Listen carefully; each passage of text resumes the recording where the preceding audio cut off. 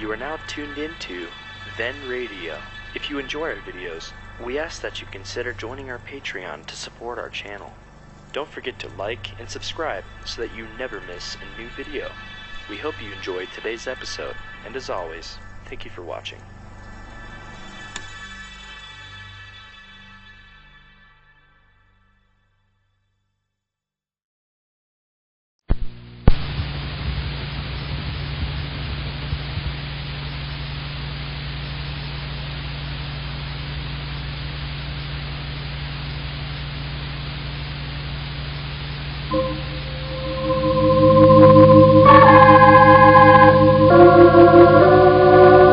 From New York, the makers of Clippercraft Clothes for Men and 1,036 leading retail stores from coast to coast present the world's most famous detective, Sherlock Holmes.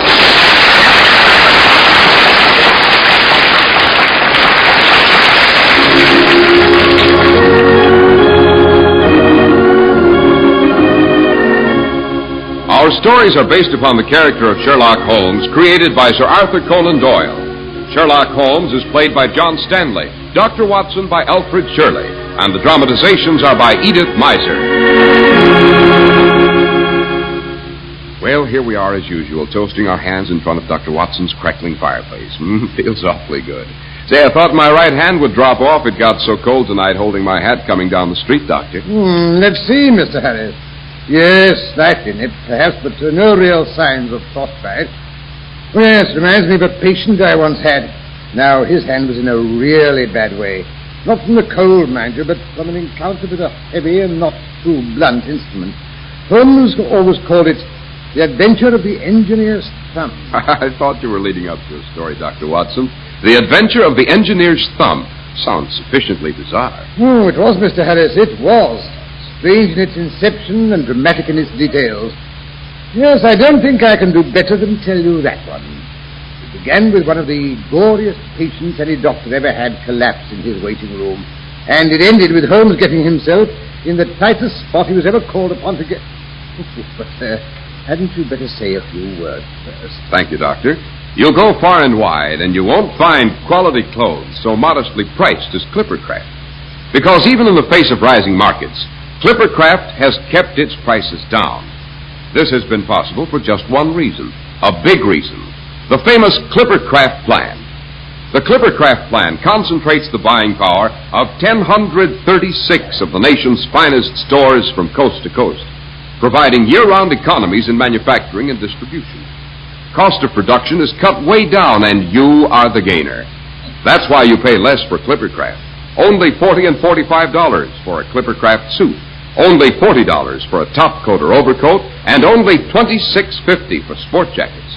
What's more, they're available at your own local independent store, where you get friendly personal attention. See for yourself. Compare them with clothes selling for many dollars more.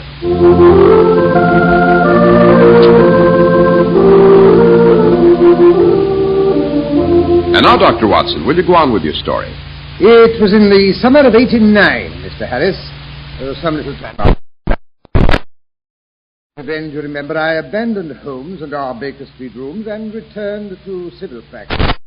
Oh, I still dropped in on him, of course, and now and then I even persuaded him to forego his bohemian surroundings and come and partake of a respectable Sunday dinner with Mary and me. And how did he and Mrs. Watson get along? Splendidly. She adored him, Mr. Harris.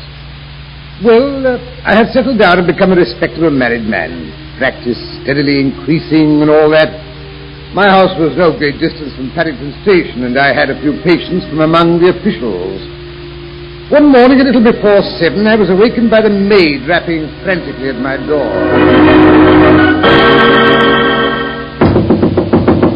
Dr. Watson! Oh, Dr. Watson, sir! Oh, hello, yes, come in, come in. Oh, Dr. Watson, come quick. What's up, Millie? What's happened? An accident, sir, a nasty accident. Here's his card. Mr. Victor Waverly, hydraulic engineer, 16A, Victoria Street, SW. Yes, sir, walked over from the station, he did. I let him in. He's downstairs now in the consulting room. Looks like death, he does. Well, it can't be too serious if he had the strength to walk over from the station by himself. Looks like he's in pain, sir. It's his hand, his left hand. Finished up with handkerchief, it is. And it's all a dripping with blood. Oh, dear. Sounds more serious than I suspected.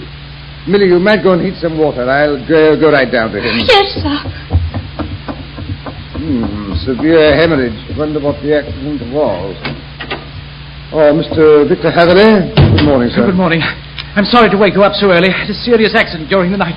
I came in by train this morning. They told me at the station that you were a good doctor. I came here. A night journey? That in itself is a rather tiring and monotonous affair. You couldn't call my night monotonous. Monotonous? I never had a less monotonous night. Stop it. Pull yourself together. I'm sorry. I have been making a fool of myself for the relief, you understand. I apologize. Oh, no, not at all. Often happens in a case of shock. Here, take a swig of this brandy. That's better. Now let's have a look at your hand. It's my thumb, Dr. Watson, or rather what used to be my thumb. Here, take a look. Good heavens, this is a terrible injury. Flesh badly mangled. Will it have to be amputated? No. I think we can save it. Unpleasant wound. Must have bled considerably. Yes, it did. I guess I fainted when it happened. When I came to, I was still bleeding, so I tied one end of a handkerchief very tightly around the wrist and braced it with a twig. Excellent. You should have been a surgeon. Well, just a question of hydraulics, Dr. Watson, well within my own province.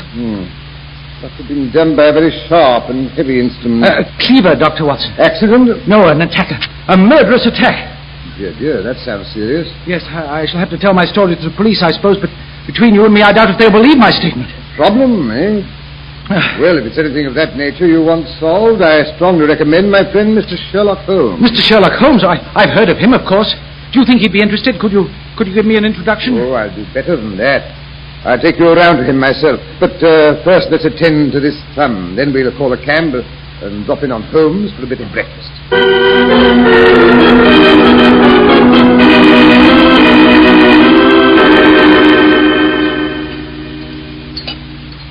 Another bit of Mrs. Hudson's omelette, Mr. Haverly. No, thank you, Mr. Holmes. I feel a new man since Dr. Watson bandaged my hand, and your excellent breakfast has completed the cure. Good. Now you can tell us your story if you're sure you feel strong enough. Well, I'll take up as little of your valuable time as possible. To begin with, I must tell you that I'm an orphan and a bachelor residing alone in lodgings here in London. By profession, a hydraulic engineer, I had 7 years' experience with the firm of Venner and Matheson before I decided to go into business for myself. Well, the start of any new firm is always rather slack, I suppose. So far, I've had 3 consultations and 1 small job. Not what you call a rushing business. Well, no, not exactly. Every day from 9 till 4, I waited in my little den until at last my heart began to sink and I began to feel I should never have any practice at all. Well, I know that feeling. Would you believe it? The first 2 months after I resumed my medical practice, I Watson, don't interrupt. Oh, sorry. Go on, Mr. Haverly. It all began yesterday, just as I was thinking of closing up for the day. My clerk came in to say that there was a gentleman waiting to see me on business. His card gave me the name of Colonel Lysander Stark. Well, I told the clerk to show him in by all means. Colonel Lysander Stark. Picturesque name, eh, Watson? What sort of man did he turn out to be? Slightly over middle height and exceedingly thin. I don't think I've ever seen a thinner man. His whole face sharpened away into nose and chin, and the skin was drawn tightly over his protruding cheekbone. An invalid? No, Mr. Holmes, I should say just naturally emaciated.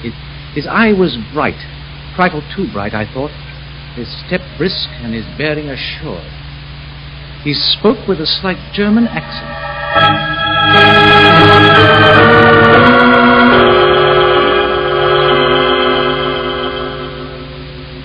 I have the honor.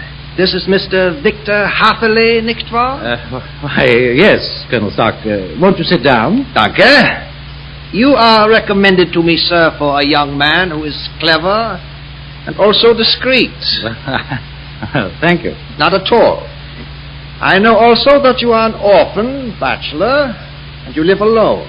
Quite correct, but I don't see why that can possibly concern you. I understood that it was on a professional matter that you wanted to see me. Ja, gewiss. I have a professional commission, but I must insist on secrecy, absolute secrecy. And that is easier from a man what has no family. If I promise to keep a secret, Colonel Stark, you may depend on my doing so. You promise, then? I promise. Good. Now we can get down to business. 1 moment, please. Yes, it is as it should be. These clerks, you know, Sometimes they are so interested in the affairs of the master. Bring your chair close to mine, Holmes. Very well. Yeah. Now we can talk with safety. But if you don't mind, Colonel, my time is valuable. So, to whom then? I know how much work you have done lately, my young friend. You do not fool me. How does 50 guineas for a night's work strike you? Why, well, that's very generous, Colonel Stark. I have said a night's work. An hour's work would be more correct. Your opinion is all we ask. I have a hydraulic press. It is in bad order. You show us what is wrong, we fix it ourselves. You will do that, huh? Why, of course. Good. You will come tonight by the last train? Where to? Airport, that is in Berkshire. Your train arrives at 11:15. A carriage will come to meet you. Oh, your place is out in the country? Yeah, a good 7 miles from the station. There's no train back. You will spend the night. Yes, but couldn't I come at a more convenient hour? Tomorrow in the daytime? Impossible. It is for your inconvenience that we pay the 50 guineas. And for the secrecy. Of course, but perhaps if you could explain the reason for all this caution. Very well, I explain. You know, do you not, that Fuller's Earth is a very valuable product and is to be found only in 2 places in England? Why, yes, I believe I have heard something to that effect. Some time ago I have bought a place, a very small place, you understand. One day I am so fortunate I discover a small deposit of Fuller's Earth in my backyard. Congratulations. I investigate. I find it is a link between 2 so much larger deposits. But in the property which belongs to my neighbors, these people, they do not know the value of their land. So you bought it up? No, Mr. Hatherley. I am not a rich man. I have not the money. So I speak to some of my friends and we work our little deposit in secret so we can earn the money to buy the land near us. Yes, but I don't understand what use you can make of a hydraulic press in excavating Fuller's Earth. We compress the earth into bricks so we can remove them without showing what they are. That is a detail, a mere detail. So, I have taken you into my confidence. I expect you tonight, Mr. Hatherley. I shall be there, Colonel Stark. Good. Not a word to a soul.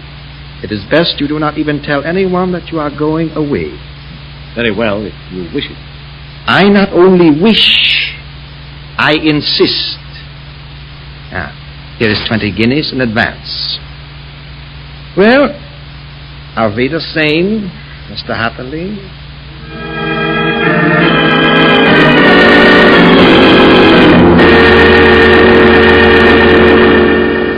Sounds fishy to me, Holmes?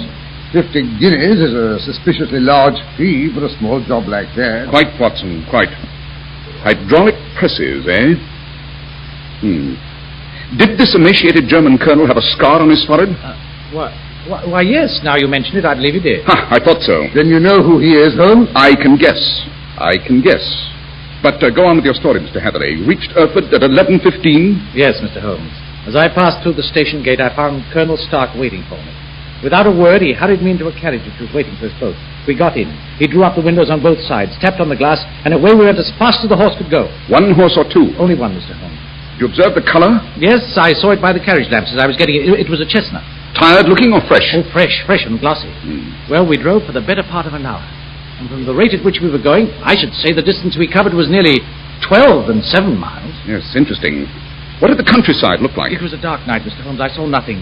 Moreover, the carriage windows were made of frosted glass. Sounds funny to me, Holmes? The roads, were they smooth or bumpy? Decidedly bumpy, Mr. Holmes. We lurched and jolted terribly. Moreover, we seemed to be going continually up and down hill. Well, finally, the bumpy road was exchanged for the crisp smoothness of a gravel drive. The carriage came to a standstill, and I got out. Can you describe the front of the house? No, I'm afraid I can't, Mr. Holmes. I was whisked into the front door so fast I could see nothing. The instant I crossed the threshold, the door slammed behind us, and I heard the rattle of the wheels as the carriage drove away.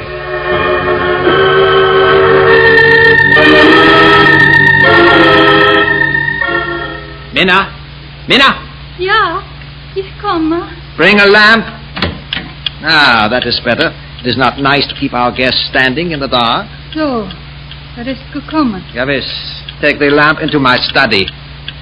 Now, Mr. Hatherley, if you will be so good, come with me. Minna, you can go now. Yes. My sister, Mr. Hatherley, a good girl. She does what she is told. And now, you will excuse me a few minutes, please. I'll come right back. Of course. Make yourself comfortable. Gloomy looking hole. Smells musty, as though it hadn't been lived in for a long time. All the windows shuttered and barred. Confound that clock. Wish it wouldn't tick like that. Gives me the jumps. Hello, It is only me. Please, do not call out. I must tell you something. All right, please don't look so frightened. No, it is not all right. You must go. You must not stay here. There is no good for you to do. Yes, but I came to inspect the machine. I can't leave before. No, you must. You can do no good. The last man who came, Oh, it's too terrible. Minna, where are you? Go this villain before it is too late. Take this way. Minna! Down this passage and out that door. So dark. Minna, who are you talking to? Hurry, run. So, you let him go, huh? Please, you will not hurt him. Won't hurt him. Wait till I get hold of him. Wait. He's coming. Run!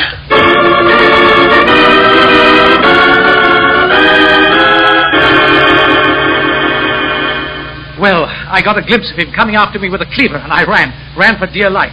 But he ran too. I just managed to scale the garden wall before he got to it. Even so, I wasn't quite quick enough. That cleaver came down on my left hand before I could get away. What a filthy blackguard. I crawled over to some bushes as best I could and then promptly fainted. Funny he didn't come after you and finish the job, eh, Holmes? The bushes hid me, I guess, but someone must have found me sooner or later.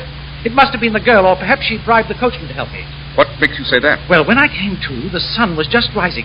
I was lying in an angle of a hedge along the high road, and just a little lower down was a long building. The Erfurt Station. Well, I'm blessed. Half dazed, I went to the station. The early morning train was just pulling in. I boarded it and returned to London. What I can't understand is why I should have been lured to that lonely spot, and what reason Colonel Stark can have had for making his murderous attack on me. Yes, interesting little problem. We shall have to look into it. Oh, by the way, I have a newspaper clipping I think might interest you. Watson, hand me last year's index, that's a good fellow. Righto. There you are. See. January, the Limehouse Plague, Lady Waterfield's Pearls, February, March. Ah, yes, here we are. Read this. Lost on the 9th of May, Mr. Jeremiah Haling, age 26, hydraulic engineer. I say, that's a coincidence. Left lodgings at 10 o'clock at night. Has not been heard of since. Was dressed in grey tweeds, soft hat, black boots. Yes, I suspect that represents the last time the Colonel's machinery needed overhauling. Then that explains what the girl was trying to tell me. Undoubtedly, your Colonel is a cool and desperate man, Mr. Hatherley. He lets nothing stand in the way of his little game. And, like some of our early pirates, he believes in leaving no survivors behind from a captured ship. Good heavens. Oh, I have had a narrow escape. Quite. He'd have killed you sooner or later in any event. Well, Holmes, what are you going to do? I think I shall run down and have a look at that machinery for myself. But, Holmes, that's just putting your head into the lion's mouth. Yes, I only hope the lion hasn't run away. Well, at least let me go along. Well, you can come as far as Erfurt Station if you like. I may need reinforcements. And I'm coming too. But your wound... Oh, rubbish. I feel 100% improved. After all, this is my problem, and my curiosity, if nothing else, won't let me take a passive part in its solution. Very well. Come along, both of you. We've barely time to catch the 10:45 train.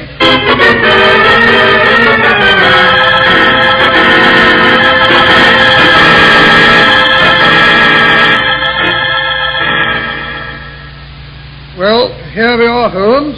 Erfurt Station. Now what? First of all, we must find Colonel Stark's house. I mentioned the name to the station agent in passing. Said he never heard of it before. Yes, it's an assumed name, of course. The gentleman in question is famous for his aliases. Well, then, how are we to find the house? I brought an ordnance map of the surrounding country. Of course. I drove 10 miles, at the most 12 in that carriage. All we have to do is draw a circle with a radius of 12 miles, and this station is its center, then visit all the places within that limit. Yes, rather a tiresome job. I think I can lay my finger on it without all that bother. Oh, you formed your opinion. I bet I know it's in the south. The country's more deserted there. No. I'd say east. I seem to remember driving east. Wrong again. Then it was west. There are several quiet little villages over there. No, it wasn't west. Well, then I'm for the north. There are hills there. Mr. Hatherley said he drove up and down hills. Well, you've completely boxed the compass between you. You're both wrong. What? That's impossible. Not at all. This is my choice. It's here we shall find the house in the center of the circle. The starting point itself. What about the 12-mile drive? 6 miles out and 6 miles back. Then that drive was just a hoax. And there, if I'm not mistaken, is the house. Almost across the road. You're right, Mr. Holmes. I'm sure you are. Look, that's the very same wall I vaulted last night. And there, further down the road, are the bushes. I hid it. I thought so. Well, I'll go over and have a chat with our friend, Colonel Stark. Mr. Haverly, you and Watson stay here. Why can't we go with you? Impossible, my dear Watson. I don't want to frighten Colonel Stark off before I have a look at that machine of his. Yes, but you're not a hydraulic engineer, Mr. Holmes. You wouldn't understand it. He'll suspect you immediately. I have a fairly good knowledge of hydraulics. I think it'll see me through.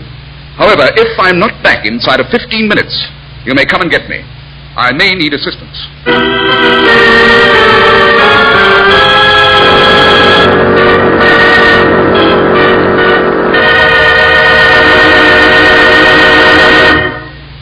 Most men are loyal customers of the friendly local store in their community, the store they can trust. Therefore, it's doubly pleasing that this fine independent store, the leading establishment in town, sells Clippercraft clothes. It's nice to get all the advantages of group buying at the store of your choice. And it's mighty easy on your pocketbook, too. The Clippercraft plan concentrates the buying power of 1,036 stores from coast to coast, bringing you beautifully tailored Clippercraft suits at only $40 and $45, top coats and overcoats at only $40, and sport jackets at only $26.50. Yes, selling expensive clothes at inexpensive low prices at the nation's finest independent stores is the great big idea behind the Clippercraft plan. That's why men who know insist on Clippercraft clothes. So be sure to visit the Clippercraft store in your city. These leading stores in the metropolitan area are proud to add their names to Clippercraft in your suit, top coat, and overcoat. In Manhattan, Saks 34th, Broadway at 34th. John Wanamaker Men's Stores, Broadway at 8th and 67 Liberty Street. In Brooklyn, Abraham and Strauss. In Newark, New Jersey, Boulevard Men's Shop, Kresge, Newark. And in Jamaica, the B&B Clothes Shop, 16408 Jamaica Avenue.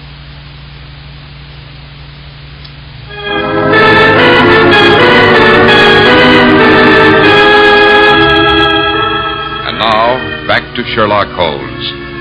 We find him at the door of the mysterious Colonel Stark.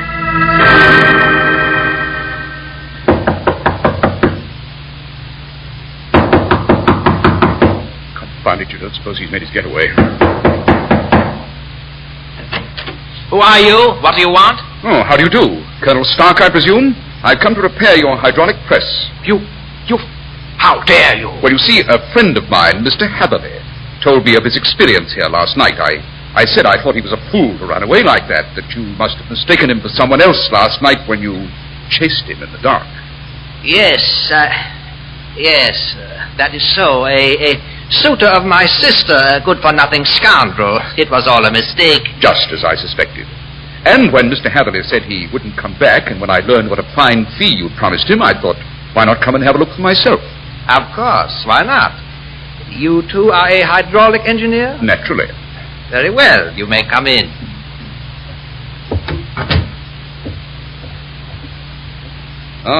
Trunk.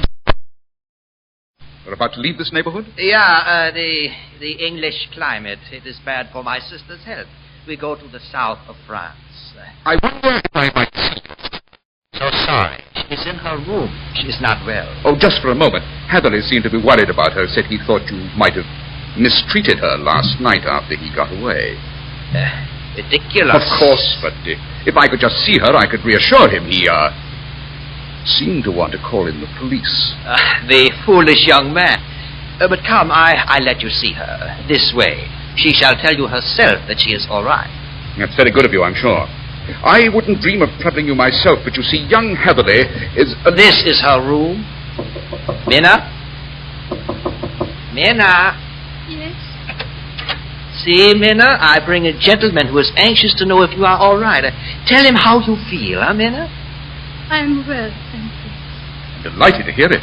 You see, my friend Mr. Haverly was worried about you. Mr.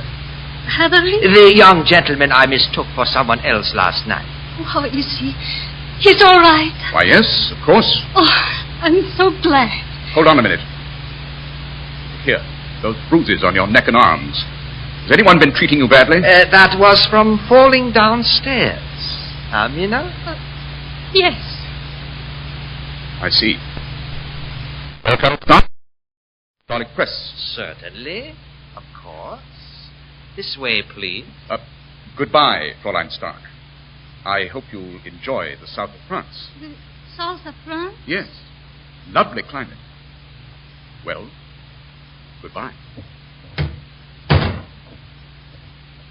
This way. The press is on this floor.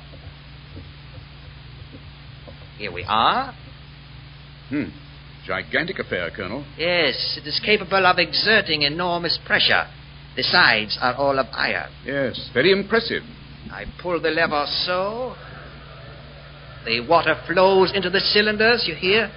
But there's a leakage somewhere. Yes, loss of power. Yes, that third driving rod, the rubber banding around the top, seems to have shrunk. It doesn't quite fill the socket. Of course, how stupid of me not to notice for myself. Yes, it would have saved you a lot of trouble, wouldn't it? You can stop the machine now. Let's have a look at the inside.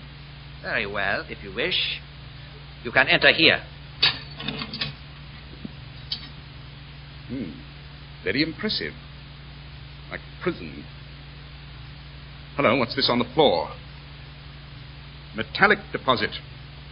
Wasn't it Fuller's Earth you're supposed to be mining? Yes, I thought you might see that. Goodbye, Mr. Sherlock Holmes. Great thunder, he's locked me in. Started the machine. The ceiling's coming down on me. Well, Sherlock Holmes, you let yourself into something this time. Closer. Closer, you wouldn't think it could move so fast. In a few minutes, it'll grind me to a helpless pulp. Better not think about it. I can reach it now. Down. Down. No good trying to push it back. I found it. I can't stand up any longer. Well, then, sit down, Sherlock. Lower. Lower. If I lie on my face, the weight will crack my spine. No, the other way will be less painful. Please, mister. Minna, where did you come from? Here, near the floor. A panel, it's open. By Jove, another outlet.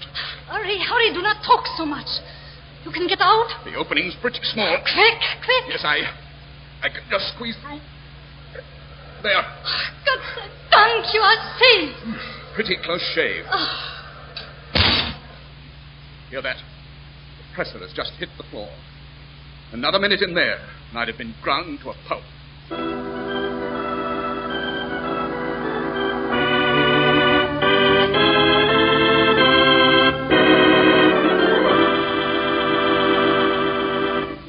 So Minna was the good angel a second time, Doctor. Yes, a great girl, that Minna. Hatherley took quite a fancy to her. In fact, she eventually became Mrs. Hatherley. Oh, and her brother? Oh, Hatherley and I caught him on his way out as he was making his getaway. He's still in prison, serving a life sentence for attempted murder and counterfeiting. What a ghastly story, Doctor. So that was what the hydraulic press was used for, counterfeit. Yes, of course, Holmes suspected it from the first. Naturally. And now, Dr. Watson, would you like to give us a hint about next week's adventure? Next week, I think I shall explain why the ancient statue of Charles I, which stands in Charing Cross, holds a modern sword.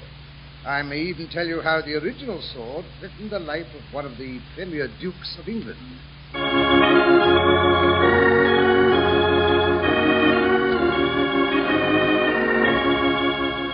The makers of Clippercraft clothes and 1,036 leading stores from coast to coast have brought you another in the new series of broadcasts featuring the world's most famous detective, Sherlock Holmes.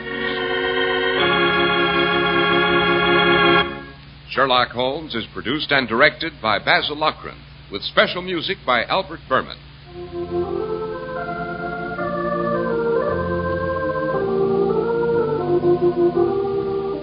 If you don't know your Clippercraft dealer, write Clippercraft, 200 Fifth Avenue, New York City. Give your child a run for your money. Join the March of Dimes. Send your dimes and dollars to your local March of Dimes headquarters.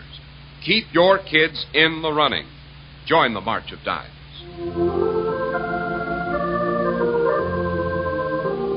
Be sure to listen next week to Sherlock Holmes in the case of the Avenging Blade.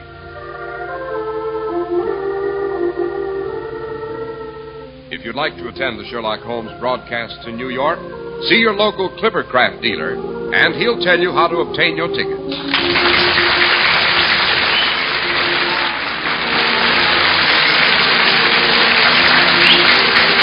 is Cy Harris speaking for Clippercraft Clothes. This is the world's largest network serving more than 450 radio stations and mutual broadcasting system. Largest network serving more than 450 radio stations and mutual broadcasting system.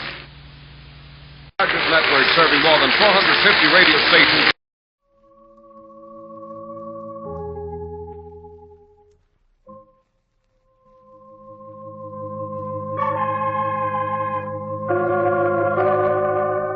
From New York, the makers of Clippercraft Clothes for Men and 1,036 leading retail stores from coast to coast present the world's most famous detective, Sherlock Holmes.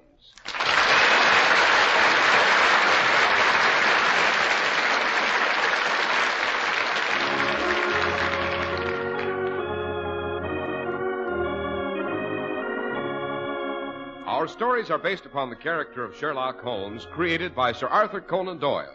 Sherlock Holmes is played by John Stanley, Dr. Watson by Alfred Shirley, and the dramatizations are by Edith Meiser. Tonight there's frost on the windows of Dr. Watson's familiar study, and an overcast sky threatens another fall of snow. But as we sit snug and warm in front of a glowing fire, our thoughts turn to Sherlock Holmes and his immortal exploits. Well, which one are we to have tonight, Dr. Watson? Tonight, Mr. Harris, I think I'll tell you the case of the Avenging Blade.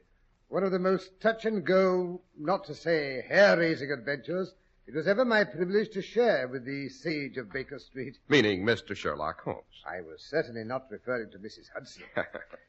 Yes, when I think how close that sword came to decapitating the person we both... There I go, anticipating again. But before I become further involved in the attempted murder which occurred at the base of the equestrian statue of Charles I, suppose you stop me long enough to say a few well-chosen words on another important subject. I'll do my very best, Dr. Watson. You may have noticed that Clippercraft clothes are never on sale at reduced prices. There's a reason for this. It's that Clippercraft clothes are so low priced in the first place, for such remarkable quality, that sales just aren't necessary. What makes these amazing values possible? Right in your own local independent store, the store you can trust. Well, it's the famous Clippercraft plan. The plan that concentrates the buying power of 1,036 great stores across the country, creating year-round economies in manufacturing and distribution costs. You're the gainer through the efficient Clippercraft plan. That's why you pay only $40 and $45 for a Clippercraft suit, only $40 for a top coat or overcoat, and only $26.50 for sport jackets. That's why your eyes will pop with amazement when you see the fine tailoring and the rich, long-wearing fabrics at these low prices. Yes, compare Clippercraft with clothes selling for many dollars more.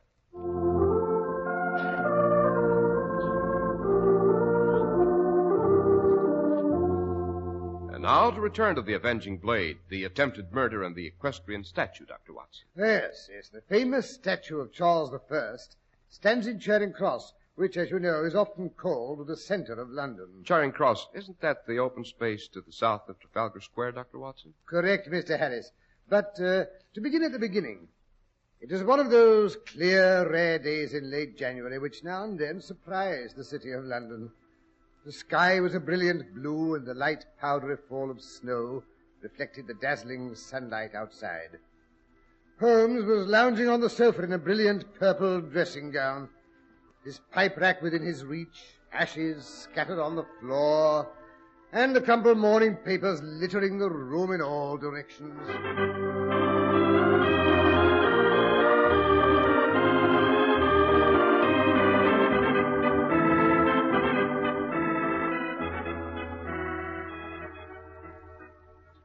My dear Holmes, no one could accuse you of being a tidy man. Only in my head, Watson. My brain houses what is probably the most accurate and complete collection of information in all of England, if not in the entire world.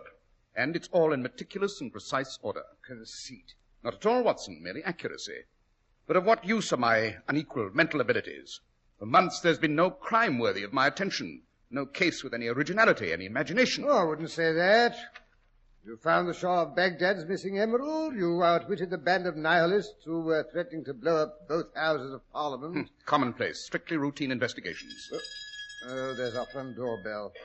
Maybe it's a case. Look out of the window, Watson, and see who's on the doorstep. That's a good chap. Pity you wouldn't bestir yourself now and then. Tallish man, dressed in Highland regalia. Bonnet, kilts. He's even wearing a Scottish dirk in his stocking. Rather drafty attire for a day like this. By the way, Watson, what day is it? Wednesday, of course. I mean, what day of the month? Let me see. The 30th, I believe. Well, at least according to the Times it is. Yes, I think we may grant that is one subject on which the Times is fairly accurate. The 30th of January, of course, it's the anniversary of the beheading of Charles I. So that's why he's donned his kilts. Mrs. Hudson is slow answering the door this morning. He's looking up here. Great Scott, Holmes, it's the Duke of Buckinghurst. I suspected as much. Well, for heaven's sake, don't just sit there, Holmes. Help me to tidy up this clutter. What sort of an impression do you expect to make sprawled there in the midst of all this mess? My dear Watson, if his lordship has a case sufficiently important to warrant my attention, he'll be in no mood to notice trifles. If not, I'm not interested in his lordship. I'm not impressed by titles, Watson. They're so apt to due to the chance of heredity, like red hair or a Roman nose. At least you might straighten your collar. Oh, come in. Oh, Lord Buckinghurst, this is an honor. Won't you sit down? Thank you. No, not that chair. I think you'll find this one more comfortable. May I relieve you of your bonnet? Would you like a drop of brandy? Watson, if you'll stop playing the palpitating hostess, Lord Buckinghurst might like to explain why he's called to consult me. Thank you, Mr. Holmes. It's all so fantastic, I really don't know where to begin. If I had received this note at any other time, I'd have put it down to some poor demented half-wit. Persons in my position, Mr. Holmes, are unfortunately the recipients of a great many curious communications. Everything from begging letters to blackmail. There's nothing fantastic about blackmail in your position, Lord Buckinghurst. Consequently, that is not the gist of the letter that brought you here. Good Lord, no. But it's it's incredible. I hardly know how to describe it. Suppose you allow me to view the letter and judge for myself. That would be the most sensible procedure, I suppose. Here you are, Mr. Holmes. Paper, excellent quality. An educated script. Half English, half continental. Notice the final S's, Watson. Well, yes, but to blaze it with the S's, what does it say? You must pardon my friend's lack of restraint, Lord Buckinghurst. He will never realize that the writing paper and general appearance of the letter often give me more information about the sender than the contents of the message. I think you will agree that the contents of this letter is of no small interest, Mr. Holmes. Yes. Let's see. To the late Duke of Buckinghurst. Interesting. Beware the blade of the martyr king. Brief but bewildering, eh, Holmes? Not entirely. Lord Buckinghurst, you are, if I'm not mistaken, descended from the Duke of Buckinghurst, who was the favourite and boon companion of the ill-fated Charles I. Correct, Mr. Holmes. As the eldest of my family, it thus evolves upon me to attend the memorial services which are held every 30th of January by the Royal Martyr Society and place a commemorative wreath on the pedestal of the statue. Designed, if I'm not mistaken, by Grinling Gibbons. Really? I had no idea. It's not so old as the statue, I believe. The pedestal, I mean. Quite. Tell me, Lord Buckinghurst, does this expression, the blade of the martyr king, have any particular significance to you? Why, yes and no. I presume it refers to the ancient superstition which concerns the sword in the statue's hand. Which is? It seems that after the monarchy was restored, Charles II witnessed the execution of Thomas Harrison and the other regicides at Charing Cross. After the bloody event was over and his predecessor had been avenged, he made a proclamation to his followers.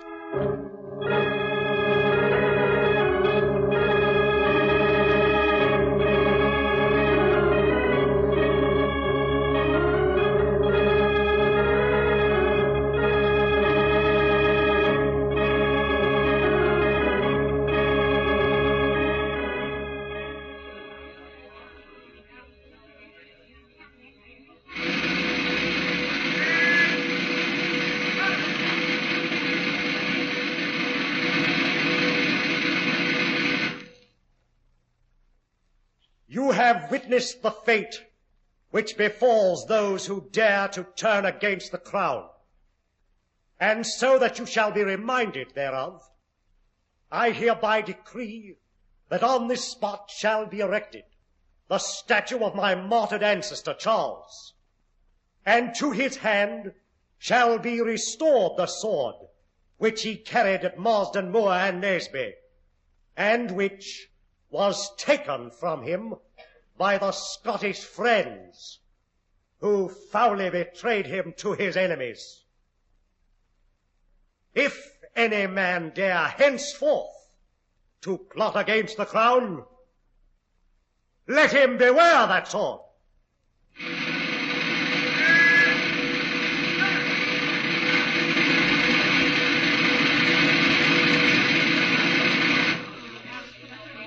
They say, Mr. Holmes, that when a traitor to the crown approaches the statue, the sword trembles and cries out for vengeance.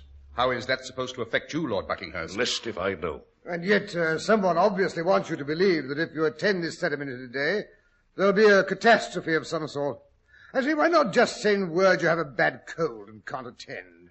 As a medical man, I'd be more than glad to vouch for your indisposition. Never. Whoever wrote that note doesn't know me very well. If he thinks he can scare me off by any such hocus-pocus... Or he may know you very well. Tell me, Lord Buckinghurst, if you should be incapacitated on any of these occasions, who would be called on to place the wreath on the pedestal? Why, my heir, of course. You have a son old enough to represent you? No, Doctor. Watson, I allude to my brother James. I'm a bachelor and have no children. If anything should happen to me, my brother inherits the title.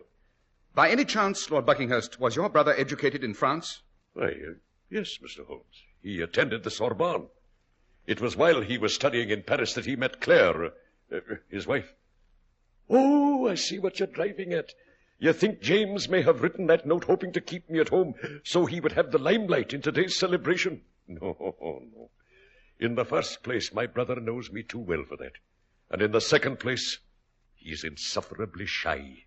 He'd die of stage fright if he had to make a public appearance of any sort. But he will attend the ceremony. Oh, yes, Mr. Holmes. The entire family will be there. Should be a rather colourful affair.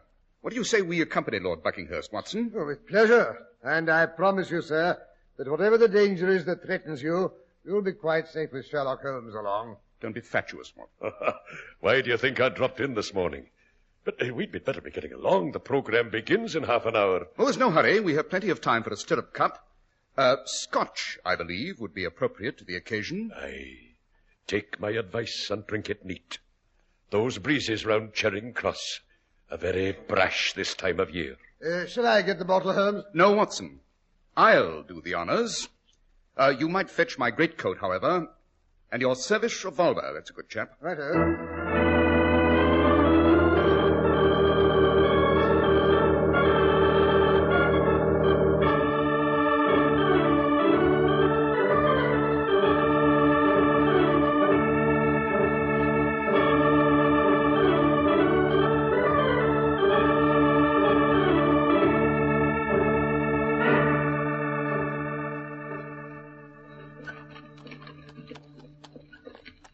I don't know whether you know it, Lord Buckinghurst, but the statue of Charles I you are about to decorate has a rather ironic history. Really? It was cast in 1633 by Hubert Lesueur, a pupil of Giovanni Bologna, that had not yet been erected when the Civil War broke out and the first Charles was deposed and beheaded. It was subsequently sold by Parliament to a brazier by the name of Rivet. Rivet? Appropriate cognomen, eh, Holmes? Don't interrupt, Watson. Mr. Rivet was ordered to melt the statue down. Rank vandalism. That's the trouble with people always wanting to destroy someone else's handiwork. Calm yourself, Watson. Remember, the statue does stand in Charing Cross today. You mean old man Rivet didn't destroy the silly thing? He announced that he'd done just that. And for years he made a tidy living out of selling fragments of metal as souvenirs to both cavaliers and roundheads. However, when the Restoration came along, he sold the statue back to the government at a neat profit. It was subsequently erected on the spot where it now stands. Oh, the old scoundrel. I say, Lord Buckinghurst, you look a bit glassy-eyed. Don't you feel very fit? For a fact, I do feel a bit squeamish. Must be the motion, the handsome cab. Never had it affect me this way before. Hold tight, we're nearly there. Just turning into Trafalgar Square. Goodness for that. Yes, look, Holmes. There's the statue up ahead. Quite a group of people gathered around. Lots of them wearing kilts, and there are bagpipers. I do enjoy a Highland air on the doodle sack, you know.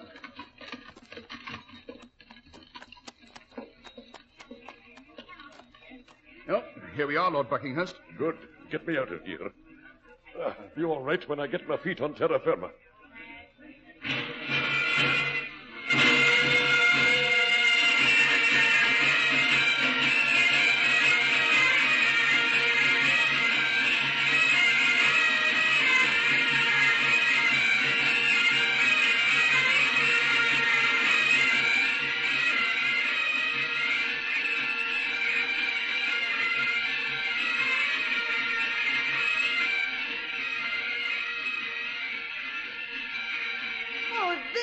Robert. We thought you would never get here. They've been waiting nearly half an hour to begin the ceremonies. The pipers have blown themselves practically out of breath, keeping the crowd entertained. Sorry. Claire, my dear, may I present Mr. Sherlock Holmes and Dr. Watson? Gentlemen, this is my brother James and his wife. How do you do? How do you do? How do you do? This is Mr. Sherlock Holmes, the detective. Quite. Oh, how delightfully exciting. But, Robert, why a detective at a time like this? Just a precaution. Precaution? Precaution against what? Do not tell me there is something of which my brother-in-law, the indomitable Duke of Buckinghurst, is afraid. Yes, you do look a bit wonky, Robert. Is anything wrong? Matter of fact, I do feel a trifle under the weather. Oh. That Finn and Haddie I had for breakfast must have upset me. James, if I should have to retire suddenly, you take over when it comes time to place the wreath. Oh, but I couldn't really. Why not? Everyone would be looking at me. I wouldn't know what to do. You don't do anything but carry the wreath, escorted on either side by bagpipers playing a dirge. But when you reach the statue, you place the wreath at its feet, and the pipers break into a Scottish battle song. That's all there is to it. Am I right, Lord Buckinghurst? That's all. James, No, I can't let him do it. James is just out of a sick bed. He would have to remove his overcoat. And in those kilts in this icy wind, it would probably kill him. The wind, Lady Claire? I say, look, the ceremony is nearly ready to begin. The minister's about to read the benediction. You'll have to excuse me. Oh, Robert, you can't leave now. I have to, James. I think I'm going to be sick. I know I'm going to be sick. Holmes, what did you put in that scotch you gave to Lord Buckinghurst?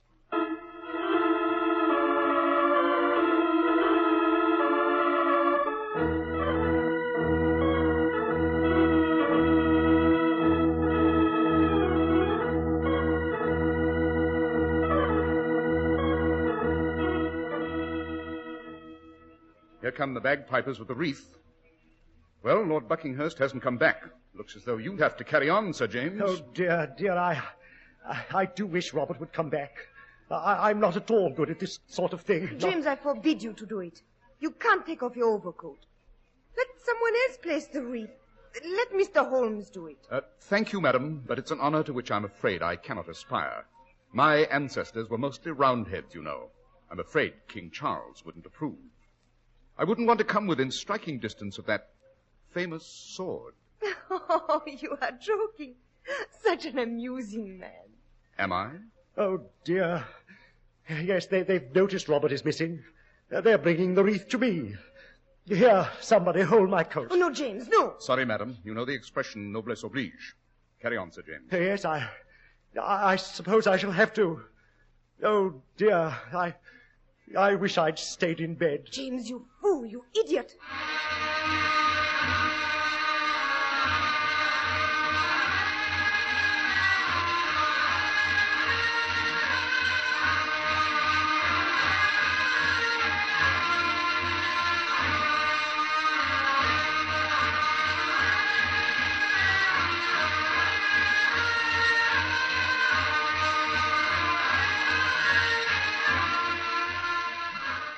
Not a very impressive figure, the cadet branch of the House of Buckinghurst, eh, Holmes?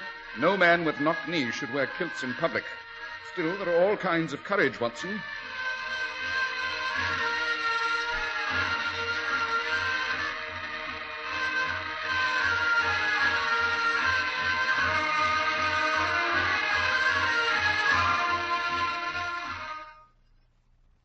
James, he's reached the statue. He's kneeling to place the wreath.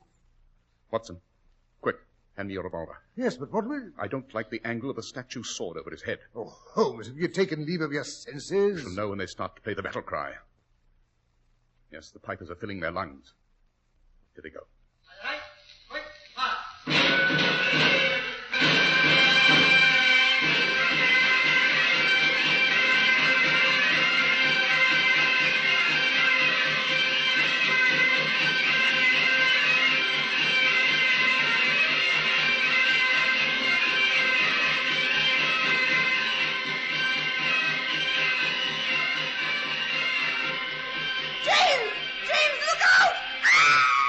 The sword is falling!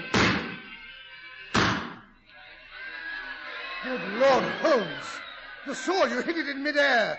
You've broken it to bits. I prevented it from impaling Sir James's body. No, this is too much. It's killed him. He's lying on the ground. He's dead. Calm yourself, madam. Your husband's only fainted. The sword missed him completely. Oh.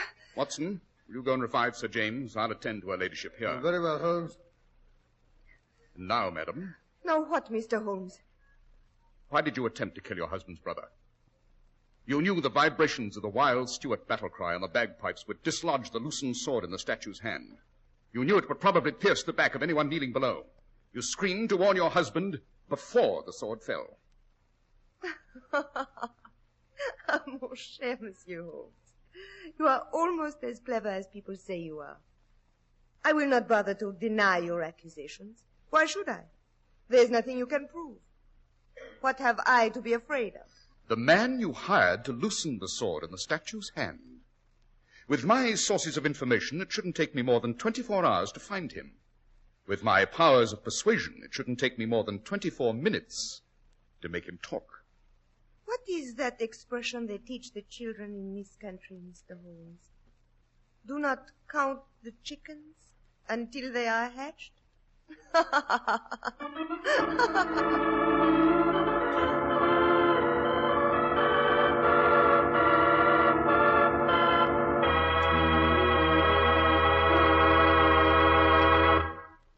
It's no trick to make ordinary clothes at low prices, but it takes real manufacturing genius to produce really fine clothes that not only look far above, but are far above the modest price you pay for them. That's why we say try on a Clippercraft tomorrow. It'll be hard to believe you're getting so very much for so very little. Such expert tailoring, smart styling, and superb long-wearing fabrics. This tremendous feat is accomplished through the renowned Clippercraft plan, which concentrates the buying power of 1,036 of the nation's finest stores from coast to coast. It brings you Clippercraft suits at only $40 and $45, top coats and overcoats at only $40, and sport jackets at only $26.50. Yes, selling expensive clothes at inexpensive low prices at the nation's finest independent stores is the great big idea behind the Clippercraft plan. That's why men who know insist on Clippercraft clothes. So be sure to visit the Clippercraft store in your city. These leading stores in the metropolitan area are proud to add their names to Clippercraft in your suit, top coat, and overcoat. In Manhattan, John Wanamaker Men's Stores, Broadway at 8th and 67 Liberty Street. Saks 34th, Broadway at 34th. In Brooklyn, Abraham and Strauss. In Newark, New Jersey, Boulevard Men's Shop, Kresge Newark.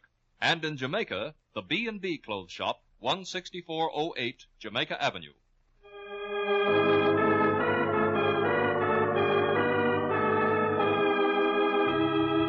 And now back to Sherlock Holmes and Dr. Watson.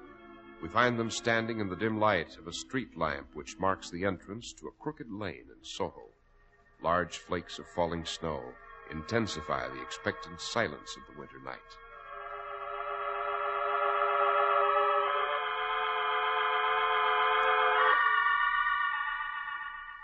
How much longer do we have to wait out here in this confounded snow, Holmes? It's after midnight. We shall wait here, Watson, until the Lady Clare arrives to pay a visit to the artisan who loosened the sword for her. You see, I was better than my promise. I tracked him down in less than 24 hours. What makes you so sure she'll come? She must, Watson. As long as Andre Bogard is alive, he's a threat to her safety. You think she'll try to finish him off? My dear Watson, a woman who's capable of attempting to murder her husband's brother so that he may inherit is capable of anything. Holmes, when did you first suspect the vixen? From the beginning. The letter of warning had to be written either by James or his wife. They were the only two who'd benefit by the death of Lord Buckinghurst. They were the only two who knew him well enough to know the effect the letter would be bound to have on him. You mean he'd attend the ceremony come hell or high water? Exactly. James didn't duck when the bagpipes burst into that violent squalling. Claire, however, screamed to warn him. Hence, she was the guilty party. QED. Here comes a four-wheeler. Yes, it's turning down this alleyway. Down behind these barrels, Watson.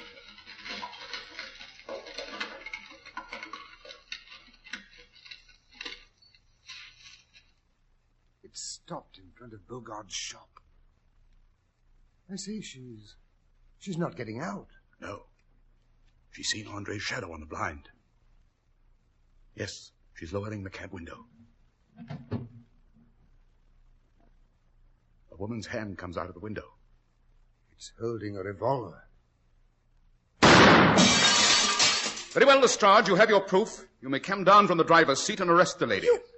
Sherlock Holmes. Yes, better you use handcuffs on her, Lestrade. By the way, madam, this should teach you. Never, when on a secret mission, never take the first cab that presents itself. You never know who the coachman is. Oh, and thank you so much for your display of marksmanship. I think it'll persuade Andre to tell us all we wish to know.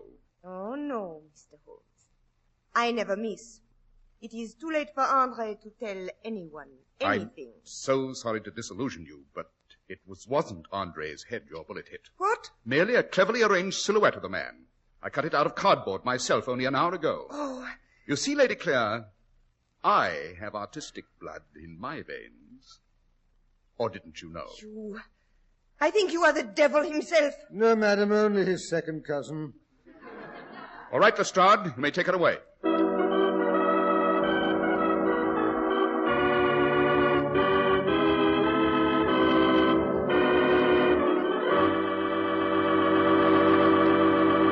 Well, that was a touch-and-go adventure, Dr. Watson, just as you promised. But tell me, what did Holmes put in the Duke of Buckinghurst's scotch? Something out of my medical kit, I'm afraid. Something called Epicac. It's a well-known emetic. You see, Holmes had to be sure the Duke of Buckinghurst would not be able to perform his part of the ceremony. Oh, I see. And now, Dr. Watson, what's the theme of next week's story? Next week, I'm going to take you back to Hurlstone, Mr. Harris. Hurlstone, wasn't that the ancient manor house that was the scene of the Musgrave ritual? Right. Next week's story is a different one, however. It concerns a gruesome family ghost story told by Reginald Musgrave's newly acquired wife, and how Mr. Plunkett, the Pickle King, insisted on sleeping in the room where Charles I had slept, and how the ghost story was reenacted with more accuracy than anyone had believed possible.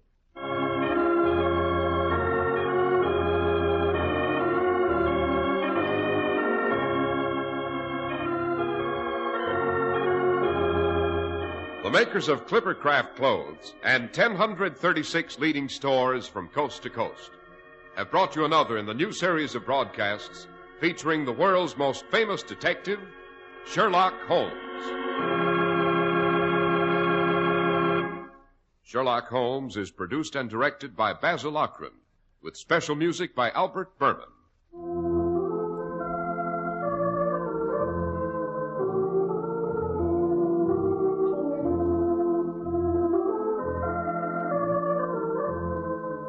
If you don't know your Clippercraft dealer, write Clippercraft, 200 Fifth Avenue, New York City.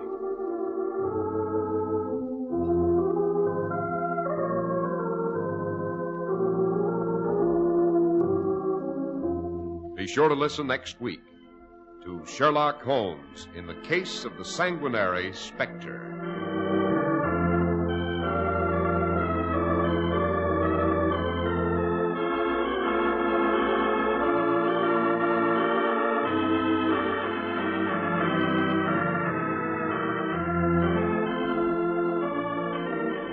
If you'd like to attend the Sherlock Holmes broadcasts in New York, see your local Clippercraft dealer, and he'll tell you how to obtain your tickets.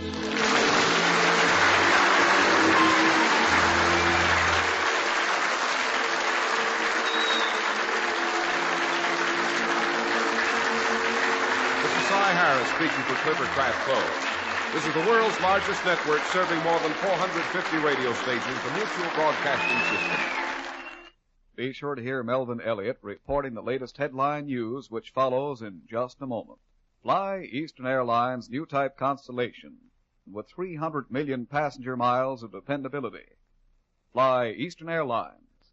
Remember, there's no finer way to travel.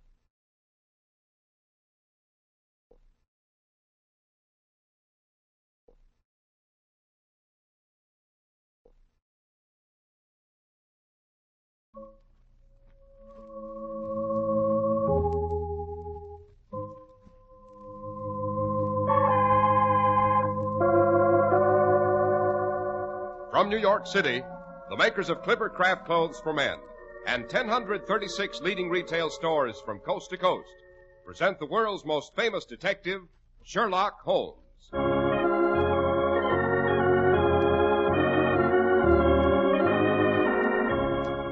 Tonight's adventure, the case of the sanguinary Spectre.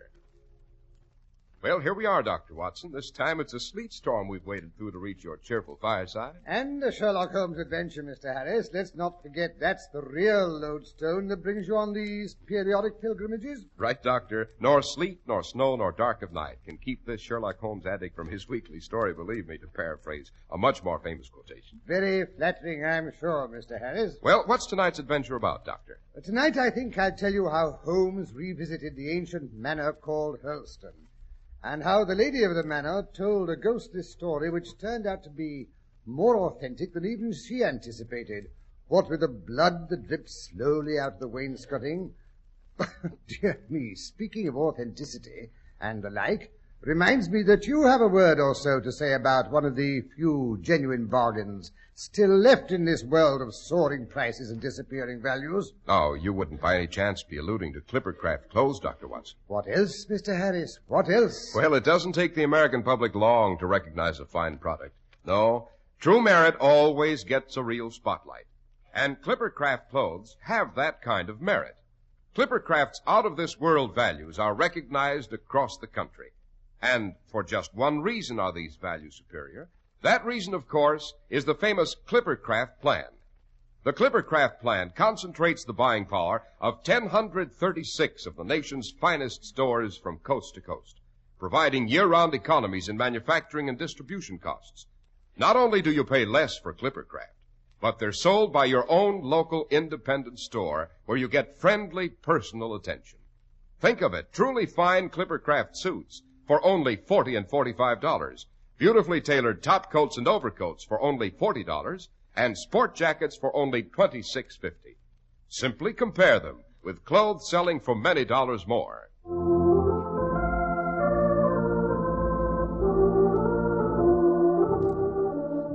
And now to return to the ghost of Hurlstone Manor, Dr. Watson. Hurlstone. Say, wasn't that the ancient country home of the Musgraves where Holmes discovered the crown of the Stuart kings? Correct, Mr. Harris. Absolutely correct. But this is another story. To begin at the beginning, Holmes, as you know, in his cerebral processes, was the neatest and most methodical individual. But in his personal habits, he was the untidiest man that ever drove a fellow lodger to distraction.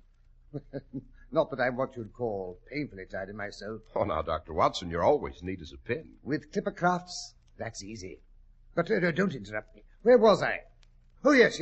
I'm certainly not what you'd call prissy, but when I find a man who keeps his cigars in the coal scuttle, his tobacco in the toe of a Persian slipper, and his unanswered correspondence transfixed by a jackknife in the very center of the mantelpiece, then I begin to give myself virtue of airs. I don't wonder, Doctor. Imagine then my surprise when on returning one afternoon from making my medical rounds, I found Holmes in a stiff collar and wearing his Prince Albert. Furthermore, he was tidying up his chemical table and kicking his notebooks, papers, and other impedimenta out of sight under the sofa.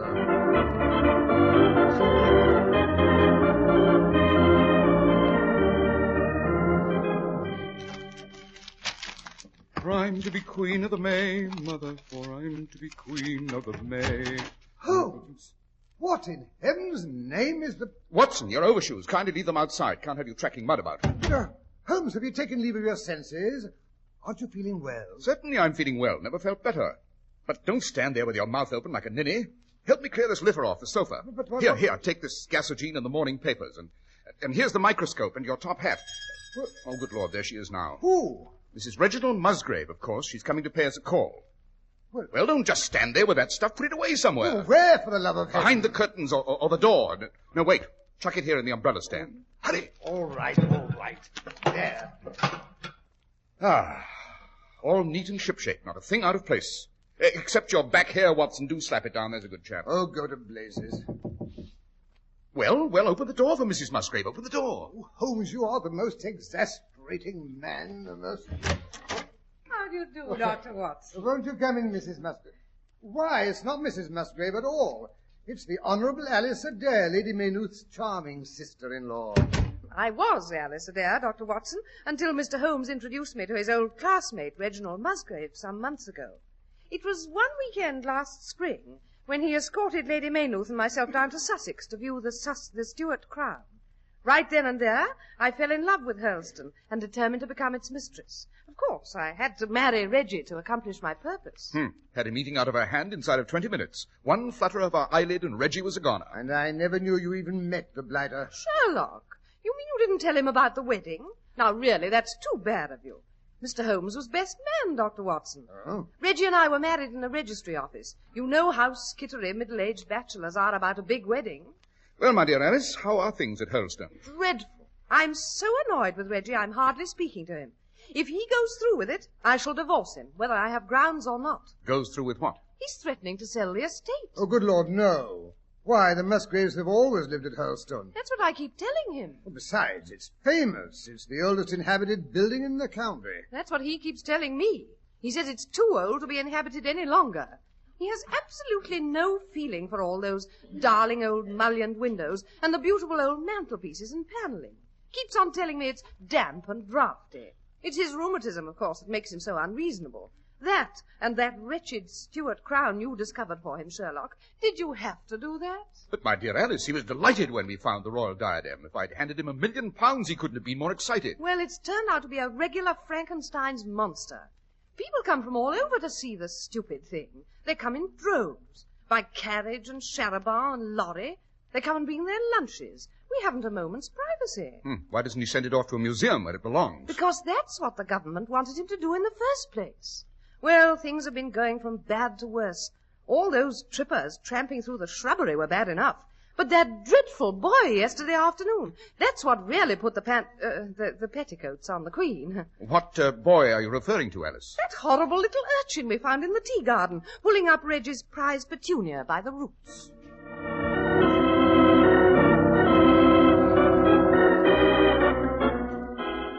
Here, I say. What's this? Oh, it's Alfie, Governor. Picking wildflowers, he is. How he do love nature. Well, tell him to stop. Those are not wild flowers. Those are my best imported French petunias. French, eh? Well, what do you know? Here, that's enough, Alfie. That's enough poses. And now we'll go and see the pretty crown. I don't want to see no crown. I want to pick posies. Now, stop it, I say. Put that plant back where you found it. Do like the old man tells you, Alfie. And wipe your nose. Oh, tell him to stop that infernal racket, or I shan't permit you to see the crown at all. Here now, hold on there. You can't refuse to let Alfie see the crown. It's historic. He's got as much right to look at it as you have. That settles it. I'll sell the place, and the grounds, and the ruddy crown as well. I'll sell it to Plunkett, the Pickle King. See if I don't.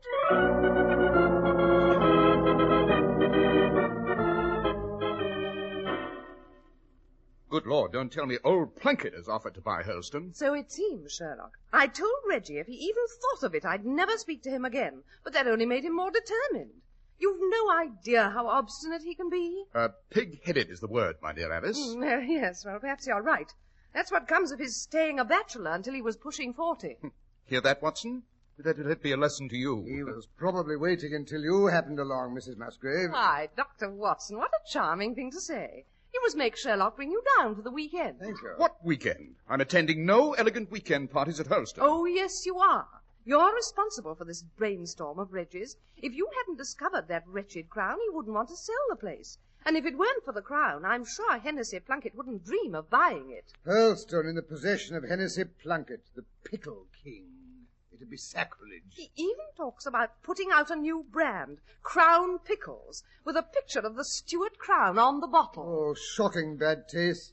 Eh, Holmes? I will not have that dreadful old vulgarian strutting around the property. He'd ruin it in no time.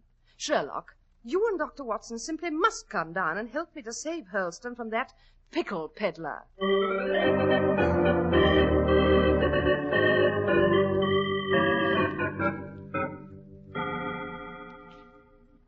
Mr. Plunkett, but how delightful to have you here for a visit. Never buy anything before I've tried a sample of it, ma'am. Might not be able to sleep here. Get terrible insomnia sometimes in the country. Well, of course, the frogs and crickets around Hurlstone are rather noisy. Oh, rot. Divas, take Mr. Plunkett's things up to the Blue Room, next to the bar. Hold on there, Musgrave.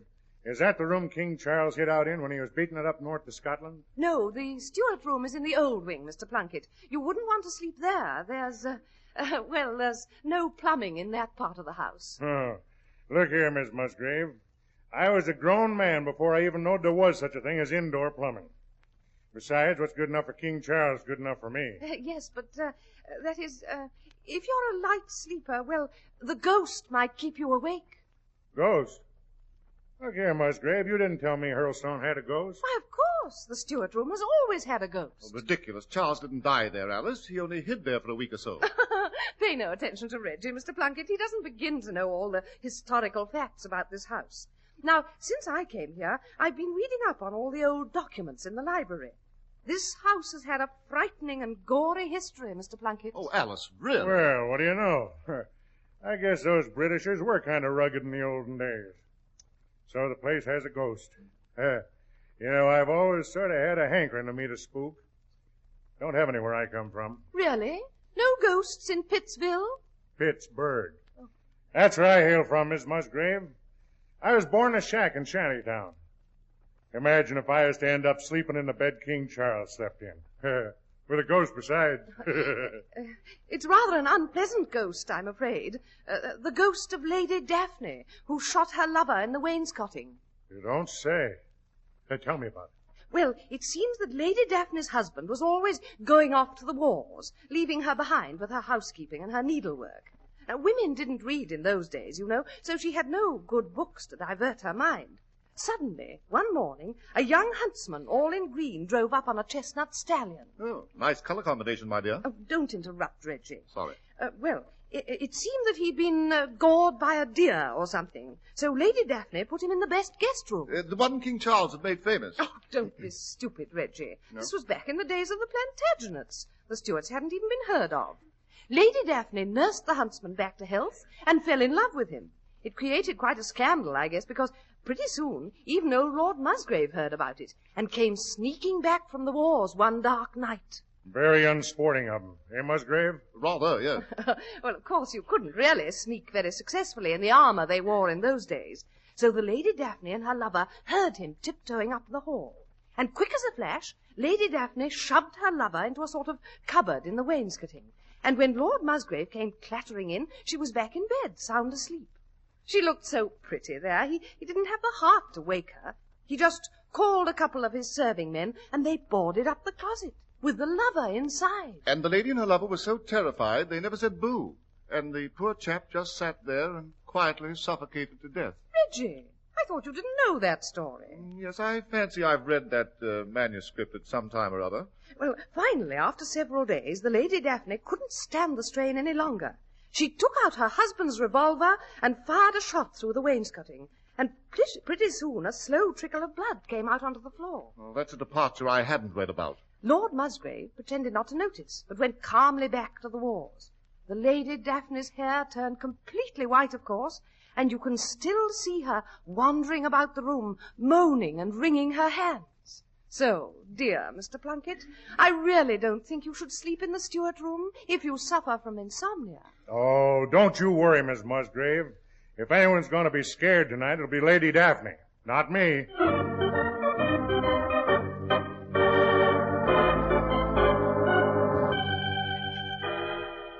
Pass Dr. Watson the port, Sherlock. That's a good fellow. His glass is empty. Oh, what's up, Reggie? Oh, just a twinge in my left knee. Must be a storm coming up. That knee's a regular barometer. Dashed fine port you have, Musgrave. Must be old. My dear Mr. Plunkett, the port in this house was laid down by my great-grandfather. Oh, you don't say. The cellar goes with the house, of course. Well, what remains of it? There are only 3 bottles left beside this one. Afraid all my forebears have been heavy port drinkers. The Musgrave port has always been famous, Mr. Plunkett. Oh, yes, Dr. Watson. Nothing could persuade me to part with the place if we still had the cellar we had in my grandfather's, or even my father's day. Oh, well. Sic transit gloria mundi. Oh, confound that knee. It's a reliable weather prophet at any rate. Here comes the storm. Can't say I like thunderstorms and never have. Got some bad ones in the Alleghenies when I was a boy. I've seen lightning bounce off of those mountains like it was the devil playing ninepins. Always crawled into my old man's feather bed when I heard it coming. Lightning can't get you if you're in a feather bed. Yeah. You wouldn't have a feather bed here at Hurlstone, would you? Why, yes, we have some eider-down coverlets, I believe. But don't you think it'll be too warm? I mean, it's only the beginning of September. It blazes with the heat. You tell Devers to bring me a couple up to my room. I'm going to get into bed right now.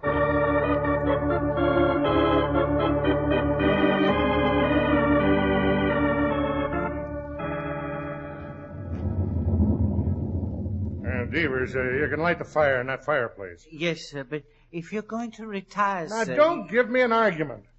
Lightning has a habit of coming down chimneys. It's on account of the draft and the cold air. But if there's a fire lit and there's hot air going up, it can't get in. Dear. That was a close one, wasn't it? Sounded like it hit the old oak. Lightning is always hitting the old oak, but it doesn't seem to mind. That was the oak mentioned in the ritual, you know. I've been here since the Norman invasion, they say. Light that fire, Dad, blast it! Yeah, very good, sir, very good. There you are, sir. Here, help me off with my boots. Why, you are shivering, sir, and that's a fact. I can even hear your teeth chattering. Never mind my teeth. Hand me my nightshirt. Yes, very good, sir. Shall I bring you some water to wash and brush your teeth in? I don't brush my teeth. I curtain them out. Out of the way! I'm getting into bed. Very good, sir.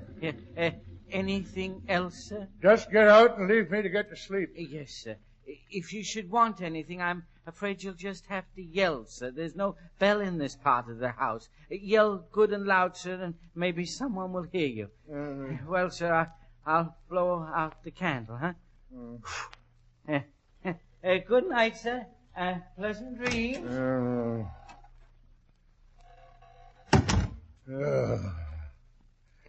Bed's as cold as an icebox. Storm's blowing over, thank heaven. What's that? Mice. Must be mice. Whole place probably full of mice. Have to clean them out if I buy the house. Now what? Woodwork creaking. Always does in old houses. Lord, it's quiet. Can't even hear the storm. What's that? Sounds like a woman's skirts. There's a draft. Casement must have blown open. It's a curtain rustling. That's what it is. Old houses full of drafts, noises. Maybe I should think twice before I buy the place. Still, Plunkett's Crown Pickles with a picture of the Stuart crown. Good advertising. It sounds just like a woman's petticoat. Confound it, that fire's dying down. Shadows. Nothing but shadows. That is a woman's petticoat. But I can't see anyone. Oh, rubbish, Plunkett. There's no such thing as ghosts. No such... What's that? Wind coming up. Wind in the chimney. Pull yourself together, Plunkett. Wonder what time it is. I'll light a match. Look at my watch. It's half a minute to midnight. Midnight. And the ghosts and goblins. Help! Match burn my fingers. Confound that creaking. I'm beginning to imagine things. Funny, I could swear there was someone else in this room with me. Oh, don't be an idiot, Plunkett. Who could it be? Who could possibly be here? It's got a shot. A gunshot. Right here in this room. Help! Help! Someone's shooting at me! Help! Matches. Light the candle. Gotta get out of here. Oh! Floor is icy. Floor is... Oh! There's something wet and sticky. I stepped in it. Oh, blasted. My hand's shaking so I can't light the candle. At last. Now let's have a look. There is something on the floor. It's red. It's blood. It's trickling out of the wainscoting beside the fireplace. Help! Help! Get me out of here! Get me out! What's the matter? Are you hurt, Mr. Plunkett? Yes. Shots. Musgrave. You heard the shots. That ghost came in here and shot at me. Oh, nonsense. Alice only made up that story. There couldn't... Oh, no, you don't. I know when I've been shot at. You couldn't give me this house now. Where's my pants? Oh, don't be an arse, Plunkett. No one could have shot at you. There was no one in this room but yourself. Maybe no living person. But look over there. Next to the fireplace. Someone shot that hole in the woodwork. Oh, rubbish. That's a knothole. Just a knothole. Oh, yeah? And what is that stuff trickling out onto the floor? Great heavens, Reggie. It's blood. Of course it's blood. Where's my coat and shoes? But it can't be blood. No one could be behind the paneling. Why, this is too fantastic. I'm going to rip open the woodwork. I wouldn't advise it, my dear Reggie. Not while Mr. Plunkett's here. He doesn't look as if he could stand another shock. Better not reveal the Musgrave horror before strangers, don't you know? Oh, you're right, Mr. Holmes. I don't want no truck with family skeletons. I've had enough. I'm getting out. I don't ever want to see any part of Hurlstone again. Wait, Mr. Plunkett, you can't go like that. Blazes, I can't. Goodbye. But you've forgotten your teeth.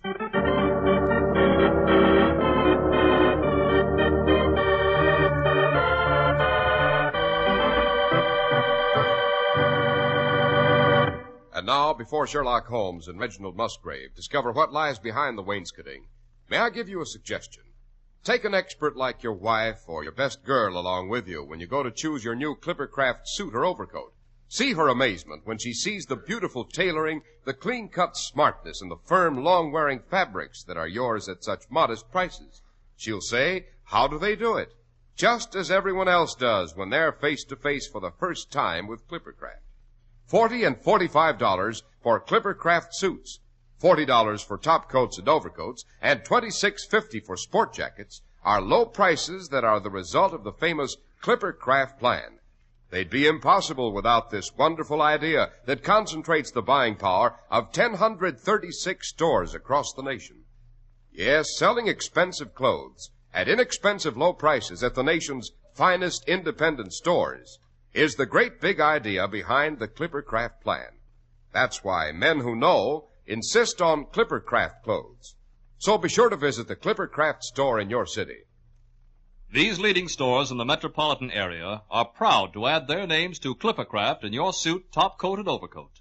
In Manhattan, Saks 34th, Broadway at 34th, John Wanamaker's men's stores, Broadway at 8th and 67 Liberty Street. In Brooklyn, Abraham and Strauss. In Newark, New Jersey, Boulevard Men's Shop, Kresge Newark. And in Jamaica, the B&B Clothes Shop, 16408 Jamaica Avenue.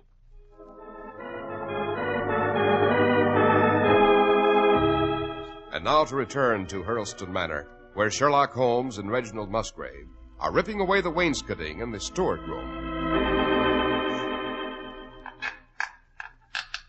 Oh, dear.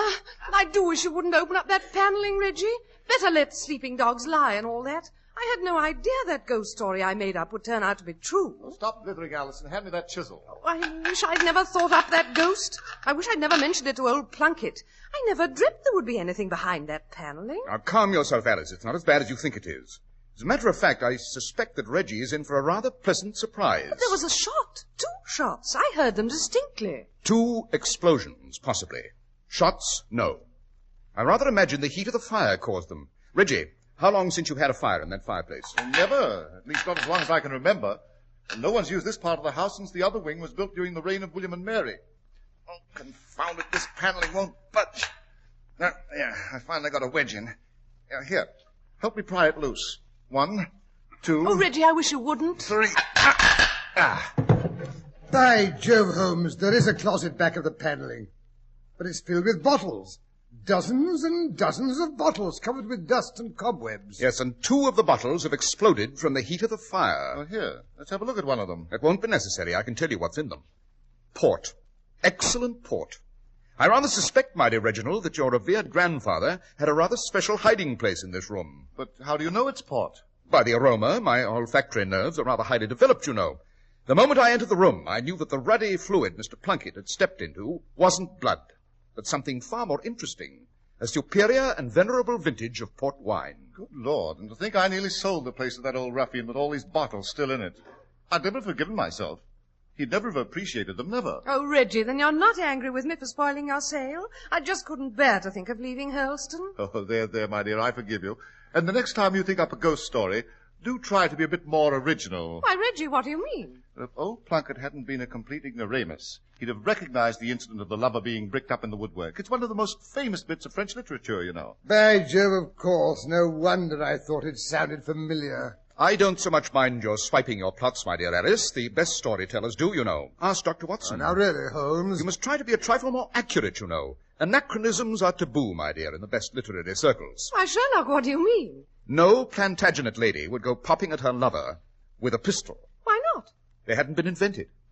Oh, I'll admit gunpowder was not unknown. Cannon were undoubtedly used at Crecy and Poitiers, but personal firearms for private homicide were quite unavailable. Oh, dear.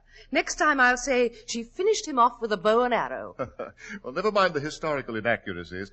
Opening this panel has been dusty work, and I'm parched. What do you say we break out a bottle and see if the contents of Grandfather's private vault is up to standard? An excellent idea, my dear Reggie. An excellent idea. Very well. But I warn you, this is one time the ladies do not leave the table while the port goes round.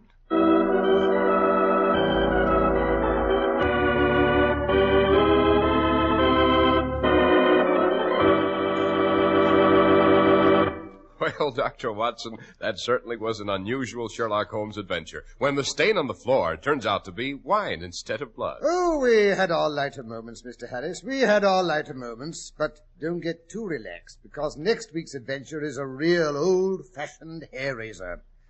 Next week, I think I'll tell you how Holmes and I made a very sinister discovery in the ancient burial crypt at Shoshome Old Place, and how it explained the strange behavior of Lady Falder's spaniel.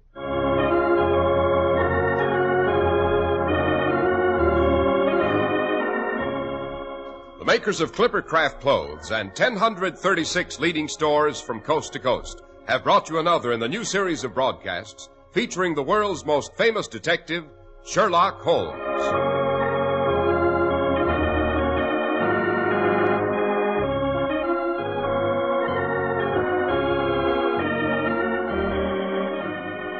Our stories are based upon the character of Sherlock Holmes, created by Sir Arthur Conan Doyle. Sherlock Holmes is played by John Stanley, Dr. Watson by Alfred Shirley, and the dramatizations are by Edith Meiser. Sherlock Holmes is produced and directed by Basil Lochran with special music by Albert Berman.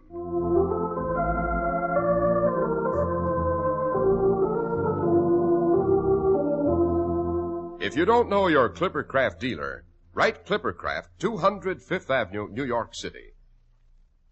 Boys will be Boy Scouts, if an adult will give them a hand. Boy Scout Week now is in full swing, a time when thousands of adults ask you to join them in the game of scouting for better citizenship.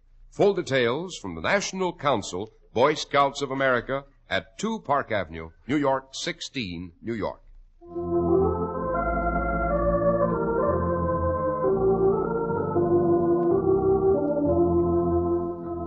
Be sure to listen next week to Sherlock Holmes in the adventure of Shoshome Old Place. This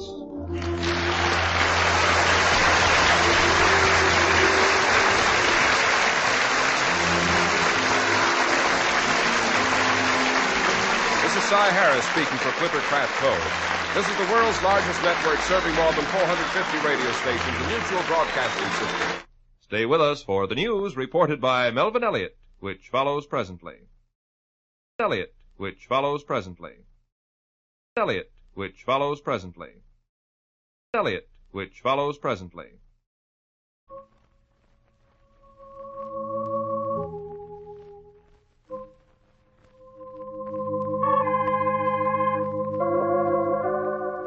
From New York City, the makers of Clippercraft clothes for men and 1,036 leading retail stores from coast to coast present the world's most famous detective, Sherlock Holmes.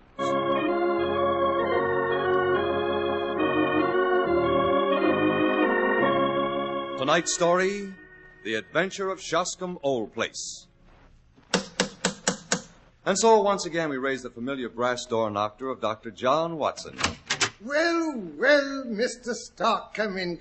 This is indeed a pleasure. I've been told we'll have to get along with a substitute for Mr. Harris for a few weeks, but I had no idea he'd turn out to be an old friend. I wore my Clippercraft suit, Dr. Watson, so it wouldn't seem too strange in this program. What's on the agenda for tonight? Well, it concerns the strange and slightly horrendous affair at Shoshome Old Place, in which Holmes investigated the graves in an ancient burial crypt.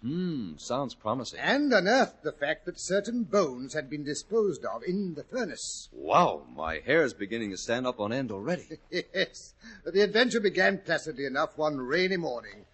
Holmes and I had just finished an excellent breakfast in our rooms in Baker Street. I was gazing idly through the sporting columns, trying to decide what horse to back in the forthcoming derby. And Holmes? Holmes was pottering around with a low-piled microscope, doing some sort of an experiment.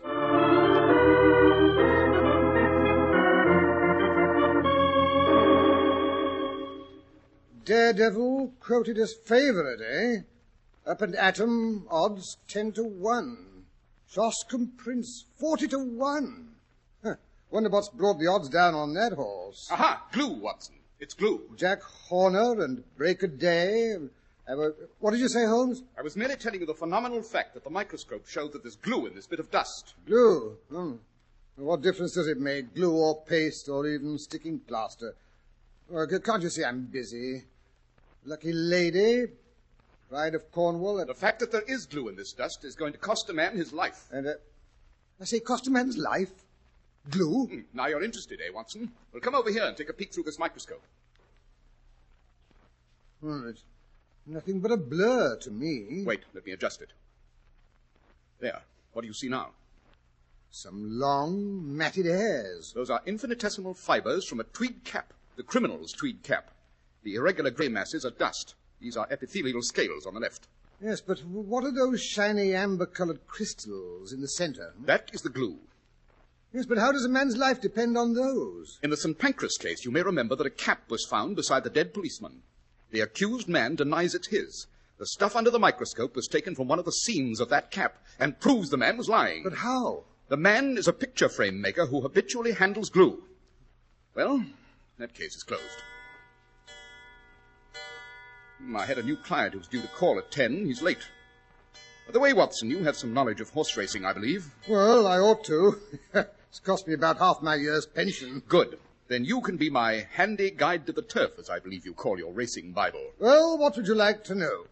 Does the name Sir Robert Norberton mean anything to you? Oh, rather. He lives at Shoshome Old Place. Yes, the man himself. What's he like? Tall, muscular, has a devil of a temper. He once horsewhipped Sam Brewer, the Curzon Street moneylender on Newmarket Heath. Interesting. Does he often indulge in such pastimes? Well, he has the reputation of being a dangerous man. The most daredevil rider in Europe. See, he won the Grand National a few years back. One of those men who have missed their true generation. He would have been a buck in the days of the Regency. A boxer, a heavy gambler, a devil with the ladies, and a first-class shot. Capital, Watson. A perfect thumbnail sketch. Now, can you give me some idea of Shoshome Old Place? Well, not much, only that it's very ancient and situated in the centre of Shoshome Park. and that the famous Shoshome stables and training quarters are to be found there. And the head trainer is John Mason. I say, how did you deduce that? I didn't have to. John Mason's my most recent client. This letter asking for an appointment is from him. But go on. What else is there of interest about the place?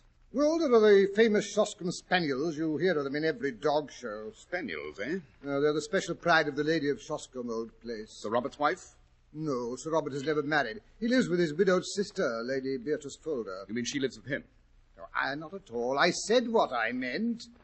The place belonged to her late husband. Lady Beatrice is only a life interest. It reverts at her death to her husband's brother. Her husband's brother, eh? Meantime, she draws the rents every year. And Brother Robert spends them. Yes, that's about the size of it. They're always quarrelling, and yet I've heard they're devoted to each other. But what's amiss at Shoshome? That's just what I'd like to know. And that, if I'm not mistaken, is the man who can tell us, the trainer, John Mason. Yes, here he comes up the stairs.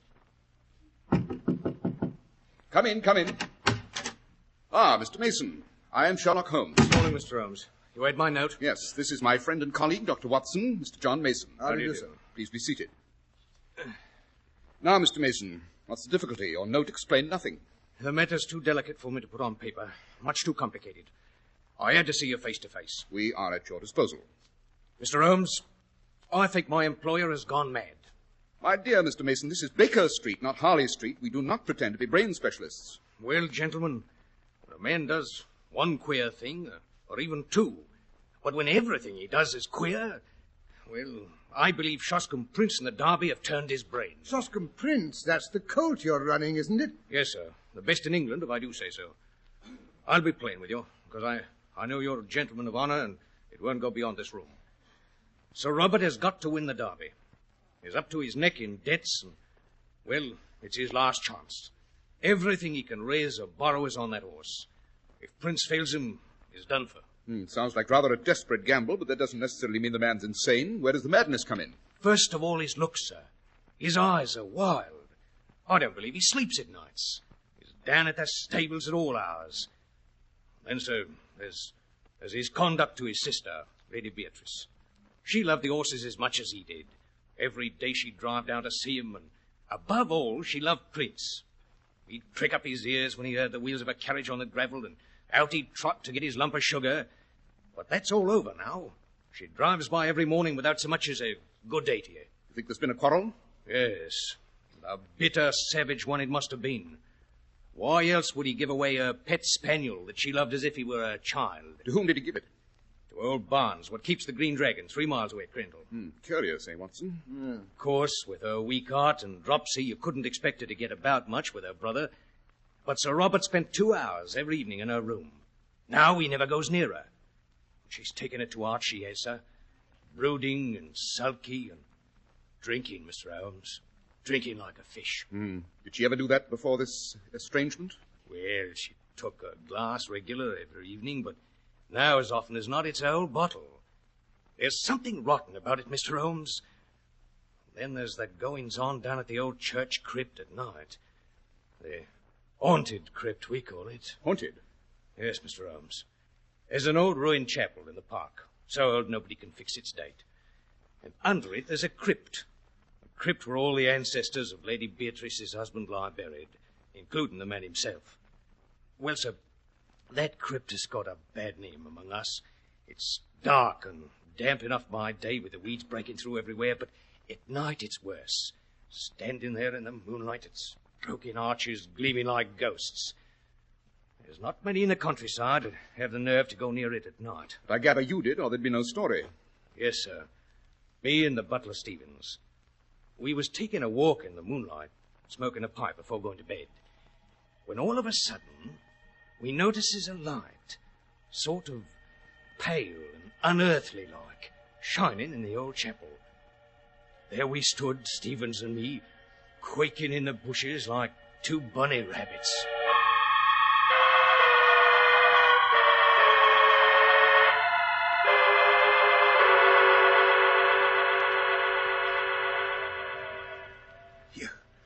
You see that, Mason? It's a light in the old chapel. Someone's in there. Or something. I don't like the look of it. It isn't natural. What's going on in a chapel this time of night? Yeah, we'd best go and find out. Oh, for heaven's sake, no. Maybe it's something evil. Some bad spirit set its light there to lure some poor fella to his death. Wait a bit. See that shadow moving against the far wall? It's a man's shadow, that is. Or a devil's. It looks more than life-size to me. Isn't that a tail he's switching around behind him? Nonsense. It's a piece of rope he's holding in his hand. Here. What's that? It's Pip, Lady Beatrice's spaniel. He's probably outside the old well house, howling at the moon. He was there all last night, howling to await the dead. Don't say that. Maybe that's just what he's doing. Maybe that's what he's done. Waked all the corpses in the crypt and they're having a ghostly meeting. Rubbish, Stevens. You don't really believe in ghosts? Why, when you think about all this tomorrow morning, you'll be ashamed. But that's tomorrow morning. And tonight, standing here in the moonlight, well, I ain't so sure. There's one way to find out. Come on, let's have a look at who's in that chapel. You're not going over there, Mason. I am that. You can stay here alone if you like. Stay here by myself. Well, then, go back to the house. What? And pass by that well house and that howling dog all alone? It's only Pip. No, I'm coming with you. At least there'll be two of us. Right, stout lad. Come along, then. Don't crackle the bushes any more than you can help. Confound that beast! Hello. Light's disappearing down the stairs into the crypt. See? There's no one in here in the chapel. Oh, then what's the good of us coming down? Look. There's a crack in the stone floor. Over there. Where the streak of light's coming through, see? We can get over to it without being heard. Maybe we can see what's going on down below. I wish I was safe in my bed. Now then. We'd best crawl along in our stomachs. Easy does it. All right. Yeah, here's the crack. By George, you're right. It's two men. That first one with the thin yellow face. I've never seen him before, I'd swear to that. But the big chap in the black cloak kneeling down. There's something familiar about him. If I could only see his face. Now he's standing up. By the Lord Harry. It's the master himself, Sir Robert. What's he up to down here in the dead of night? What's that he's got under his arm? So careful. Now he's holding it up to the light. It's a head. The head of a mummy.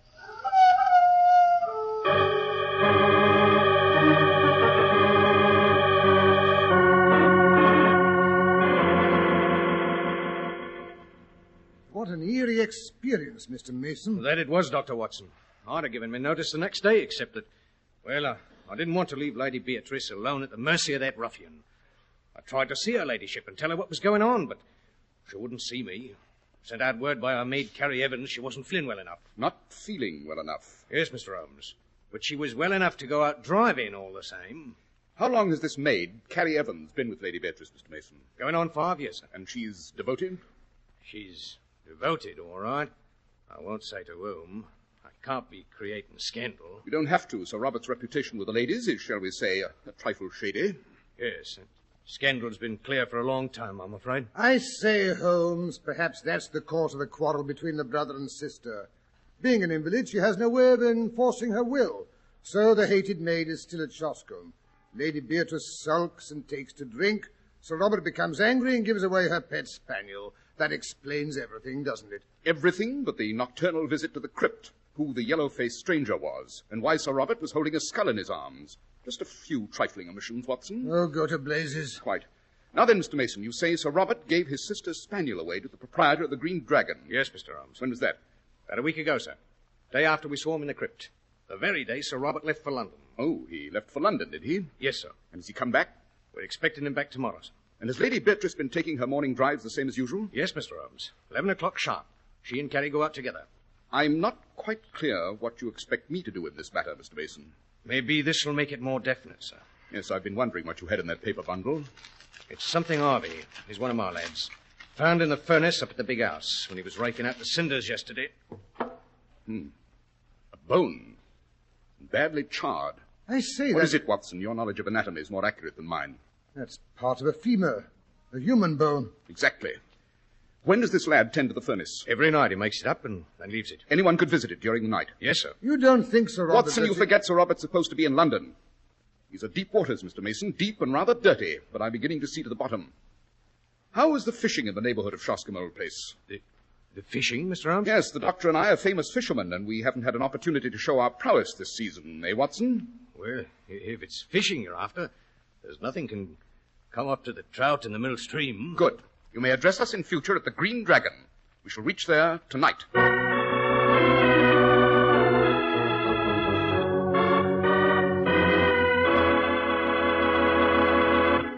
And now that you have Mr. Holmes started on your fishing expedition, Dr. Watson, may I step in to say a few words? Fair enough, Mr. Stark. Clipper craft clothes are not merely good-looking at the time you buy them. They stay good-looking. Part of the reason for this is hidden from your eyes. That's the painstaking tailoring, the hundreds of stitches inside. Yes, fine tailoring and rich, long-wearing fabrics are the reasons Clipper craft clothes are remarkable values at their more than modest prices. Naturally, prices low as these wouldn't be possible without the unique Clipper craft plan. This plan concentrates the buying power of 1,036 great stores across the country, creating year-round economies in manufacturing and distribution costs. That's why you pay only $40 and $45 for a Clipper craft suit, only $40 for a top coat or overcoat, and only $26.50 for sport jackets. For your own sake, compare Clipper craft with clothes selling for many dollars more.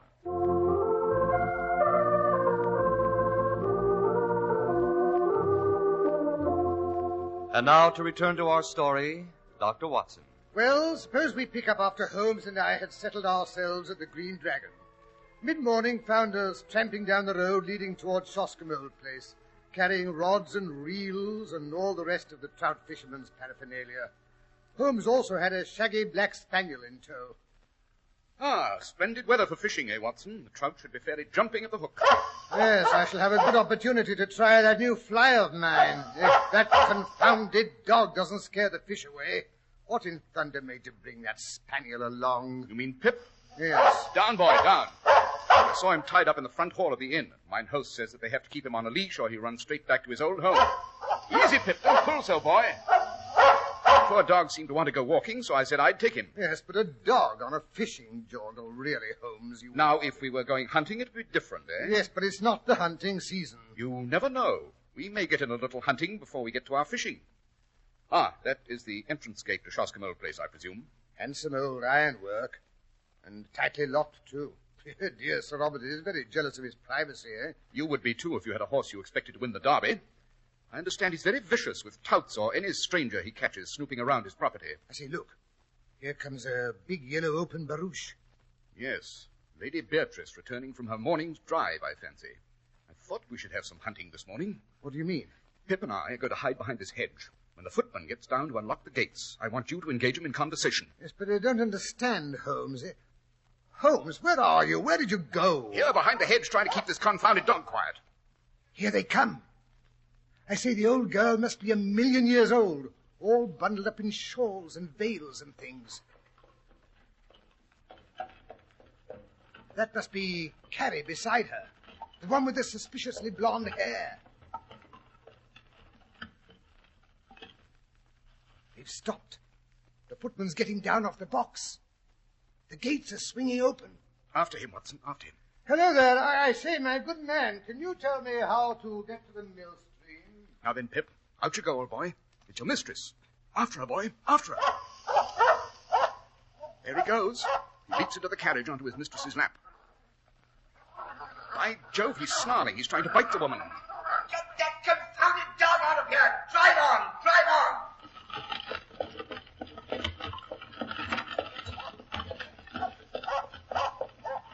Come on, Pip. Did she try to kick you? Well, never mind, old boy. Well, Watson, that's done it. He expected to see his mistress, and he found a stranger. Dogs don't make mistakes. But it was the voice of a man. Exactly. Our little hunting party was quite a success. We flushed our bird.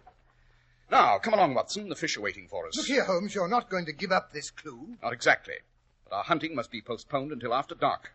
And then, I promise you, it will be for big game.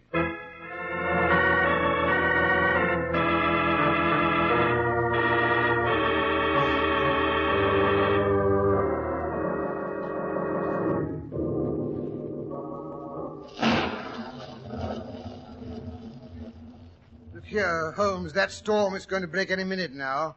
Hadn't we better get back to the inn? Oh, rubbish. We can reach the chapel before we get too wet. Yes, but how do we get home again? By running, I suspect. He may get wet. I told the landlord to have some of the trout we caught this afternoon and a Stilton cheese, salad, and a hot toddy waiting for us. Oh, then let's get back now. I said we wouldn't be back before 10:30, but if we weren't back by then, to rout out the local police. You think it's as bad as all that? I don't know.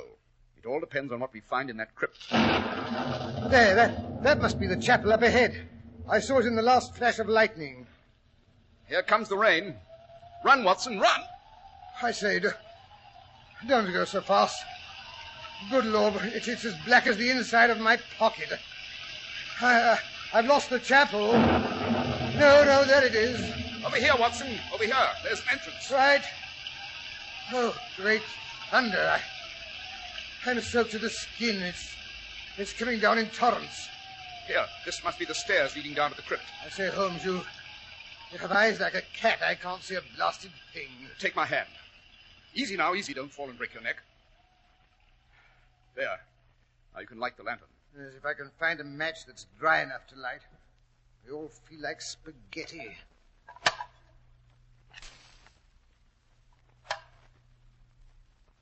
There. Phew. What a sepulchral place. Look at all those vaults. I had no idea Lady Beatrice's husband had so many ancestors. Yes, some of those graves date back before the Norman invasion. Look at the Saxon names. Adalbert, Harold.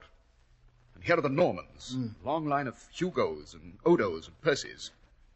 But it's this leaden coffin we're interested in, I imagine. Notice how the dust around it's been disturbed. Hand me that jimmy, Watson. You're not going to open it. Holmes, let's get out of here. All these coffins, hundreds of dead ancestors. I feel like a ghoul myself prying into their long-forgotten secrets. Rubbish. I'll have this lid off in no time. 1, 2... Stand back! Keep away from that coffin. Keep back, I say, or I'll blow you to bits. Well, if it isn't Sir Robert Norberton himself. This is a surprise. Allow me to present myself. I am Sherlock Holmes. You don't have to tell me. I heard how you tried to frighten my sister this morning. Now, clear out. Your sister? Yes, my sister. Now, what is your motive? What are you doing here? Answer me, do you hear? I, too, have some questions to ask, Sir Robert. What have you done with your sister? My sister? My sister is home in bed, of course. If your sister's home in bed, would you mind telling me whose body is inside this coffin? Throw back the lid, Watson. There, Sir Robert. Is that the body of your sister, or isn't it? It is. But you're not the official police. What business is it of yours, anyway? My business is that of every good citizen, to uphold the law. What? You mean you'll hand me over to the police? Good Lord, this is terrible. I know appearances are against me, but I couldn't do anything else. Now, let me explain. Your explanations must be to the police, I'm afraid. But that will ruin me, don't you understand? I've always been dependent on my sister, Lady Beatrice, for everything. I'm deeply in debt. If it were known that my sister were dead, my creditors would come down on me like vultures. Everything would be seized, my stables, my horses. Shoshome Prince would never run the Derby. Oh, Mr. Holmes, my sister did die just 1 week ago. She died of dropsy, which had long afflicted her. That will be for the coroner to decide. I was faced with absolute ruin. If I could only keep her death hushed up until day after tomorrow when the Derby is run, I'll make a fortune. If your horse wins. Oh, he will, he must. My good name depends on it. On the first night after my sister's death, Norlet, who is Carrie Evans' husband and an actor, helped to carry her body out to the old well house. We were followed, however, by her pet spaniel, who howled all night long. I finally had to get rid of him. And it was Norlet, the actor, who impersonated your sister this last week? Yes, Mr. Holmes. Oh, this last week I've lived the life of the damned. My conscience has given me no peace. Later, we buried my sister's body here, in what is still consecrated ground. One of the tombs of her husband's ancestors. After having endeavored to destroy the ancestors' bones in the furnace. What? I don't know how you know that, but it's true. And now it's for nothing. All for nothing. I'm ruined, Mr. Holmes, ruined. Not necessarily. Well, what do you mean? After all, the Derby is only the day after tomorrow. Of course, we must lay the case before the local authorities, but I still have a little influence here and there. Would you use it? It's not altogether impossible.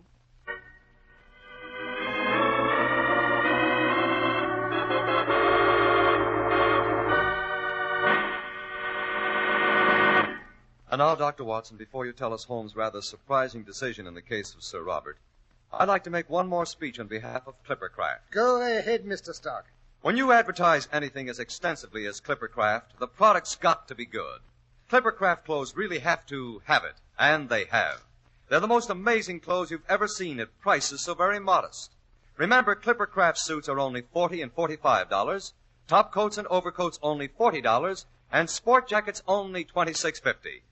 No, you won't find such smart styling and comfort, such rich, long-wearing fabrics, even at far higher prices. They're made possible by the renowned Clippercraft plan, concentrating the buying power of 1,036 of the nation's finest stores from coast to coast. So that these great clothes are available to you at your own local independent store, the store you can trust. Yes, selling expensive clothes at inexpensive low prices at the nation's finest independent stores is the great big idea behind the Clippercraft plan. That's why men who know insist on Clippercraft clothes. So be sure to visit the Clippercraft store in your city. These leading stores in the metropolitan area are proud to add their names to Clippercraft in your suit, top coat, and overcoat. In Manhattan, John Wanamaker Men's Stores, Broadway at 8th and 67 Liberty Street. Saks 34th, Broadway at 34th. In Brooklyn, Abraham and Straus. In Newark, New Jersey, Boulevard Men's Shop, Kresge Newark. And in Jamaica, the B&B Clothes Shop, 16408 Jamaica Avenue.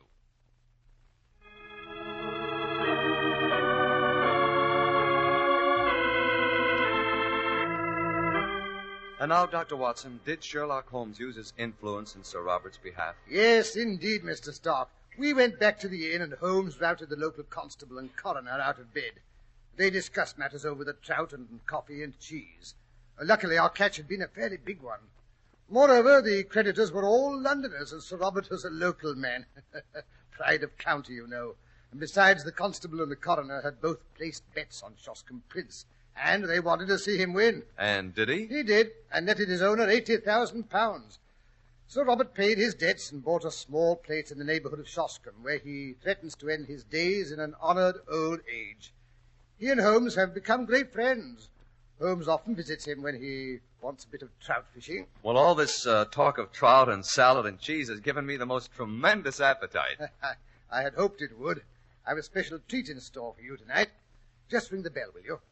I received 2 of the most beautiful trout from Sir Robert just this morning. I imagine my housekeeper has them in the pan by now. Frying in butter with almonds sprinkled on the top. And a fresh green salad and a Stilton cheese. But look here. Isn't it a bit out of season for trout? Nothing is out of season these days, Mr. Stark. Sir Robert has what is called a deep freeze, you know. Yes, I know, but what have you in mind to tell us next week, Dr. Watson? Well, next week, Mr. Stark, I think I'll tell you of the vicious robberies and bludgeonings that occurred in Boston Yard. The criminal, you know, was a cat named Peggy. Holmes always called it the adventure of the wooden claw.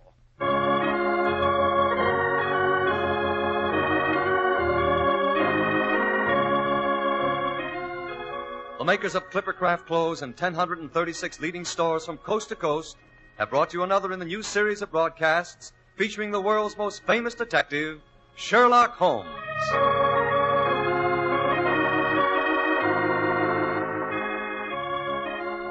Our stories are based upon the character of Sherlock Holmes created by Sir Arthur Conan Doyle. Sherlock Holmes is played by John Stanley, Dr. Watson by Alfred Shirley, and the dramatizations are by Edith Miser. Sherlock Holmes is produced and directed by Basil Lochran, with special music by Albert Berman.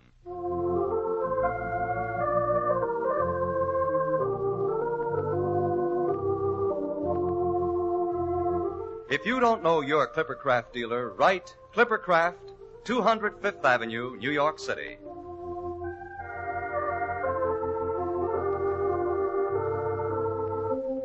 Be sure to listen next week to Sherlock Holmes in The Adventure of the Wooden Claw.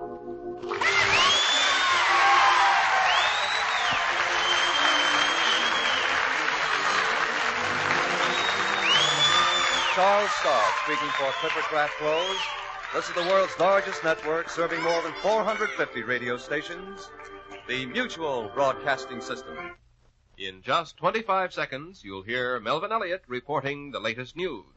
Fly Eastern Airlines' new type Constellation, tried and proven with 300 million passenger miles of dependability.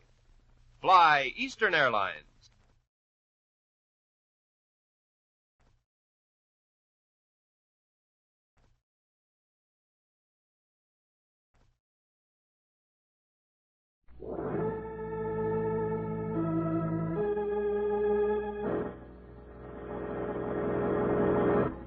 From New York City, the makers of Clippercraft clothes for men and 1,036 leading retail stores from coast to coast present the world's most famous detective, Sherlock Holmes.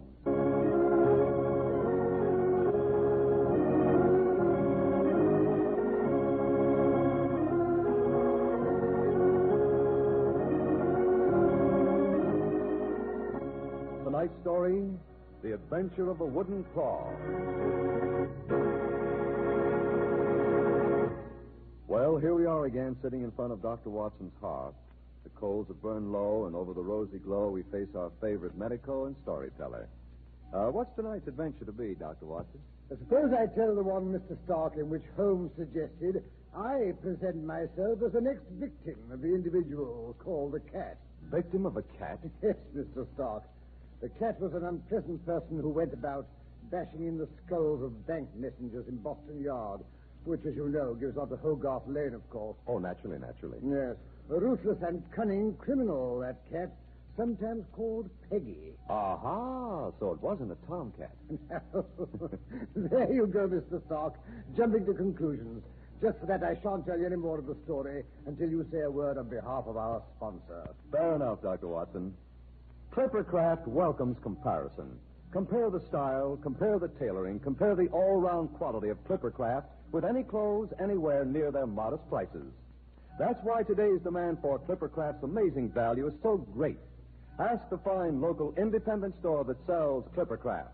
A store you can trust, you know, makes Clippercraft available in your community. Clippercraft suits are only $40 and $45. Some Clippercraft aristocrats, $50. Top coats and fine coverts and worsted gabardines are only $40 and $45. And sport jackets only $26.50. Only the Clippercraft plan can make values like these, including long-wearing worsted fabrics, possible, concentrating the buying power of 1,036 great stores across the country, creating year-round economies in manufacturing and distribution costs. See what these savings mean to you.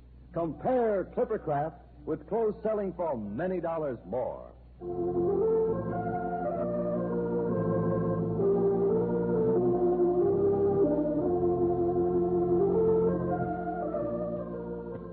Now, Dr. Watson, will you go on with your story? With pleasure, Mr. Stark, with pleasure. It was late one Saturday evening in May. Holmes, who had been promising to get at it all day, was finally sorting out certain odds and ends of notes and papers. He sat at his desk, the lamplight shining up into his eyes, looking rather like some gigantic bird of prey. I lay on the couch enjoying my faithful briar.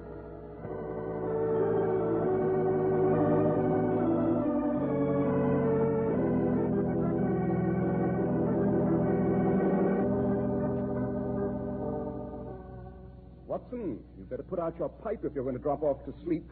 I wasn't sleeping. I was thinking. I always think better with my eyes closed. And when you're snoring, I suppose. I wasn't snoring? Perhaps not, but you were getting ready to. Nothing of the sort.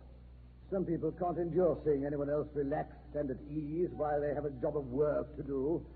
May I point out, my dear Holmes, that if you had got at your labors at a decent hour, as I did, you wouldn't... For goodness sake, Watson, stop being so confounded smug. Hello, what's that? Well, the doorbell, of course. Oh, don't look so hopeful, Holmes. I don't imagine it's anything that will interrupt your labors. Probably a call from Mrs. Hudson or the greengrocer to leave his weekly bill. It's not the greengrocer, Watson. He rings once and slips the bill under the door. No, that is someone for us. Whatever brought him here is sufficiently urgent to necessitate my postponing sorting these papers, thank heaven. Come in, come in. Mr. Holmes, Mr. Sherlock Holmes. Holmes, it's Mr. Merriweather. You remember Mr. Merriweather, the chairman of the City and Suburban Bank around the corner from Saxe-Coburg Square. But the trouble isn't there, but in the suburban branch this time, Dr. Watson. The Chiswick branch, to be exact. Chiswick? It was originally pronounced Chiswick, Watson, and it's still so spelled. It means cheese farm, I believe. However, I don't imagine Mr. Merriweather has dropped in to discuss the most frequently mispronounced of all means of communication, the English language. Good Lord, no. Mr. Holmes, something must be done to protect my bank messengers. I've had 6 in hospital with concussion of the brain. 1 a week for the last half dozen weeks. It's always on Saturday night it happens. Dear, dear, I was under the impression that Chiswick was a quiet, respectable suburb that rarely indulged in that sort of a Saturday night. No, but it doesn't. At least it never has, up to 6 weeks ago. And now, every Saturday night regularly, one of my bank messengers has been attacked and robbed. Robbed of a considerable sum of money. Oh, now we come to the crux of the matter. What exactly were your bank messengers doing with large sums of money on Saturday night? Well, carrying it from the Elephant and Castle, the famous old alehouse in Boston Yard, to the bank to be deposited. Isn't that a rather unusual procedure? It is, Mr. Holmes. It is indeed. But that's how we persuaded old Mr. Jeremy, the proprietor of the Elephant and Castle, to bring us his account. You see, the Elephant and Castle does its best business on Saturday night. Not unusual, eh, Holmes? Watson, quiet, please. Old Mr. Jeremy is somewhat fidgety about having that much money lying around the place till the bank's open on Monday morning. Well, he's been robbed twice, and it's made him rather nervous. Can't say I blame him. So we arranged to have a bonded bank messenger sent over every Saturday night after closing hours to gather up the money so old Jeremy could sleep in peace. Now, I wish we never made the offer. Once the bank messenger signed the receipt for the money, well, the bank is liable for any loss, down to the last penny. By Jove, then you have had an expensive 6 weeks. Expensive? So far, it's cost us close to £3,000. Tell me, Mr. Merriweather, when did the first of these robberies occur? It was 7 weeks ago tonight. It was shortly after closing hours when the policeman on the beat heard a yelling and a shouting as he came down Hogarth Lane. The spring mist was rising off the river, and at first you could see nothing.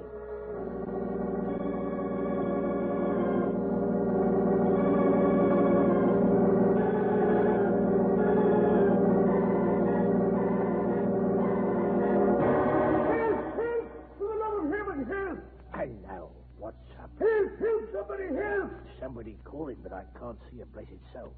Hello. What's the trouble and where are you? In here, through the archway, in Boston Yard. And who are you? And what's the difficulty? I'm Paddy Donovan, caretaker of Hogarth House. There's a man lying on the stones in bad need of help, I'm thinking. Black as the inside of my pocket in here. What's happened to the light of the Elephant and Castle? Sure, it's been put out this half hour. The Elephant is a law-abiding house. You'll never see old Jeremy serve a man a drink after hours. Unless he's paid double for it. Now, don't try to whitewash Jeremy. I know the old scallywag. Bring your lantern over here. You'd best see what can be done for this poor chap. He's in a bad way, I'm thinking. Well, let's have a look at him. Glory be to God. It's a bank messenger from the city and suburban. A robbery, that's what it is, I warrant. When did it happen? I couldn't rightly say, officer. All I know is I was locking up the front door of Hogarth's house, previous to going to bed, when suddenly I heard a scuffle here in the yard, and a man called out like he was in mortal agony. You ran in here at once? Just so fast as ever me wooden leg would carry me. I'm not so spry as I once was, you know. But I was in time to see a great shadow of a man, dressed all in black, with a mask over his face. He was leaning over this poor fella here. When I came into the yard through the archway, I says to myself, aha, I've got you trapped, me bucko. Of course. The archway is the only entrance to the yard, or exit either, except you go through into the Elephant and Castle. Which I've been after telling you has been closed this half hour since. That says maybe. Well, at any rate, the man shoved past you and out the archway, eh? That he did not. I may not be so spry in my feet, but my fist is as good as ever. No man alive can come it over Paddy Donovan if he ventures within arm's reach. How? So he went in the Elephant and Castle? He did not. Then I suppose you'll be telling me he disappeared into thin air. He did something stranger than that, me lad. He skinned up the wall and over it like a cat. What? Well, that's impossible. That there wall is 12 feet high, and there's nothing for a foothold anywhere. Possible or not, That's what happened. Up he went and over. Like a cat. A great black cat. Give me the creeps. Look here. This bloke's bleeding. Wait, it's the back of his head, I'm thinking. There's blood oozing out in the pavement from behind his ears. Here. Help me turn him over. We'll have a look at the injury. Lord love us. Will you look at that? A nasty blow it must have been. Oh, well, it's more than just an ordinary blow. Blimey, look here. Great bloody gashes running right down into his neck. Like he'd been hit with a rake. Or clawed by a giant cat.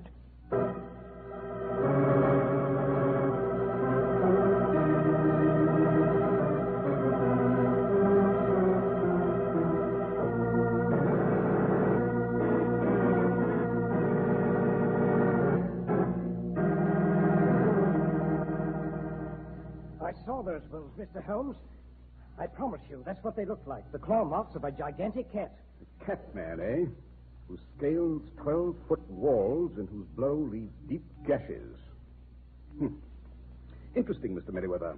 Interesting and just a bit incredible. Well, there is no such creature, Mr. Holmes. There can't be. Oh, I don't know. I saw one once. It was in that French music hall. Remember, Holmes? The chap went up a smooth tiled wall nearly 16 feet high. I believe it had some sort of suction device attached to his hands and feet. Well, that could account for it, I suppose. It might account for the fellow's disappearance over the wall, but not for the gashes and other significant phenomena. That is what interests me, Watson, those gashes. This man with a wooden leg, Donovan, I believe you said his name was. Is he a reliable witness, Mr. Merriweather? Why, yes, at least I suppose so. He's been caretaker at Hogarth House for over 15 years. Hogarth House is where they have the famous collection of Hogarth drawings and the like. It's open to the public daily, except Sundays, for a small fee. I'm afraid Donovan isn't kept over busy with visitors. He spends much of his time at the Elephant and Castle. That's it. He was drunk. Instead of seeing a pink elephant, he saw a man-sized black cat. Who was substantial enough to claw and rob a bank messenger. Oh, well, if you're going to be technical. Tell me, Mr. Merriweather, were this fellow with a wooden leg and mine host of the Elephant and Castle on good terms? Donovan and Jeremy have been cronies for years, Mr. Holmes. So then anything unusual that goes on at the Elephant and Castle would be known to both? Undoubtedly. In fact, I wouldn't be surprised if, between them, they'd cooked up a neat little scheme to do the bank out of a tidy sum of money. Of course, Holmes, I see it all. Incredible. Old Jeremy follows the messenger to me and has just handed the day's profits out into the courtyard, bludgeons him, and retires quickly with the money into his own premises. Then along hobbles Mr. Donovan with a cock and bull story about seeing an incredible cat-like creature. Jeremy recovers his day's earnings and is reimbursed by the bank as well. Whereupon he has to split the swag with Mr. Donovan and is consequently no better off than if he'd saved himself the trouble. I see your point, Mr. Holmes. But there are people, you know, who enjoy making a crooked sixpence more than a straight shilling. Oh, but good heavens, it's after 11. And I promised Jeremy I would be at the Elephant and Castle by closing time. You mean you're undertaking the job of bank messenger yourself tonight, Mr. Merriweather? Right. I'm not a particularly brave man, but I don't feel I have the right to ask an employee to take a risk I wouldn't wish to assume myself. Oh, well. On the other hand, I'm not completely foolhardy. I think the danger would be considerably minimized if I were assisted by Mr. Sherlock Holmes and Dr. Watson. What do you say, Watson? Would you consider a possible encounter with a cat man who robs bank messengers a sufficient excuse for postponing tidying up my papers? What do you think, Holmes? I'll go and fetch my service revolver.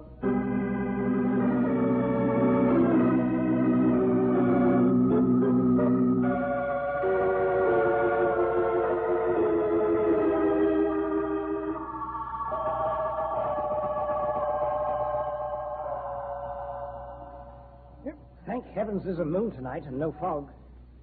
Here we are, gentlemen.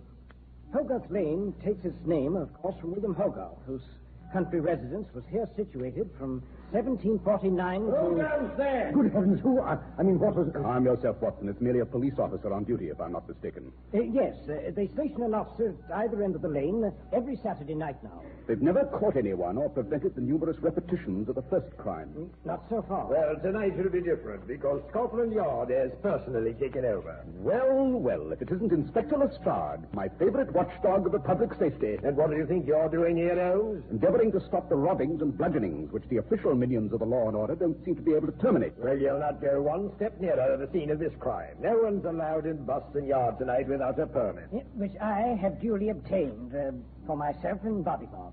Here it is. And who in thunder are you? Oh, allow me to introduce you, Lestrade. This is Mr. Merriweather, whose bank has suffered a considerable loss for 6 successive weeks, due to the inefficiency of the police. You go to blazes. With pleasure. I'm sorry to have to rush off, Lestrade, but I'm afraid you're making Mr. Merriweather late for his appointment at the Elephant Castle. Come along, Watson. Not a very well lighted thoroughfare, eh, Holmes? Well enough. I doubt that anything will escape my notice. Conceit? Pure conceit? Tell me, Mr. Merriweather, in the case of the succeeding Saturday night bank robberies, was the pattern of the crime similar to the first? Almost identical, Mr. Holmes. Except that policemen have been stationed at either end of this section of Hogarth Lane to make sure that no one could leave or enter without being seen. Well, the police are as skeptical as you about a cat band, Mr. Holmes. And yet, each week, a messenger has been clawed on the back of the head and robbed, without uttering a sound or putting up a struggle. Oh, not without uttering a sound, Mr. Holmes. Each time the victim has cried out. But by the time that Donovan has reached the spot, the culprit was vanishing over the wall. Then, in each case, Donovan was the first to reach the victim. Why, yes, that's right. Interesting. Oh, but that's only natural. Donovan is in the habit of smoking his last pipe on the steps of Hogarth House, where he is the caretaker. You see, over there, Hogarth House is almost directly opposite the entrance to Boston Yard. And consequently, after the cry was heard, he was able to reach the scene of the crime ahead of the police, who had to run some distance. Oh, sounds reasonable enough, eh, Holmes? Oh, yes, that must be the old boy up ahead there. Sitting on the steps with one leg stuck out before him. Yes, he's noticed us. He's getting up. No, he's walking away in the other direction. Ah! Great Scott, what was that? A prelude to tonight's crime, confound it. But that's impossible. Mr. Merriweather is here with us. Don't argue, Watson, run. There goes Donovan through the gate into the yard. I say he's spry for a chap with only one good leg. Because he doesn't waste his breath as you do, Watson. Here's the entrance. Donovan, what happened? Oh, I warned him not to do it. I warned him, Mr. Merriweather, sir, that you were late and he wanted to get the money to the bank. Good thought. It's Jeremy. Well, the blackguard has bashed old Jeremy. But the money's safe. Not this time. They didn't get it. I was waiting. I'm done for, but the money's safe. Jeremy, you know who hit you. I suspected for some time. Now I know. Badly hurt, Holmes. He's going fast. He can't not before he tells us. Mr. Jeremy, who is the criminal? It's Peggy. Peggy? Holmes, he's gone. Jeremy, my poor old Jeremy. But who in thunder is Peggy? Do you know, Donovan? Well, how should I know? The cat, it must have been a woman all the time. A woman dressed in men's clothes. A woman who could give a man a blow hard enough to kill him and then disappear over a 12-foot wall. You saw her do that, Donovan, before we came in the yard a minute after you got here? Well, that isn't... No, maybe tonight I didn't see the killer. Maybe tonight I wouldn't know. I was that upset when I seen it was generally... Hello. What's up? What's wrong here? Mr. Jeremy has been bludgeoned, Lestrade. He's dead. Oh, he is, eh? Right under Mr. Sherlock Holmes' nose, eh? Lestrade, whoever finished off old Jeremy is still here in this courtyard. He couldn't have scaled the wall this time. We'd have seen him. But it wasn't a he, Holmes. Mr. Jeremy said his assailant's name was Peggy. I don't care what his or her name was. If he or she is still here, I want him. Or her? You fellas, touch the yard. That's what we've been doing, Governor. And I think we found something interesting here behind the rain barrel. What's that? Well, it's a man lying like he was drunk. Somebody that was thrown out of the pub earlier in the evening, like as not. And who resented it and vowed to get even with Jeremy. There's motive and opportunity as well. Arrest him and take him off to jail. And you, Donovan, help him carry the body back into the Elephant and Castle. Yes, sir. This way, boys. Carry him easy and with respect.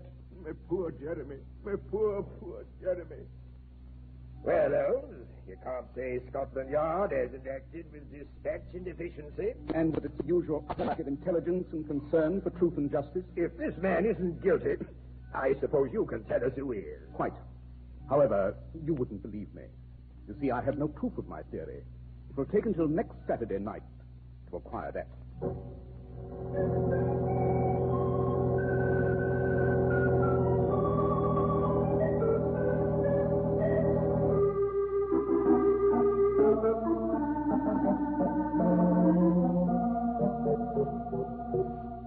I feel dashed silly, Holmes.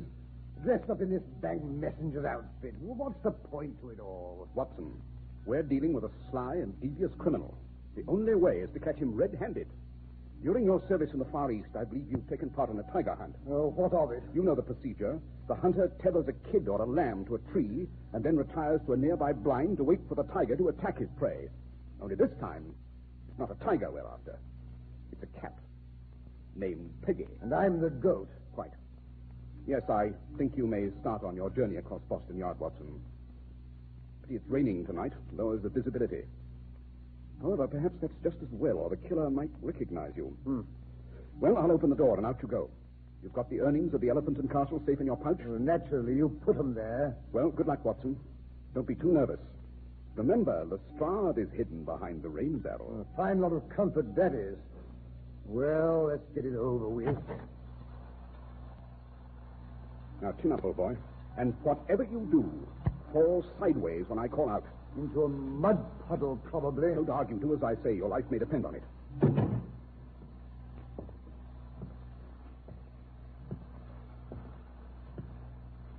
Good Lord. What a night. Teeming cats and dogs. Cats. Never cared much for cats. Well, this isn't going to improve my...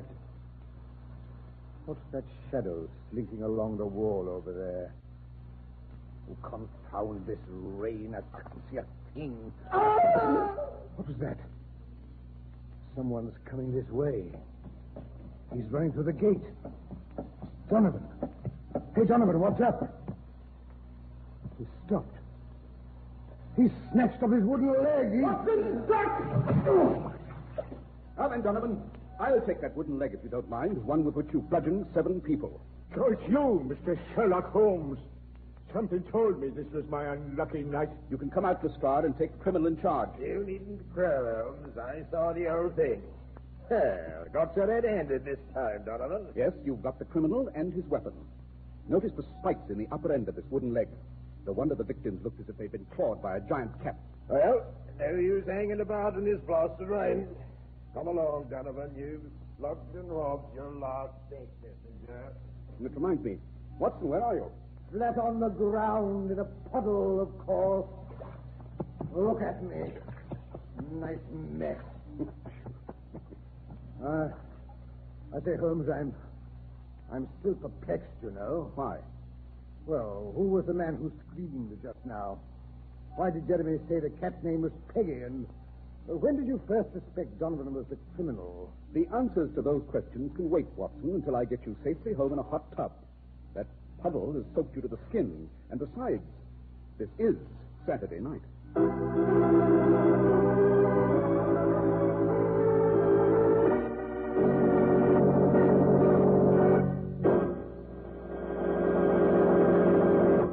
Right now is the time to visit that good store in your community that sells Clippercraft clothes. Yes, right now. For despite advancing clothing prices, Clippercraft continues to give you the same fine quality at prices amazingly low. Smart styling, fine tailoring, and perfect fit. The values are unbelievable, that's all. But they didn't just happen. They're the result of the famous Clippercraft plan, concentrating the buying power of 1,036 of the nation's finest stores from coast to coast. That's why even today you can buy top coats and fine coverts and worsted gabardines for only $40 and $45 and sport jackets for only $26.50. Yes, selling expensive clothes at inexpensive low prices at the nation's finest independent stores is the great big idea behind the Clippercraft plan. That's why men who know insist on Clippercraft clothes. So be sure to visit the Clippercraft store in your city. And remember, that store is one of the 1,036 leading retail stores across the nation where courtesy and friendly service are always yours. The store that is proud to add its fine name to that of Clippercraft clothes in the label of your suit, top coat, sport jacket, and overcoat.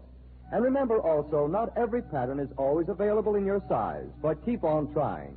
It'll pay you to wait for Clippercraft clothes.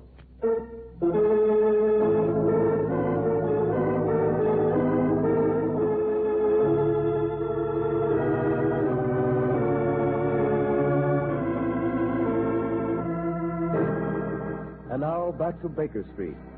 We find Dr. Watson sitting firmly in the midst of an old-fashioned tin tub, to which Holmes is adding a tea kettle full of very hot water.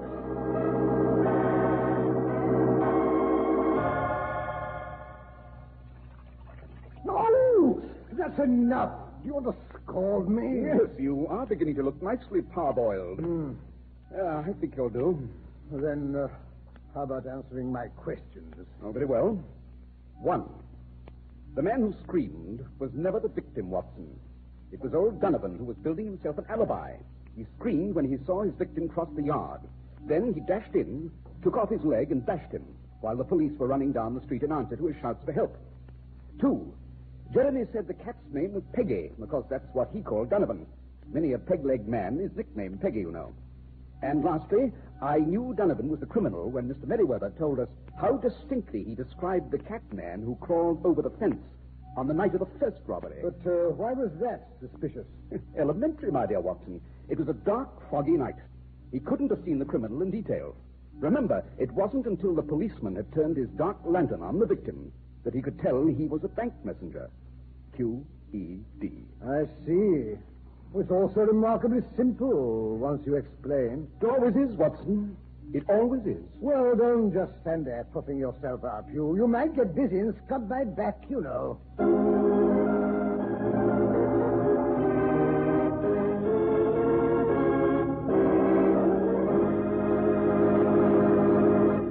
Well, that was an interesting adventure, Dr. Watson. And what story are we to have next week? Next week's story takes place in the Tower of London.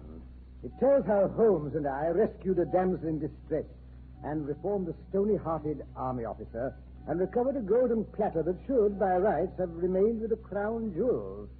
I call it the case of King Philip's golden salver.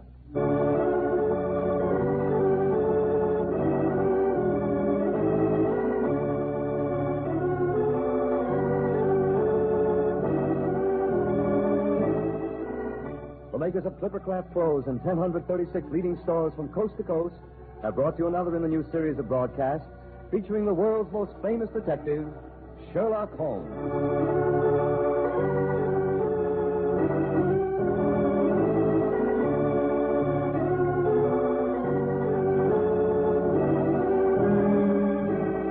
Our stories are based upon the character of Sherlock Holmes, created by Sir Arthur Conan Doyle.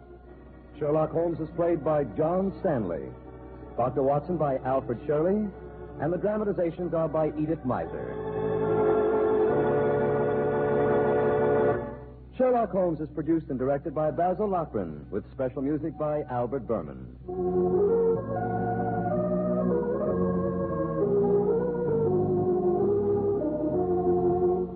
If you don't know your Clippercraft dealer, write Clippercraft, 200 Fifth Avenue, New York City.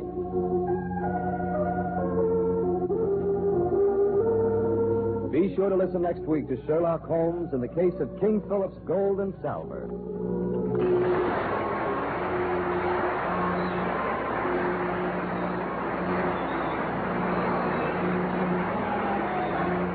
Charles Stark speaking for Clippercraft Clothes.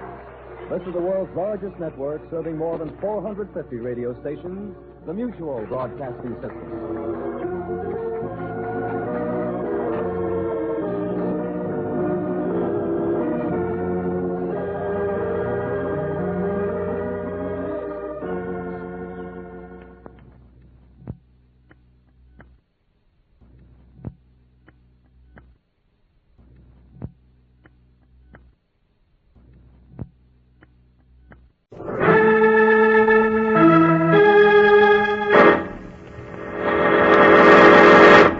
From New York City, the makers of Clippercraft clothes for men and 1,036 leading retail stores from coast to coast present the world's most famous detective, Sherlock Holmes.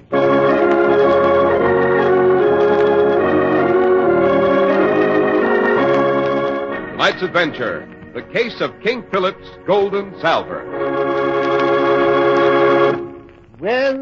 Well, if it isn't our old friend Mr. Harris returned from his vacation with a brand new coat of tan. But still wearing my favorite Clippercraft suit, Doctor, and looking forward to a Sherlock Holmes adventure.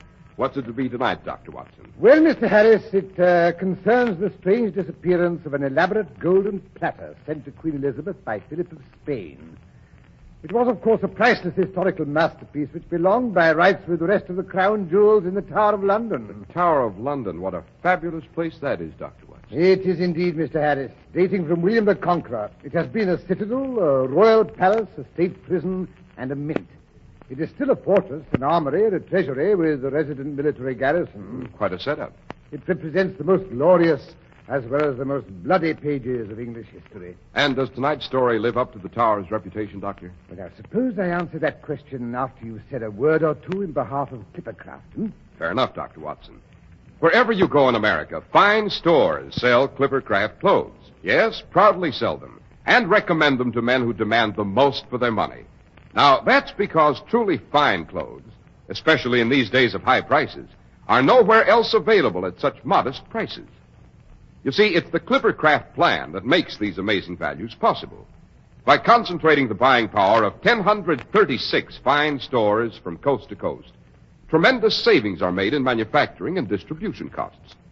The savings go just one place, to you.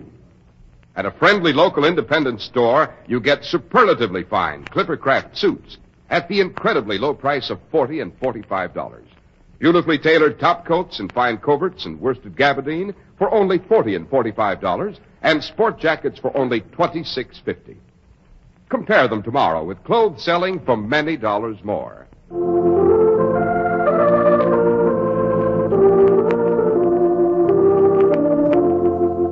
And now to return to the Tower of London, Dr. Watson. Yes, it was one glorious afternoon in early June. The late afternoon sunshine cast a glow of gold on Tower Green. To the right of us loomed the great original keep of William the Conqueror, called the White Tower. Say, I've seen pictures of it, part fortress, part dungeon. Yes, to the left was Beauchamp Tower, and directly ahead was the little chapel of St. Peter.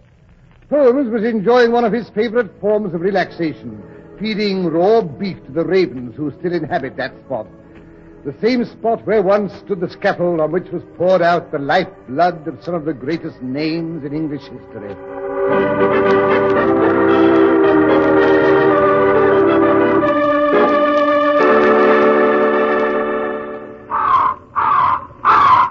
Here, I'm not so greedy. You've had your share. Oh, great bloated beastly birds with their evil yellow eyes. How can you endure the sight of them, Holmes? Think of the bodies their ancestors must have fed on. Don't be so squeamish, Watson. The scaffold which formerly stood on this site was used only for the beheadings of Queens Anne Boleyn and Catherine Howard, the Countess of Salisbury, Viscountess Rochford, Lady Jane Grey, and the Earl of Essex. No, you next. There's a rule that political prisoners incarcerated in the Tower were beheaded on Tower Hill or hanged at Tyburn. There were, of course, exceptions. Oh, naturally. Archbishop Cranmer and Bishops Latimer and Ridley were burned at Oxford. Sir Walter Raleigh was executed in Old Palace Yard. Sir Thomas Overbury was poisoned.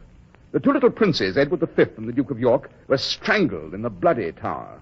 Then, of course, there was the Duke of Clarence, who was drowned in a butt of Malmsey wine. I must say, if I had to be executed, that's the method I'd choose. Oh, go away, you shoo! Ow! Holmes, he bit me. Serves you right for making sport of the Tower's traditions. Hello. Who's the young lady coming across the parade grounds? She looks vaguely familiar. She's holding her parasol so far over her face she can't... There, you see, she almost ran into that beef-eater. Now she just missed the old lady with the ear trumpet. What's the matter with the girl? Can't she see where she's going? Probably not, Watson. She's trying desperately to keep from crying.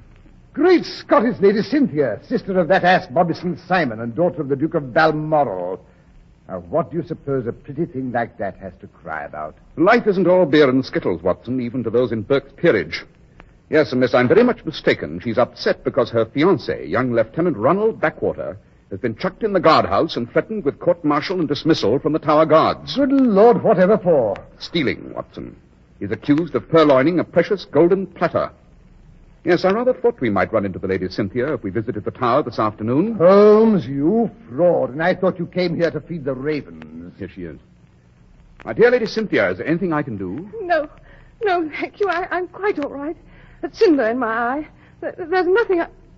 Wait a minute. You're Mr. Sherlock Holmes. At your service. Oh, I don't know what to say. Oh, dear, what did I do with my handkerchief? Oh, allow me to offer mine, Lady Cynthia. Thank you. Oh, you must be Dr. Watson. Oh, you're both so kind to me. He didn't do it, you know. Ronnie isn't a thief. Of course not. It's all the fault of that dreadful old man. What old man? Sir Stafford Blodgett, the new mayor and governor of the Tower. He's a dried-up old bachelor himself, well over 40. Dear, practically senile, eh, Watson? He doesn't want anyone in the guards to get married. Blodgett. Great Scott, that must be old blood and bullets Blodgett. Yes, I believe that's what Ronnie and Arthur call him. Arthur can't get married either because his fiancée hasn't any more money than I have. Oh, I hate that old Blodgett, and I wish he were dead. You're not the first to make that statement, my dear. I served under him at my wand, where he won his V.C. The entire regiment hated his gizzard. Well, he is a magnificent soldier, and as cruel a man as ever ordered his native orderly beaten for forgetting to clean his boots. Oh, the beast. Why did he have to be put in charge of the Tower? Oh, dear. I'm making a perfect spectacle of myself. What will everyone think? Now, it's the heat and the sun. Very, very trying. Suppose we just slip into the little chapel of St. Peter's up ahead there. Where it's quiet and dark and cool. We'll pick out a nice, comfortable pew, and you can tell Sherlock Holmes all about it.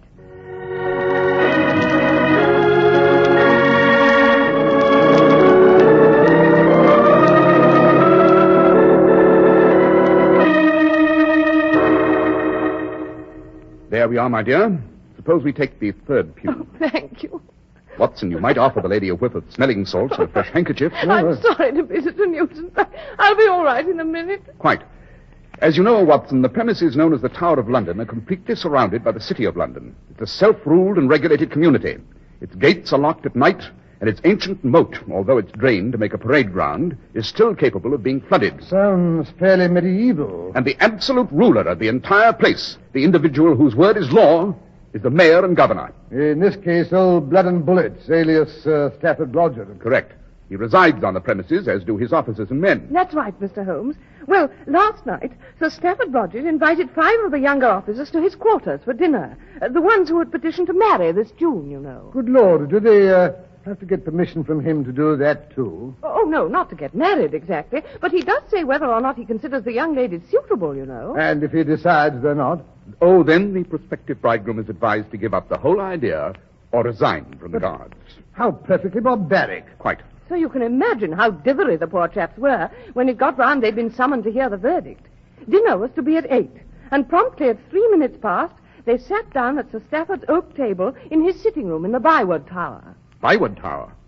But I thought the governor's quarters were always in King's House. And so they are. But that would be too cozy and cheerful for the old vulture. No, he's moved into Byward Tower because it's grimmer, I'll be bound. I wonder.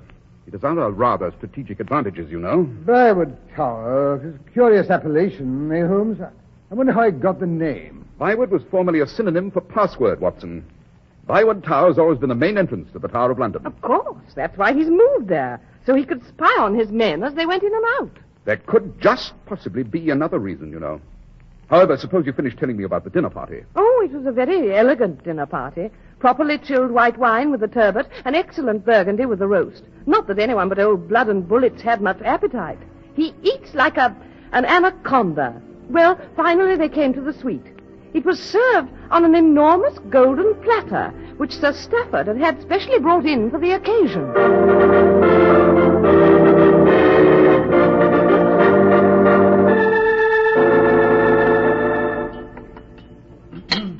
Bring me that potted, Chivers. I'll finish off that last bit of pudding. Yes, sir. I want these young hopefuls to have a good look at the design underneath. Yeah. Ah, there. Huh. Clean as a whistle. Pass it around. That's a good chap. Oh, very good, sir. But I say, Sir Stafford, isn't this that King Philip salver that's kept with the crown jewels? Right you are, Backwater. Presented by Philip of Spain to Elizabeth when he was courting the lady. Hence the rather frank representation of the goddess Aphrodite and all the little cupids. Yes. A historic piece. Rather appropriate to this occasion, eh, what? That's why I had it brought over. Of course, Philip never managed to marry the lady. We hope you lads have better luck. Did he have to say that? Dashed bad taste. Easy, Ronnie. Don't get the wind up. I don't like the glint in the old buzzard's eye. He's up to something. And now as the port goes round, shall we proceed to the more agreeable portion of the evening's entertainment?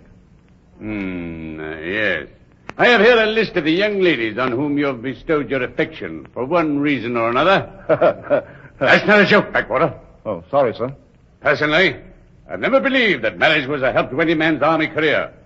However, as there's no ruling against it, there's very little I can do, I suppose. Yes, now, let me see. Lieutenant Reginald Wentworth, you wish to marry the Honorable Nora Jennings. Yes, sir. No objections. Oh, poor Reggie. I think he's going to faint with relief. Next, Lieutenant Herbert Woolsey. You desire to marry a Miss Ruby Reynolds. I understand she's an American. Most unsuitable. But she was educated in England, sir. I said most unsuitable. Next, Lieutenant Arthur Emberson. Here I go. Has chosen a Miss Fanny Venable. No objections. Oh, thank you, sir. Good luck, Arthur. Thank you. Lieutenant Buford Wellington intended his, let me see, Lady Daphne Marchbanks. Sorry, Wellington, won't do. But her father is the Earl of Battersby, sir. Her mother was a Gaiety girl. Quite out of the question. What rot, Arthur? Daphne's mother's first rate, accepted everywhere. Easy, Ronnie. Don't get hot under the collar. You're next. Oh. At last we come to Lieutenant Ronald Backwater, who wishes to marry Lady Cynthia St. Simon. Delightful young lady. Most suitable. Oh, that's a relief. Not that I expected trouble, but... I have only one thing more to say on this subject. During my tenure here in charge of the tower, I shall make one further ruling about young ladies who marry into the corps. What's that, sir? As you know, the officers in this outfit are a hand-picked lot. We've always boasted the best blood in the Empire. Even if we are only younger sons. My point. Exactly. Younger sons are so often not too well supplied with worldly goods. That's one of the reasons we chose the army, sir. Don't interrupt, confound it. Oh, sorry, sir. The pay of an officer in the Tower Guard is enough to keep him in proper style. If he is a bachelor. Now what's he getting at? Quiet, Ronnie. It has, however, come to my attention that men with families sometimes have to scrape a bit. Don't tell me the old boy's going to get us a raise in pay. Oh, not old blood and bullets. The Tower Guard is called upon to appear on many occasions of state. During the last Royal Review, I was horrified to notice that the dress uniforms of two captains, both of them married men, showed signs of wear. One of them had a small darn on the left sleeve. Oh, horrors, the Empire is crumbling. Ronnie. Consequently, I feel it incumbent upon me to make a new ruling. Any young lady wishing to marry an officer of the Tower Guard must bring with her a dowry of £5,000 minimum. But that's outrageous, sir. It's impossible. The girls we want to marry, they're from good families, but they're not rich. Then I suggest you look around a bit further until you find some that are. But that's unfair, sir. It's rank tyranny. Backwater. Are you presuming to criticize your superior officer? Yes, by heaven. Ronnie. By what right do you... Ronnie, shut up, you fool. Don't get the old boys back up. We'll get round him somehow. What's that? Oh, I was telling Lieutenant Backwater that you had only his own good at heart, sir. Yes. I'm glad to see someone in this outfit has some appreciation of my point of view. And now, gentlemen, when Chivers clears the table, I suggest I show you around my quarter. First of all, I'll demonstrate the portcullis. Oh, by the way, Shivers, put the gold platter on the table by the door. And don't take your eye off of it for a minute. I'll take it back to Wakefield Tower myself later on. Very good, sir. Right away, sir. And now the portcullis, gentlemen. The machinery that operates it is here in the hallway next to the bar. Wait. I'll demonstrate. I carry the key to the padlock myself. Don't want anyone else fooling with it. Here we are. Now then, if someone will warn them below, the bars of the portcullis are dashed heavy. Wouldn't want to impale anyone. I'll attend to it, sir. Look out below. We're lowering the portcullis. Ready away.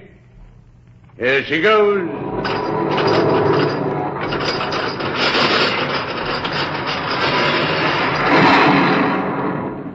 I say, sir, that is impressive. Yes.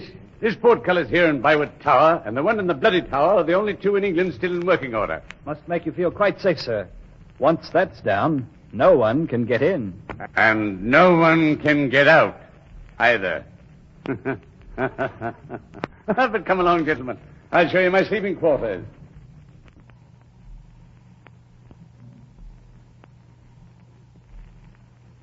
This way. I only use 3 rooms. Kitchen, sitting room, and bedroom. Enough for an old soldier, you know. Now, here we are, gentlemen. My bedroom. I say, it's almost circular, built into the tower itself. And what a whopping big canopy bed. I never use it. Here's where I sleep. Here in this alcove. Don't believe any soldier worth his salt should sleep in a bed. My army cot here. Slept on it during all my campaigns. Sleep on it now and always will, confound it. Probably die in it. A Spartan life. That's what the army needs. Discipline. Self-denial. What's the matter, Backwater? Why are you looking at me like that? I'm sorry, sir.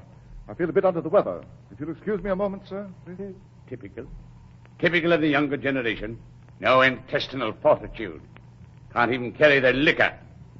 Come over here, gentlemen, and I'll let you see my decorations. Keep them in a box here in the top drawer.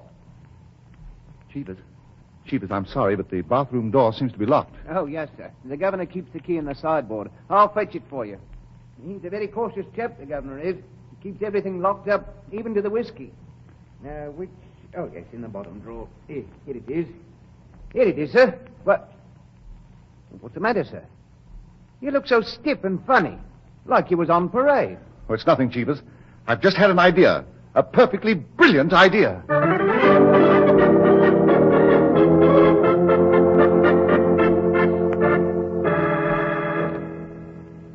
And that ends the tour of the premises. It didn't take long, eh, what? Shivers. Cigars, and bring another decanter of port. Yes, sir. I say, what's become of Backwater? Here he comes, sir, across the hall. Hey there, Backwater. In here. Oh, sorry, sir. When I finished washing up, I went back into the bedroom to join you. Well, we're back in here. You missed seeing my medals. Oh, I say, sir, I am sorry. Never mind. Major! Oh, I mean, governor! What up, Chivers? How often must I tell you not to address me as Sir Stafford? Yes, sir. Well, sir, whoever you are, the platter's gone, sir. What? Yes, sir. Someone swiped Philip's golden platter.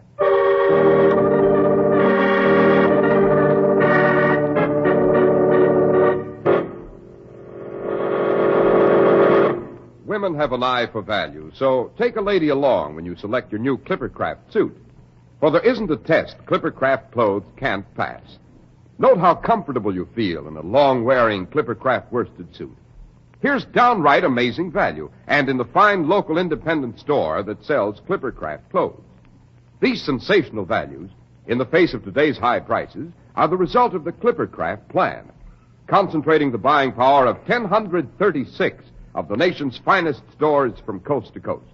That's why today you pay only $40 and $45 for truly fine Clippercraft suits.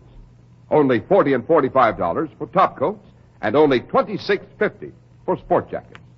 Yes, selling expensive clothes at inexpensive low prices at the nation's finest independent stores is the great big idea behind the Clippercraft plan. That's why men who know insist on Clippercraft clothes. So be sure to visit the Clippercraft store in your city. And remember, that's one of the 1,036 leading retail stores across the nation where courtesy and friendly service are always yours. The store that is proud to add its fine name to that of Clippercraft clothes in the label of your suit, top coat, sport jacket, and overcoat. And remember also, not every pattern is always available in your size, but keep on trying. It will pay you to wait for Clippercraft clothes.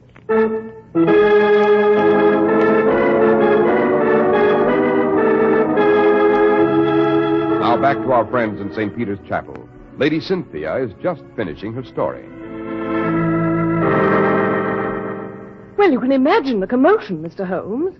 Old Blood and Bullet's blood pressure probably blew up and burst. Oh, it did, Dr. Watson, it did. He lost all sense of proportion. He immediately accused Ronnie of having taken the wretched platter, simply because he was the only one who was out of his sight for a moment. And also because he'd come back into the sitting room to speak to Cheevers, no doubt. Yes, but he couldn't have done it, Mr. Holmes. I mean, Ronnie wouldn't think of such a thing. My dear Lady Cynthia, I hope Ronnie insisted on being searched immediately. Oh, he did, Mr. Holmes. They didn't find a trace of anything, naturally. But even then, Sir Stafford wasn't satisfied.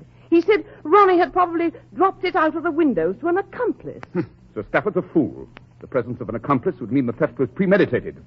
I gather no one but Sir Stafford knew the platter was to be on the premises. That's right, Mr. Holmes. Then there's no possibility of an accomplice.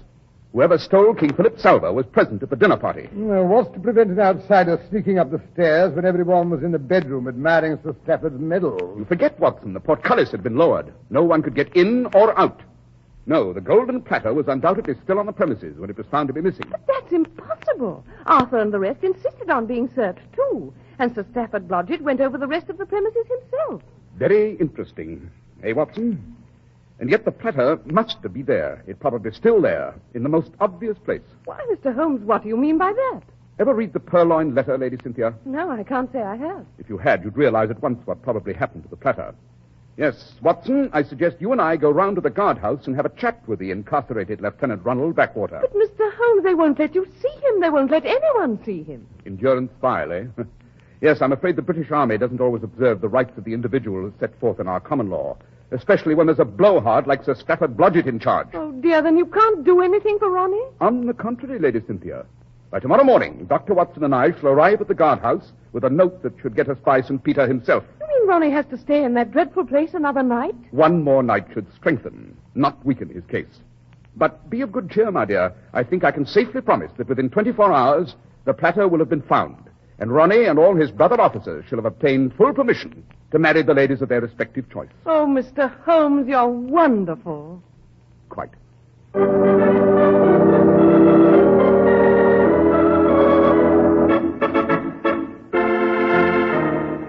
My friend and I here have written permission to interview Lieutenant Ronald Backwater. And who gave it you? The rather august personage whose name is at the bottom of this pass. All right, let's have a look. Blimey, the old girl herself. And it says here, you're Sherlock Holmes. Well, I never. Mind if I keep this slip of paper? My missus will never believe me when I tell her. As you like. Come in, gentlemen. Please to step inside. All right, this way. It's just a step down the corridor. And mind the floor, it's a bit uneven. Lieutenant Backwater, sir. Yes? There's a Mr. Sherlock Holmes and a Dr. Thingamabob to see you, sir. Thingamabob. Oh, such is fame. Mr. Holmes, who sent for you? I'm acting on behalf of your fiancée, the Lady Cynthia St. Simon. She still wants to marry you, it seems, in spite of everything. Oh, but she knows. She must know I didn't steal the silly platter. You did take it, however. Don't you think it's been missing long enough? The longer it's missing, the more of a fool he'll look when they find it. Oh, I'd like to see his face when it turns up. May not be for months.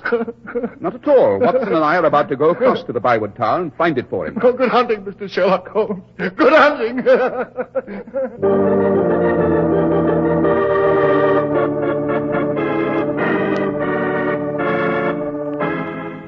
Cheevers.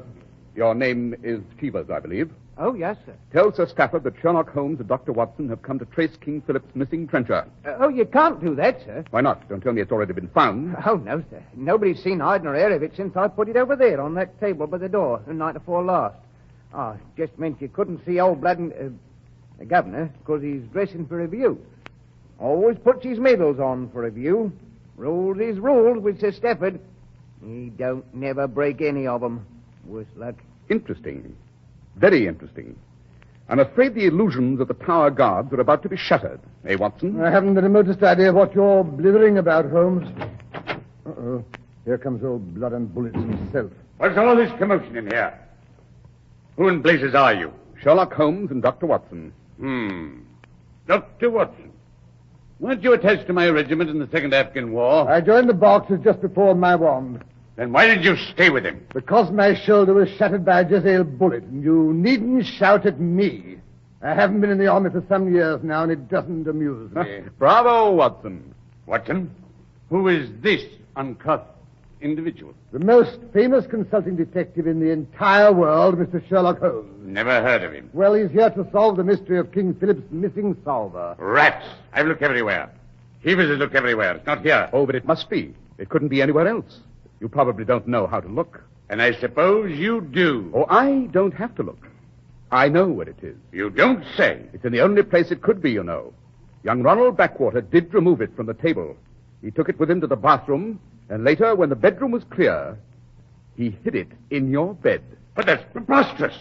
Do you think I wouldn't have noticed it when I went to bed? Oh, you would have, if you slept in the bed you claim you slept in every night since you joined the army.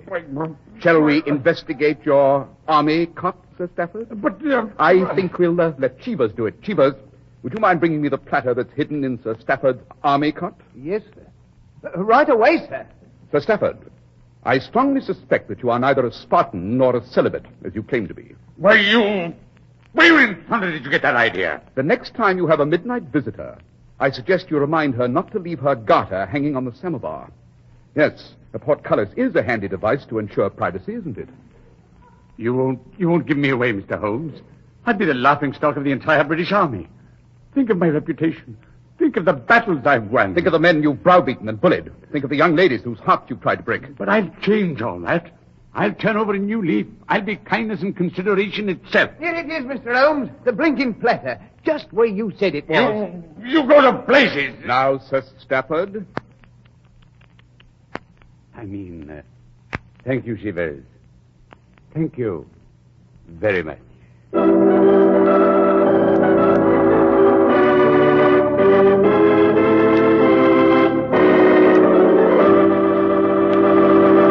Well, Dr. Watson, I never thought I'd hear of Sherlock Holmes playing Cupid. And very successfully, too, Mr. Harris. There were 6 weddings in the Tower Chapel that June. 6? But, Dr. Watson, I thought you said only 5 young officers wanted to get married. 5 young officers, yes. But much to everyone's surprise, Sir Stafford decided to become a Benedict as well. You never know what Sherlock Holmes will accomplish, do you? You never do, Mr. Harris. You never do. And now, Dr. Watson, what Sherlock Holmes adventure are you going to tell us next week? Let me see. Suppose I relate the rather grotesque case of the 6 identical plaster busts, which were smashed one after another, and how murder and a fabulous jewel were involved. It is, of course, the adventure of the 6 Napoleons.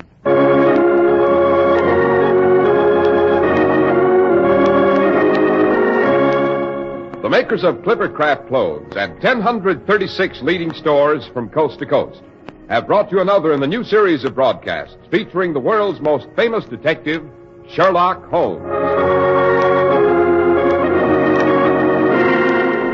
Our stories are based upon the character of Sherlock Holmes created by Sir Arthur Conan Doyle.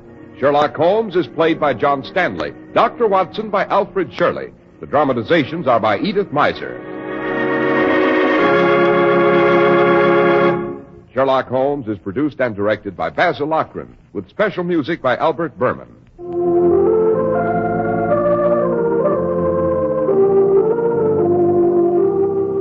If you don't know your Clippercraft dealer, write Clippercraft, 200 Fifth Avenue, New York City. This is Brotherhood Week. Let's make it work. Judge every man by his individual worth, not by some label. Don't spread any rumor against any race or religion, and don't listen to them either. Speak up against prejudice and for understanding.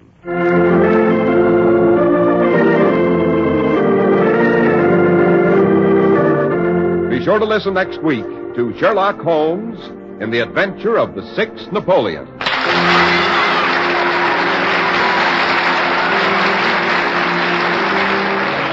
is Cy Harris speaking for Clippercraft Clothes. This is the world's largest network serving more than 450 radio stations, the Mutual Broadcasting System.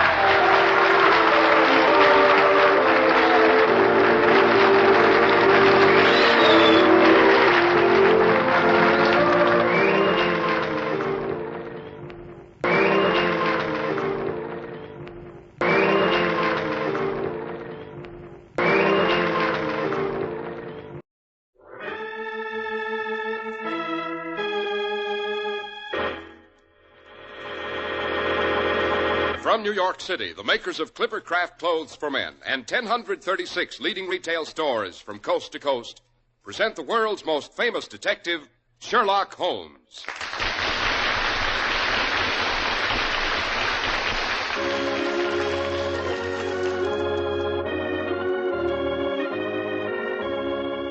Tonight's story, The Adventure of the 6 Napoleons. Come in, Mr. Harris, and take your usual chair there on the other side of the fireplace. Now, before we become further involved in the adventure which had to do with 6 Napoleons and a rather gory murder, suppose you say a few well-chosen words on a subject on which you have become almost as much of an authority as I am on the subject of the exploits of Sherlock Holmes. With pleasure, Dr. Watson. As a matter of fact, it's almost as much of a pleasure to recommend Clipper Craft clothes as it is to wear them. Say, are you in the market for a new suit of clothes? Well, Clipper Craft believes you're entitled to the very most for your money, even today in this era of high prices. That's good business for you, naturally, and it's good business for us, too. We've planned it that way by applying scientific American production methods to the fine old craft of clothes making. It's the great Clipper Craft plan, concentrating the buying power of 1,036 of the nation's finest stores from coast to coast, providing year-round economies in manufacturing and distribution costs, and delivering the savings to you. That's why at a friendly independent store in your community, you get beautifully tailored, fine-fitting, expensive-looking Clipper Craft suits for only $40 and $45. Top coats, too, in fine coverts and worsted gabardines for only $40 and $45, and sport jackets at only $26.50. The values are downright amazing. Compare them tomorrow with clothes selling for many dollars more.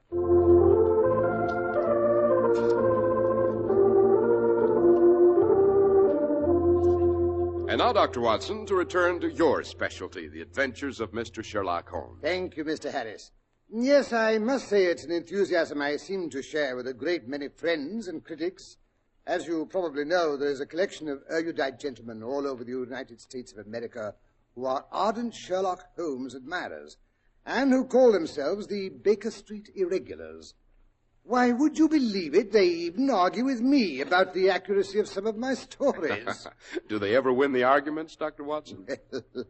You know, Holmes always said I had a weakness for embroidering a tale. But that's neither here nor there.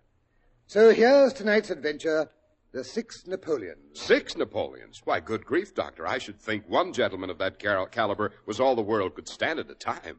Or is it the name of an acrobatic troupe? No, Mr. Harris, it's something even more unusual. As you may have gathered, Inspector Lestrade of Scotland Yard was a frequent visitor of ours in the old Baker Street days. Between him and Sherlock Holmes there was a friendly rivalry. His calls were welcome because they enabled us to keep in touch with things at Scotland Yard. In return for this news, Holmes was sometimes able, without any active interference, to give some valuable hint on the solution of a crime. The word isn't sometimes, Dr. Watson. It's frequently. Possibly. On the particular evening I'm referring to, Lestrade had come in wearing a preoccupied look. He spoke casually of the weather and the newspapers. Then he fell silent, puffing thoughtfully on one of his atrocious cigars. Holmes looked at him keenly.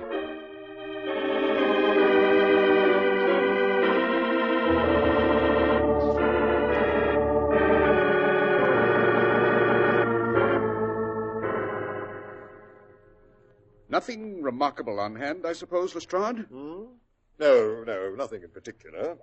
Then tell me about it. All right. Well, Holmes, there's no use denying there is something on my mind. Fancy that. Quiet, Watson. Well, Lestrade, out with it. Has the Bank of England been threatened, or has someone stolen the doormat at Scotland Yard? Well, as a matter of fact, the business is so absurd that I hesitate to bother you about it. On the other hand, though trivial, it is undoubtedly queer, and I know you have a taste for anything that's out of the common. In my humble opinion, it comes more in Dr. Watson's line than in ours. Oh, you mean disease? Well, madness, anyway, and a queer sort of madness, too. You'd hardly think anyone living in this day and age would have such a hatred of Napoleon that he felt compelled to break any image of him that he saw. Is that all? That sort of nonsense is no business of mine. Exactly, that's just what I said, but When the man commits burglary in order to satisfy his craving for breaking images, that takes it out of the doctor's province and into ours. Burglary, eh? That's more interesting. Give us the details. That's a good chap. Well, so far there have been 4 cases. Numbers 1 and 2 were reported 4 days ago. It was at the shop of Morse Hudson, who sells pictures and statues in the Kennington Road. The assistant had left the shop for a few moments when he heard a loud crash, hurried back and found 2 plaster busts of Napoleon lying shivered into fragments. He rushed out into the road but couldn't find the culprit, although several passers-by declared they had noticed a man run out of the shop. How much were the busts worth? Only a few shillings. Well, I thought you said there was a robbery. That's just one of those senseless acts of hooliganism which are becoming more and more prevalent. The 3rd and 4th cases were more serious. Yes? Yes. They occurred only last night. In Kennington Road, and within a few hundred yards of Morse Hudson's shop, lives Dr. Barnacut, a well-known medical practitioner. By Jove, yes, I've heard of him. He has one of the largest practices on the south side of the Thames. Don't interrupt, Watson. Well, his residence and principal consulting rooms are in Kennington Road, but he has a branch surgery at Lower Buxton Road, 2 miles away. Dr. Barnacut's an enthusiastic admirer of Napoleon and had recently purchased from Morse Hudson 2 duplicate plaster casts of the famous head of Napoleon by the French sculptor Devine. One of these he placed in his home and one in the surgery in Buxton Road. Well, when Dr. Barnacut came down to breakfast this morning, he was astonished to find that the house had been broken into during the night, and still more astonished to discover that the only thing taken was the plaster head of Napoleon. It had been carried out and shattered against the garden wall. This is beginning to be interesting. And the 4th case? At 12 o'clock, when Dr. Barnacut arrived at his surgery, he found the window broken and fragments of the 4th bust strewn all over the room. And there's no clue as to the criminal's identity. Those are the facts, Mr. Holmes. Singular, not to say grotesque.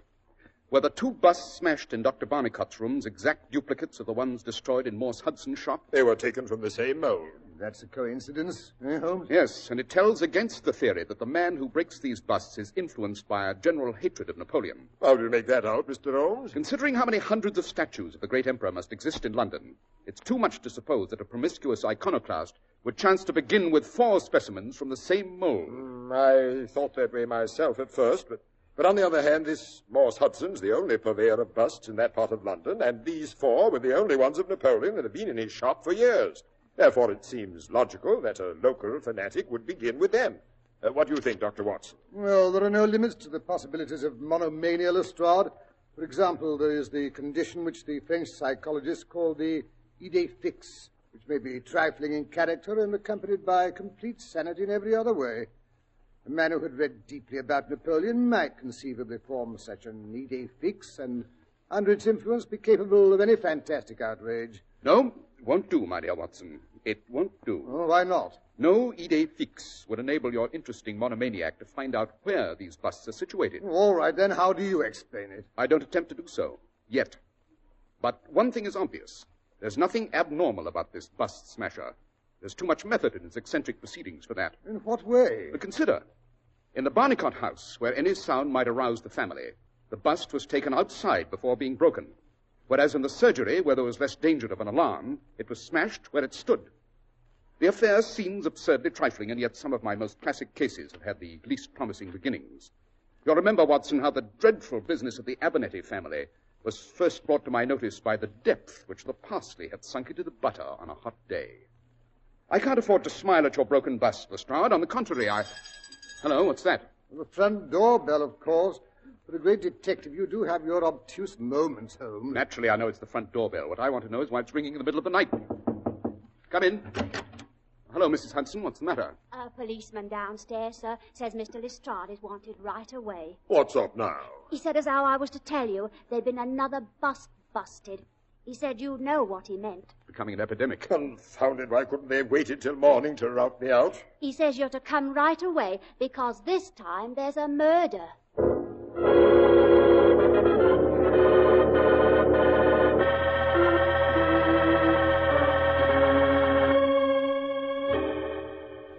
Well, Mr. Harris, naturally, Holmes and I threw on our hats. I picked up my service revolver, and we dashed down the stairs with Lestrade panting behind us.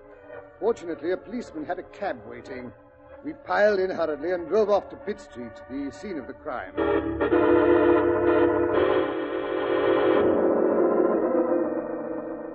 Holmes, Lestrade and I dismissed our cab at the corner of the street. It was obvious that news of the murder had got around.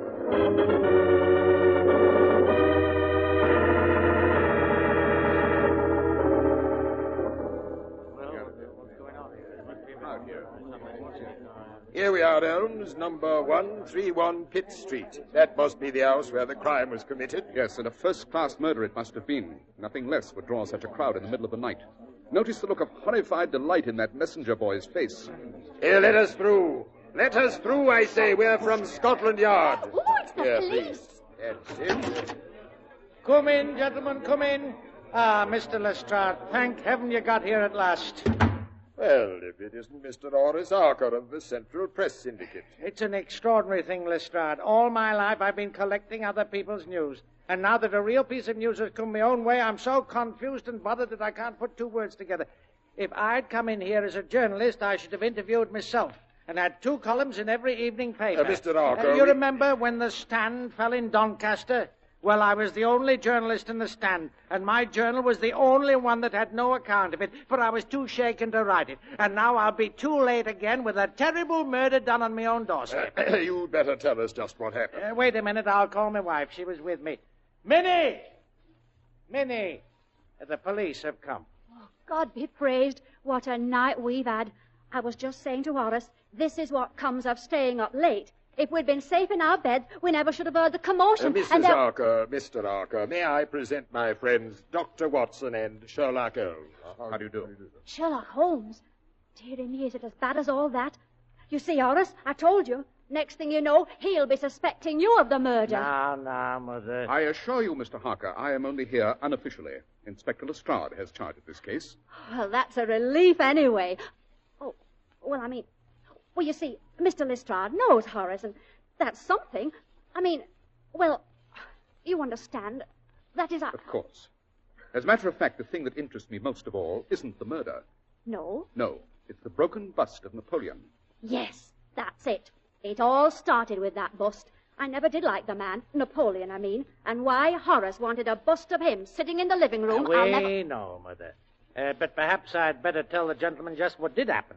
Yes, I suppose that would be a good idea. Well, as Minnie was saying, it all seems to center around that bust of Napoleon that I bought for this very room about 4 months ago. Where did you purchase it, Mr. Harker? From Morse Hudson's shop, Mr. Holmes, in Kennington Road. Uh-huh. Well, as you may know, gentlemen, a great deal of a journalist's work is done at night. I often write until the early morning. Just ruining his Now, health. Mother. Well, tonight I was sitting in my den, which is at the top of the house at the back. I'd almost finished my work, and Minnie was trying to get me to come to bed.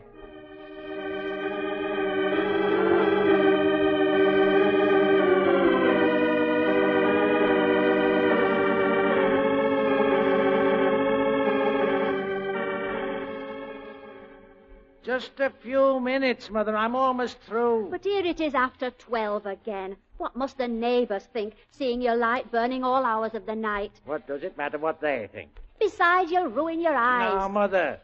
What is it you've got to sit up for this time? It's a new column we're running, Mother. Advice to the Lovelorn by Gwendolyn Desmond. Advice to the lovelorn? Well, that's indecent. A man writing things like that. I know, Mother, but better a married man than a single man. Oh. If I don't do it, they probably'd get that young whippersnapper Jones, and Lord only knows the things he'd think up with What's that? Burglars. I know it's burglars. Nonsense, Mother. It's probably just the cat. She's knocked something off the mantelpiece. No, I'm sure it's burglars. Very well. I'll go down and see. Horace Harker, you're not going down there. Well, how else can I find out if it's the cat or burglars that made that noise? But they'll kill you. Nonsense. Give me the poker. Oh, dear, I wish you wouldn't. Now, you stay here. I'll be right back. Stay here? By myself?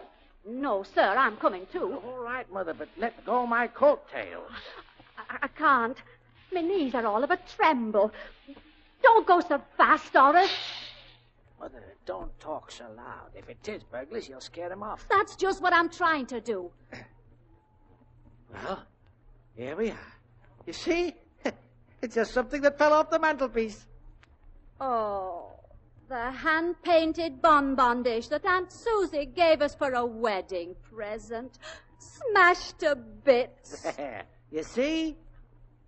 Look, Horace, look. What's the matter? The window's open. And that bust of Napoleon, it's gone. Well,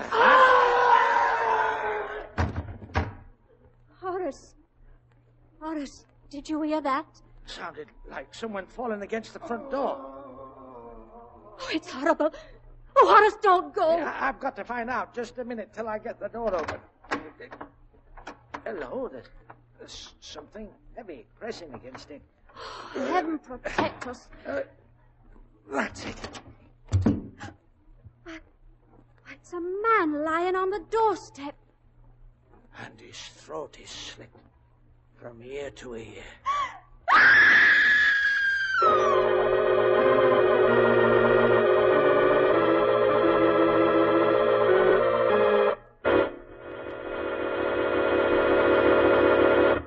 Will it wear? Will it be comfortable? Is it correctly styled?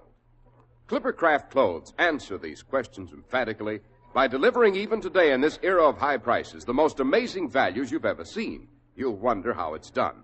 Well, it's the great Clippercraft plan, which concentrates the buying power of 1,036 stores from coast to coast and delivers to you these beautifully styled, beautifully tailored clothes, including long-wearing worsteds, at a friendly local store you can trust.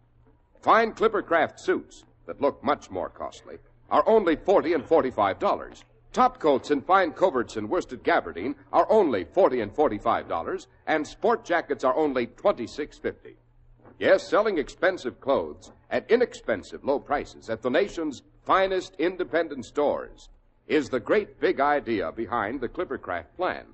That's why men who know insist on Clippercraft clothes. So be sure to visit the Clippercraft store in your city. These leading stores in the metropolitan area are proud to add their names to Clippercraft in your suit, top coat, and overcoat.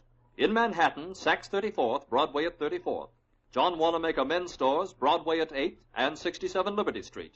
In Brooklyn, Abraham & Straus. In Newark, New Jersey, Boulevard Men's Shop, Kresge Newark. And in Jamaica, the B&B Clothes Shop, 16408 Jamaica Avenue.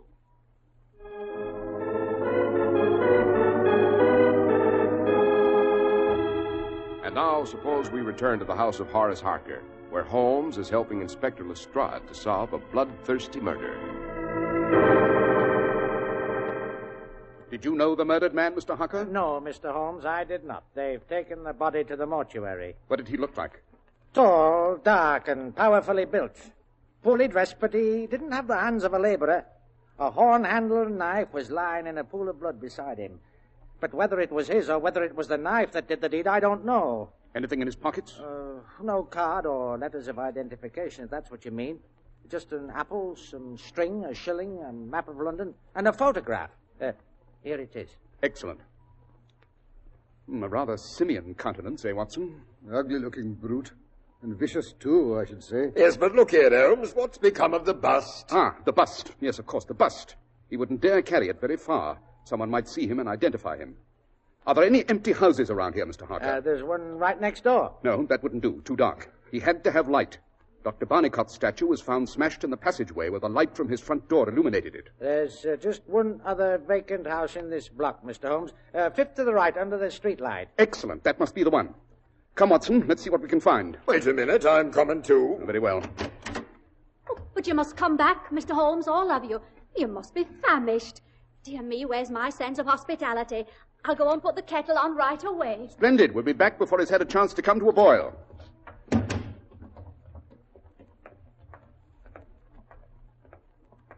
Fifth to the right under the streetlight. That was what Harker said, wasn't it? Yes, but I must say, Holmes, I don't see what you can expect to find. It seems to me Just as I thought. There's the fifth bust, lying shattered in shards upon the grass. Destructive brute. I'd give a great deal to know if he found what he was looking for. What do you mean? I can't explain now, but suppose we all meet at Baker Street tomorrow night directly after dinner, and I think I can promise you an exciting evening. You're on the murderer's trail? Quite. In the meantime, you, Lestrade, see if you can discover the dead man's identity, while I inquire into the manufacturing of those busts and see if I can trail the ruffian in the photograph. Oh, that's right. Pick the most exciting chore for yourself. And the most dangerous. Don't forget that, Lestrade. Watson, don't quibble. We have a long way to go, and yet we've discovered some rather significant facts tonight. I must say, I don't see anything particularly significant. In the first place, breaking the bust was not the sole object of tonight's criminal. Well, how do you know? If it had been, he'd have broken it inside the house or immediately outside. In the second place, the possession of this trifling bust was worth more in his eyes than a human life. Yes, I think I'm beginning to understand what he was after.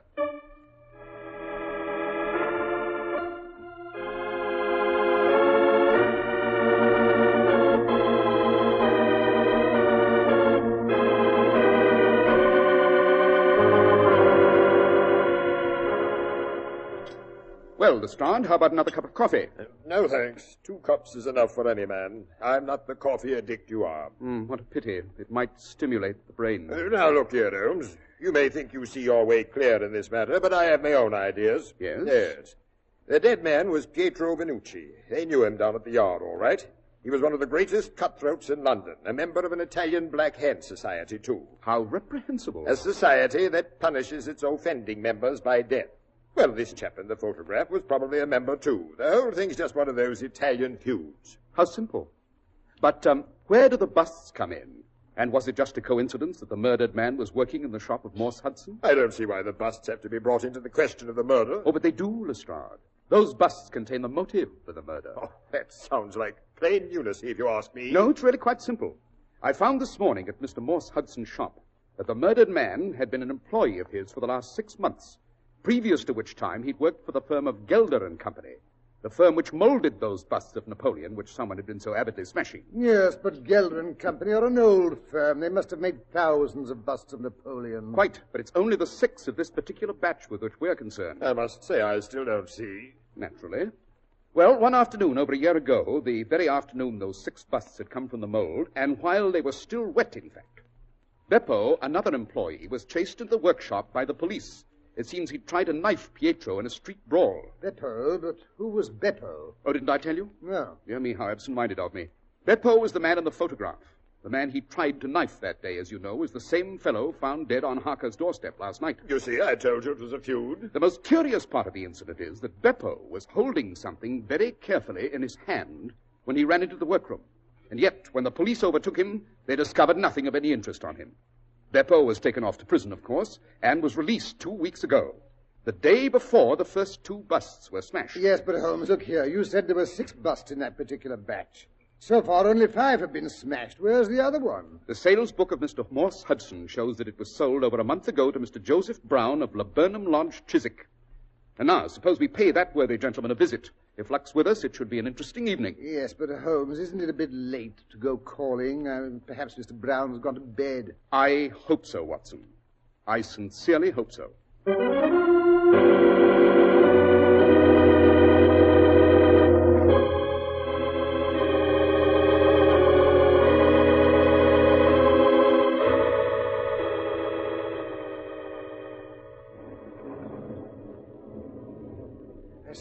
Holmes is going to storm any minute. Can't we come back some other time? No, Watson. The gentleman we're after is not to be put off by a little unpleasant weather. He must finish his quest as soon as possible. He doesn't dare delay for fear the police will be on his trail. I only hope he hasn't been successful already. Here we are. This gate says Laburnum Lodge. This is the house. No lights. Mr. Brown has gone to bed. I knew it. Good. We won't rouse him. Suppose we confine ourselves to an inspection of his shrubbery. Yes, but look here, Someone's coming along the road. Quick, get behind this hedge. But I believe... Yes, he's opened the gate. He's coming in here. Possibly Mr. Brown coming home from a lodge meeting. No, Mr. Brown's probably accustomed to using the front door. All right. He's trying to get in a window. By Jove, it's a burglar. And a very expert one, too. He broke the lock like a veteran. He's going in. Hadn't we better follow him? No. We'll get him on his way out after he's found what he's after. That storm's going to break any minute now. Here he comes. He's got something white under his arm. Get ready. Get him! Chi siete? Che cosa volete da me? No, Lasciatemi stare! Got you. Drop his knife! No, you Maledizione! don't. Drop it. Mi Drop it, ammazzerò! I say. That's Lasciatemi! better. All right, put the handcuffs on him, Lestrade. Yes, sir. He's a tough one, he is. Gentlemen, There. allow me to present Beppo, one of Italy's master criminals. So you did want the 6th Napoleon, eh? Don't want to talk? Very well. So, this is the man who committed last night's murder, eh? Yes, this is the murderer and the bust smasher. Well, now that you've got the 6th Napoleon, what are you going to do with it? Lend me your top coat and I'll show you. Oh, very well. Oh, but first come over to the street light. Come along, you. You know what's good for you. Che cosa volete? Come along. Non ho fatto nulla. Non so niente. Now, first, I wrap the bust in Watson's coat so we won't lose any of the splinters. Then I follow Beppo's procedure and smash it against the lamppost. So... Here, that's my best top coat. You'll ruin it. Now, we spread the coat on the ground and look among the fragments. Lei frammenti. No, maledizione, no. La perla è mia. La perla nera è mia, è mia, è mia. Our friend Beppo seems to be rather excited. Dammela. Keep him at a distance, Lestrade. I don't want him to do No, any no. snatching. Stand back now, you. Detta. Come along. Now, let me see. No. No. Yes, by Jove, here it is. Lasciatemi. Why, it's a tremendous black pearl. Yes, La Watson. perla nera è mia. The famous black pearl of the Borgias, stolen from a museum in Florence 2 years ago. Devilishly beautiful, isn't it?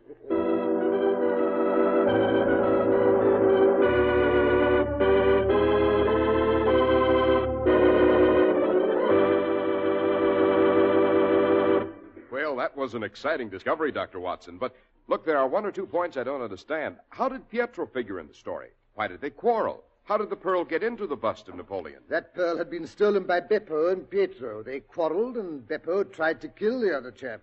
He had the pearl in his hand when the police broke up their fight. He ran into the workroom and buried the pearl in one of the soft busts of Napoleon standing on the workroom table. From that time, the feud was on. Lestrade was right there. Each one was determined to get the pearl.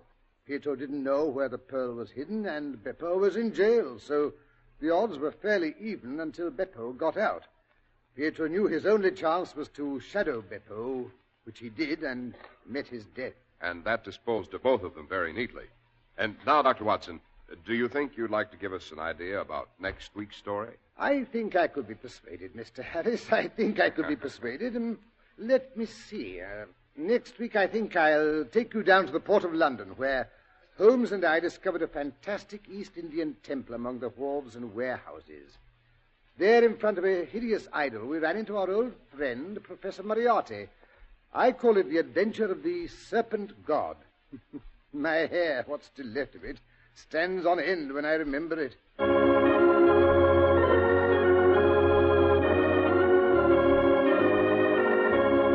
The makers of Clipper Craft Clothes and 1,036 leading stores from coast to coast have brought you another in the new series of broadcasts featuring the world's most famous detective, Sherlock Holmes.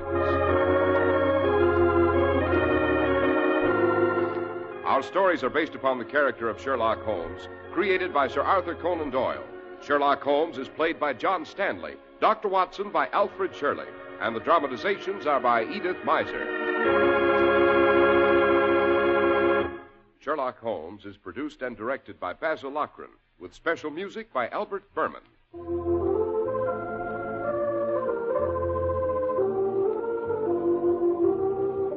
If you don't know your Clipper Craft dealer, write Clipper Craft, 200 Fifth Avenue, New York City. Be sure to listen next week to Sherlock Holmes in the Adventure of the Serpent God.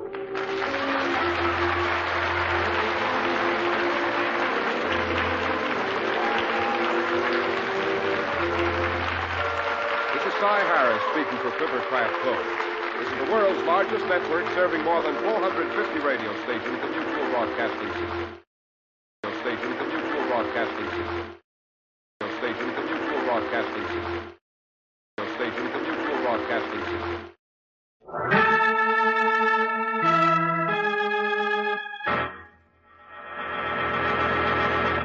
From New York City, the makers of Clipper Craft clothes for men, and 1,036 leading retail stores from coast to coast present the world's most famous detective, Sherlock Holmes.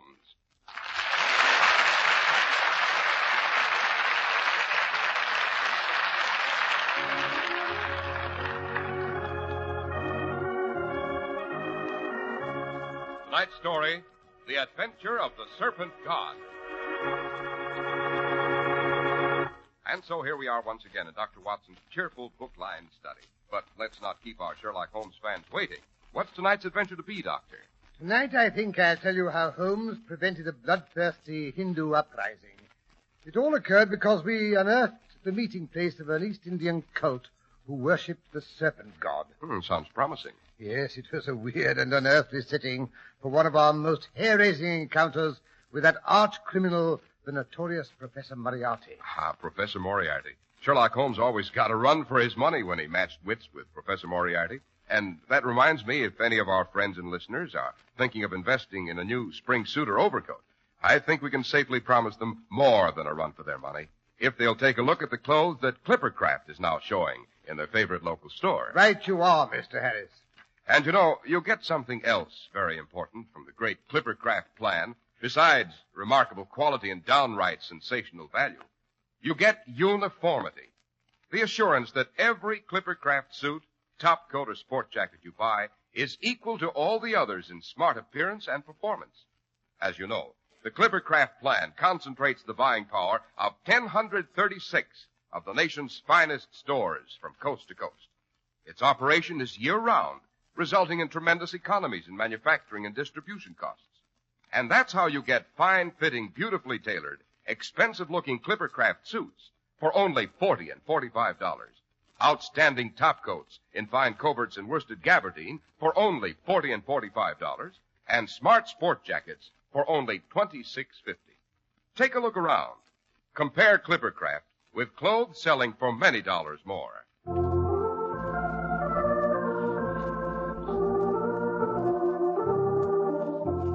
And now, Dr. Watson, back to Professor Moriarty and the adventure of the Serpent God. Yes, Mr. Harris. It was latish one May evening in the early 1900s. I had been out on an emergency case and was returning in the soft spring twilight. As I reached 221B Baker Street, I looked up to see a light in the windows of our sitting room. Holmes' long, lank silhouette was pacing back and forth in the lamplight. From the nervous vitality of his movements, I gathered he was working on a new case. I let myself in the front door and bounded up the steps. You what, Doctor? Well, I hurried upstairs.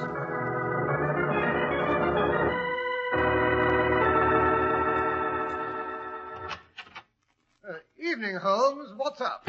A case, Watson. I'm expecting word from our latest client. Now, don't remove your hat and gloves. From his note, I gather he'll want us to go to him at once. Oh, then it's urgent. I suspect it's more than urgent, Watson. The stability of the Empire may well depend on our efforts tonight. Oh, now, really, Holmes. I'm not exaggerating, Watson. I leave that to you. However, I don't think anyone will underrate the unrest that's seething in India these days. The slightest spark may set off an explosion. Granted, but how does that affect us? As a matter of fact, my friend Harkey, you remember young Wells Hartrider of the Foreign Office? Naturally. He's the one who always looked as if he'd just swallowed his monocle. Don't let that air of fatuous imbecility fool you, Watson. Hiding behind that simple facade is one of the most alert brains in England. Not counting my own, of course. Oh, conceit. That's why he's been assigned to the Maharaja. Well, he'll have his hands full. Those East Indian potentates are a slippery lot. I wouldn't trust one around the corner with my second-best stethoscope. Prejudice, Watson, pure prejudice. I met this one several years ago at the Royal Garden Party. Rather decent sort. We've corresponded ever since. Holmes, you're wonderful. You know everything and everybody. Tell me about your Rajo. Which one is he? He's the Maharaja of Banjoram, a small, warlike mountain kingdom in the north of India. Sounds vaguely familiar. You've undoubtedly heard of the Banjoram stables. The Maharaja is interested in racehorses and higher education.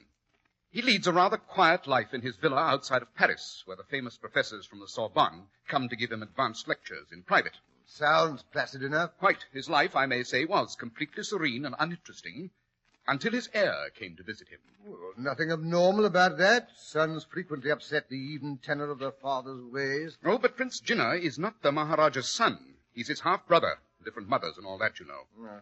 It wasn't until it became apparent that the Maharaja would never have a son of his own that anyone took any interest in this boy at all. I don't believe the Maharaja had even met him until he sent for him last autumn. He suddenly decided it was high time the lad became exposed to a British education. Oh, poor devil. Imagine being suddenly chucked into the midst of an English public school after being pampered darling of a high-caste Indian household. The Maharaja of Banjoram has some sense, Watson. He did not chuck him into a school, as you so inelegantly express it. He decided to break the boy in with a good tutor. Upon explaining his position to the Foreign Office, they decided the situation was sufficiently important to assign young Wells Harkrider to the post. As the twig is bent. Exactly.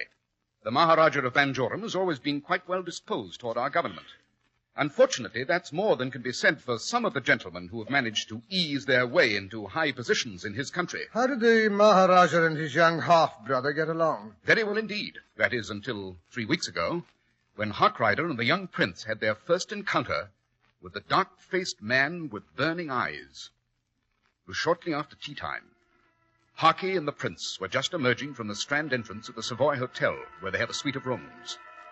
Suddenly, a strange, ragged-looking man seized the prince and pressed his forehead to the back of the boy's hand.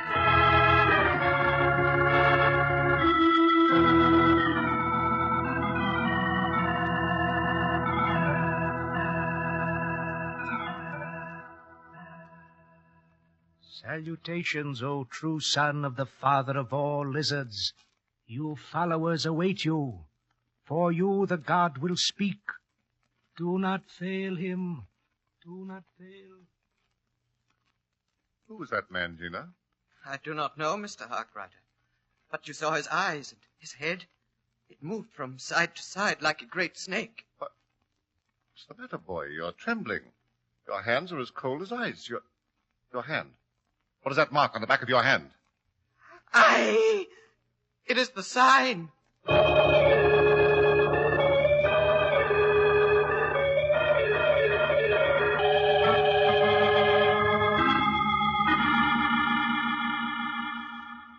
Ever since then, Watson, the boy's been a nervous wreck. Harkrider says he looks positively haunted. Then, the night after the boy's encounter with a strange derelict, Harkrider woke in the night and found him missing from his bed. Why not ask for police protection? The Maharaja forbids it. Harkrider drew him the design he'd seen on the back of the boy's hand. The Maharaja apparently recognized its significance, but will tell Harkrider nothing. He says calling in the British authorities might very well cause another black hole of Calcutta. Good Lord, Holmes, then it is serious. That, my dear Watson, is the impression I've been trying to convey for the last half hour. Did Harkrider's message explain what the symbol on the boy's hand looked like? Yes. It's drawn here at the bottom of his letter. A simple bit of cacography. Looks rather like the eye part of the large hook and eye. It's not as innocent as that, Watson. It's the same mark that appears on the hood of the king cobra. In India, that's the symbol of the serpent god. By Jove, I see what you mean, Holmes. Then you think the boy may be mixed up in some diabolical East Indian cult. I fancy the mystery's even uglier than that. You remember the description of the beggar who left the symbol on the boy's hand? The burning eyes, the head that oscillated slowly from side to side. Good heavens, that could be a description of Professor Moriarty. Oh, but you said his skin was dark. There are many stains, Watson, that can be used to color a man's skin. But why have they waited till now to call you in on the case? What makes you think Harkrider will be around tonight? This little figurine. Beautifully carved, isn't it? Well, a fascinating bit of ugliness. The body of a man and the head of a cobra. The cobra god again. It seems this carving was found on Prince Jinnah's bed when he returned from his afternoon's walk. Harkrider said the boy fainted dead away when he saw it. Sounds sinister, eh, Holmes? Harkrider told the Maharaja about the occurrence, of course. The Maharaja seems to think this figure's some sort of summons. He believes the boy will try to disappear again tonight. Consequently, Harkrider's sending a cab for us as soon as the boy retires. We're to pick him up at the embankment exit of the Savoy. Yes, I hear a carriage driving up to our curb. Don't forget your revolver, Watson. Aha! The game's afoot. The chase begins.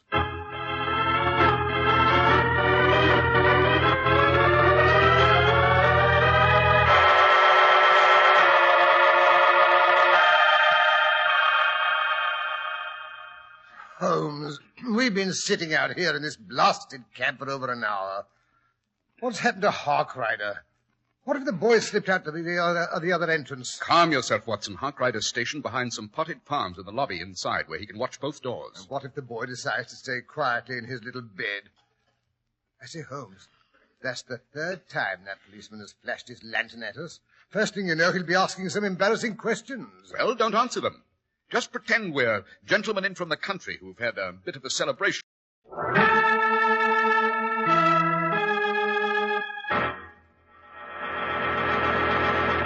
From New York City, the makers of Clipper Craft Clothes for Men and 1,036 leading retail stores from coast to coast present the world's most famous detective, Sherlock Holmes.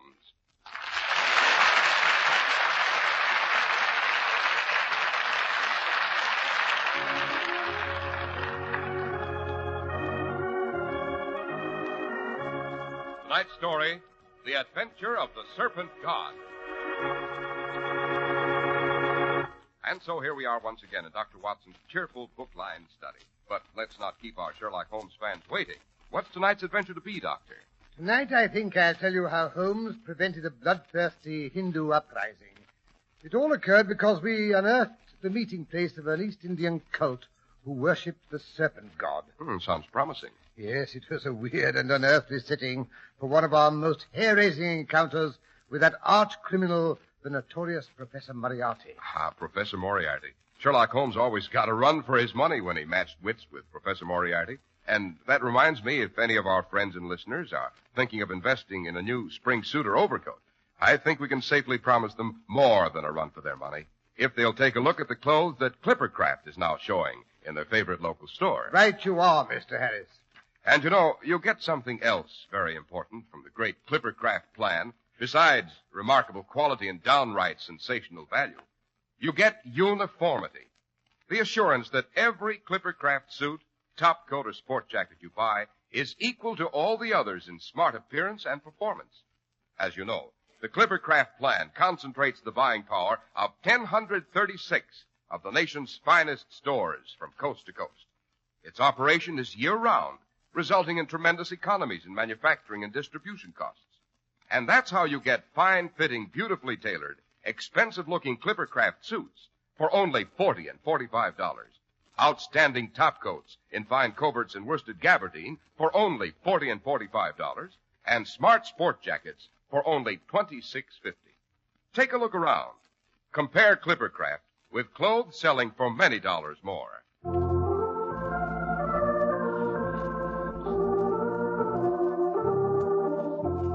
And now, Dr. Watson, back to Professor Moriarty and the adventure of the Serpent God. Yes, Mr. Harris. It was latish one May evening in the early 1900s. I had been out on an emergency case and was returning in the soft spring twilight.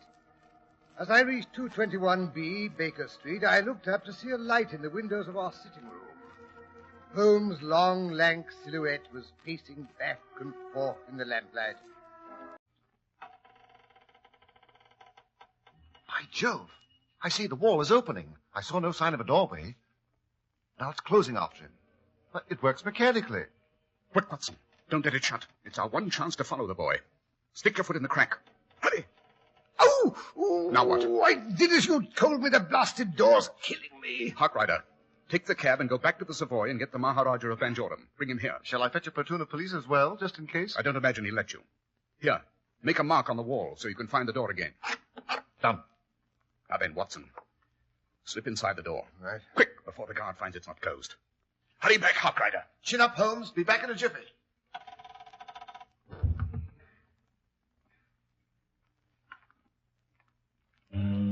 Seems to be some sort of courtyard with carved walls. Weird, grotesque carvings.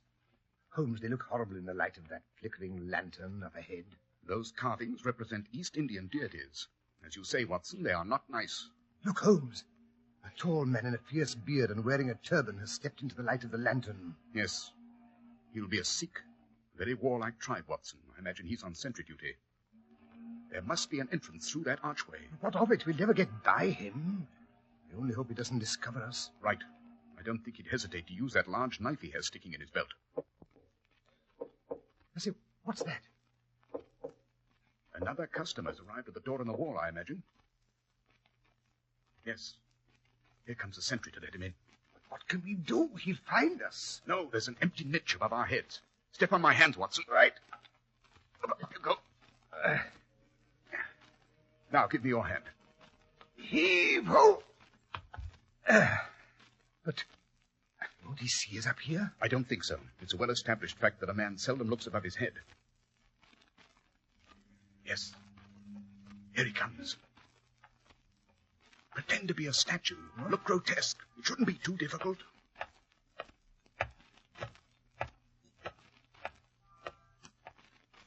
Phew. He's gone on by. I didn't dare breathe. Here's our chance to find out what's beyond the archway. Quick, we'll have to run for it while he's still busy at the outer door.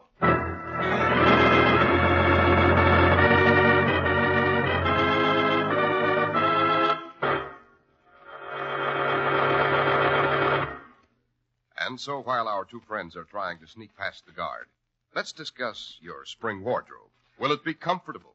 Will it wear? Is it good looking? Well, naturally, these questions are on your mind when you buy a new suit or topcoat. The same questions Clippercraft asked themselves long ago and answered by bringing you the finest values you've ever seen at an outstanding local independent store. Clippercraft invented the unique Clippercraft plan that concentrates the buying power of 1,036 stores across the nation. Now, the plan's the reason for those amazing values which are yours, even in this era of high prices. Clippercraft suits that look much more costly for only $40 and $45. Top coats and fine coverts and worsted gabardine at only $40 and $45, and sport jackets at only $26.50. Yes, selling expensive clothes at inexpensive low prices at the nation's finest independent stores is the great big idea behind the Clippercraft plan. That's why men who know insist on Clippercraft clothes. So be sure to visit the Clippercraft store in your city. These leading stores in the metropolitan area are proud to add their names to Clippercraft in your suit, top coat, and overcoat. In Manhattan, John Wanamaker Men's Stores, Broadway at 8th and 67 Liberty Street. Saks 34th, Broadway at 34th. In Brooklyn, Abraham and Strauss. In Newark, New Jersey, Boulevard Men's Shop, Kresge Newark. And in Jamaica, the B&B Clothes Shop, 16408 Jamaica Avenue.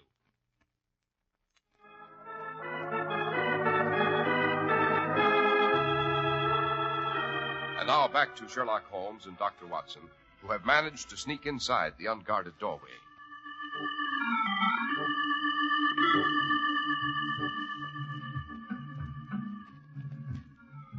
Good Lord, Holmes, it's a great heathen temple in the heart of London.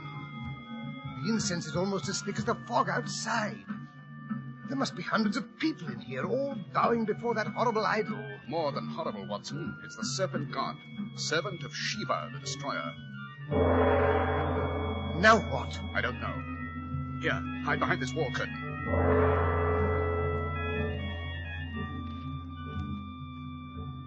Holmes, here comes the priest or magician or whatever they call him. He's even uglier than the statue of the god. That is the Guru, Watson. It's a mask he's wearing.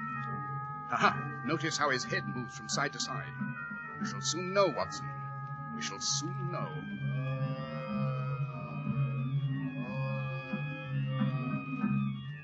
Look, there's the boy. He's approaching the priest. Holmes, what's wrong with him? He walks as if he'd been hypnotized. Quiet, Watson. The Guru is going to speak. Son of sons, you've done well to come. I speak for the Great One, our Lord of the Cobras. I say to you that you are doomed. That's Moriarty's voice right enough. Your youth will fade, your limbs wither, your mind shrivel and decay, and your soul be damned to eternal torment unless you heed my words. Heed and obey. You are to kill! No, no! It is so decreed. Tonight you shall hear what you must do from the Great One himself. You are honored above all men. The Lord of Serpents will speak to you. Bow down and listen. Holmes, he's going to make the idol talk.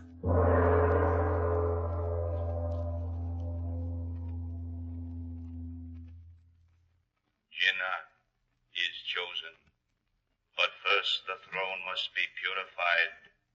He will kill the Maharaja, his brother, and rule in his place. The temples of the god have been profaned. They can be cleansed only with blood.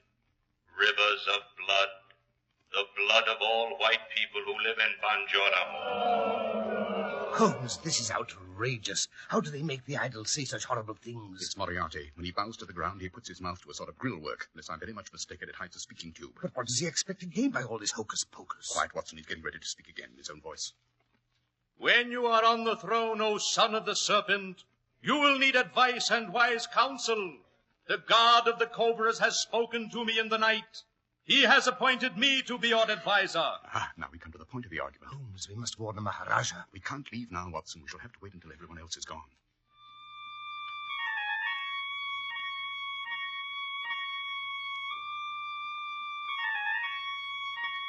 What's that for? Now let the music call the great ones. The cobras, let them come from their hiding places. They shall dance for their new king.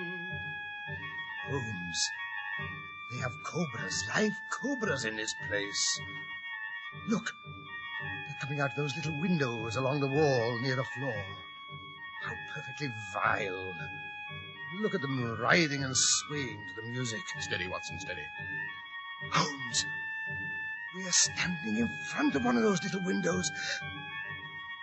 There's something crawling over my foot. Stand fast, still, don't move. It's turned. It's raising its head. Keep your nerve, Watson. Got it! Shot its filthy head off. Who's there? There are spies. Behind that curtain, capture them. We're in for it this time, Watson.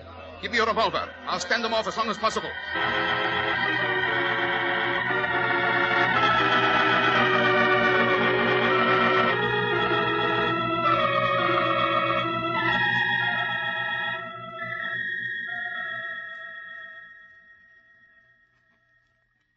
Holmes, where are you? Over here, Watson. Tied, hand and foot. It's as black as pitch in here. If only Harkrider would get back, he might be able to help us. Seems as if he's been gone for hours. Holmes, you don't suppose he's lost his way in the fog? That, my dear Watson, is an unfortunate possibility. Seems we're about to have a visitor, Watson. We meet for the last time, Sherlock Holmes. Once more you have been foolish enough to meddle in my plans. This time, I think, will be the last. Such a pity, Moriarty. You're going to miss our little passages at arms. Possibly, but you have made too great a nuisance of yourself lately, my dear adversary. In a very little while I shall leave you and take my place again before the image of the Serpent God, which is just above this little room. Then 4 slaves will come. They will carry you before the altar for the final rites. It will soon be over. First, Dr. Watson shall be sacrificed to the image. You shall watch him die, Holmes. And then... You devil, you inhuman fiend, you... You do not approve my plans. So sorry. Listen. Here come the men to carry you to the temple.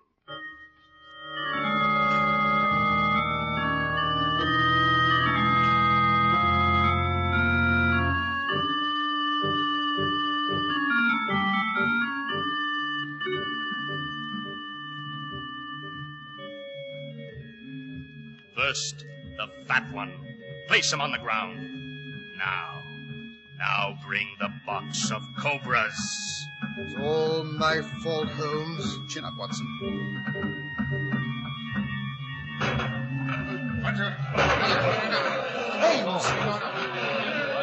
Holmes! Something's happening to the door. They're breaking it down. Where are the guards? Who dares to enter here? Give way, you fools! Give way for His Highness the Maharaja! Holmes is Harkrider and the old boy himself. Even the Maharaja does not dare interfere with the servants of the Serpent God. You are wrong, O father of unclean lizards.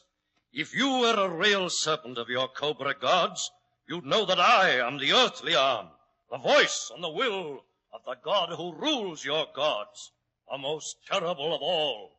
See here his ring on my hand. I am the earthly representative of Shiva, the destroyer. Get up from your faces, you fools. Release those 2 men. And seize this other, who is no holy man of India. Seize here his skin but I tear away his garments. He is a white man and a criminal. You think I have no way of escape? Then what? Moriarty! He's gone!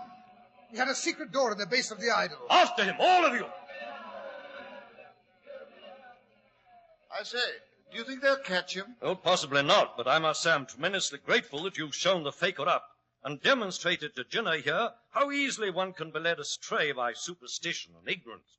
But enough of that. Hawkrider, get out your pocket knife and help me to free our friend. Righto. You'll have to forgive me, Watson, old boy, but trussed up like that, you remind me of that night of our first year at school when the boys in the upper form decided to have a bit of a rag. Good Lord, you're not... But of course you are. Banjo.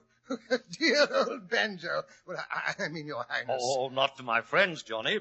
Tell me, Banjorum, are you really the arm of Shiva and all that sort of thing, or was that just plain swank? Not at all, my dear Watson. In His Highness's kingdom in India, his people are convinced he's partially supernatural. Oh, it's rather tedious, you know, and quite frequently lonely. That's why I sent for this young scallywag to come and visit me. Come along now, Jenner. There's no need to be frightened now, you know. Oh, I was not going to kill you, sir. No matter what they did to me. Really, I wasn't. Of course you went. Come along home. It's way past your bedtime. Yes, right. Pleasant dreams, Prince Jinnah. I fancy it'll be the first good night's sleep you've had for some time. It will indeed, sir. I've been under a bit of a strain, but it was worth it. To meet the famous Mr. Sherlock Holmes.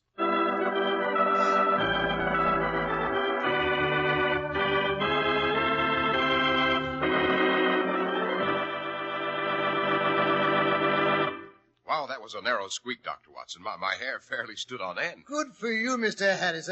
Glad I held your interest. You did that. And now, how about just a hint about next week's story, Dr. Watson? Next week, I think I'll tell how I learned a great deal about the ancient sport of archery. In it, Holmes solved a murder in which the weapon was a rather unusual golden arrow.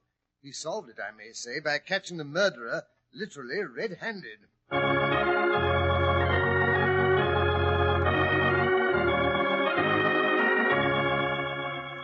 The makers of Clippercraft clothes and 1,036 leading stores from coast to coast have brought you another in the new series of broadcasts featuring the world's most famous detective, Sherlock Holmes. Our stories are based upon the character of Sherlock Holmes, created by Sir Arthur Conan Doyle. Sherlock Holmes is played by John Stanley, Dr. Watson by Alfred Shirley, and the dramatizations are by Edith Meiser. Sherlock Holmes is produced and directed by Basil Lochran, with special music by Albert Berman.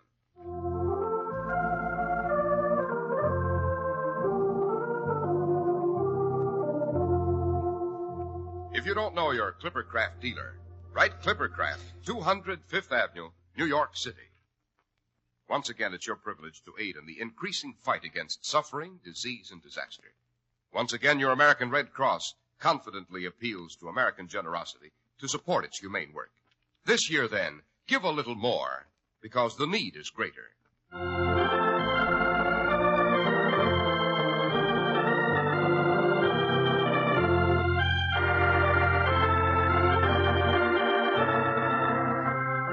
Be sure to listen next Sunday to Sherlock Holmes in Death is a Golden Arrow.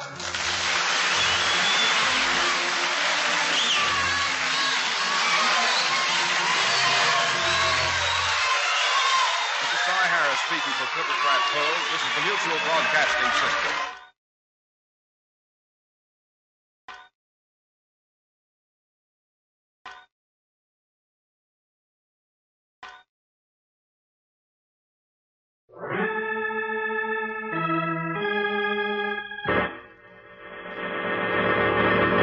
From New York City, the makers of Clippercraft Clothes for Men and 1,036 leading retail stores from coast to coast present the world's most famous detective, Sherlock Holmes.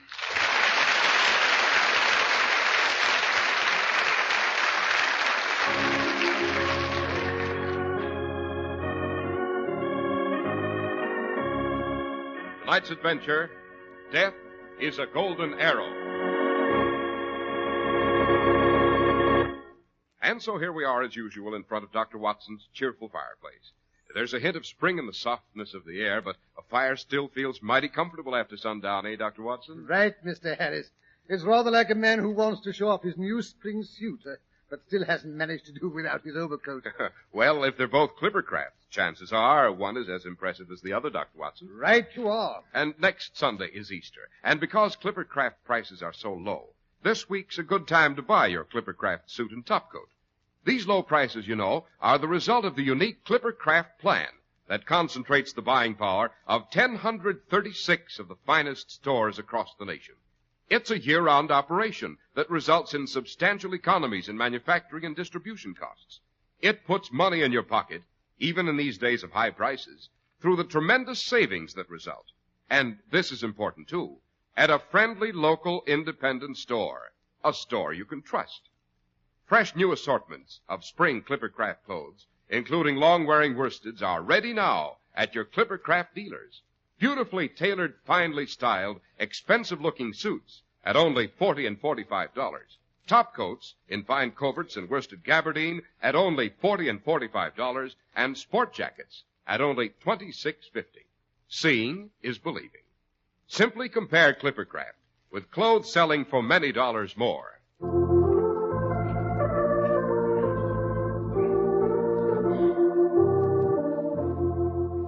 And now, Dr. Watson, what about tonight's Sherlock Holmes adventure? Yes, it concerns a weekend Holmes and I spent at Bowman's Knock among the toxophilites. What olites? Toxophilites, Mr. Harris, are gentlemen addicted to the not-so-gentle sport of archery. Oh, you mean the boys who play around with bows and arrows.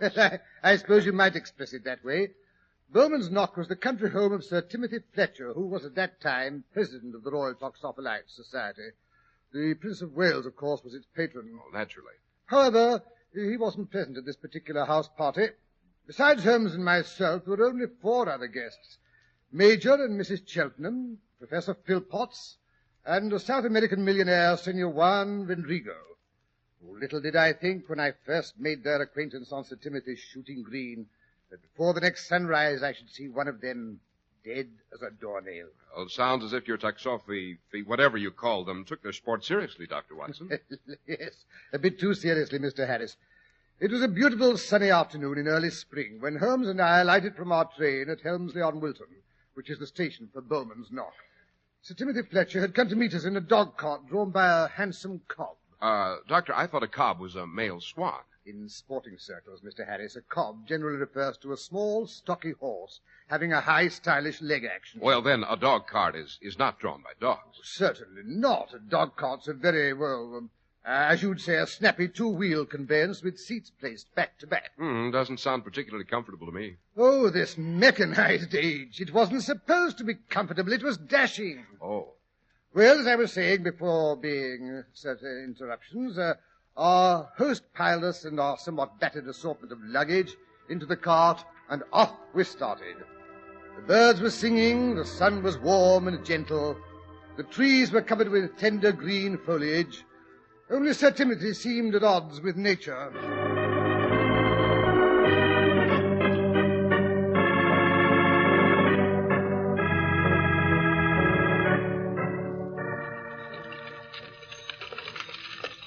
Confound it, Holmes, I don't like it. I don't like it at all. There's something brewing, something nasty. We might have known, Watson, that Sir Timothy hadn't invited us merely for a bucolic weekend. Holmes, you know dashed well. If you had nothing but the ordinary country house party to look forward to, you wouldn't have accepted my invitation. Got you that time, Holmes. Yes, I gathered from your note, Sir Timothy, that things don't seem to be entirely placid at Bowman's Knock. Seems to be the difficulty. It's that confounded Spaniard, Juan Vendrigo. We should never have invited that bloated millionaire to join the Royal Toxophilite Society. Why did you? We needed new equipment. It's expensive, and he's filthy rich and a dash good shot besides, blast him. However, he insists on shooting for high stakes, worse luck. We're all heavily indebted to him. Well, sounds to me as if it had been cheaper to buy your own equipment in the first place. It undoubtedly would, Dr. Watson. Oh, most of us haven't lost more than we can afford, I suppose, but unfortunately Major Cheltenham has gone off the deep end. He's the crack shot of the woodman of Arden. Oh, I see. A rival society of archers. Exactly. He'd never been beaten until Senor Vendrigo came along. They're fairly evenly matched. Vendrigo has better direction, although the Major has more pull and distance. Well, it seems that last Monday, Senor Vendrigo went down to Meriden, where the woodmen hold their meetings. In the course of an afternoon shooting, Major Cheltenham managed to lose a large sum of money, which he could ill afford. And I suppose he insisted on a return match. He did, the numbskull. Senor Vendrigo invited him to a return match at our shooting grounds, which, as you know, are situated in Regent's Park. Professor Philpotts was invited to keep score. You don't mean Professor Winsgate Philpotts, the eminent physicist? I do indeed. He's an exceptionally fine shot. His aim is practically infallible. If it went for the poor fellow's hunched back and his consequent inability to draw to a point over 38 pounds, well, he'd be the greatest archer in Europe. Oh, hear, hear. You must forgive Watson if he looks slightly confused, Sir Timothy. His trusty service revolver is the only lethal weapon he understands. And you, I suppose, know what Sir Timothy is talking about. Quite. The power to draw an arrow to the point means the measure of pull necessary to draw the bowstring to the position from which the arrow is released is measured in pounds. The power required to draw an ordinary bow for a man ranges from 40 to 60 pounds. Women's bows, of course, can be drawn by a power of from 24 to 32 pounds. Oh, that means, I suppose, that the ladies can't shoot as great a distance as the men. Brilliant deduction, my dear Watson. You're coming along. Pretty soon I shall have to look to my laurels. Oh, go to blazes. As I was saying, Professor Philpotts was chosen as scorer for the match. As president of the club, I was naturally on hand to see that everything went off without a hitch. These grudge matches are often quite tricky, you know. Grudge match? Oh, yes. Didn't I mention that Senor Vendrigo had been rather obviously attentive to Mrs. Cheltenham? And the Major doesn't like it. Interesting, Watson. Well, that rather depends upon Mrs. Cheltenham, I should say. Yes, she's a charming little thing. I can't say I blame her for being flattered by the Senor. Her husband treats her abominably. But that's neither here nor there. It was agreed that the match should consist of a York round. Yes, for gentlemen, Watson, the York round consists of 6 dozen arrows at 100 yards, 4 dozen at 80 yards, and 2 dozen at 50 yards. By Jove, and each time the would-be Robin Hood shoots his silly little arrow, he has to use from 40 to 50 pounds pressure. I say, that's quite a bit of exercise. Contrary to the common belief, Watson, archery is a rather rugged sport. But go on with the story, Sir Timothy. It was a glorious afternoon for the match. Sun not too bright, the air as still as a millpot. Philpotts and I were arranging the arrows close to the south hedge, when suddenly from the other side of the bushes we heard 2 voices raised in a rather, well, nasty argument.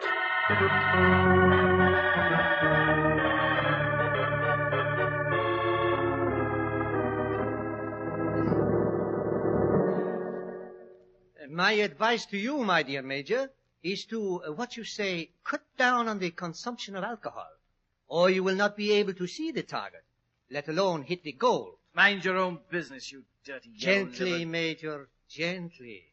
Do not make me to lose my temper, or I shall refuse to shoot a match. Go ahead.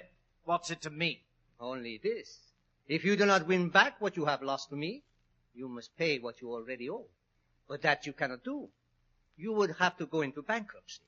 And if you go into bankruptcy, you will be obliged to resign from the army in disgrace.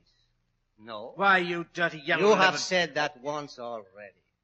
To me, the repetition is offensive. It is only from the goodness of my heart, remember, that I give you the opportunity to win back your losses. What can I gain from the match? What do you mean? You have no money to wager. You have already lost that. You have no property you can mortgage. There is only one thing that still belongs to you of any value whatsoever. What's that? Your charming wife, of course. Leave my wife out of this. Oh, do not be alarmed, my dear Major. I do not wish to marry the lady. In my country, we do not believe in divorce. No, we will make other arrangements. What are you getting at? I suggest, merely suggest, mind you, that should you lose the match... Which isn't likely. There's no wind today. I never miss when it's still. I say, should you lose, you will arrange to neglect your wife sometime this weekend, when we are all guests at Bowman's Knock. You think I'd stand by and see any man make advances to my wife? Oh, heaven forbid. I merely suggest I shall we say, visit Mrs. Cheltenham. Surely, if you have confidence in your wife and your ability as an archer, what can you possibly lose?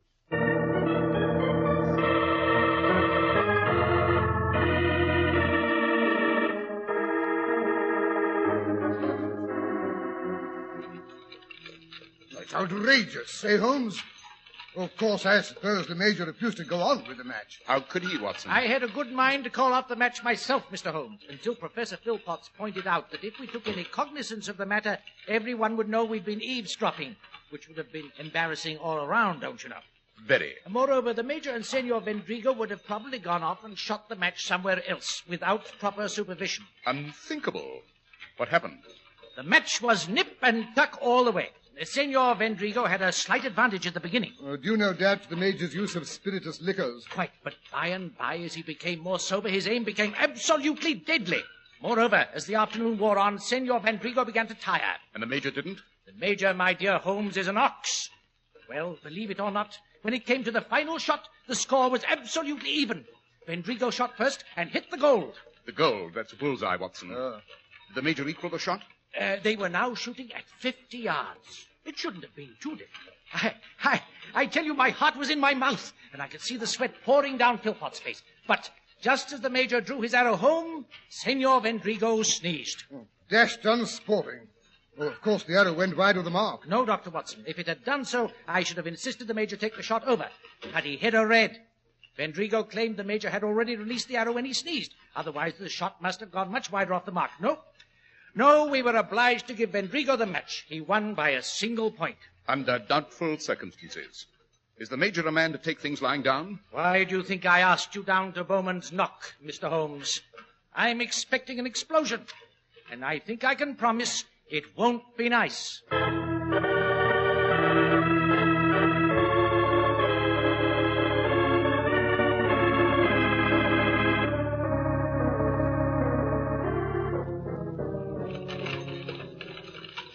Suppose we alight here, gentlemen, and let the gatekeeper drive the luggage up to the house.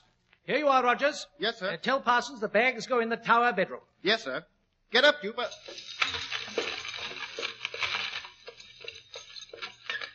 Now then, we'll walk across the park, Holmes. I want you and Dr. Watson to meet the rest of the house party.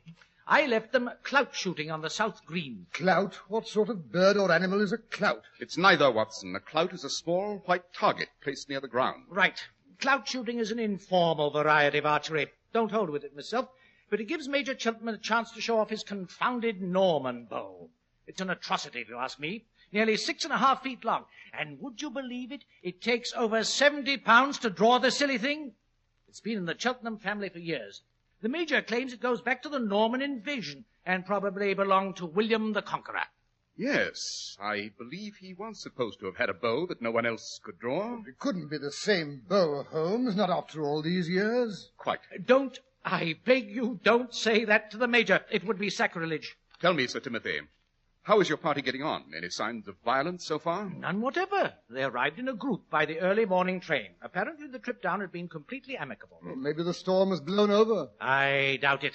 The Major's neck is puffed up like a poisoned pup, and Senor Vendrigo keeps tapping incessantly with the fingers of his left hand. Both, I take it, danger signals. Right. We're nearly there. Just around the next hedge. Duck, Watson. But I say... Oh, confound it. Someone shot my hat off. Look, there it is. An arrow straight through it. Lucky you were wearing your top hat, Watson. Fast is a call of warning. The golfer shouts for, the archer calls fast. Confound it! No one had any business to shoot in this direction. What silly fool! Oh, dear, I do hope no one's hurt. I tried to stop the Major, but I'm afraid he's been drinking again. And like a small boy with a snowball, he just couldn't resist a top hat. Holmes, that's not very funny. I might have been killed. Oh, no, I don't think so. My husband is really an excellent shot. Then you, I gather, are Mrs. Cheltenham. Yes. Sorry, where are my manners? Mrs. Cheltenham, may I present Mr. Holmes and Dr. Watson? How do you do? Oh, not Mr. Sherlock Holmes. I'm afraid so, Mrs. Cheltenham. But it's nothing to be alarmed about, madam. He's really quite harmless, you know. To anyone who stays on the right side of the law. Ah, here come the others. Good Lord. I made a hash of your hat, old man. Sorry. Yes. But you'll admit it did fly through the air like an eagle. A golden eagle. At least this time it is not the Latin exuberance which is to blame, Sir Timothy. No, British lack of judgment, I'm afraid. Gentlemen, this is Mr. Holmes and Dr. Watson. Major Cheltenham, Senor Vendrigo. How do you do? Oh, yes, Professor Philpotts. As usual, I am the postscript. Which so frequently carries the gist of the communication, Professor. Thank you, Mr. Holmes. My ego could do with a bit of bolstering. These two have been putting it over me all afternoon. I can't hope to equal their archery scores, you know. Why don't you give up, Philpotts, and shoot with the women? Arthur. Nature, really. Oh, do not feel badly, Professor. Even I cannot draw that great hulking bow he so brags about. It is fit for nothing but to kill cows. That's about enough. Oh, Arthur, please. Huh? Oh, well. I can't blame you chaps for being jealous, I suppose. Here, have a look at this bow, Mr. Holmes. Ever seen its equal? It is rather remarkable, Major Cheltenham. I've certainly never seen a self-bow this size. Yes. It consists of a single piece of yew, as flexible as the day it was made. If you have the strength to draw it, of course. Which you apparently have, Major. That's right, I have. What's more, I'm the only one that has. Oh, but here, I'd best retrieve my arrow out of the doctor's hat. Here, I say, you've torn my hat to shreds. I'm sorry, but these arrows are valuable, you know. Can't use ordinary arrows with this bow. As you can see, these arrows are painted gold. The shaft is extra long and tipped with eagle feathers, and the cock feather is from a golden eagle. Oh, well, we best return to our mutton, Vendrigo, or we shall never finish our round by tea time. Absolutely. It gives me not much time to prove, my dear Major, that there is more to archery than brute strength. Come along, Philpotts. At least you can keep accurate score. Holmes, I don't like those people. Not even Mrs. Cheltenham and the Professor? Oh, I dare say they're harmless enough. I wonder, Watson. I wonder.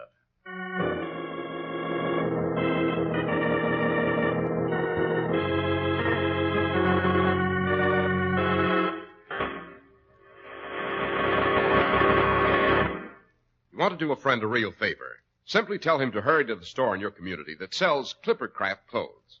Where else can he find such remarkable quality at prices so exceptionally modest? He'll wonder how in these days of high prices such values, including beautifully tailored, long-wearing worsteds, are possible. The answer is the famous Clippercraft plan, concentrating the buying power of 1,036 of the nation's finest stores from coast to coast. The plan's the reason you get these wonderful, really costly-looking Clippercraft suits at only $40 and $45. Spring topcoats in fine coverts and worsted gabardine at only $40 and $45, and sport jackets at only $26.50. Yes, selling expensive clothes at inexpensive low prices at the nation's finest independent stores is the great big idea behind the Clippercraft plan. That's why men who know insist on Clippercraft clothes. So be sure to visit the Clippercraft store in your city. These leading stores in the metropolitan area are proud to add their names to Clippercraft in your suits, top coats, and sport jackets. In Manhattan, Saks 34th, Broadway at 34th. John Wanamaker Men's Stores, Broadway at 8th and 67 Liberty Street. In Brooklyn, Abraham and Strauss. In Newark, New Jersey, Boulevard Men's Shop, Kresge, Newark. And in Jamaica, the B&B Clothes Shop, 16408 Jamaica Avenue.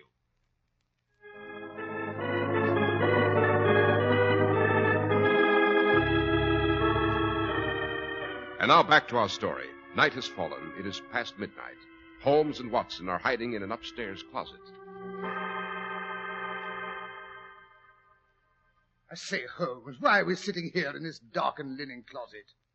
It's past midnight and my legs are getting cramped. If you must wait for an accident to happen, why not go back to our room where we can be at least comfortable? Impossible, Watson. This closet has a much better view of Mrs. Cheltenham's door and the two corridors which approach it at right angles. Just what you think is going to happen. I don't know, confound it. Wait a minute. I hear steps on the front stairs. Sounds like the Major. Because his steps are unsteady and you know he's been drinking. It doesn't take a genius to deduce that, Holmes. I didn't say it did. Quiet. He's turned the corner. Here he comes. He's stopped at his wife's door. His hand's on the knob. No. He's changed his mind. He's gone on down the back corridor. Holmes, did you notice that bulge in his pocket? It could have been a revolver, you know. Or a bottle. Now everyone's turned in except the South American. The professor went upstairs directly after dinner. Mrs. Cheltenham and our host retired after we finished the third rubber of whist. Well, that was nearly 2 hours ago. What arouses my curiosity, Watson, is why the Major retired down the back corridor. Maybe he's gone to visit Professor Philpotts or Sir Timothy. They both have rooms somewhere along there. Maybe he felt hungry and slipped down the back stairs to the larder. I could do with a bit of cold chicken myself, come to think of it. Is that 12:30 or 1 o'clock, do you suppose? What difference does it make? Hello. Someone else is sneaking up the front stairs. I can't hear a thing. He's tiptoeing. Yes. Here he comes. It's Senor Vendrigo. Holmes, I don't like the look on his face. There's something evil, like a prowling beast. Yes. He's stopping at Mrs. Cheltenham's door. He's looking up and down both corridors. Now he's taken hold of the doorknob. Great Scott, Holmes, what happened? Vendrigo's pinned to the door, something sticking out of his back. It's a golden arrow. Shut up, Watson, and come along. What's happened? Someone shot Vendrigo with one of the Major's arrows. He's dead, killed instantly. The arrow is embedded over 2 inches in the solid oak of the door. Could only have been my bow that made that shot. Clean through the man and into the door. Only an arrow from my bow has that strong a flight. It's gone home. The arrow's gone home. Hee hee. Stop that laughing, you fool. You're drunk. That is not laughing, Dr. Watson. It's the word of call of all archers from time immemorial. Hee hee. Hee hee.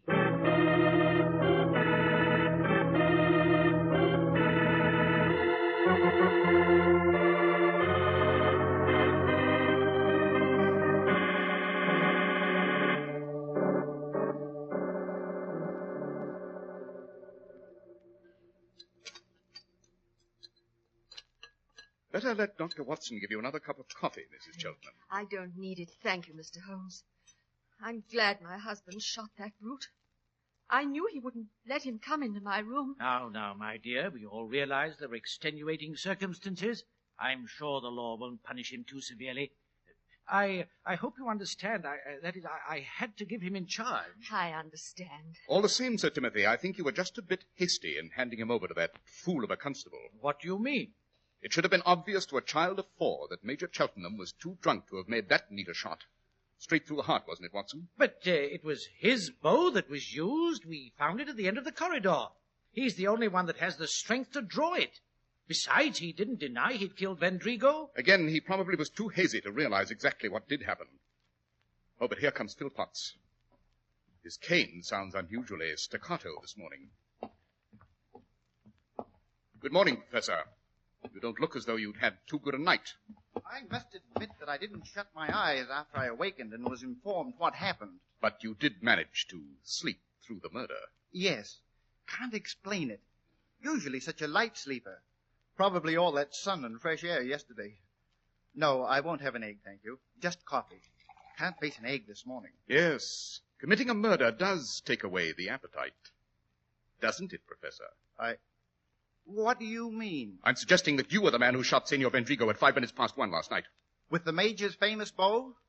I believe it's agreed that was the weapon used, Mr. Holmes. Indubitably. Then don't you see how ridiculous your statement is? That bow requires 70 pounds to draw it. I'm physically incapable of more than 45 pounds. Using the ordinary or manual method, yes. However, there are other ways of exerting pressure besides pulling. What are you suggesting? It doesn't take an expert physicist like yourself to understand the value of leverage. Well, what good would that do? I suggest that the professor's cane would make an excellent lever. It has a very handy small crook at the upper end. By hooking that through the string and using, shall we say, the back of a chair or even the handle of your bedroom door as a fulcrum, all the professor had to do was press the weight of his body down against the cane, and the arrow could easily be drawn to the point and shot through a partly open door. A very interesting theory, my dear Mr. Sherlock Holmes. But it takes more than theory to hang a man. It takes evidence. I think I can provide that as well, Professor. You see, I noticed the drops of blood trickling down onto your left wrist when the constable was questioning you last night. Nasty gash, isn't it? Don't you think you'd be wise to let Dr. Watson dress it? What's all this about, Holmes? I admit I don't understand a word you're saying. Professor Philpotts does, however. Grab his arm, Watson, his blow arm. Right. No, you don't. Oh! Sorry, orders. There you are, Holmes. Old jiu-jitsu comes in handy now and then. Now, if you'll roll up your left sleeve. Oh, no sooner said than... By Jove, I say. That is a nasty gash. Yes. Professor Philpotts made only one mistake in his little plan to get rid of the two men he hated most in the world.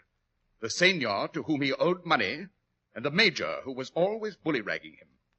His mistake was that last night he forgot to put on a leather arm guard to shield his left arm from the stroke of the string after the discharge of the arrow. Any bow as powerful as the major's has a particularly vicious backlash, don't you know?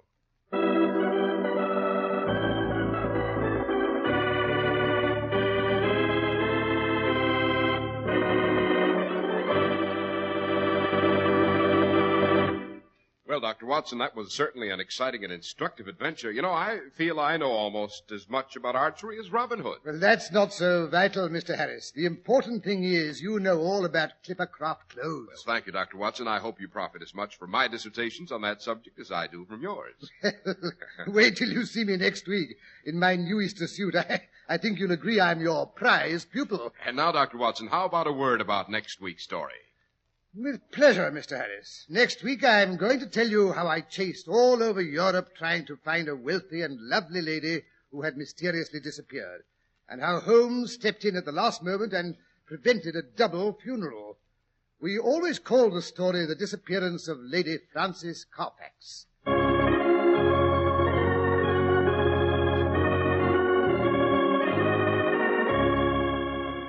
The makers of Clippercraft Clothes and 1,036 leading stores from coast to coast have brought you another in the new series of broadcasts featuring the world's most famous detective, Sherlock Holmes.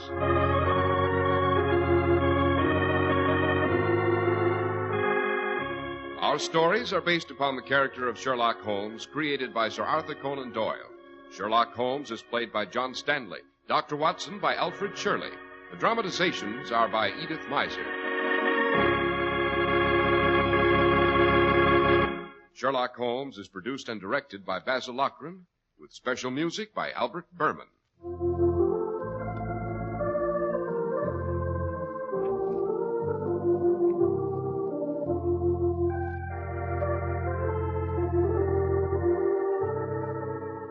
If you don't know your Clippercraft dealer, write Clippercraft, 200 Fifth Avenue, New York City.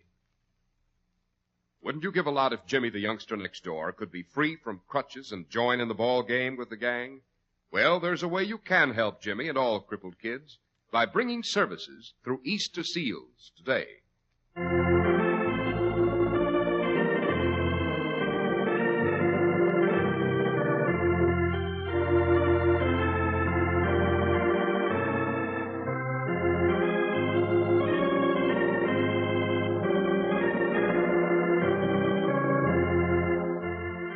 Be sure to listen next Sunday to Sherlock Holmes in The Disappearance of Lady Frances Carfax.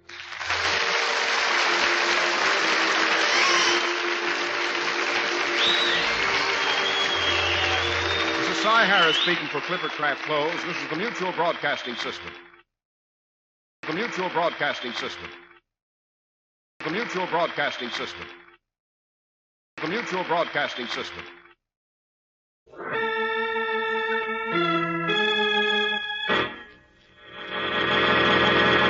From New York City, the makers of Clippercraft Clothes for Men and 1,036 leading retail stores from coast to coast present the world's most famous detective, Sherlock Holmes.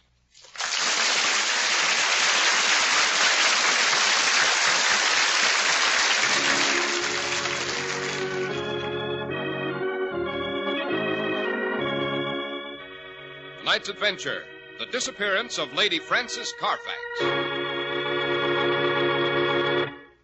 Well, here it is Easter, and we find Dr. Watson all decked out in his new Easter suit. Oh, thanks to Clippercraft, of course. And wearing a flower in his buttonhole. I hear you were the hit of the Easter parade, Dr. Watson. I don't imagine you fared too badly yourself. Yes, Clippercraft does bring a chap a certain amount of favourable attention, eh, Mr. Harris? Especially if he has the bearing of an old military man as you have, Doctor. Now, Mr. Harris, you're pulling my leg. All this flattery is making me self-conscious. You'd better pay our respects to our sponsor and then let me get on with the story about a lady I chased all over Europe. And how Holmes stepped in at the last moment and rescued her from a horrible death. Oh, all right. Here we go, Doctor. Whether it was Fifth Avenue or Main Street, California or Vermont, millions of men wore Clippercraft clothes in the Easter parade today and paid remarkably modest prices for such unusually fine quality. For the millions who insist upon Clippercraft do so with very good reason. They are amazed at the values brought to them today by Clippercraft. These values are the result of the sensational Clippercraft plan, concentrating the buying power of 1,036 of the nation's finest stores from coast to coast, resulting in year-round economies in manufacturing and distribution costs, and putting money in your pocket. Now, you not only pay less for Clippercraft, you buy them at a local independent store, a store you can trust. Think of it, expensive-looking new spring Clippercraft suits, beautifully tailored, at only $40 and $45. Top coats in fine coverts and worsted gabardine at only $40 and $45. And sport jackets at only $26.50. Compare them with clothes selling for many dollars more.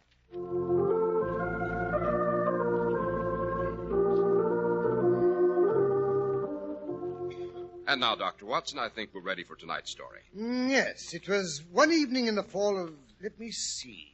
Yes, the fall of 1892. An evening clear with a little nip in the air. Holmes and I were sitting in front of the fireplace in our Baker Street lodgings. Mrs. Hudson had just cleared away all evidence of our evening meal. Holmes was playing random chords on his violin, and I was stretched out in my cane-backed chair in a sort of digestive coma, staring fixedly at my boots. Watson, why Turkish? Huh? What's that? I was propounding the question, why Turkish? Well, you mean my boots? Well, they're not. They're English. I got them at Latimer's in Oxford Street. I always get them, Holmes. You know that. Not the boots, Watson, the bath. Why the relaxing and expensive Turkish variety rather than the invigorating homemade article? Because for the last few days I've been feeling a bit rheumatic. The old bullet wound's been acting up a bit. Thought my system could stand a bit of house cleaning. But how the deuce did you know? Elementary, my dear Watson. Elementary. Your boots. What's the matter with my boots? The deduction's perfectly obvious. I might say childish. You do up your boots in a certain way. They are now done up in an elaborate double bow, which is not your method. Therefore, you've had them off. Who tied them up again? Obviously, either your bootmaker or the boy at the bath. The shoes are quite new, so it wasn't the bootmaker. What remains? The bath. Simple, isn't it? Huh. Why all this fuss over my Turkish bath? I gather you're not feeling quite fit. Why not take a little trip? How would Lausanne suit you? First-class tickets and all expenses paid on a princely scale. What are you talking about? A trip to Lausanne with a run up to Baden-Baden and ending up at Montpellier. Yes, but Holmes, the season at Lausanne and Baden-Baden is closed. Unfortunately, Watson, there is no closed season on disappearing females. What's that? The drifting and friendless woman of means is one of the most dangerous classes in the world. She is herself quite harmless, but she is the inevitable inciter of crime in others. She's helpless. She's migratory. She has sufficient means to take her from country to country, from hotel to hotel. When she's gobbled up, she's hardly missed. She's a stray chicken in a world of foxes. Now you can spare me the generalizations, Holmes. I see what you mean. Who is the missing woman? Lady Frances Carfax. What, you mean the only child of the late Earl of Rufton? But look here, Holmes, she's tremendously wealthy. Not so tremendously, Watson. The estates went to the male line. Her cousin's now the Earl. However, she is comfortably fixed and has some very remarkable old jewelry, curiously cut diamonds, to which she was very attached. Too attached, Watson, for she always carried them with her. A tempting morsel for any criminal. Quite. The lady herself is still a beautiful woman in her early 40s. Yes, but what's happened to her? That's our problem. Is she dead, or is she alive? It's been her invariable habit to write every second week to her old governess, a Miss Dobney, who's retired and lives in Camberwell. Yeah? It's this Miss Dobney who's consulted me. Nearly 5 weeks have passed without a word. The last letter was from the Hotel National in Lausanne. Lady Frances left there hurriedly and gave no address. She's reported as having been seen in Baden-Baden. But from there, She seems to have disappeared into thin air. Her family are upset. No money is to be spared. Oh, yes, but Holmes, there must be other sources of information. Surely she corresponded with other people besides this Miss Dobney. Only one we could discover. Who was that? Even single ladies must live, Watson. A passbook is almost as good as a diary. There's always the bank. We've just been glancing over her account. And? The last check but one paid her bill at Lausanne. But it was a large one and probably left her with considerable cash in hand. And the last check, to whom was it made out, and where was it cashed? To Marie Devine, and it was cashed at the Crédit Lyonnais at Montpellier, less than 3 weeks ago. The sum was £50. Who is Marie Devine? Marie Devine was the maid of Lady Frances Carfax for the past 7 years. Montpellier is her home. Oh, then she was dismissed, or perhaps she left. But why £50? That's a large sum of money. Those are a few of the questions I hope your researches will clear up. My researches? Look here, Holmes, aren't you coming? Certainly not, Watson. My health is in no need of change. Scotland Yard feels lonely without me, and besides, my absence would cause an unhealthy excitement among the criminal classes.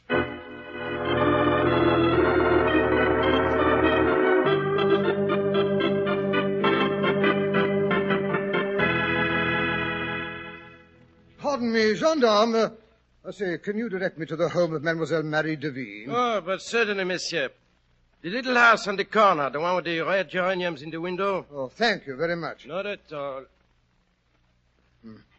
What a wild goose chase this has been. Lausanne, Baden-Baden, and now this place. I probably won't learn any more here than I did in the other. Monsieur desire? Oh, pardon me. Does Mademoiselle Marie Devine live here? But certainly, monsieur. I am she. Will you have the goodness to enter? Oh, thank you. Please, will you come in here? Be so good as to sit down. Thank you. Bon. Now, what is it I can do for you? You don't by any chance know the present whereabouts of your former mistress? You mean Lady Frances? Hmm? But no. Is anything the matter? Well, you see, she seems to have disappeared, and naturally I knew it. He has got her, the black one. Oh, I knew it would happen. I should have stayed with her. Huh? What's this? What black one? He is bad, wicked. One day on the promenade at Lausanne, monsieur, I see him seize her by the wrist. He follows her around for days. We see him everywhere we go. It was for fear of him she left Lausanne. She ran away, that I know. He was so big, so fierce, so black. A veritable sauvage, monsieur. Black savage? You mean an aborigine, a wild man? Oh, no, monsieur, not like that.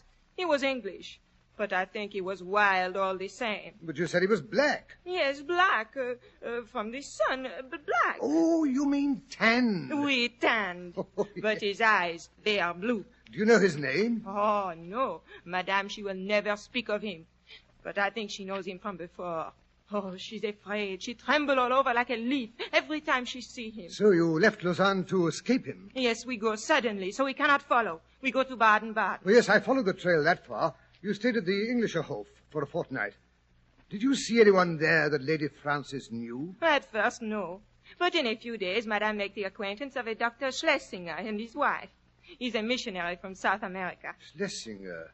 That must have been the man whom Holmes wired me about. Wanted to know if there was anything wrong with his left ear. You mean he did not hear well? No, I do not think that is so. No, I expect not. That telegram was probably a bit of Holmes spoofing. Well, go on about this missionary chap. Poor man is very sick. He's recovering from a tropical fever. Such a good man, so brave, so patient. My lady, she helps Mrs. Schlesinger to take care of him, and all the time they talk of religion. Sounds placid enough. But then, one morning, Lady Frances, she come back from the baths. She has seen him again, the black Englishman. She is in a terror. She tells me she is leaving at once for England with the Schlesingers. They have promised to protect her. And so, next day, she is gone. And that is the last I see of her. Why didn't she take you along with her? Me, monsieur? Well, you see, I'm what you call a fiancée. I'm to be married next week. Oh, I see. So Madame is so good, she let me go, and she gave me a nice check for my wedding present. And now she is gone. I never forgive myself I did not take her safe to England. These poor Schlesingers, they do not know this black man. They do not realize the danger. Oh, my dear mademoiselle, it's not your fault. You mustn't be alarmed. Oh, but monsieur, I'm in an agony of fear until she is found. Now, I'm sure my friend Sherlock Holmes will find her if it's humanly possible. Well, good day, Mademoiselle Devine. I must go. It's getting late, and thank you for your information. Not at all, monsieur. It has been a pleasure. I only hope... Oh, monsieur. Yes, what? Look there, coming down the street. It is he, the sauvage, the black man I told you about. He's coming here. Oh, monsieur, I am afraid. Do not let him see me. But you... Oh, confound the girl. She shut the door in my face. Oh, she'd only take me inside with her. Well, I suppose I shall have to brazen it out. Can you tell me if Miss Marie Devine lives here? Marie Devine? That's a nice name, eh? Who is she? Sounds a bit like a music hall singer, doesn't it? Jolly name, Marie Devine. I believe I saw you talking to the lady in question just 2 minutes ago. Who, me? Talking to Marie Devine? Oh, nonsense, my good fellow. That was a cousin of mine, a dear little thing. What's her name? Oh, my cousin? Oh, her name's Emma or Mattie or something like that. What's your name? That's none of your business. You're an Englishman, I take it. What if I am? Look here, what's the good of beating about the bush? What have you done with her? What have I done with whom? Lady Frances Carfax, of course. Where is she, you swine? Why, you little gutter snipe, I'll break every bone in your body. Oh, no, you won't. Not if you don't want your head bashed in. I'll show you. Oh, no, you don't. Take that. Ask me a question like that, will you? You good-for-nothing kidnapper. I'll show you. Choke you till your teeth rattle. Gentlemen, please. Holmes. Good heavens, where did you drop from? And now, sir, if you'll kindly release my friend. Watson, let go of the gentleman's tie. But, Holmes, look here. I've got him. This is the chap who abducted Lady Frances Carfax. There he goes again. Wait, stop it. Gentlemen, as you may perceive, I am armed with a rather businesslike little cudgel. The first one to continue this brawl will have it cracked across his cranium. But, Holmes, don't you realize... Watson, come along back to the hotel. It might be a good idea to find a piece of raw beef for that right eye before it swells completely shut.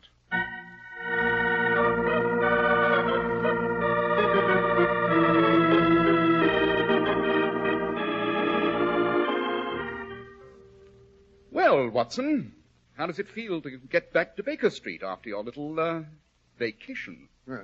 I must say, Holmes, I don't see why you had to go butting in and drag me back to London, just as I was just about to clear up the whole case. As you were about to have your head bashed in, you mean? But, Holmes, Steady, Watson, steady, or you'll lose the compress over your eye.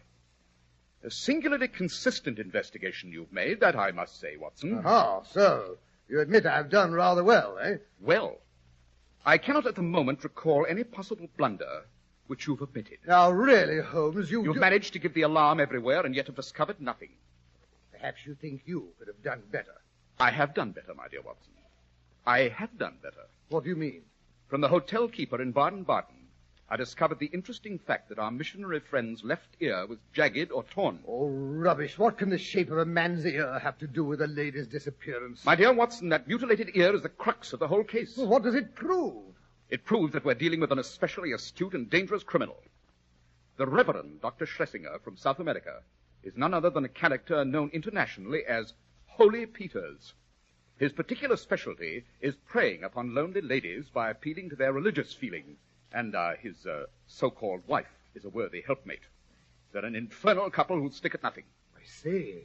But then Lady Frances Carfax, she may be dead by now. Dead or worse. She may never have reached London. On the other hand, they may have her confined in some house in this very city. Why not abroad? No, I think not. The continental system of registration is too strict. All my instincts tell me she's in London. But how can we locate her? Patience, my dear Watson, patience. We must wait until the police spot Peters, or until he tries to market some of the jewels. Scotland Yard is working on that phase of the problem.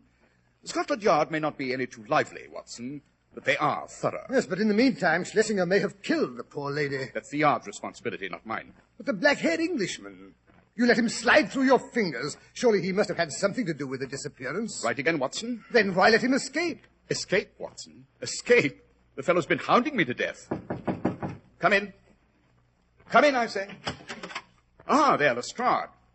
Scotland Yard's unearthed something, eh?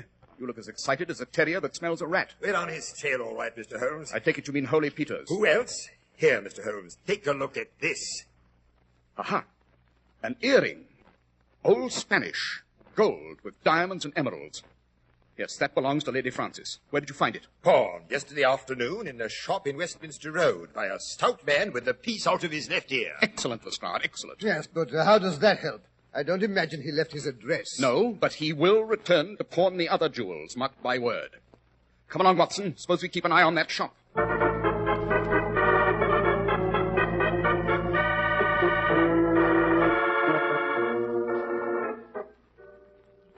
That's it, Mr. Holmes. The third shop past the corner. The one with all the junk in the window. Yes, Lestrade. It's just about closing time, so I don't imagine we shall catch the old boy today. I must say I'm just as glad. Looks like a storm coming up. I shouldn't really standing out here in the rain. Wait a minute. Who's that? Yes, by Jove, I think it is. Is what? Surely that poor, raw-boned female just coming out of the shop isn't Peters? No, it's not Peters, but if I'm not mistaken, it's his wife. Quick, we must follow her. Seems to be in a hurry, don't she? Looks to me as though she might be up to something. Wait a bit. She stopped in front of another shop. She's going in. Lestrade, Watson, look. It's an undertaker's shop. Undertakers? I don't like the looks of that, sir. Neither do I. Look here. I've got to know what she's doing in there. I can't go in. She may know me by sight. Watson, you go in and ask about a coffin for your great-aunt Matilda. But I haven't got a great-aunt Matilda, and furthermore, she doesn't need a coffin. Don't argue. Get into that shop and leave the door ajar so we can hear. Lestrade and I will be hiding in the next doorway. Oh, very well, but I must say I don't see burble. You're wasting precious time. Remember, Lady Francis Carfax may be in danger. But it's late now and the coffin hasn't come yet. I told you it was an emergency. Oh, I'm terribly sorry, Mum, but you see, it took longer, being a bit out of the ordinary, and what with the sauce and yes, all. But you promised to have it there today. And that it will be, Mum. It's on its way now. Shouldn't be surprised if it was there by the time you got back. Very well. Good day. Good day to you, Mum, and I hope it proves satisfactory. And now, what can I do for you, sir? Well, you see, I have an Aunt Matilda, or rather, I suppose I should say I had an Aunt Matilda, and she, well, you see, she Watson, was... come along. Your Aunt Matilda will have to wait. Mrs. Peters is more important at present. There she goes, Holmes, round that corner. Hurry, Watson. I'm hurrying. Feel that wind. I don't like this coffin incident. It looks a bit too sinister to me. But look here, Mr. Holmes. If they've murdered the poor lady, they'd be more apt to bury her in a hole in the backyard, nice and quiet. Yes, this coffin points to an orthodox burial with all the red tape of a medical certificate and official sanction. I don't like it, Watson. I don't like it at all. There she goes, into that house, third on the left. Grim-looking place. All the blinds down. It looks forbidding. I'd swear it hadn't been lived in recently. Holmes, did you hear that? You've got to get into that house. Well, we haven't got a search warrant. You can't enter a house without... Warrant be blasted. Watson, you and I are going to enter the house. Lestrade, you go back to Scotland Yard and have a warrant sent around with a pair of burly policemen to back it up. And hurry, there's no time to waste.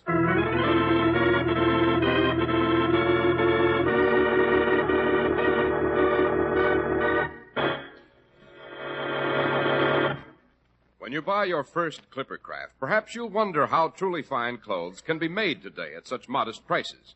Trying on a new spring Clippercraft suit, however, is a convincing experience. You know that rich-looking worsted will give you long service. You feel the comfort only skilled designing makes possible. You're obviously dressed in the best of taste. Yes, it's difficult to believe that such handsome, expensive-looking Clippercraft suits are only $40 and $45. Top coats in fine coverts and worsted gabardine, only $40 and $45, and sport jackets, only $26.50. Clippercraft values are made possible only by the great Clippercraft plan, which concentrates the buying power of 1,036 fine stores across the nation. Yes, selling expensive clothes at inexpensive low prices at the nation's finest stores is the great big idea behind the Clippercraft plan. That's why men who know insist on Clippercraft clothes. So be sure to visit the Clippercraft store in your city. These leading stores in the metropolitan area are proud to add their names to Clippercraft in your suits, top coats, and sport jackets. In Manhattan, John Wanamaker Men's Stores, Broadway at 8th and 67 Liberty Street. Saks 34th, Broadway at 34th. In Brooklyn, Abraham and Strauss. In Newark, New Jersey, Boulevard Men's Shop, Kresge Newark. And in Jamaica, the B&B Clothes Shop, 16408 Jamaica Avenue.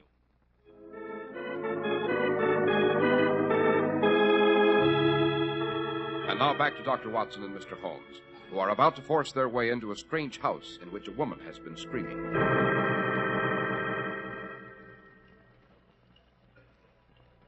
But look here, Holmes. You're not going to ring the front door bell. Why not? Well, Always try the easiest method first, Watson. Yes, someone's coming. Well, what do you want? I want to speak to Dr. Schlesinger. There's no such person here. Take your foot out of the doorway. Not until I've seen the man who lives here, whatever he may call himself. Very well, then. Come in. You're letting in the rain standing here. And let me tell you this. My husband is not afraid of any man alive. I'll call him. The place hasn't been lived in for some time. Notice the dust on the chandelier, Watson. Yes, and they intend leaving again shortly. Muslin covers haven't been removed from the furniture. dreary old hole. Say, listen to the wind in the chimney. Ooh, it's cold and clammy. Smells like a crypt. Shh, shh. Someone's coming. Ah, gentlemen. Oh, there must be some mistake. I fancy you've been misdirected. Perhaps if you try further down the street... That will do. We've no time to waste. You are Henry Peters, the late Reverend Dr. Schlesinger of Baden-Baden in South America. And you are Mr. Sherlock Holmes, if I'm not mistaken. Quite. Your name does not frighten me, Mr. Holmes. When a man's conscience is clear, you can't rattle him. What have you done with Lady Frances Carfax? Well, I should be very glad if you could inform me of her whereabouts. She gave us the slip, owing me £100. I've nothing to show for it but a couple of cheap ornaments she left in my possession. I have reason to believe she's in this house, and I mean to find her. Where is your warrant? This efficient little revolver will serve until a better one comes. Annie! Annie, get a policeman! I'll have you thrown out. Quick, Watson, our time's limited. Peters, where's the coffin that was sent to this house? It's in use. There's a body in it. I must see that body. No, you don't. Stand aside. I warn you, you'll be hurt. Now then, Watson. First, the dining room. Open that door. Holmes, there's the coffin on the table. I don't like the looks of this. Turn up the gas. I can't see. It's better. Why, it's a little dried-up old woman. Yes. It's not Lady Carfax. Not possibly. This poor old thing she's over 80. She's almost lost in that coffin. You've blundered badly for once, Mr. Sherlock Holmes. If you really must know, that is an old nurse of my wife's. We located her in Brixton Workhouse Infirmary a few days ago. We brought her here. Unfortunately, the doctor we called in couldn't save her. Day before yesterday, she died. Certificate says senile decay. Pick a hole in that, Mr. Sherlock Holmes. You hear that, Holmes? It's a woman in pain. Nonsense, just the wind of the chimney. It behaves that way on bad nights. Mr. Peters, I'm going through your house. Oh, no, you're not. Put up your hands, both of you. Annie, I thought I told you to go for the police. I think this shotgun will be as good an argument as any policeman. Come along. Out you go and be quick about it. Look here, you can't bullyrag us. Easy, Watson, easy. I'm afraid we shall have to do as the lady suggests. She's so persuasive.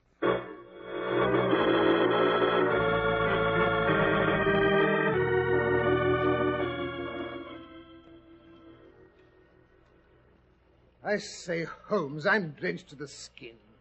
How long do we have to stand here in this beastly rain? Until Lestrade comes back with a search warrant, I'm not going to take my eyes off that house. Confound it, why does Scotland Yard always have to be so slow? I say, look, Holmes. What's that carriage driving up in front of the house? Great thunder, it's a hearse. Why a hearse this time of night? Why the hurry? There's something wrong about this, Watson. Something I can't quite figure out. They're bringing out the coffin. Seems to be heavier than you'd expect. The coffin. Of course. Heavier and deeper. A special job. What a fool I've been. Quick, Watson. We must stop that coffin. It's life or death, and 100 chances to 1 it's death. Yes, but how? I don't understand. Put that coffin down. Put it down, I say. You again. I thought I told you to keep out of this. Order those men to put that coffin down, Peters, or I'll blow your brains out. Very well, but I'll have you arrested for this. Good. Here comes Inspector Lestrade of Scotland Yard. You could speak to him about that. Hello. What's up? Catch them, Lestrade. That man and woman, they're trying to make a getaway. No, no, you don't. Here, Watson, never mind that. Help me pry the top off this coffin. But, Holmes, you're not going to do it out here in the rain. Don't argue. Get at it. Well, all right. This side seems loose. Hurry. All right. That's it. Now again. Here we are. That does it. Phew. What a beastly smell of chloroform. Well, the coffin is saturated. Look here, Holmes. There's nothing in here but the old woman. Take her out quickly. Don't you see she's resting nearer the top than she was before? Take her out. There's a false bottom. That's it. It should lift out. By Jove, it does lift out. Look, there's another compartment underneath. And in it is Lady Frances Carfax. Watson, tell me quickly. Are we too late? Is she gone? No. No, there's still a faint pulse. We'll be able to bring her round in time. Phew, but it was a close call. Yes, thank heaven we were in time to prevent a double funeral.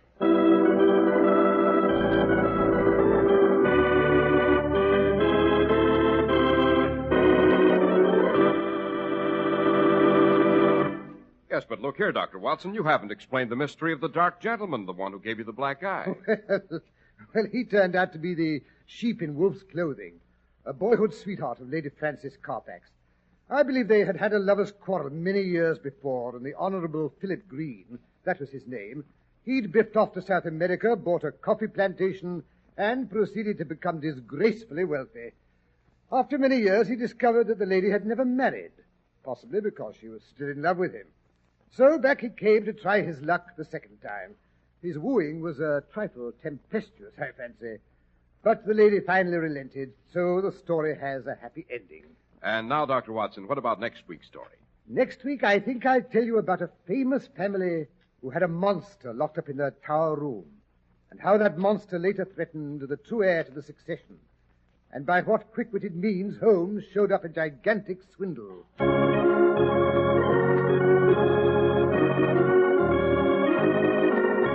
The makers of Clipper Craft Clothes and 1,036 leading stores from coast to coast have brought you another in the new series of broadcasts featuring the world's most famous detective, Sherlock Holmes. Our stories are based upon the character of Sherlock Holmes, created by Sir Arthur Conan Doyle. Sherlock Holmes is played by John Stanley, Dr. Watson by Alfred Shirley, and the dramatizations are by Edith Meiser. Sherlock Holmes is produced and directed by Basil Lochran, with special music by Albert Berman.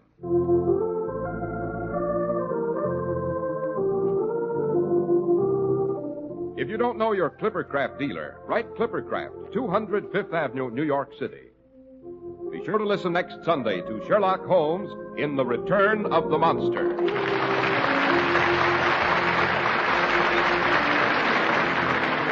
Guy Harris speaking for Clippercraft Clothes. This is the Mutual Broadcasting System.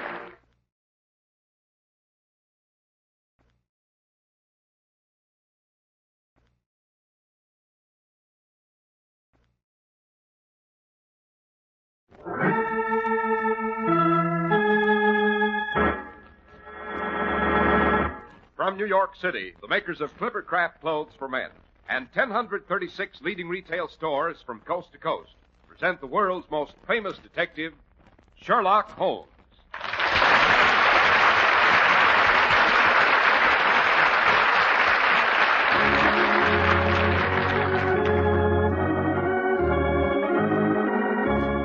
Tonight's story, The Adventure of Lady Waverly's Imitation Pearls. Well, here we are again in Dr. Watson's cheerful study. The lamps have been lit, and from outside comes the steady drip of a soft spring rain mixed with fog. Yes, Mr. Harris, this sort of weather always reminds me of Baker Street. I think I can do no better than tell you of an adventure that had its inception on just such a day. It had to do with the great lady's pearls, which were not altogether genuine. And it ended in the chambers of a certain well-born, but shall we say, careless bachelor in Albany. Well, that's the first time I knew you and Sherlock Holmes ever visited the Hudson Valley, Doctor. We didn't, Mr. Harris, unfortunately. No, Albany in this story refers to an imposing building which was originally the residence of the Duke of York in Albany. It was later divided into chambers for famous and fashionable bachelors. Oh, speaking of gentlemen of fashion, Mr. Harris, isn't that your department? It certainly is, Dr. Watson, and in the spring, it's natural for a man to think of new clothes. And this spring, you have every right to the most your money can buy, which means you need pay no more than Clippercraft's modest prices. For Clippercraft clothes, the result of the famous Clippercraft plan, are one of America's finest values. The Clippercraft plan concentrates the buying power of 1,036 of the nation's finest stores from coast to coast, making possible steady, year-round operation, resulting in tremendous savings in manufacturing and distribution costs, and putting those savings, even in the face of today's high prices, in your pocket. And your Clippercraft dealer is a friendly, local, independent store where you get real personal attention. New spring Clippercraft suits, beautifully tailored, are only $40 and $45. Top coats in fine coverts and worsted gabardines are only $40 and $45, and sport jackets, but $26.50. Compare Clippercraft with clothes selling for many dollars more. In short, no matter what the occasion, Easter parades or a visit to your best girl, we hope you'll continue to set sail in a Clippercraft. Very neatly put, Dr. Watson. And now to return to the gentleman who lives in the Albany. Oh, no, not the Albany, Mr. Harris, just Albany. Oh. He lived in Albany. That's how we express it, you know. Well, it all began placidly enough. It was late one dreary April afternoon. Since morning, a dun-colored veil had hung over the housetops, looking like a reflection of the mud-colored streets beneath. Neither Holmes nor I had stirred abroad the entire day. I sat in my armchair, silent and morose. The dampness had brought the usual twinges to my old bullet wound. Holmes, who was always a contrary individual, bounced about like an animated cricket. Oh, Holmes, if you'd light somewhere for just a few minutes. Bullet acting up a bit, eh, Watson? Oh, no more than usual in this weather, confound it. Yes, I thought I recognized the vice-like set of the jaw. Of course, I'm not a medical man, but I think I could suggest a remedy. Certainly not. Aha! Did you hear that? Hear what? The house is as still as a morgue. A carriage just came to rest at our curb. A rather elegant four-wheeler. A mettlesome horse. The man on the box has jumped down. Now he's dashing up our front steps. You hear that, Watson? Sounds as if our visitor's errand might be urgent. Oh, how can you tell all that? You haven't even looked out of the window. My ears, Watson, are nearly as acute as my eyes. Yes, he is rather unrestrained, wouldn't you say? Now, it's just possible. Oh, for pity's sake, stop deducing and go to the window and see what's up. Very well, if you insist. Yes, the four-wheeler turns out to be an elegant equipage with the name Blevin and Fossiter embossed in discreet gold lettering on the door. Oh, you mean it's a delivery van? Dear me, no. Blevin and Fossiter do not deliver. They escort whatever valuables come within their purview to their destinations in what is practically a private carriage. You wouldn't expect to see Lady Blenkinsop's emeralds or the Countess of Whistleworth's rubies drive up in a lorry. The Blevins and Fossiters are jewelers. You go to the head of the class, Watson. I wonder what's wrong at Blevins and Fossiters and why the man on the box has left his conveyance unattended to pay us a visit. Ah, here he is now. Come in, come in. Holmes, for once you were wrong. He's not a coachman. He's a young gentleman in an elegant ulster and a billycock hat. I didn't say he was a coachman. I said he was the man on the box. Why are you driving your own carriage, young man? What's happened to your usual coachman? Well, that's what I came to see you about, Mr. Holmes. You are Mr. Sherlock Holmes, I take it? Quite. Oh, Burbage, he's our driver, has been bludgeoned, and the contents of Lady Waverly's box is stolen. Burbage was inside the carriage, slumped on the floor. His forehead was still bleeding. However, he was coming to when we found him. Was he badly hurt? I don't think so. There's no evidence of a skull fracture, just a lump over the left eyebrow. I drove him home, of course, and his wife put him to bed with a poultice. Was he able to describe what had happened to him? Oh, yes, he was quite rational. Then why didn't you bring him along with you? Oh, I couldn't, don't you know. He was in his underwear. Oh, rubbish. Well, I'm doing my best, Mr. Holmes. I'm at my wit's end. Of course, when my uncle hears of this, I shall probably be sacked. I never wanted the job of playing nursemaid to all those confounded jewels. Oh, I'll admit I should never have taken that nap. Easy there, young man. No good becoming incoherent. If you want us to help you out, you'll have to pull yourself together. Oh, by the way, I'm Dr. Watson, Mr. Holmes' colleague and biographer. Which is nothing to brag about, Watson. Oh, I say, I am sorry. I don't know what's happened to my manners. I haven't even presented my card. Allow me. Read it, Watson. Archibald Trotwold Fossiter. And down in the corner it says representing Blevin and Possitor. That's my uncle. I mean the Possitor, the one who owns most of the firm. I see. How long have you been in his employ? Well, just a little over 2 months. I did so want to make good on Jenny's account, you know. She's my wife. And a darling. We've been married 5 weeks last Tuesday. Oh, that's charming. Watson, don't interrupt. In what capacity does your uncle employ you, Mr. Foster? Well, it's not a very impressive position, I'm afraid. I sit in the carriage and make sure everything's safely delivered to the proper address. When a firm deals in the commodities your uncle sells, young man, I should say that's a position of considerable responsibility. Oh, yes. I've had jewels amounting to $250,000 in my possession many times. And I assure you, if there had been anything like that in the carriage today, I shouldn't have dreamed of going home for lunch and taking a bit of a nap. So, you went home and had a nap? Yes, sir. You see, I had a touch of a toothache. Besides, I missed seeing Jenny at breakfast. I do hope you understand, sir. Quite. And where did you leave the carriage with the undelivered packages? Oh, just out in front, Mr. Holmes. It shouldn't have been too much of a risk. Burbage has been with the firm over 30 years. He's thoroughly reliable. Besides, I'd already delivered the really valuable articles, Mrs. Huddleston's emerald earrings and the Duchess of Heppelworth's diamond stomacher. There was only Lady Waverly's box left, Mr. Holmes. And it certainly never occurred to me anyone would want to lift that. What was in Lady Waverly's jewel box? Oh, just her pearls and a tea service. Oh, that's a bit thick, eh, Holmes? Just some pearls and a silver tea service. I take it the service was silver, Mr. Possitor. Well, only superficially. She had sent it to be replated, you see, and the pearls were imitations, too. Fairly good ones, I'll admit. She'd had them restrung. She keeps the real ones in the vault. Cagey old girl, eh, Holmes? Fortunately for her. Well, that's my point exactly, Mr. Holmes. It'll ruin our reputation to know there's been a theft of any kind. People will be decidedly skittish about having us repair their jewels if they hear of it. I don't know what my uncle will say. When did you first discover something was wrong? Well, when Jenny woke me from my nap. I hadn't meant to take more than 40 winks, but it was nearly 2 o'clock when she started to shake me. Archie! Archie, darling. Hmm? Archie, wake up. Oh, it's too early to get up. Archibald, you are up. At least you ought to be. It's the middle of the afternoon. And Cook says the carriage has disappeared. What carriage?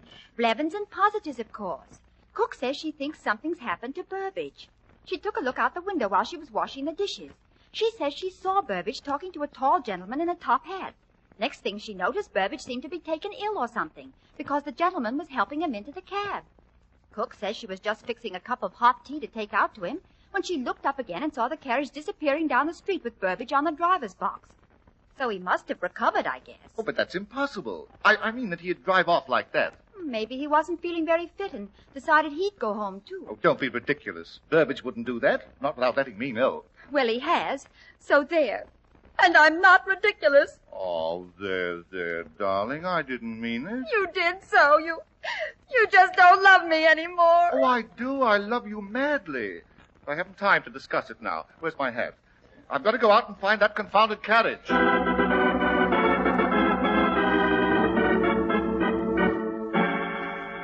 Locating a missing carriage somewhere in London. How did you ever expect to do that, Mr. Possitor? That detail is unimportant, Watson. It's obvious Mr. Possitor was successful, inasmuch as the carriage is now standing at our curb. By Jove, I'd forgotten that. Well, as a matter of fact, it wasn't too difficult to locate the carriage. I hadn't gone more than a square or so when I ran into our local policeman, who was on his way to see me. Jenny and I live in South Kensington. Well, the bobby reported that Blevins and Possitor's carriage was standing in front of the Victoria and Albert Museum without a driver.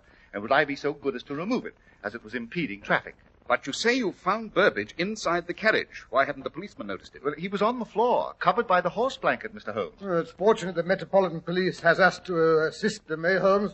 Or someone might take off with the Bank of England. Don't be fatuous, Watson. Go on, Mr. Possitor. You found the coachman under a horse blanket, but stripped to his underwear and with a gash on his forehead. Where exactly on his forehead? Well, over his left eyebrow, just under the hairline. There was a lump as big as an egg, too, and his hands were tied behind him with a large handkerchief. His own? Oh, no, Mr. Holmes. It was made of the finest cambric. As a matter of fact, I brought it along with me. Here it is. Oh, good boy. Interesting. Most interesting. Well, there's nothing distinctive about that handkerchief, Holmes. Not even a monogram. On the contrary, my dear Watson, this handkerchief is most helpful. It tells us that the criminal, for it's undoubtedly his handkerchief, is addicted to the use of scent. Bergamot, to be exact. He's also a pipe smoker who carries a not-too-well-closed tobacco pouch. Notice the shreds of tobacco which still cling to the fabric. Rather rare tobacco, if I'm not mistaken. Yes, we shall have to investigate it further. My high-powered microscope, Watson. Oh, very well, but what you expect to deduce from a shred of tobacco... Neglect no source of information, Watson, no matter how infinitesimal. Yes, from a drop of water, the true man of science can deduce Niagara Falls, as I've said before. Oh, fiddle-faddle. In spite of Watson's derogatory remarks, Mr. Possiter, I am probably the greatest living authority on tobacco, both in the unsmoked stage and later when it's become ashes. But while my colleague is setting up the microscope, suppose you tell us exactly what the coachman, Burbage, had to say for himself. Well, yes, sir. Well, I found the carriage in front of the museum right enough, and when I opened the door to look inside, I heard a moaning and groaning. Help! Oh, help! Hello, what's up? Help!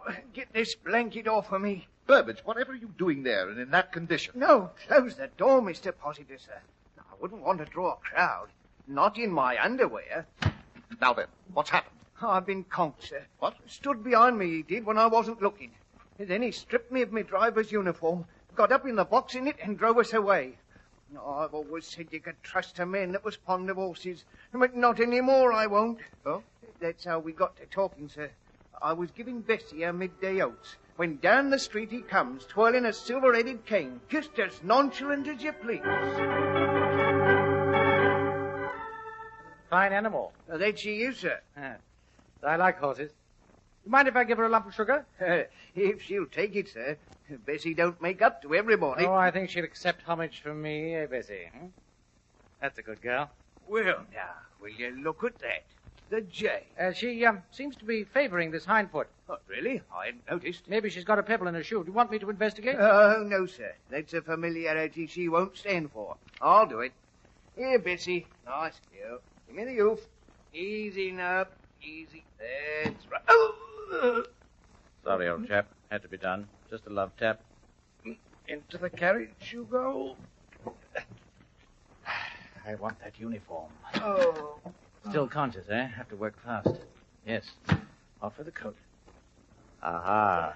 There we are. Just what I was looking for. How convenient. The box with the Waverly crest right here on the front seat.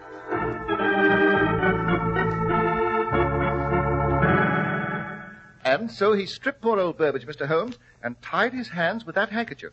After which, he drove the carriage away in Burbage's uniform. But only as far as the Victoria and Albert Museum. At which time he removed the Waverly box and disappeared at his leisure, still wearing Burbage's clothes. No one would think of questioning a man carrying a large, important box if he were wearing Blevins and Possiter's uniform. What size is Burbage, Mr. Possiter? Oh, about my height, 5'11", I should say, but a bit heavier built. I don't suppose you have any idea who the thief could be, Mr. Holmes? No, his description doesn't tally with any of our better jewelry robbers. What description? Not a word's been said as to what the man's like, aside from the fact that the cook says he wore a top hat. On the contrary, Watson, he's about 5'11", or he wouldn't have disappeared wearing Burbage's uniform. He's left-handed. The position of the wound on Burbage's brow gives us that interesting fact. His linen is of fine quality, witness the handkerchief. He uses bergamot, and he buys the most expensive brand of Latakia tobacco, a variety carried by only 2 tobacconists in all of London. And last but not least, when it comes to robbery, he's an amateur. But how can you know that? No professional jewel thief would run away with false pearls and silver plate. That could have been an accident. Not at all, Watson. According to Burbage's account, he recognized the box belonging to Lady Waverly. In fact, he probably expected to find it there. You mean the thief must be someone connected with our establishment who knew the box was in the carriage? Not necessarily. It could just possibly be an intimate of Lady Waverly who knew she was expecting delivery. But why bother with imitation pearls and plated silver? That, my dear Watson, is what makes this case worth investigating. But where are we to begin? With a visit to my friend Philip Ashton, who runs a small but select tobacco shop in the Burlington Arcade.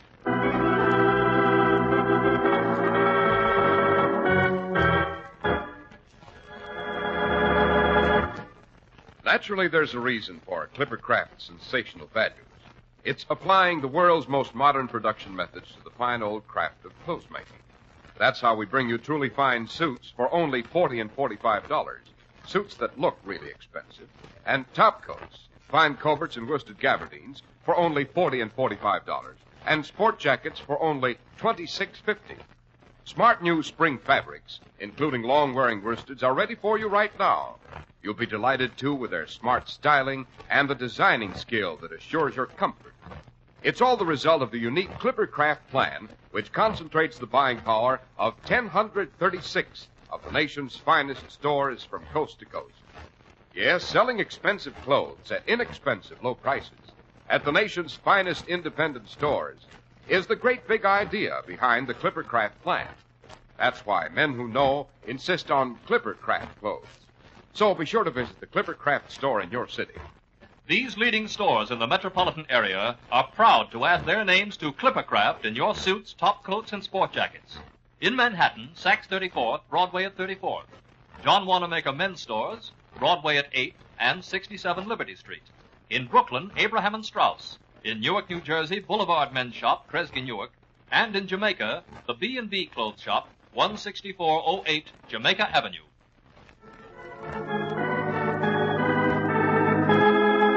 And now back to Sherlock Holmes and Dr. Watson. We find them standing in front of a counter, sniffing the contents of several elegant glass jars filled with tobacco. Yes, this, unless I'm very much mistaken, is the mixture the gentleman uses.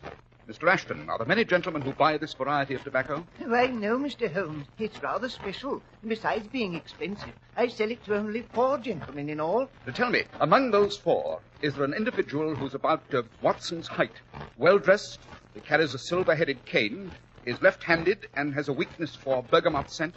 Why, no, Mr. Holmes, I'm afraid there's not one of the 4 fits that description. No.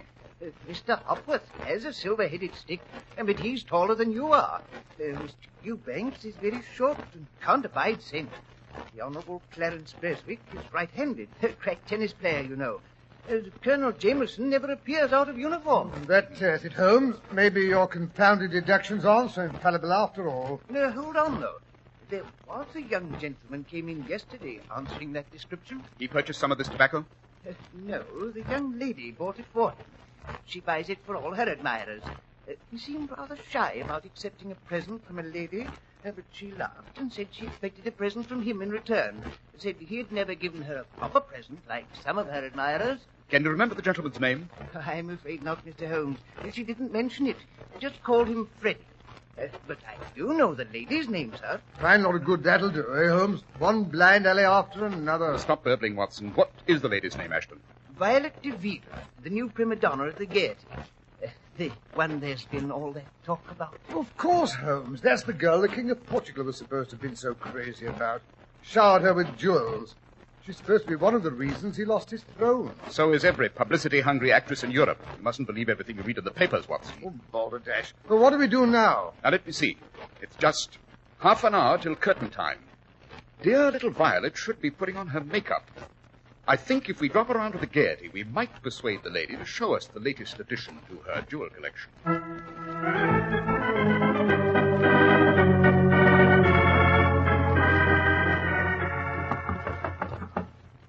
There's 2 gentlemen to see you, Mr. Bill. I can't see anyone now, Peter.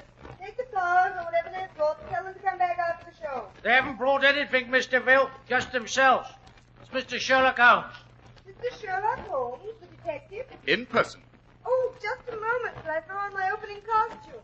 I've always been dying to meet you. She's got one weakness, sir. She do love celebrities. Show the gentleman in, Peter.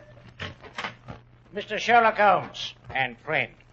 My usual billing. Well, this is a pleasure. Do sit down, Mr. Holmes. You too, Mr. Dr. Watson.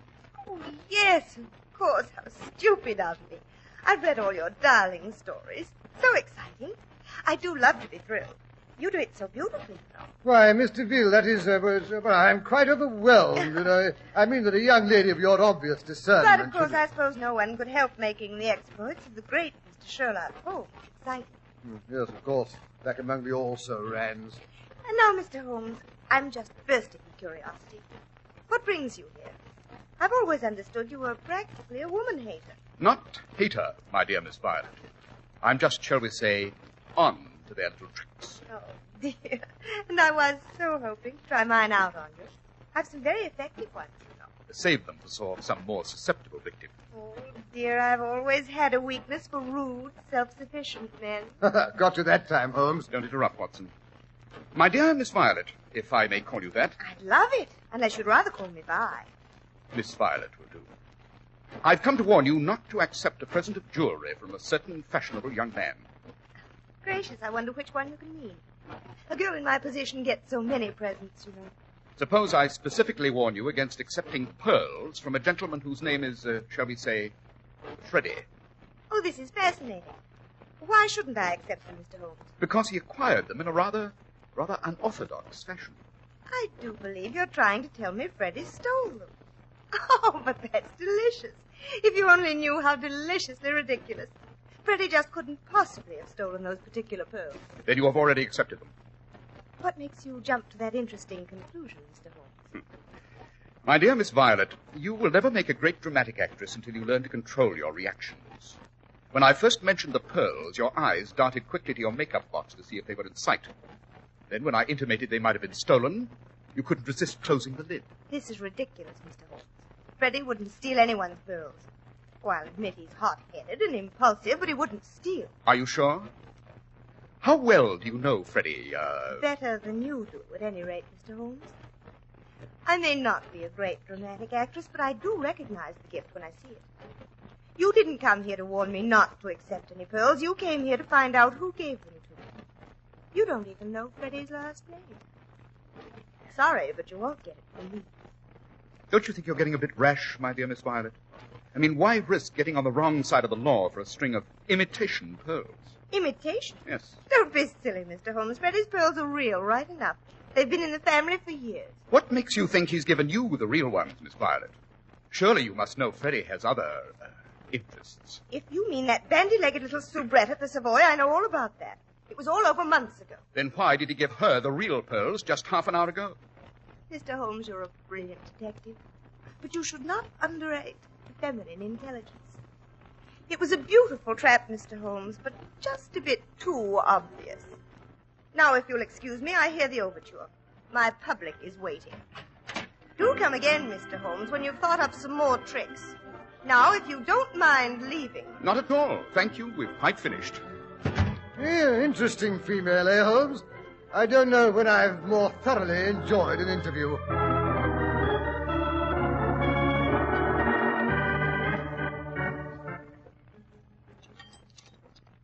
Ah, an excellent dinner, if I do say so myself, Watson. Pheasant was almost perfect. Undoubtedly, and it will put a jolly little crimp in our budget. Late dinner at Prince's Restaurant, champagne and caviar. I don't know what's got into you, Holmes. Oh, calm yourself, Watson. It all goes on the bill. I shall send Blevins and Possitor in the morning. Holmes, you're really outrageous. You've made a hash of the case, you found out absolutely nothing, and yet you have the effrontery to talk of sending a bill in the morning. Well, you should be ashamed of yourself. On the contrary, Watson, I think I've done rather well. Well, that DeVille woman made an absolute ass of you. You mean that's the impression I permitted her to gather? She thinks she didn't give me the pearl thief's name. Actually, she spelled it out in block letters when she admitted they'd been in Freddie's family for generations. Whose pearls were they, Watson? Lady Waverly's, of course. Then putting two and two together, the thief must be a Waverly as well. Sir Freddie Waverly is a well-known young man about town with a weakness for ladies of the theatre. It's as simple as that. You mean he's stolen his own mother's pearls? His stepmother's, Watson. Freddie's always resented her. If his father hadn't married for a second time shortly before his death, Freddie would have inherited the pearls years ago. But why all this bother about imitation pearls? Freddie doesn't know they're imitations. It's never occurred to him that his stepmother keeps the real ones in the vault. Yes, well, if you're so sure of yourself, why not go to him and demand he return the silly things? If we were that gauche, Watson, the lady would probably refuse to give them up. No, you may count on it. Miss Violet will return them to him of her own accord as soon as the performance is over. And how do you reach that interesting conclusion? Freddie may not suspect that they are imitations, but dear little Violet is not so naive. Once you were out of the way, you can count on it, she rushed back and bit into the necklace. Yes, I don't imagine she took her discovery very placidly. They must have had an interesting performance tonight at the Gaiety. Yes, but Holmes, that performance was over nearly 20 minutes ago. We'd better get ourselves along to Sir Freddie's flat, wherever that is, or Miss Violet will get there ahead of us. Chances are she won't wait to remove her makeup. My dear Watson, why do you think I ordered a table in the window? Sir Freddie Waverly resides just opposite there in the impressive architectural monstrosity known as Albany, in flat 2A to be exact. I say, Holmes, there comes a carriage tearing down the street. It stopped across the way. Yes, by Jove, that's Violet getting out. Quick, Watson. We'd better rescue the Honorable Freddie before she tears his hair out by the roots.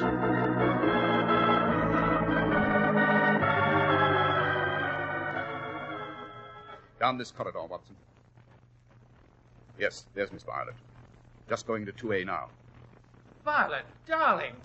But how jolly to see you here. I mean, I hadn't hoped so soon that you would have received the pearls this afternoon. Not those pearls. How dared you give me those pearls? I've never been so insulted in all my life. Oh, come off it, Vi. You've accepted jewelry from gentlemen before this? Yes, jewelry, not paste. Violet, what are you raving about? What sort of a fool do you take me for? Do you think I don't know the real ones went to that little scarecrow at the Savoy? Well, give her these. She can put them on her poodle. If you don't mind, Miss Violet, I'll relieve you of those pearls. And we may as well collect the tea service while we're at it, Watson. I see the boxes standing just inside the door. What is this, a burglary?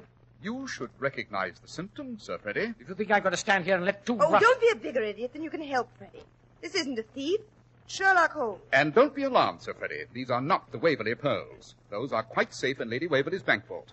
You mean that little floozy hasn't got them? Do dear me, no. That was just a trick on Holmes' part. Why, you unspeakable... Yes, Miss Violet.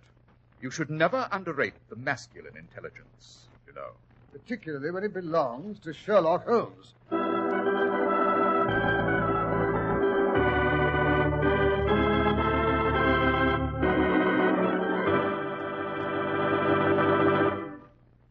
Well, I must say that was a neat bit of work on Holmes' part, Dr. Watson.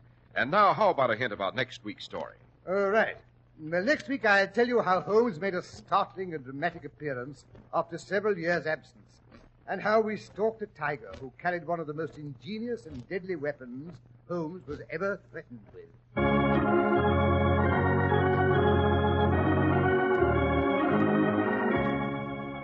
The makers of Clippercraft clothes and 1,036 leading stores from coast to coast have brought you another in the new series of broadcasts featuring the world's most famous detective, Sherlock Holmes.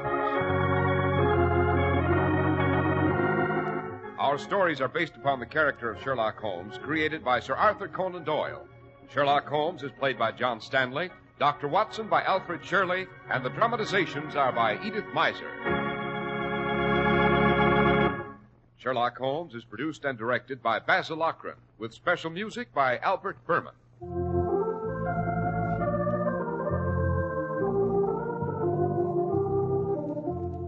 If you don't know your Clippercraft dealer, write Clippercraft, 200 Fifth Avenue, New York City. Be sure to listen next Sunday to Sherlock Holmes in The Adventure of the Empty House.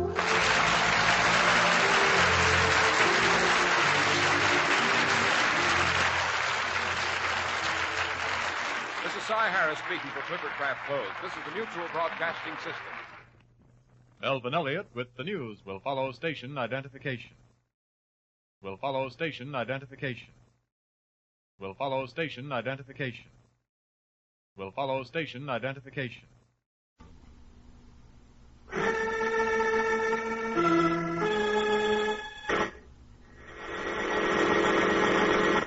From New York City, the makers of Clippercraft clothes for men and 1,036 leading retail stores from coast to coast present the world's most famous detective, Sherlock Holmes.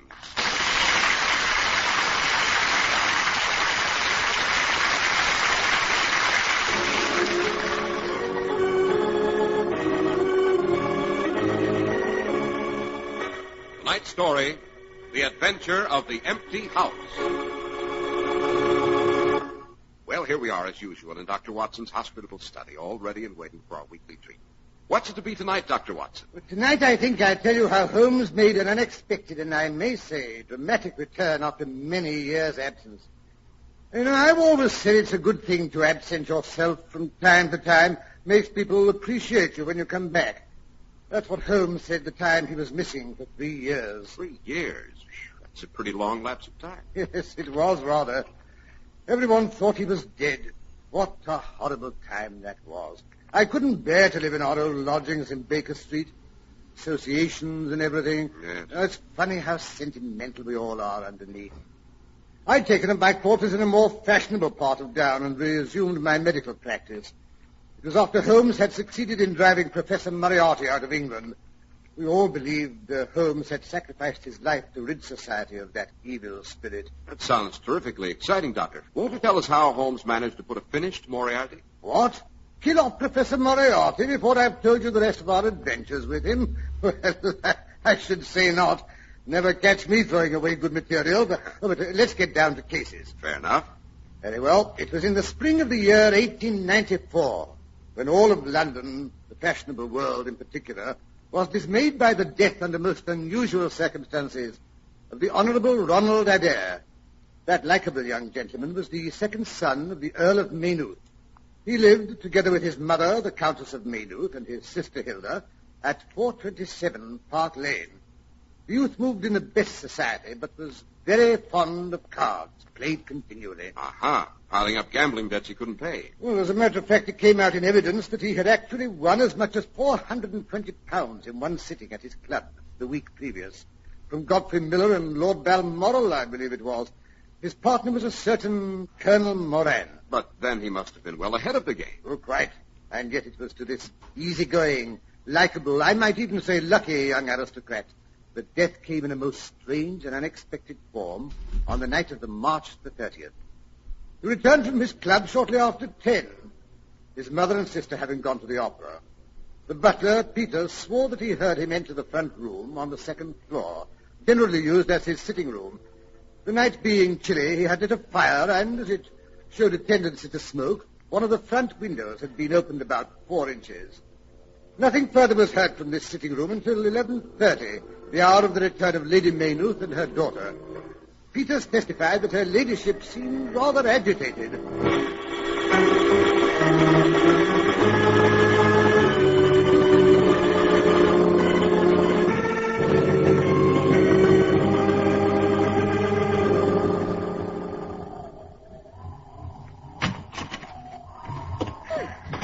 Gracious, Hilda. I declare I'm chilled to the bone. I'm sorry, Mamma. Oh, Peters, will you help me with my carriage boots? Certainly, milady. You returned so early. I trust the opera was not a disappointment. Oh, no, indeed, Peters. It was heavenly. Only Mamma can never bear to stay for the death scenes at the end. So depressing, I always think. Well, Mamma, I've always thought Carmen was terribly gay. Just because he knifes her in the last scene doesn't... No, I know. But so primitive, so brutal. And that bit in the gypsy camp, where Carmen keeps turning up the ace of spades, the card of death. I had the queerest foreboding during that scene, as though Ronnie needed me. Oh, dear, I do wish he wouldn't play whist so often. It's good for him. A boy his age should have other interests. I wish I could get that ace of spades out of my mind. I can't help feeling it means something. Oh, nonsense, Mamma. You've just given yourself another case of the fidgets. The English climate that's depressing you, that's all. One day of sunshine and you'll be as gay as a lark. I'm sure I hope so. Oh, dear, listen to that wind. Fog and rain, rain and fog. Peters, has Mr. Ronald come in yet? Yes, milady. Over an hour ago. He's upstairs in his sitting room. Well, thank heaven for that. I think I'll just go up and say good night to him. That's right, Mamma. Make sure he isn't sitting in a draught. Hilda, really? I declare I don't know what children are coming to nowadays. No respect for their parents. Good night, darling. And you're not to sit up till all hours, mind. No, Mamma. Really, I don't know how young girls nowadays expect to keep their looks if they never go to bed. Oh, dear, that wind, it's so eerie. Ronnie? Ronnie, dear, it's Mother. Why, it's locked. The door's locked. Ronnie! Are you all right? Ronnie! What's the matter? Ronnie! He's locked himself in. He doesn't answer. Peters! Hilda! Oh, come quickly. I'm afraid. Okay, Mother. Oh, Ronnie! Ronnie! Why don't you answer? No, don't worry, milady. It's all right, Mother. He's probably fallen asleep. Ronnie! Oh, Hilda, I'm frightened. Peters! Can't you break the door down? I can try, milady. Here, let me help. Now then, both together.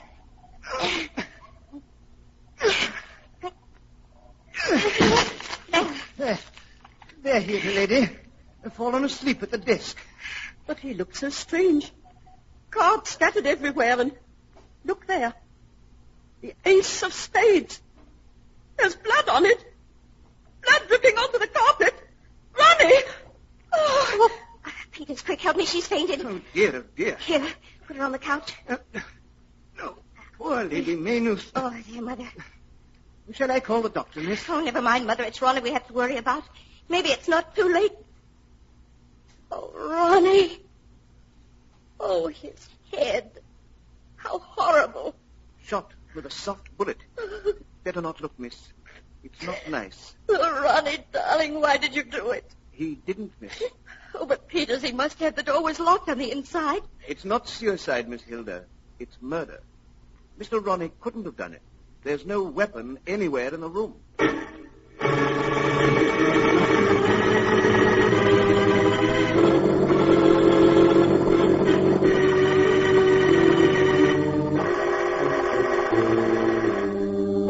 But look here, Dr. Watson. Ronald Adair was in the second-story sitting room with the door locked on the inside. Exactly, Mr. Harris. Furthermore, he was in the room alone. Yes, but if someone else shot him, how is that possible? That's what puzzled the authorities. No one could have climbed up to the open window without leaving traces of some sort. The outside wall was perfectly smooth, no ivy, no water pipes.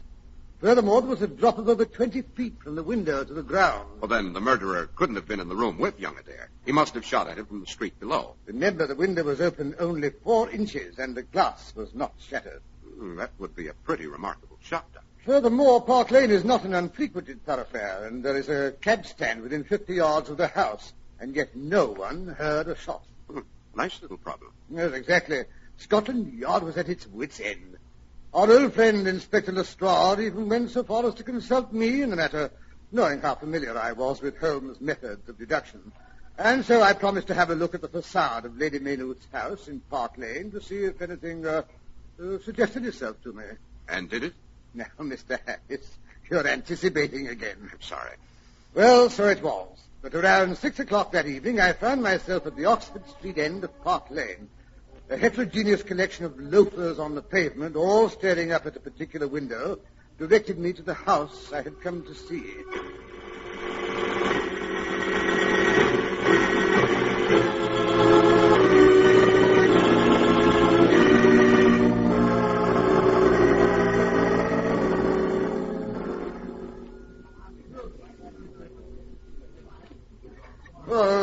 Good evening, Constable. Good evening, Dr. Watson, sir. I was told you might be dropping around for a look at the scene of crime. Yes, nice little crowd you've collected here. Yes, sir. Nothing like a good murder to bring him out of their house. Hey, look at that old codger up there with the white whiskers. Pushed his way up to the front. He ain't been out of doors for months. Looks fair dusty, he does. Oh, you mean the bibliophile. The what, sir? Book lover. Oh. Notice the titles of the volumes under his arm. Say, let's have a look. Origin of Tree Worship, Sign Language of the Druids, Life in Early Crete. Evidently collects obscure volumes, either as a trade or a hobby. Well, I never would have noticed. I'll hand it to you, Dr. Watson. You're almost as good with your deductions as Mr. Sherlock Holmes himself. Elementary, my dear Constable, elementary. Poor old fellow. He's got a bad cough. Lung condition, probably. Well, there doesn't seem to be anything much to discover. No possible way of scaling the front of the building from below. How about the roof? Could he have come across from another building? No, sir. Inspector Lestrade looked into that first thing. Roof's all divided off with iron bars. Spikes on them. About as easy to break into as the Bank of England. Well, may as well be getting on home. Yes, I dare say even Holmes couldn't solve this. Here's look where you're going, you clumsy fool. Oh, I say, I'm terribly sorry. I hope you're not hurt. Who cares about me? It's my books that matter. Struck them right out of my hand. There they are, lying all over the road. Mud on their covers. Oh, please, let me pick them up. No, you don't. And don't you touch them. You've done enough damage already. Mercy on us. Such a mess. Nobody appreciates good books nowadays. Well, at least let me apologize. I'm Oh, really go not away, Donna. Don't bother me. Can't you see I'm busy? Go home, can't you? You're no use standing around here. Well, maybe he's right. Good night, Constable. Good night, Doctor. Lestrade knows where to find me in case he wants me.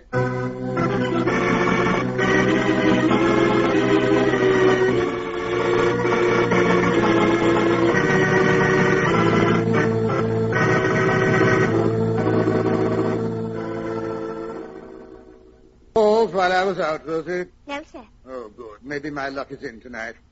It was about time I had a peaceful evening at home. Oh, I spoke too soon. See what it is this time, Rosie. Croup or measles. Yes, sir, right away. No more privacy than a Siamese twin. Dr. Codcall is so his own. And as for ever Oh, yes, Rosie, who is it, and what does he think he has? It ain't a patient, sir. No? What then? I don't rightly know, sir. He's an old fellow with white whiskers, like a billy goat. Said to tell you it was your bibliophile calling. What? Who, the bibliophile? You're surprised to see me so soon, eh? Well, how do you do? Come in. Thank you. That's all, Rosie. Oh, yes, sir. Please sit down. I hope you're recovered from the bump I gave you. Well, that's what I came to see you about, Dr. Watson. Oh, yes?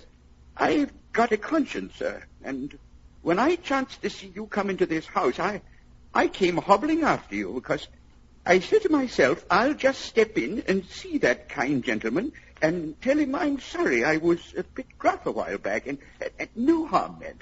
And I'm much obliged for offering to pick up my book. Oh, not at all. Maybe you collect books yourself? Well, no, I can't say that I do. Never too late to learn. Now, here's a copy of British Birds, and here's a very fine Catullus. Yes, but... Or perhaps this Holy War would be more in your line. Well, really, you know, I don't think... A bargain, every one of them. With 5 volumes, you could just fill that gap on the second shelf. So untidy, my dear Watson, quite unlike your old self. Holmes! Obviously. I wondered how long it'd take you to penetrate my disguise.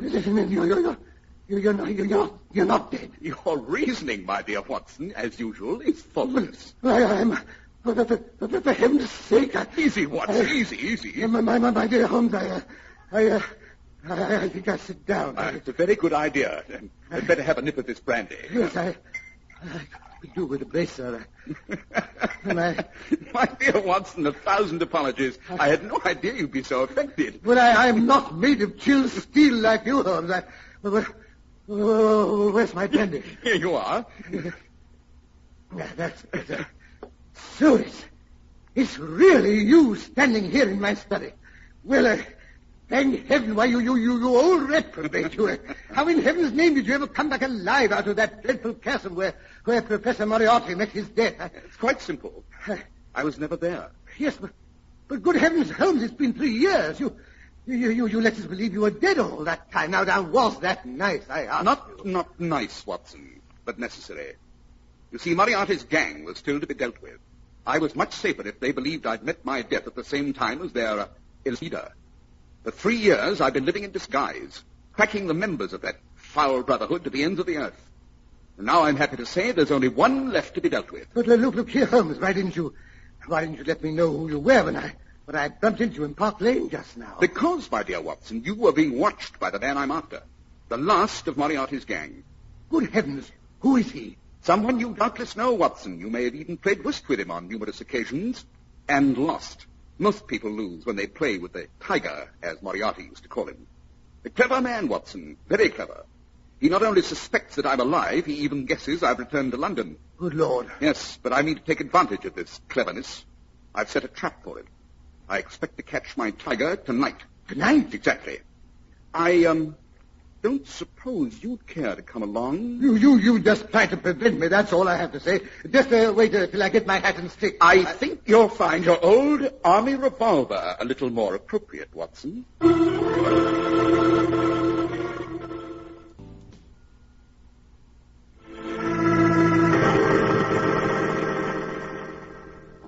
I say, Holmes, do we have to do all this pussyfooting down dark mews and through smelly stables? Absolutely, my dear Watson. It's essential that we should not be followed at this stage of the game.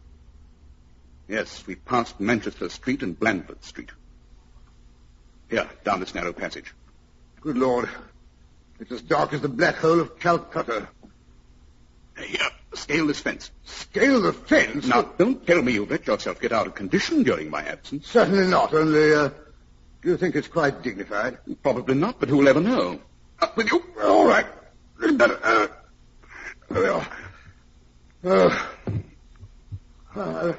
I've ruined the knees of my trousers. Oh, stop burbling, Watson, and come along. We've got to get into this house. Yes, but look here, it's an empty house. Quite. That's why I selected it. Now, where did I put that key? Don't tell me you're not going to pick the lock. Holmes, you're losing your grip. Quiet.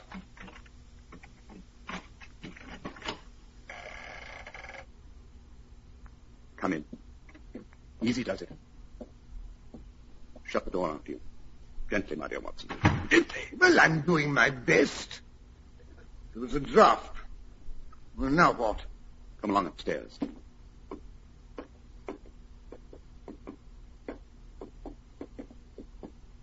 We should get a good view from the windows of the upper front room. You know, Holmes, there's something spooky about an empty house. Strange noises, boards squeaking. Easy. We turn a corner here. Are you with me? Oh, absolutely. Ah, this is the room. Excellent. The light from the street lamps, all the illumination we shall need. Look here, Holmes. There's something familiar about this street out there. Why, of course, it's Baker Street. Exactly. We're in Camden House, which stands opposite our old quarters. Jove, no wonder it looked familiar. But why station ourselves here? Because it commands an excellent view of our historic dwelling. Might I trouble you, my dear Watson, to draw a little nearer to the window, taking every precaution not to show yourself. Right. And then look up at our old rooms. We'll see if 3 years of absence have entirely taken away my power to surprise you. Well, the windows of our sitting room are lighted. I see there's a man sitting in front of one.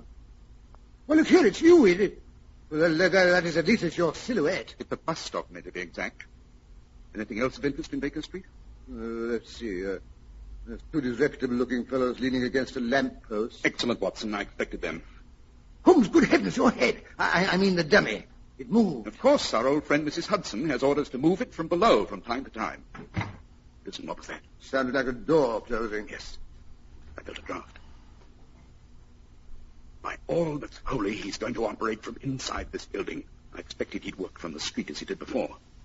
Quick, Watson, we've got to get out of here. You'll probably want this window. You mean whoever we're after, he's coming in here? Of course. Quick, Watson, into the next room. Here. Stand in the shadow where we can watch him without being seen. I hear footsteps.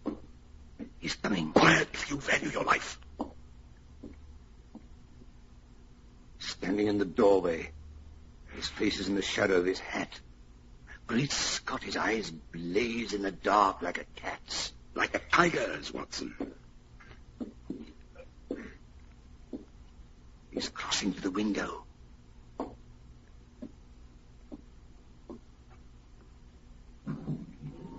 He's raising the window. Not very far, Watson. That won't be necessary. His stick. His walking stick. Where is he pointing it out of the window? It's a gun, Watson. Devilish invention. Doesn't make a sound. He's going to take a shot at my silhouette. When we hear the window across the street crash, we know he's fired. He's aiming. Get him, Watson, get him! Here, let go him over, you want? The gun hasn't put your head me. Well, not before I squeeze the life out of you. Oh, no, you don't. Watson, are you all right? I knocked him out. Yes, absolutely. What's that for? Those two men from Scotland Yard down in the street leaning against the lamppost. I must say I thought our friend here would do his dirty work outside so they could deal with him firsthand. Ah, here come the regulars. Well, if it isn't Lestrade. You bet it is. It took the job myself. And maybe we weren't glad to get your message at Scotland Yard half an hour ago. Although I must say we've done pretty well down there in your absence. Really?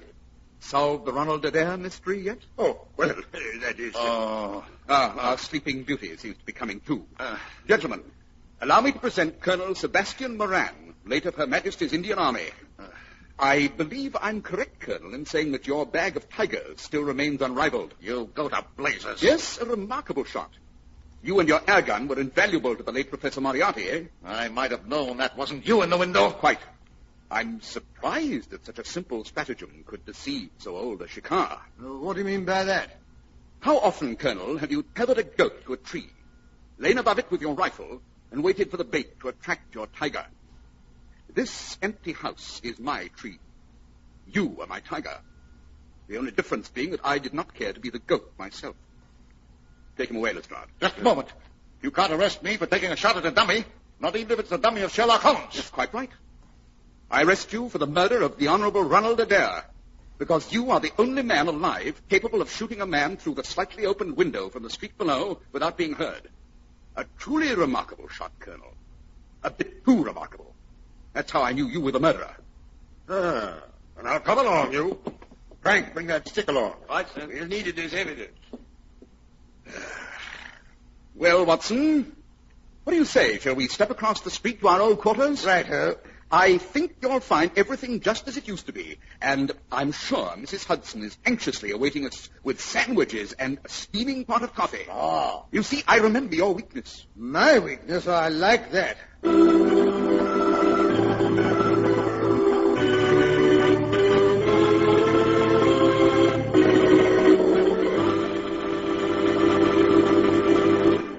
And that, Mr. Harris, is the story of how I went to live in Baker Street again and started another series of incredible and amazing adventures, which I shall tell you about, if it won't bore you. Well, what do you think, Dr. Watson?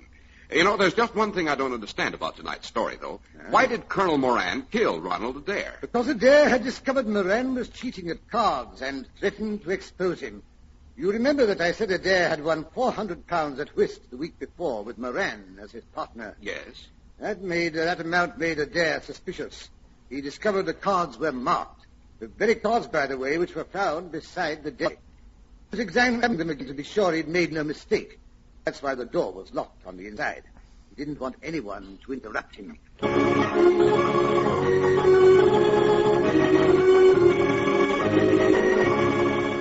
Our stories are based upon the character of Sherlock Holmes, created by Sir Arthur Conan Doyle. Sherlock Holmes is played by John Stanley, Dr. Watson by Alfred Shirley, and the dramatizations are by Edith Meiser.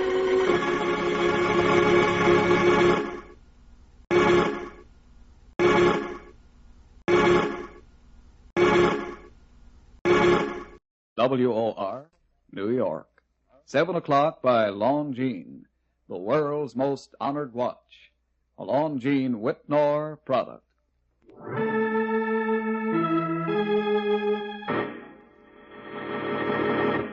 From New York City, the makers of Clipper Craft Clothes for Men and 1,036 leading retail stores from coast to coast. WOR, New York. 7 o'clock by Longines, the world's most honored watch. A Longines Whitnor product.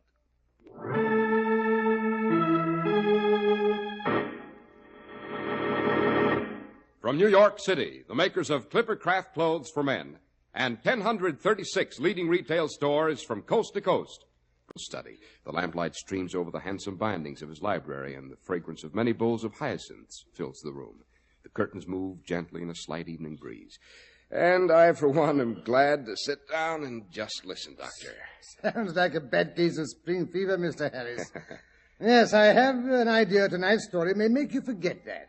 But before we discuss the case of the highly emotional lady who took a violent interest in butter, suppose you say a few words on a subject every self-respecting male takes quite an interest in nowadays. You mean how to present a well-groomed appearance without bankrupting his budget. Well, this is an important announcement because it affects the cost of your living. You know very well that the cost of many things you buy has risen considerably. Some costs are still rising. The reasons are many. Increased costs of material, increased labor costs, and so on. Now, it's true manufacturing costs are higher. However, in the face of sharply mounting costs, Clippercraft brings you superbly tailored suits at only $40 and $45. Beautifully made topcoats, including fine coverts and worsted gabardines, at only $40 and $45, and sport jackets at only $26.50. Tropicals, too, at $33.75 to $40. Clippercraft offers these amazing values even today because of the unique Clippercraft plan, concentrating the buying power of 1,036 of the nation's finest stores from coast to coast, making possible steady year-round operation, affecting tremendous savings in manufacturing and distribution costs. Only comparison will prove what this means in money saved on your spring clothing budget. Yes, compare Clippercraft with clothes selling for many dollars more.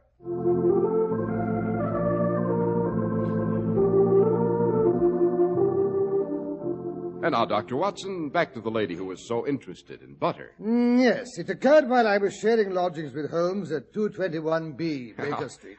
Honest, Injun, was there ever really such an address as 221B Baker Street? Oh, this modern generation. Nothing but doubting Thomases. You know, would you believe it? There are people who go so far as to suspect that Sherlock Holmes is nothing but a figment of my imagination. Why, sacrilege, Doctor. Well, it's worse than that.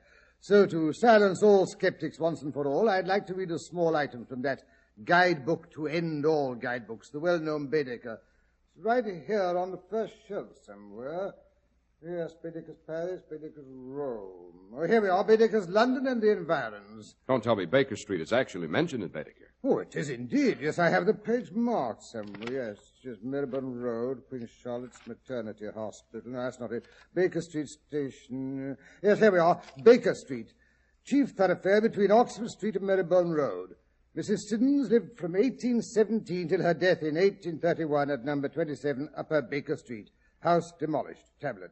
Lord Lytton, the novelist, was born at number 68 in 1803. Tablet. And William Pitts lived in 1802-04 at number 120. Tablet. Sherlock Holmes also had rooms there. Don't tell me there's no tablet at 221B, Doctor. Oh, well, not yet. Give us time. After all, Holmes is still mortal. Tablets are for the immortals, Mr. Harris. Well, that certainly should settle any doubts about Mr. Sherlock Holmes' reality once and for all. I certainly hope so. Well, as I was saying, it was in the good old Baker Street days. It was rather latish of a gloomy afternoon. I'd remained indoors all day, for the weather had taken a sudden turn to rain, and my practice wasn't too thriving at the moment.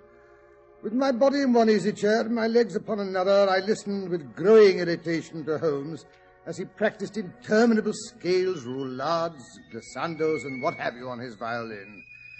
At last, a particularly screeching dissonance was more than my frazzled nerves could bear. Holmes, must you do that? Calm yourself, my dear Watson. I was not responsible for that last bit of cacophony. It was caused by the scraping of a carriage wheel against our curb. Yes, we are about to receive a client. A rather portly lady of means, unless I'm very much mistaken. Oh, how can you possibly tell? You haven't even bothered to look out of the window. The outraged creak of the carriage springs as its passenger descended to the pavement indicates a person of substance. The tap of French heels on the pavement indicates the person's a lady. And the fact that the vehicle remained at the curb indicates that it's either a private carriage or a public conveyance that's been told to wait. Either eventuality indicates a person of means. I swear I heard nothing except the first scrape against the curb. I must say, Holmes, you have ears like a hawk. Your metaphor is a trifle mixed, my dear Watson, but I accept your tribute. Come in. Mr. Holmes? Mr. Holmes, Mr. Sherlock Holmes. Naturally. This is my friend and colleague, Dr. Watson. Oh, how do you do? Thank heavens you're at home. You must dine with me tonight, both of you. I may need a doctor as well as a detective. Interesting. I mean, what brings you to that rather startling conclusion? I am in grave danger, and you are the only person who can save me. How, madam? My husband wishes to be rid of me. I am being poisoned, systematically, cold-bloodedly poisoned. That is, I was, until I hired an old nurse of mine to do the cooking, and refused to eat anything that wasn't served to everybody in the house on a common plate, pot or tureen. So that if poison were present, all members of your household would be in equal danger. Exactly. I'm no fool. How many members of your household are there, Mrs. I am Madame de Pavane. My husband is Puvis de Pavane, the famous violinist. Oh, yes, I've heard him in concert. Remarkable technique. They tell me his trills compare favorably with Paganini. Oh, yes, Puvis is a great violinist. If you've heard him play, you have doubtless also seen my daughter, who plays his accompaniments. My husband, my daughter Therese, and myself. There are only three of us in the household. We are, I may say, the eternal triangle. Puvis is infatuated with Therese. Well, really? Your daughter, I gather, Madame de Pavane, is the child of a previous marriage. Yes and no. As a matter of fact, she's my stepdaughter, the child of my first husband by his first marriage. Rather a complicated menage, Watson. Quite. Huh, I was a fool to marry a man so much younger than myself. But Puvis was, well, ardent. You know what these Latins are, Mr. Holmes. Swept me right off my feet. Would you believe it? He refused to eat or sleep until I named the day. It all happened in the south of France, that land of languor and romance. Oh, I see it all. The courtship, the honeymoon, the return home, the meeting with the daughter of the household, the inevitable call of youth to youth. Puvis isn't that young, Dr. Watson. I'm not a cradle snatcher. And besides, he'd known Therese long before I met him. She accompanied him on a concert tour, much against my better judgment, I will say. I sometimes think their romance may have blossomed even then. Yes, but in that case, why did Monsieur de Pavane marry you, not your stepdaughter? Because, Dr. Watson, I happen to be the one who has the money. These realistic Frenchmen, eh, Watson?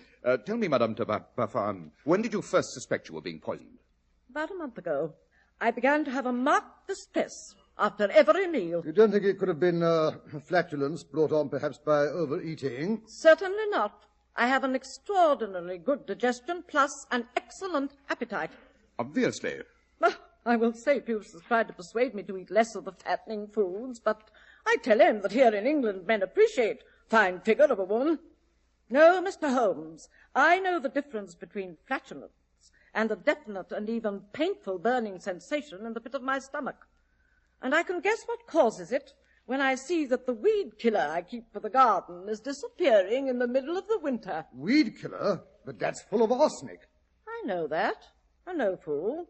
That's why I sent for Nanny 3 weeks ago to do the cooking. What a pity you didn't come to me instead. I should have enjoyed making the Reinsch test on the contents of your stomach. Now, of course, after 3 weeks, it would be very difficult to prove the presence of arsenic in your system. Short of an autopsy, of course.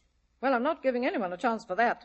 Not if I can help it. I take it you've had no further distress since your nurse was brought in to do the cooking? No, that I haven't. Then why do you come to me at this late date? Because I think Pubis is getting set for another try. He leaves tonight for a concert tour of the continent. I have forbidden Therese to accompany him, but just half an hour ago I heard them plotting together. I was counting the silver in the butler's pantry when I heard them come into the dining room. They didn't know that I was listening. I don't care what she says. I won't go without you. But you'll have to, Pubis. You have a week before your first concert. You'll be able to find another accompanist in Paris. But I don't want another accompanist, Therese. I want you. You know I can't do anything if you aren't with me. You've got to come with me. Sneak out of the house when she's not looking. But I can't do that, Pubis, dear. She'll disown me. I'll be disinherited. We'd both starve. Oh, confound the woman. If she only weren't so big-headed and so rich. I've tried to persuade her, Pubis, but she won't listen. She won't listen to words, perhaps. There are other ways of persuading people. Therese, promise me that if anything should happen, you will come to me by the next boat. Of course. But what could happen? Don't worry. I have a plan. A neat little plan. And it shouldn't take too long to work out.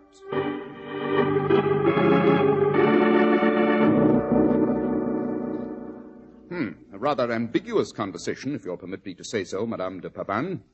What makes you so sure your husband will try to poison you at dinner tonight? First, because it's his last meal at home. The boat train leaves at 9:30. And second, because I found this bottle in the waste paper basket in his study. A pharmacist's bottle with a label partly torn off. The letters P-O-I-S still visible. P-O-I-S. Holmes, if you add O-N, that spells poison. Brilliant, my dear Watson. Positively scintillating. There seems to be a small bit of white crystalline powder still left at the bottom of the bottle. What do you make of it, Watson? Well, from the look and the smell, it might be Epsom salts. Holmes, what are you doing? Tasting it? What? Just the slightest suspicion of a taste, Watson. Yes, it's slightly acrid and metallic. That, too, might be Epsom salts. Want to try it, Watson? No, thanks. I'm not interested in tasting anything that comes in a bottle marked poison. Perhaps you're right. Yes, I think perhaps we should try some more extensive tests before we make up our minds about the contents of this bottle, madame. I don't care what you do, but don't be late for dinner. We dine at 7:30. The address is 49 Rathbone Place. You enter from Oxford Street. It's close to Tottenham Court Road. We shall be there, madame. On the dot.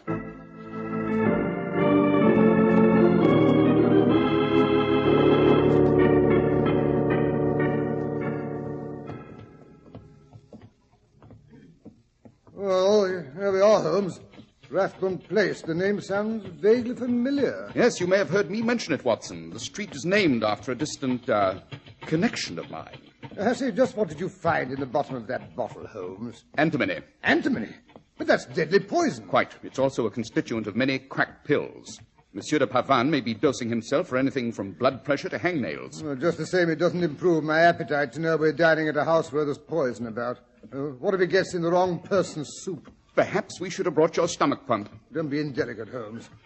Personally, I shall follow Madame de Pavan's example and eat or drink nothing that doesn't come from a community dish. Very sensible, Watson. Very sensible indeed. Yes, here we are. Number 49. Give the bell a pull, Watson. There's a good chap. Right, well, I must say there's nothing particularly sinister looking about the house, eh, Holmes? Nice, cheerful little ruffled curtains. Yes. The poisoners have been known to live in the most innocuous surroundings. Holmes, I do wish you'd refrain from indulging your sepulchral sense of humor. Yes, sir. That is, if Madame de Pavan lives here, I believe we're expected. But this is a great honor. Come in, gentlemen, come in. Who will believe me when I say I have the honor of entertaining the world's master detective and his ami, the good doctor? Oh, then you recognize us? Naturally. Who does not know the great Sherlock Holmes? Besides, my wife has taken great trouble to impress upon me just who it is she has invited to dinner. Oh, that's certainly forthright of her, eh, Holmes? Madame is a forthright person. She says what she thinks, even when she changes her mind. But will you not step into the parlor? We shall have a glass of sherry. Madame and her charming daughter will be down directly. Thank you, but, I don't think that is... not before dinner. I mean, it might take away my appetite. Oh, come, Dr. Watson. It is such excellent sherry. Here, I pour from the decanter for you,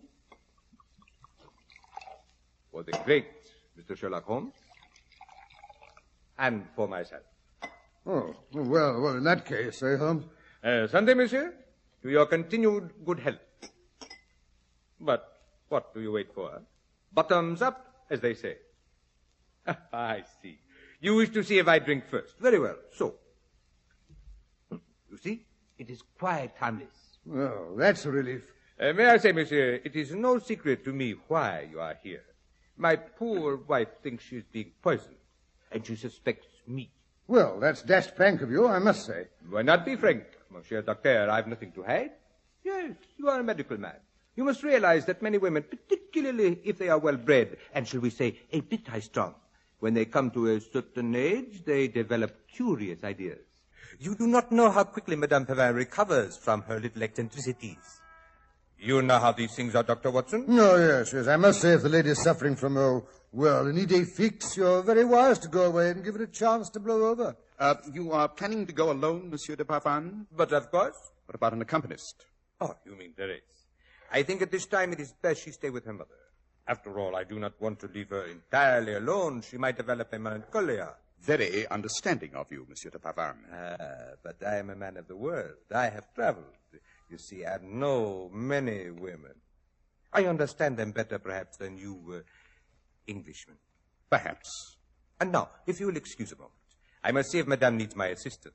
Her maid is not very strong, and since Madame has put on a few pounds, she needs a man to, what you call, hook her up the back.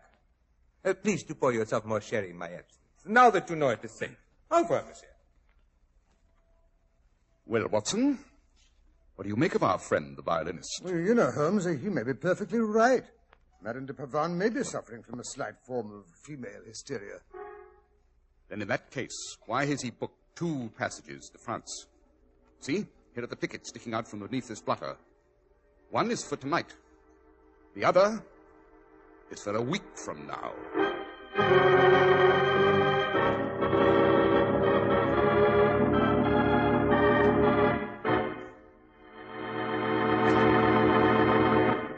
So, Sherlock Holmes didn't think Monsieur Pavin was as innocent as he pretended to be, Doctor. No, Mr. Harris.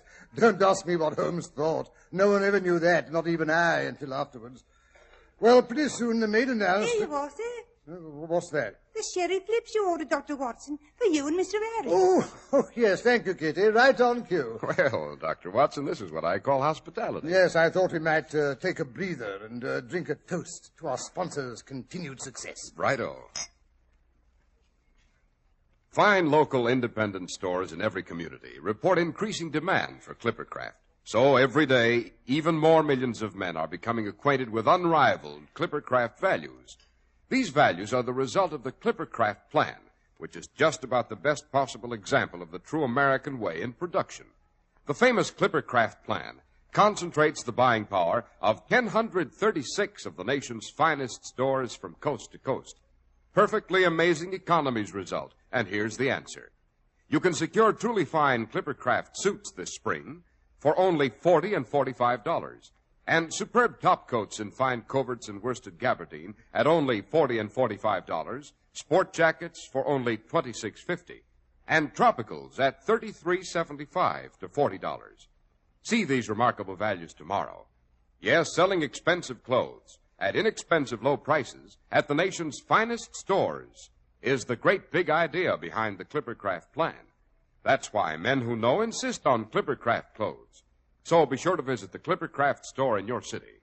These leading stores in the metropolitan area are proud to add their names to Clippercraft in your suits, top coats, sport jackets, and tropicals. In Manhattan, Saks 34th, Broadway at 34th. John Wanamaker Men's Stores, Broadway at 8th and 67 Liberty Street. In Brooklyn, Abraham and Strauss. In Newark, New Jersey, Boulevard Men's Shop, Kresge Newark. And in Jamaica, the B&B Clothes Shop, 16408 Jamaica Avenue.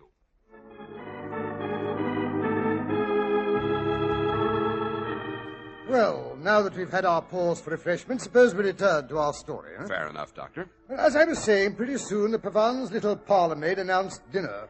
Holmes and I repaired to the dining room where we found Madame de Pavan and her stepdaughter, a rather toothy female, already seated at either end of the table. Monsieur Pavan stood in back of his chair at the far side. Madame, who was ladling soup out of a large tureen, her napkin tucked well over her bodice, turned and pointed imperiously to the two empty chairs at the near side. You sit here, Mr. Holmes, next to me. Dr. Watson, you sat there, next to Therese. Oh, delighted, I'm sure.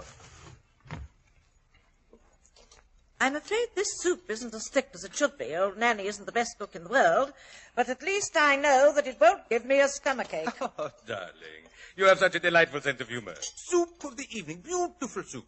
You know the songs from Alice in Wonderland, Mr. Holmes? They have been so charmingly set to music by Lisa Lehman. Never mind Alice in Wonderland, Pubis. You may pour out the claret. Certainly, my dear. No, not from that bottle. The one that's not been opened, with the cork still sealed. Perhaps Dr. Watson will do the honors. He looks like a person who could handle a bottle. What's that? I confess quite freely that I have never been able to master that little object you call the corkscrew. Oh, of course. Well, if you like. Here it is. Aha, a magnificent vintage, madame. My father laid down quite a respectable cellar before he died. Bravo, bravo. And now to add further to the festivity of this occasion, I have a special surprise for my dear little wife. Oh? What's that? Butter. You may not know it, Mr. Holmes, but ordinarily I do not approve of butter on the dinner table. Bread, I believe, should be eaten in the continental fashion, with just a pinch of salt. My wife, however, bless her dear little heart, has a weakness for butter, even though it is forbidden by the doctor. However, tonight, being my last meal at home, and to honor two such distinguished guests, I myself went out and bought a roll of butter. And here it is, in a beautiful silver butter dish. Oh, it is pretty. But I really don't think I ought to... Come, my dear, there is no possible danger. It is all in one piece. You can cut off your portion for yourself, and we will all follow suit. Does look so good. I assure you, my dear, it's the very best butter. That, too, is from Alice in Wonderland, Mr. Holmes. Oh, yes, that tea party. Another, shall we say, unusual meal? Ah, delightful, delightful. Allow me, my dear, I'll cut you a piece of butter from this end. No, thank you. I'll do it myself. From the other end. As you please.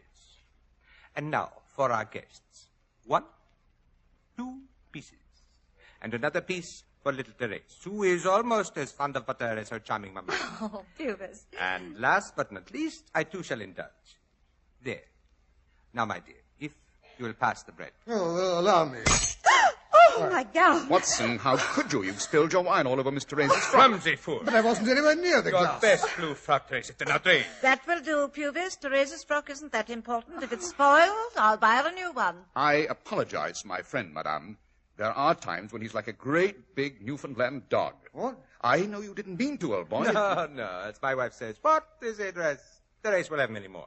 I apologize if I have been hasty. My nerves, you understand, before a concert tour are always a little on the edges, as you say in English. But come, let us enjoy the meal. If I may trouble you for the bread, Mr. Holmes. Certainly. Well, bon appétit, as you say in French.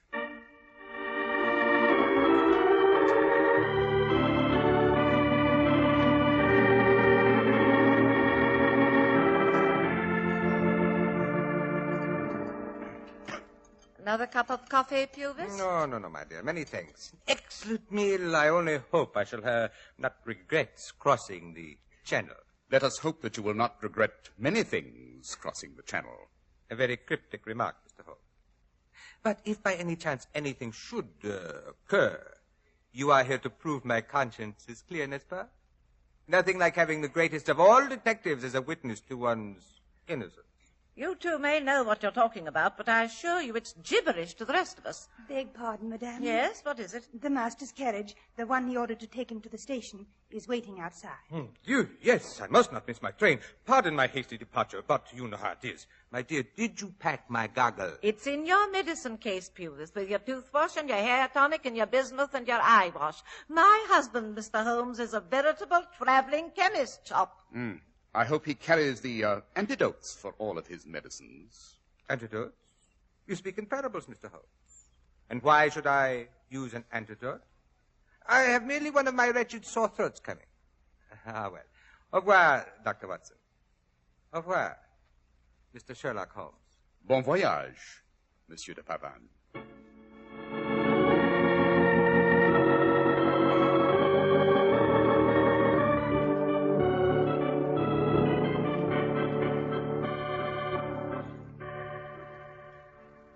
Morning, Holmes. Morning. Well, I must say that was a curious dinner party last night.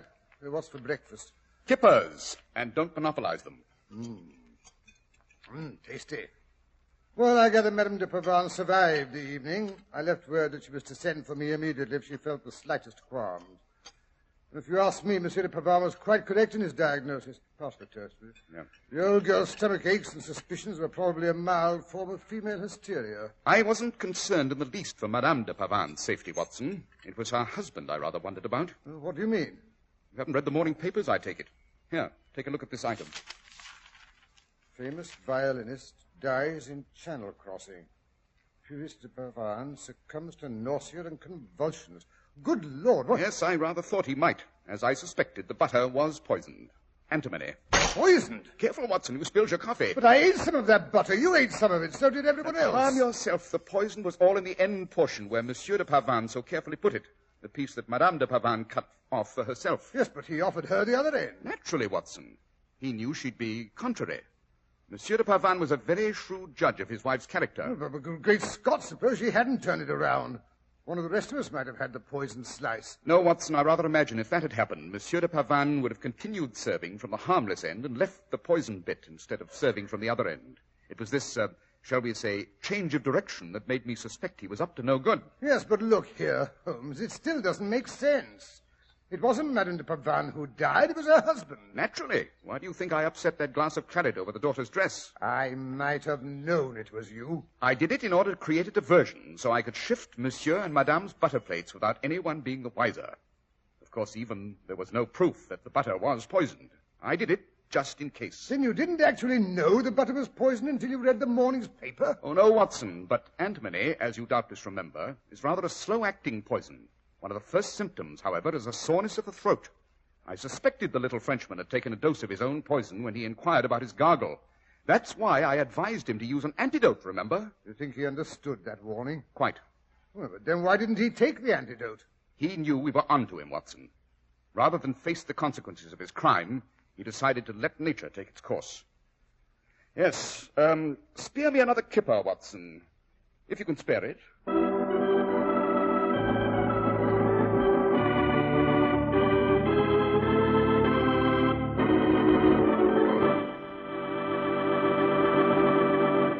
Well, that was a lurid dinner party, Dr. Watson. Yes, Mr. Harris.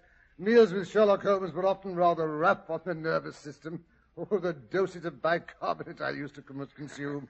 Well, that's neither here nor there. I dare say you'd like to inquire about next week's story, Mr. Harris. That's right, Dr. Watson. What are we to have next week? No more poisoned butter. That I can promise you. No, next week I think I'll tell you how Holmes and I encountered a strange 17th century highwayman on the wilds of Hampstead Heath. He was known as Jack-o'-lantern because he carried a lighted skull for a lantern. There was another Jack in the story as well, the Jack of Diamonds.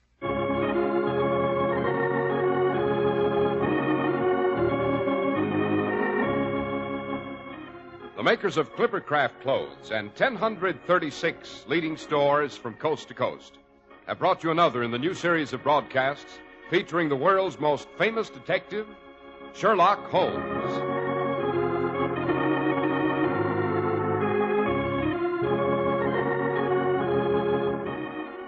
Our stories are based upon the character of Sherlock Holmes, created by Sir Arthur Conan Doyle.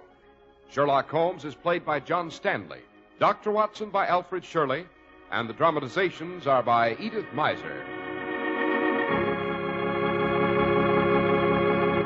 Sherlock Holmes is produced and directed by Basil Lochran, with special music by Albert Berman.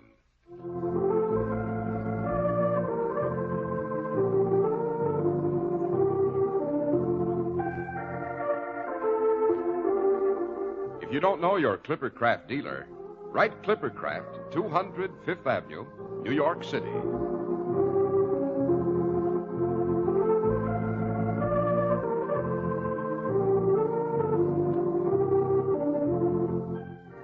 Be sure to listen next Sunday to Sherlock Holmes in The Return of the Jack of Diamonds.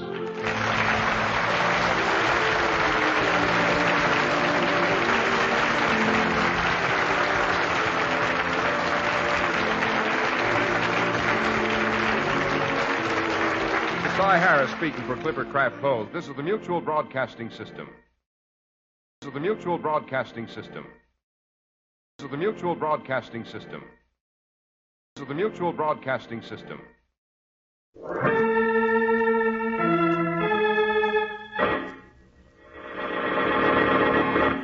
From New York City, the makers of Clippercraft Clothes for Men and 1,036 leading retail stores from coast to coast present the world's most famous detective, Sherlock Holmes.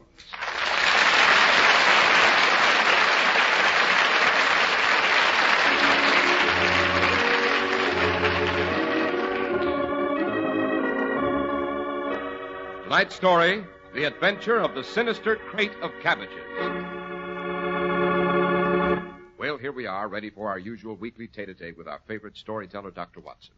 Our genial medico sits in his well-worn armchair with 2 telegrams spread out on his knees. One only seems worn, and the other is fresh and new. Not bad news, I hope, Dr. Watson. Oh, no, Mr. Harris. Just a pair of cryptic communications from Sherlock Holmes. That one arrived today while I was enjoying a late breakfast. Oh, what's it say, Doctor? No, wait, I find my glasses.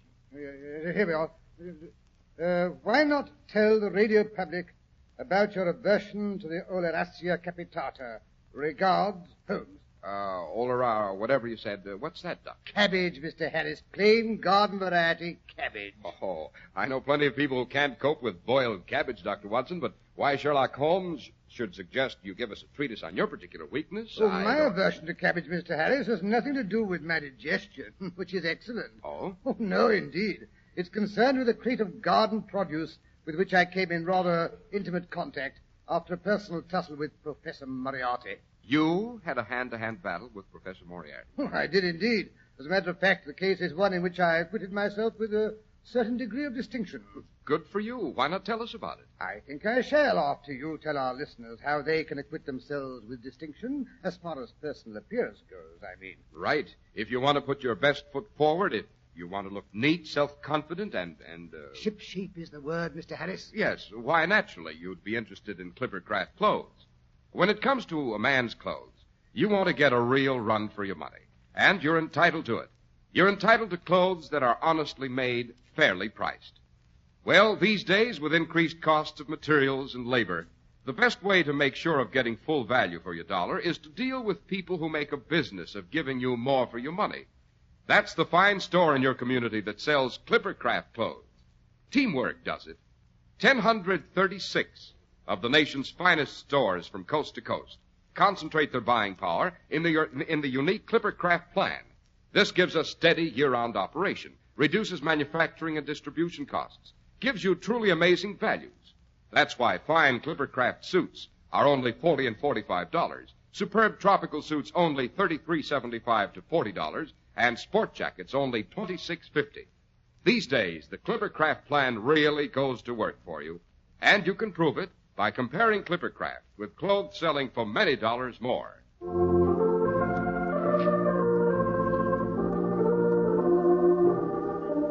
And now, Dr. Watson, how about that struggle with Professor Moriarty that developed into such a dislike for cabbages? Yes, it was shortly after my marriage.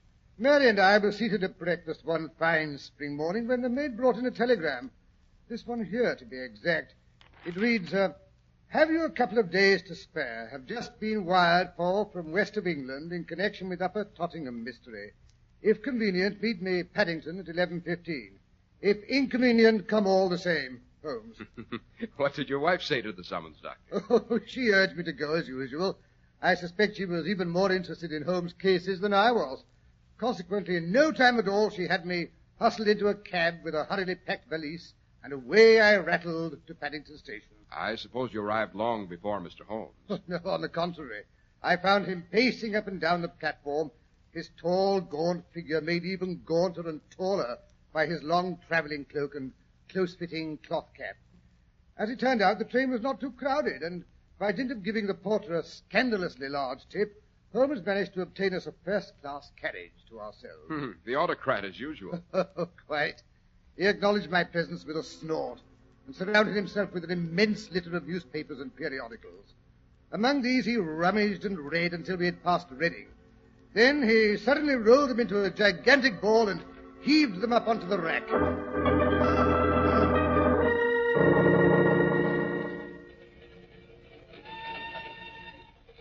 The London press has almost completely overlooked the case, as usual.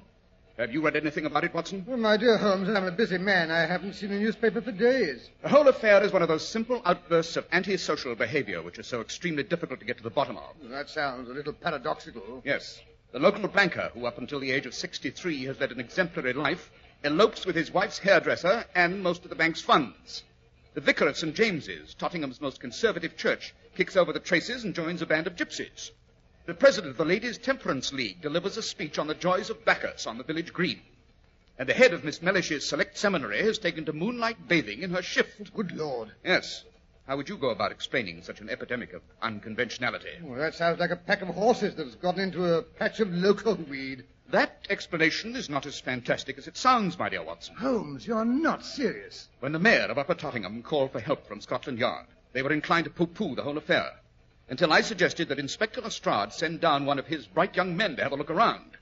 I suggested they search for a hoard of a certain rare and little-known Oriental drug, which has the curious habit of taking away the willpower of anyone who takes or is given a dose of it. Sounds like one of the hypnotics. It is, Watson. In the hands of a reputable doctor, it can do much to relieve hysteria and depression. If administered by a scoundrel, it's capable of doing great harm. Oh, yes, but who would want to? My dear Watson, there are unfortunately a great many people with warped minds who delight in instigating mischief, or worse. Well, to make a long story short, young Balcom, the man Scotland Yard sent out to investigate, sent word yesterday in code that he'd found something suspicious. Not only has he discovered a cache of the stuff, but he believes it's now being shipped to some laboratory in London. In other words, Upper Tottingham's just the proving grounds for a much larger and more sinister project. Oh, so you decided to come and investigate yourself, Exactly. But better get your coat on, Watson. The next stop's ours. Just a small way station. Upper Tottenham itself's half a mile away. Hello, what's up? You all right, Watson? There's a fine way to stop a train. Nearly broke the bottle of iodoform I carry in my hip pocket. No wonder you smell so antiseptic these days, Watson. Well, the practicing doctor never knows when he's going to need his iodoform. I came away in such a hurry I forgot to leave it behind. He's got a doctor. He's got a doctor on the train. Someone's running back along the tracks. There's been an accident. I suspected as much. I say there, my good man, I'm a doctor. Thank God for that. A man's been hurt, run over. He's under the engine. But I'll be right along. Oh, confound these doors, the way they lock me. These compartments blasted. I can't get out. I've got to crawl through the window. Calm yourself, Watson. You forget I can manage any lock. All I have to do is use this little tool and open sesame. After you, my dear Watson.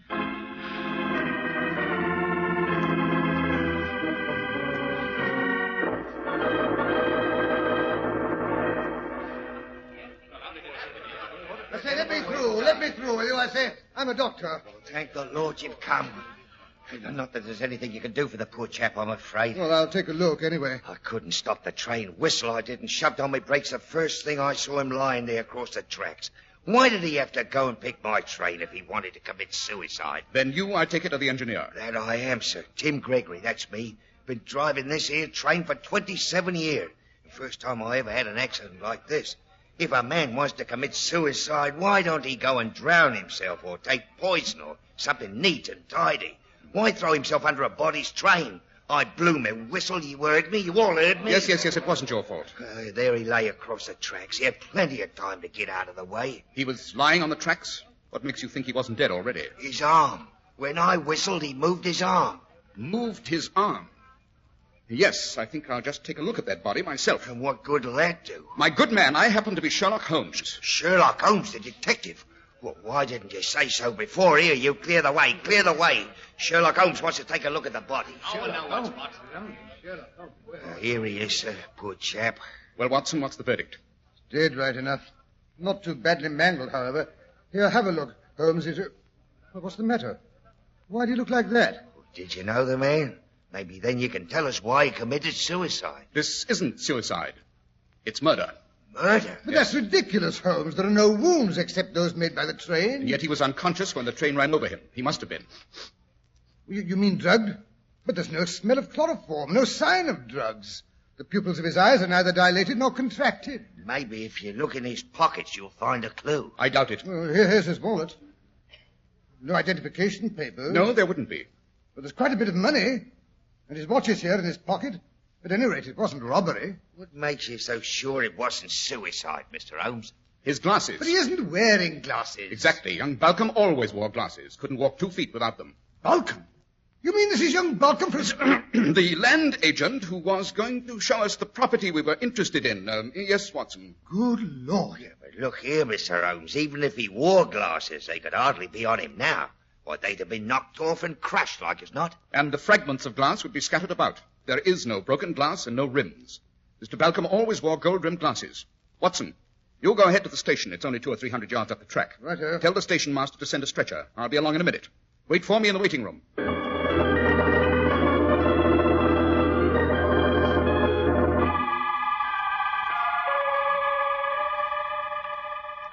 Deserted little station. Looks as if a good wind would blow it over. I say, station master. Hey there, I say, station master.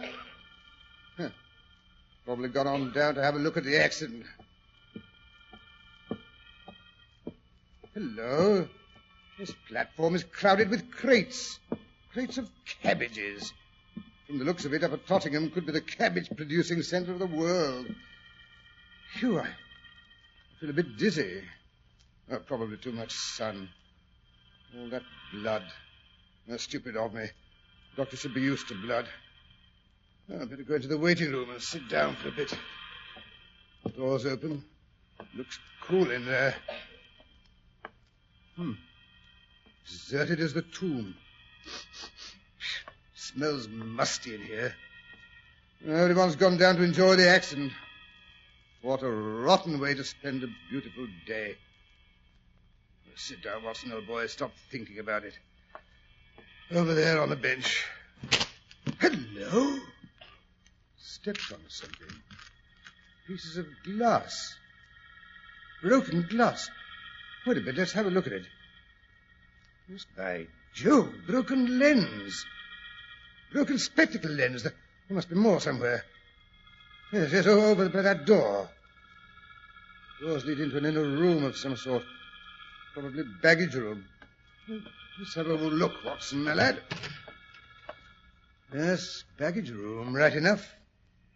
More crates of cabbages. Let's see. Yes, by thunder, more bits of glass. Quite a lot, and something else. Bits of twisted wire. Good Lord, yes, it's the rims of young Balcom's glasses. The gold rims. This is where he lost them. Broken. Broken to bits. Quite right, my dear Dr. Watson. Who are you? Around here, I'm known as Old Pennyfield, the station agent. But if you take a closer look, I think you will recognize an old acquaintance. Good Lord! Professor Moriarty, what in blazes are you doing here? Seeing that the cabbages from a certain local farm reach their proper market in London. They are very valuable cabbages, my dear Watson. It's good of you to take an interest in them. But you don't keep the station very tidy. All this broken glass lying about. Some message. Yes, I thought you might notice that. I was just coming back to attend to it. One cannot be in two places at once, you know. As it was, your young friend from Scotland Yard nearly missed his train. So you hit him over the head in here and dragged his body out and laid it on the tracks, It was only a tap.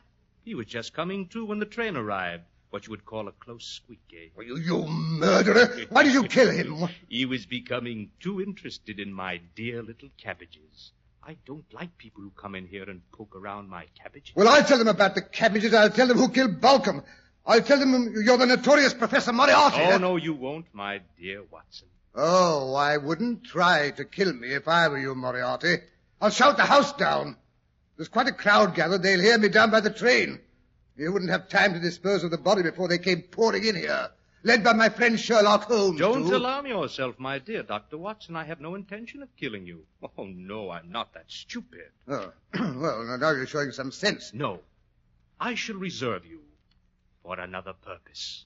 You shall be my prize guinea pig. What? You may have heard of my little experiments down here. The banker who eloped, the minister who became a gypsy, they served as the first examples of my new process. What's that? I have perfected a new drug. It can remove a man's willpower. It makes his conscience, his sense of right or wrong, completely inoperative. I shall take you to my laboratory in London, where I shall remove your willpower. Yes, I have come far in my study of the human brain. I can remove your willpower as easily as I can remove your tonsils. Now look here, you Don't scoundrel. be perturbed. I shall allow you to retain your own personality. In fact, I can promise you that you will be back among your friends inside of, shall we say, 5 days.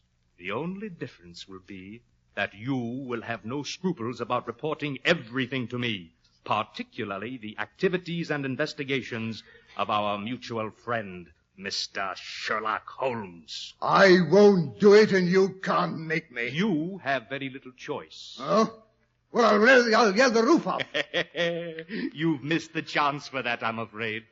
Yes, I was waiting for the 4:10 train to pass through. Here she comes. Yell your head off.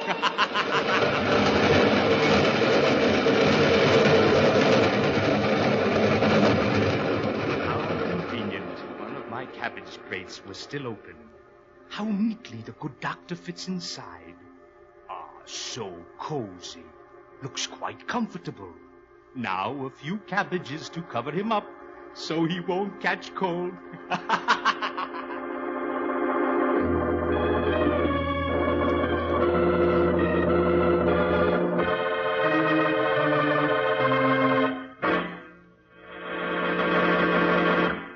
Of course, you want fine quality in your clothes. Indeed, you owe it to yourself, and what's more, it can be yours without paying a premium for it.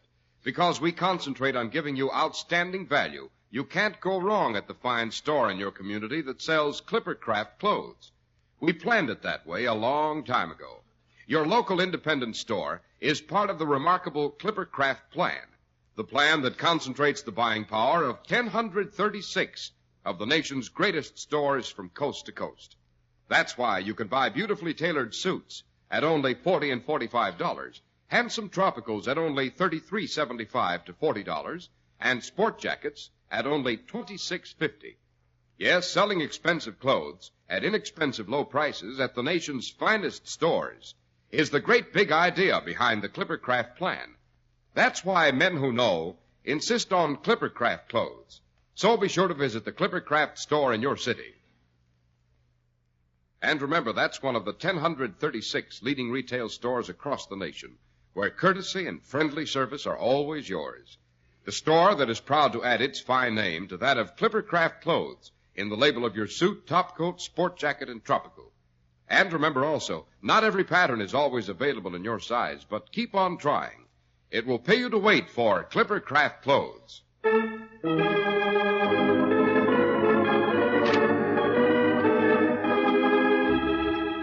And now back to the little railway station at Upper Tottingham. Holmes has just arrived on the platform with the local constable and 2 men carrying a heavy pine box.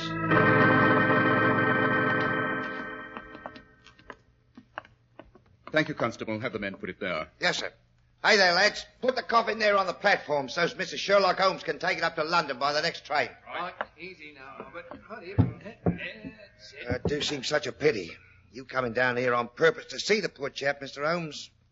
Worried about something special? One of your cases, perhaps?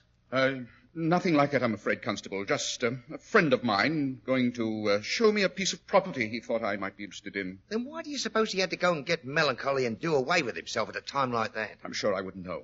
I say, would you be good enough to step inside the station and see if you can find my friend Dr. Watson? With pleasure, Mr. Holmes, sir.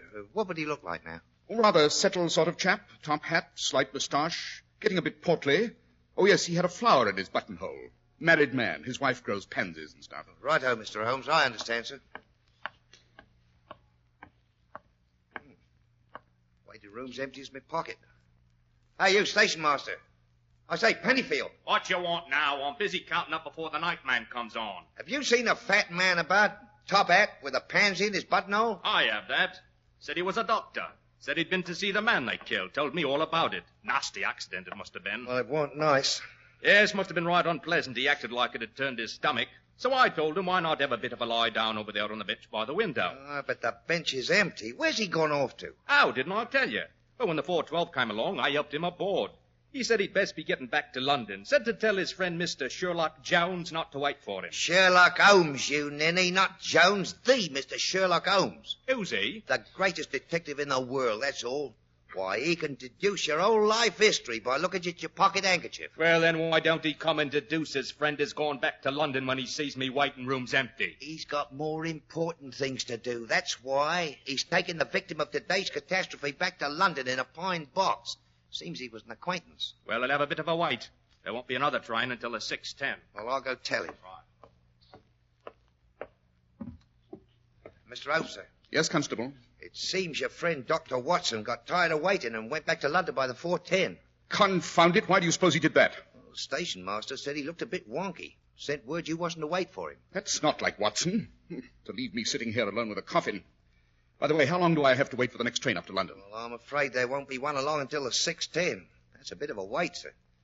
Maybe you'd step down the road and have a dish of tea with me and the missus. She'd be that bucked up to be entertaining Mr. Sherlock Holmes. Thank you, Constable, but it's not possible, I'm afraid. Well, why not, sir? You've got a good hour and a half wait. I know, but I can't leave the body. I don't want anything else to happen to it. Good Lord, what else could happen to it? I don't know, Constable.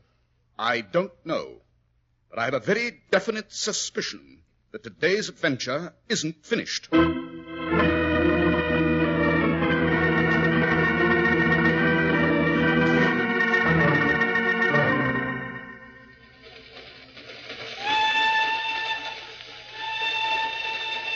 I must say it's very decent of you to let me ride up here in the luggage van. Oh, glad of the company, sir. It's lonesome sometimes with nothing but trunks and crates of cabbages and things, rolling away through the countryside at night with no one to talk to. Sometimes I get to wondering what's in all those boxes. It's good to have someone around, especially when there's a coffin aboard. Yes, I'm afraid I'm not very good company tonight. Oh, I understand, sir. It's not what you might call cheerful, accompanying the remains of a friend. I say, the old whistle do sound eerie tonight, don't she? Yes. I always says there's nothing so lonely as a train whistle going along across country after everyone else is safe in bed. Excuse me.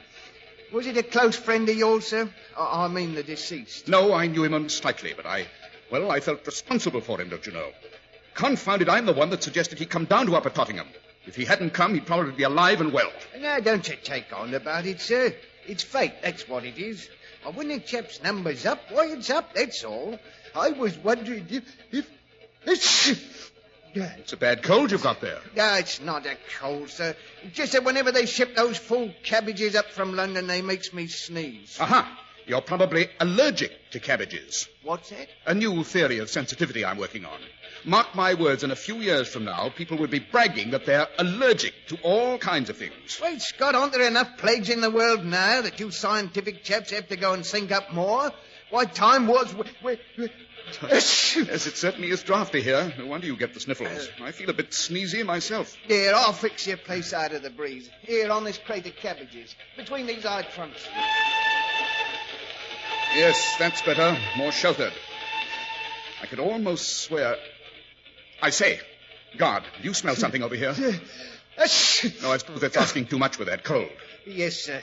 With me nose in this condition, I couldn't smell a pig pen if I was standing smack in the middle of it. Pity. What's the trouble, sir? You look worried. That smell, slightly medical, reminds me of my friend. We came down on the train together this morning. Is it the body in the coffin? Oh, good Lord, no. Someone I know very well. We lived together for years. If I could only be sure my friend got home safely. I have the strangest foreboding, as if my friend were, well, trying to tell me something. That's what happens to a man. Just like me and Emmeline. That's my wife. And when first I met her, everywhere I looks, there was Emmeline. I sees her in the soup. I sees her in the butter. When I go out, when I come in, asleep, awake, there's always her face in front of me. Horrible. Oh, then I liked it, sir. But by and by we gets married, and now we has 5 children, 3 boys and 2 girls. They all looks like Emmeline. Everywhere I looks, I sees Emmeline, eating porridge, swinging in the apple tree, making snoots at me when I says, go to bed now. That's what love does to a man. My case is not similar, I assure you. I know, you just live with your friend. Believe me, there's very little difference. Believe me, there's a great deal of difference. My friend happens to be a man, a happily married man. With children? No. Oh. I just can't understand why he left me in the middle of an emergency and took the 4:10 from Upper Tottenham back to London. People gets notional sometimes. You know... Say, did you say the 4:10? Yes. From Upper Tottenham? Yes, of course. But that's impossible. Why? Because today's Wednesday, and on Wednesdays the 4:10 don't stop at Upper Tottenham. Doesn't stop? What's the next train that does? This one, the one we're on. Upper Tottenham isn't an important stop. Only the locals make it, and not all of those. But then, confound it, what's happened to Watson? Watson? Who's he? My friend, bastard. The one this smell reminds me of. I don't smell nothing. What was that? Sounded like someone smashed a glass. The smell's getting stronger. By Jove, it is iodoform. You're right, sir. Even I can smell it now.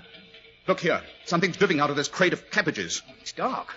Maybe it's blood. No, it's the stuff that smells. What's iodoform doing in a lot of cabbages? Here, help me get the top of the crate. But why do you... Don't argue. Help me, confound it. This crate was put on at Upper Tottenham, wasn't it? Oh, that's right, but I don't see what that's got to do with the price of cheese. I'll show you in a moment. Here comes the lid. Here you are, sir. Nothing but cabbages. Get them out of there. Help me. But I say, sir, you can't go chucking cabbages about like that. But... Glory be, what's that under him? It's a man, all trussed up like a New Year's goose. Give me your knife so I can cut the gag. Right-o. Easy, Watson. We'll have you out of there in a jiffy. And about time. There I sat listening to you two drivel on about your private lives like 2 schoolgirls. Here, untie my feet. If I hadn't finally managed to smash the iodoform bottle in my pocket, you probably never would have found me. Watson, how in heaven's name did you manage to get yourself in this predicament? I discovered young Balcom's glasses smashed in the baggage room at Upper Tottenham. Oh? Holmes, the station master is Professor Moriarty. He's shipping drugs into London in the leaves of those confounded cabbages. I was being sent on to his laboratory. Holmes, he was going to make an experiment on me, like a guinea pig. Splendid. What's so good about that? Moriarty may have slipped through our fingers again, but thanks to your efforts, Watson, we've discovered the whereabouts of his famous laboratory. How so? Elementary, my dear Watson. It must be the address on this crate. The one you're using as a bed. Well, I must say I don't see anything so funny about it. When I was very young, I had a nurse who used to tell me that new babies were found among the cabbages. My dear Watson, I never dreamed I'd find you under similar circumstances. Well,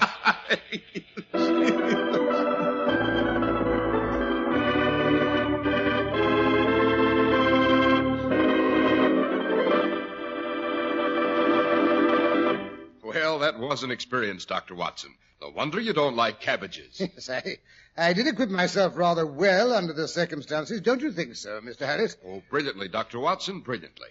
And now, do you think you could be persuaded to give us a hint about next week's story? Next week, I think I'll tell you how Holmes rescued a young lady of quality, very much against her will, I may say, and how it was managed with the help of a priceless Ming saucer and another lady who was not above throwing vitriol.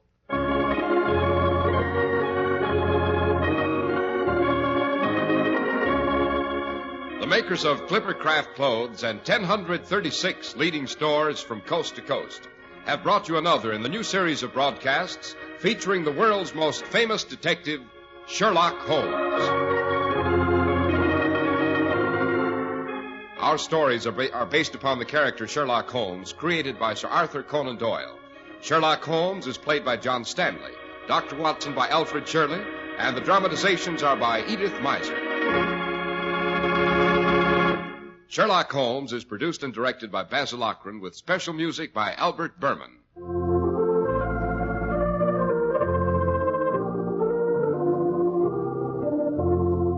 If you don't know your Clippercraft dealer, write Clippercraft, 200 Fifth Avenue, New York City.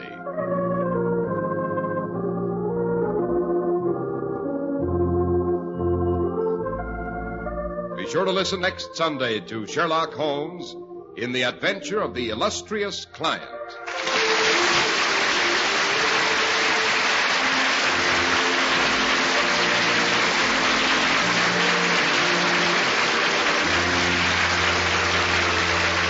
Cy Harris speaking for Clippercraft Clothes. This is the Mutual Broadcasting System.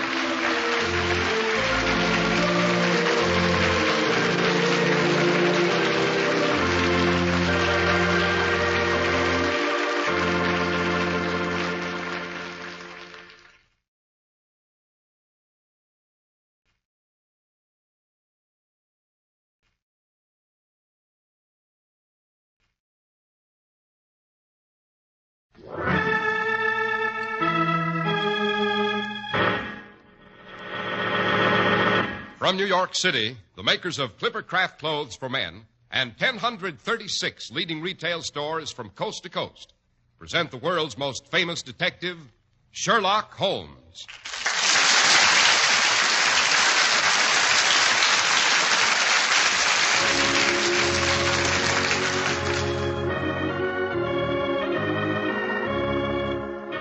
This week's story, The Adventure of the Illustrious Client.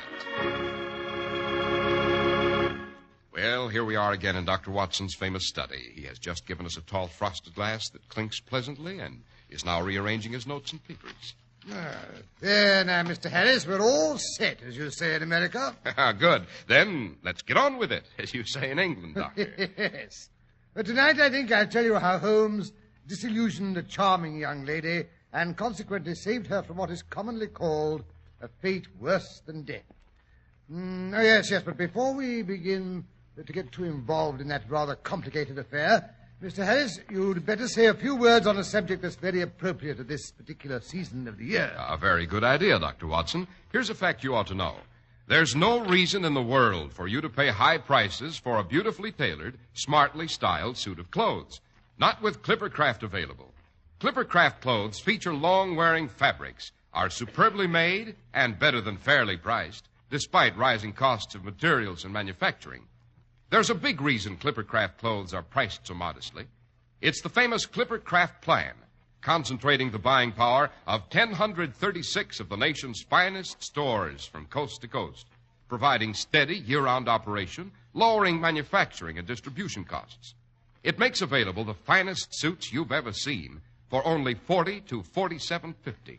Handsome tropicals at $33.75 to $40, and sport jackets at only $26.50. Naturally, more fine stores than ever are welcoming the Clippercraft plan. These are the days it really goes to work for you. Compare Clippercraft with clothes selling for many dollars more.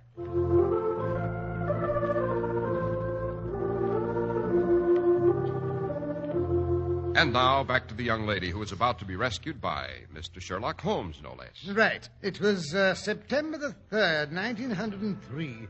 A few years after my marriage, if you remember. Well, I dropped around to Baker Street in the middle of the afternoon. There was Holmes lying on the sofa, pipe in hand, a piece of letter paper dangling from his long, lean fingers. But the thing that surprised me most was the appearance of the room itself.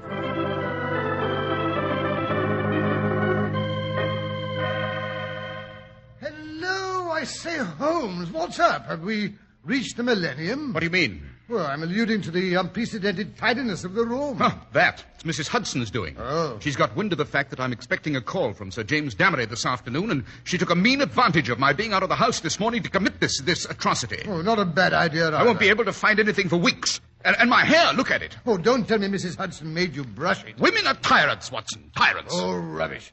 I say, what's all this about Sir James Damery? What does he want? Beyond this charming note which says he'll be here at 4:30 and that the matter is extremely delicate and important, I know about as much about the matter as you do, which is absolutely nothing. Well, I'm glad to hear you admit it. I say, look here, Holmes, isn't this chap Damery a pretty important person in the diplomatic service? Quite. Oh. Hello? Isn't that a carriage I hear drawing up in front of our house? Oh, by Jove. It's a handsome turnout, Holmes. 2 men on the box. Yes, I don't imagine that carriage belongs to Sir James himself. He must be acting for someone else. By Jove, the crest on the door.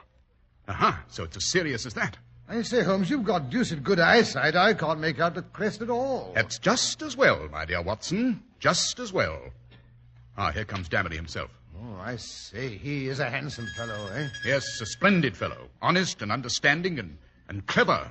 Deuced clever, my dear Watson. Oh, I suppose you say that because he had the intelligence to come to you instead of going to Scotland Yard. Oh, rubbish. Oh, look at Mrs. Hudson opening the door to him. All starched up, her face as red as a beet. Yes, she'll talk about this for weeks.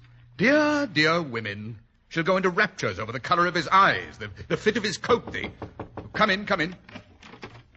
It's Sir James Damery to see you, sir.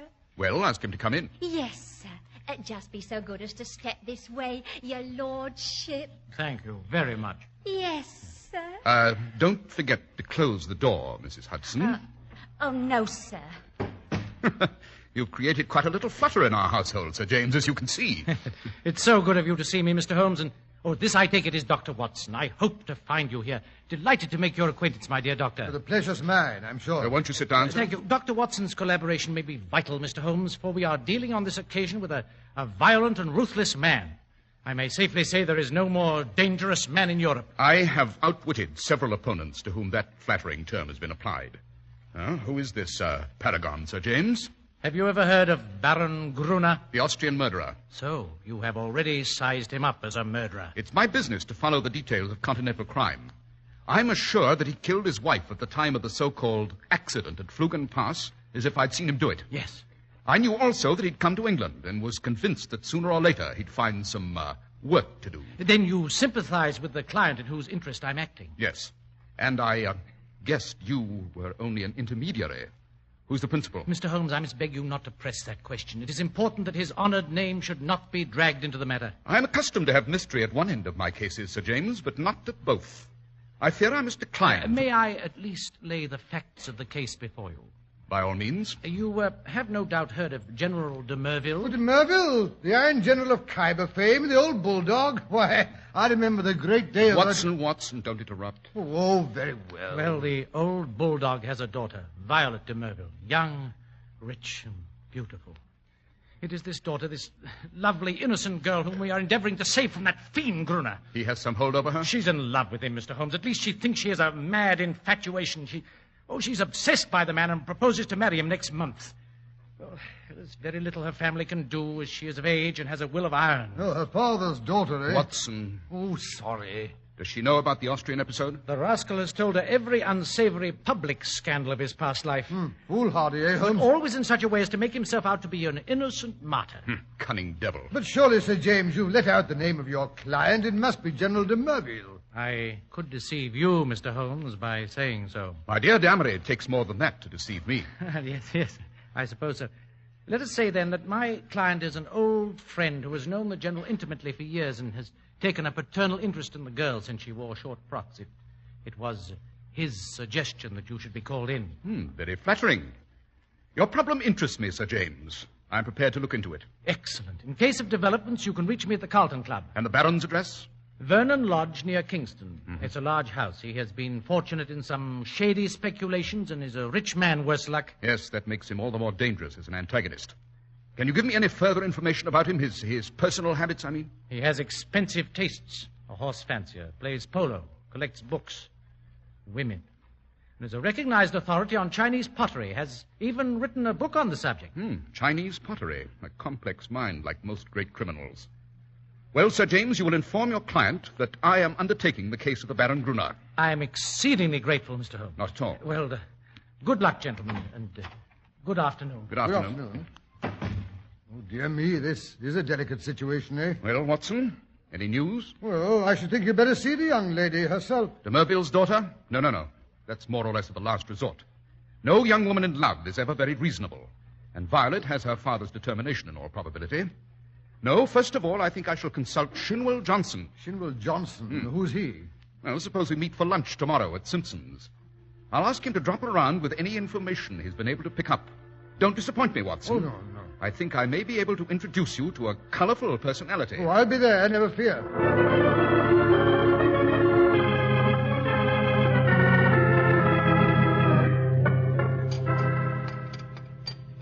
Another glass of claret, waiter. Yes, sir. Well, Watson, Johnson's on the prowl. He may pick up some garbage in the dark recesses of the underworld. But it's down there that we must look for Baron Gruner's secrets. Yes, but who's this Shinwell Johnson fellow? An ex-convict whom I've succeeded in reforming. Served 2 terms at Parkhurst. Oh. Consequently, he has the entree to every nightclub, doss house, and gambling den in town. An ideal agent for gaining information, Watson. Yes, but if Miss Violet's not affected by what she already knows, why should any discovery of Mr. Johnson's change her mind? Who knows, Watson? Woman's heart and mind are insoluble puzzles to the male. Murder might be condoned or explained, and yet some smaller offense might rankle. As Baron Gruner remarked this morning, you can't... So you've seen him? Well, to be sure, didn't I tell you? No. Oh, dear me, how careless of me. I always like to meet my adversary eye to eye and find out for myself the stuff that he's made of. But didn't he recognize you? Naturally, I sent in my card. Oh, you are a character, Holmes. An excellent antagonist, this Baron Gruner. A real aristocrat of crime. Cool as ice. And as poisonous as a cobra.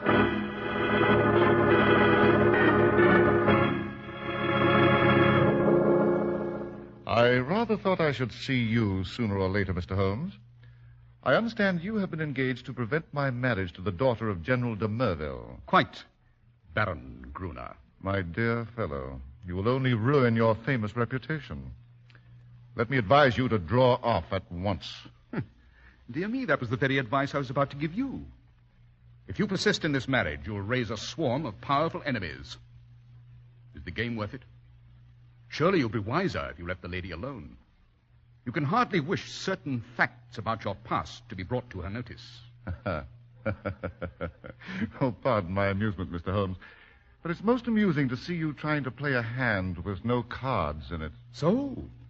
You think I hold no cards, my dear Baron? Let me assure you I have several aces up my sleeve. Bluff, Mr. Holmes.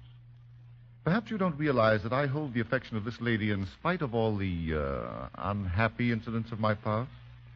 I've also told her that certain wicked and designing persons, I hope you recognize yourself, would come to her and try to poison her mind against me. I also told her how to treat them. You've heard of post-hypnotic suggestion? If you call on Violet, you'll have an opportunity to see how it works. Dear little Violet. Such a delightful subject for hypnotism. The hypnotic spell can be broken, my friend. Only by a stronger personality. Oh, by the way, Mr. Holmes, did you know Lebrun, the French agent? I did. Do you know what happened to him? Yes, he was beaten and crippled for life. Quite true. Mr. Holmes, by a curious coincidence, he had been inquiring into my affairs only a week before. Don't do it, Mr. Holmes. It's not, lucky.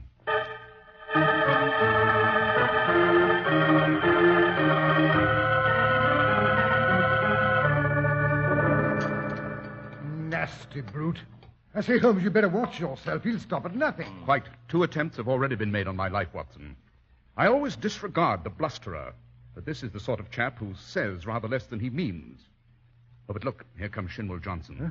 The red-faced fellow with the beefy jowls and the tremendous gold watch chain. But I say, who's his companion? The young woman, I mean, with a pale, intense look.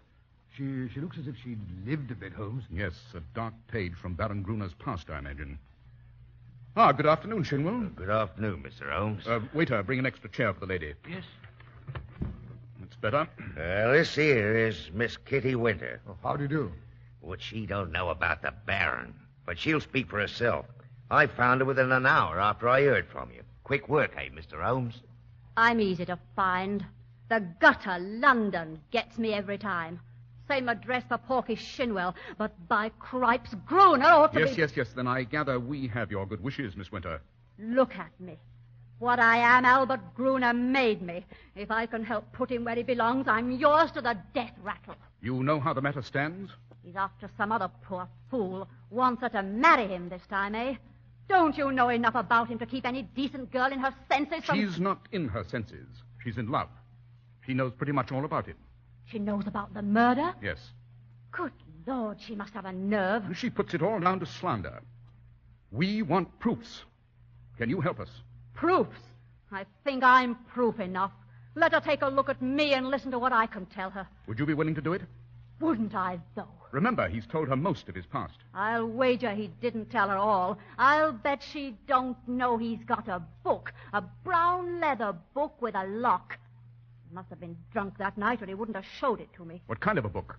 That devil collects women, Mr. Holmes, like some men collect butterflies. And he's proud of his collection. He's got it all in that book. Snapshot photographs, names, details, everything. If you could only lay hands on that book. He's probably got her in there with the rest of us by this time. She'd like that, wouldn't she? Where is this book? It's more than a year since I was in his study. I knew where it was kept then. Do you know his house? I've been in his study. I'll hand it to you for being on the job. Maybe he's met his match this time. Well, the outer study is where he keeps his Chinese crockery. A big glass cupboard between the windows. Then behind his desk is a door that leads to the inner study. It's in there that he keeps his papers and things. Well, isn't he afraid of burglars? Say what you like, he's no coward. He can look after himself. Besides, there's a burglar alarm at night. I see. If we could get into that study, Miss Winter, do you think you could show us where that book's hidden? Sure. Oh, but look here, Holmes, you can't go breaking into a strange house. It's against the law. Quite, and I wouldn't dream of doing it, except as a last resort. But come along, Miss Winter. We'll see how far our legal efforts get us before we turn to other tactics. What do you mean? Suppose we just drop in on Miss de Merville for a little chat.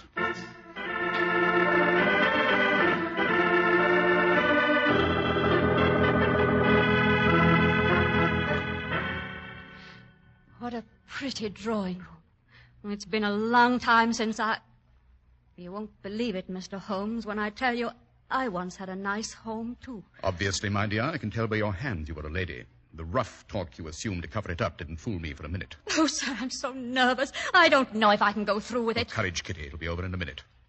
Quiet, someone's coming.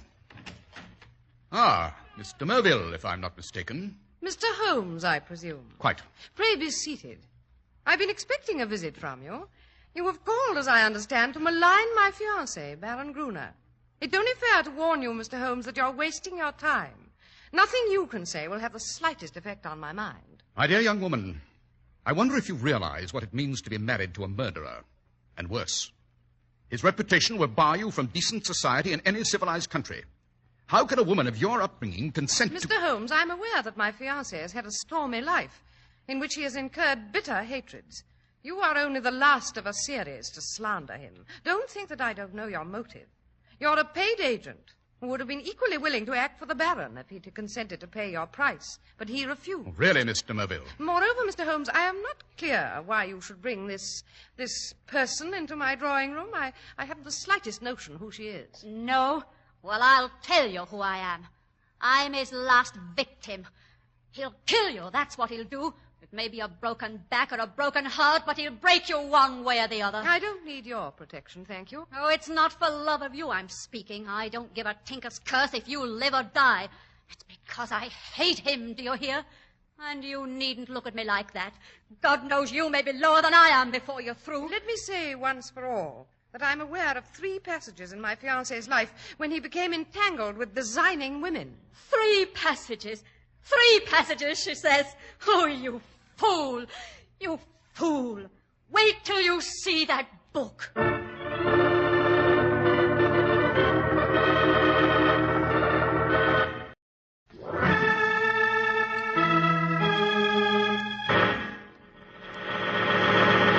From New York City, the makers of Clipper Craft Clothes for Men and 1,036 leading retail stores from coast to coast present the world's most famous detective, Sherlock Holmes.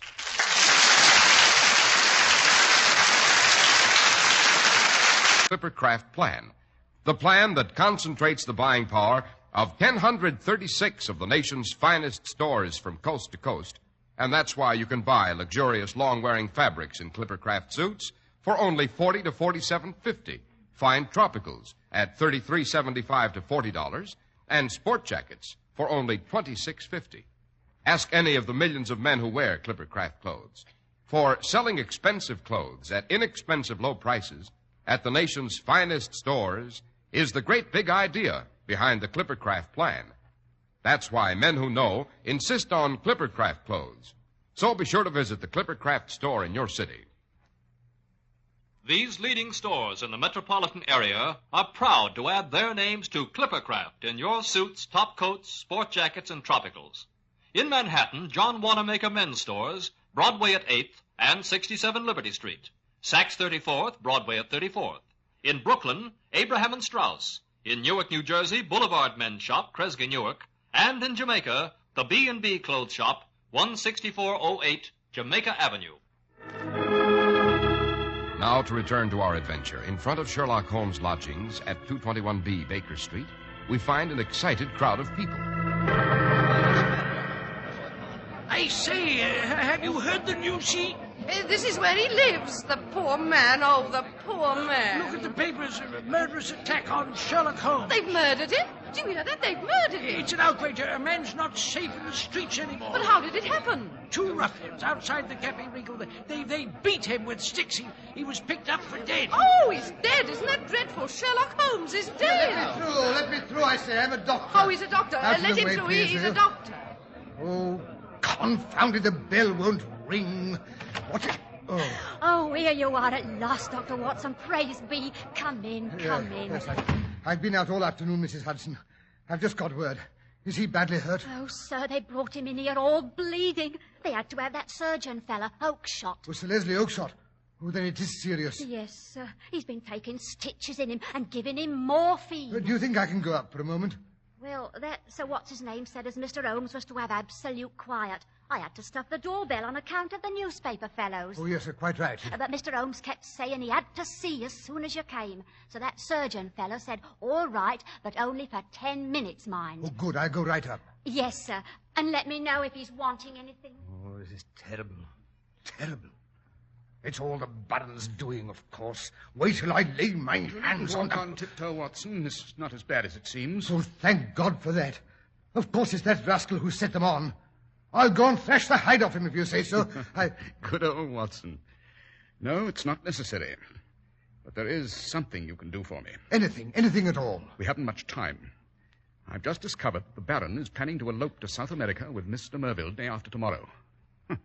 Must be losing his nerve. Well, what can we do in that short time? You are to spend the next 24 hours in an intensive study of Chinese pottery. Me? Chinese pottery? Holmes, you're delirious. Not at all. Hand me that little box from the mantelpiece. Which way? This one? Yes, that's right. Only open it for me, will you, Watson? These clumsy bandages. I don't want to run any risk of breaking it. Oh, I say. It's a beautiful little deep blue saucer wrapped in silk. That is the real eggshell pottery of the Ming dynasty. A complete set of it would be worth a king's ransom. The Baron would sell his soul for a set like that. Well, what am I to do with it? Here is your card. Oh, yes, but this says Dr. Hill Barton, 369 Half Moon Street. That is your name for tomorrow evening. You will call on Baron Gruner at 8:30. A note's already been set making the appointment and saying that you're bringing a specimen of an absolutely unique set of Ming china. You may as well be a medical man since you can play that part without duplicity. Don't want to put too much of a strain on your acting ability. No, now, look here, Holmes. Watson, you're not going to go back on me at a time like this. Well, no, of course not. But I say, what if he won't see me? He'll see you right enough. He has the collector's mania in its most acute form. The important thing is to cram up on Chinese pottery so you can carry on an intelligent conversation. Well, I'll do my best. Good. 8:30 tomorrow. Righto. Now, perhaps you'd better go. I'm afraid I feel a trifle weak.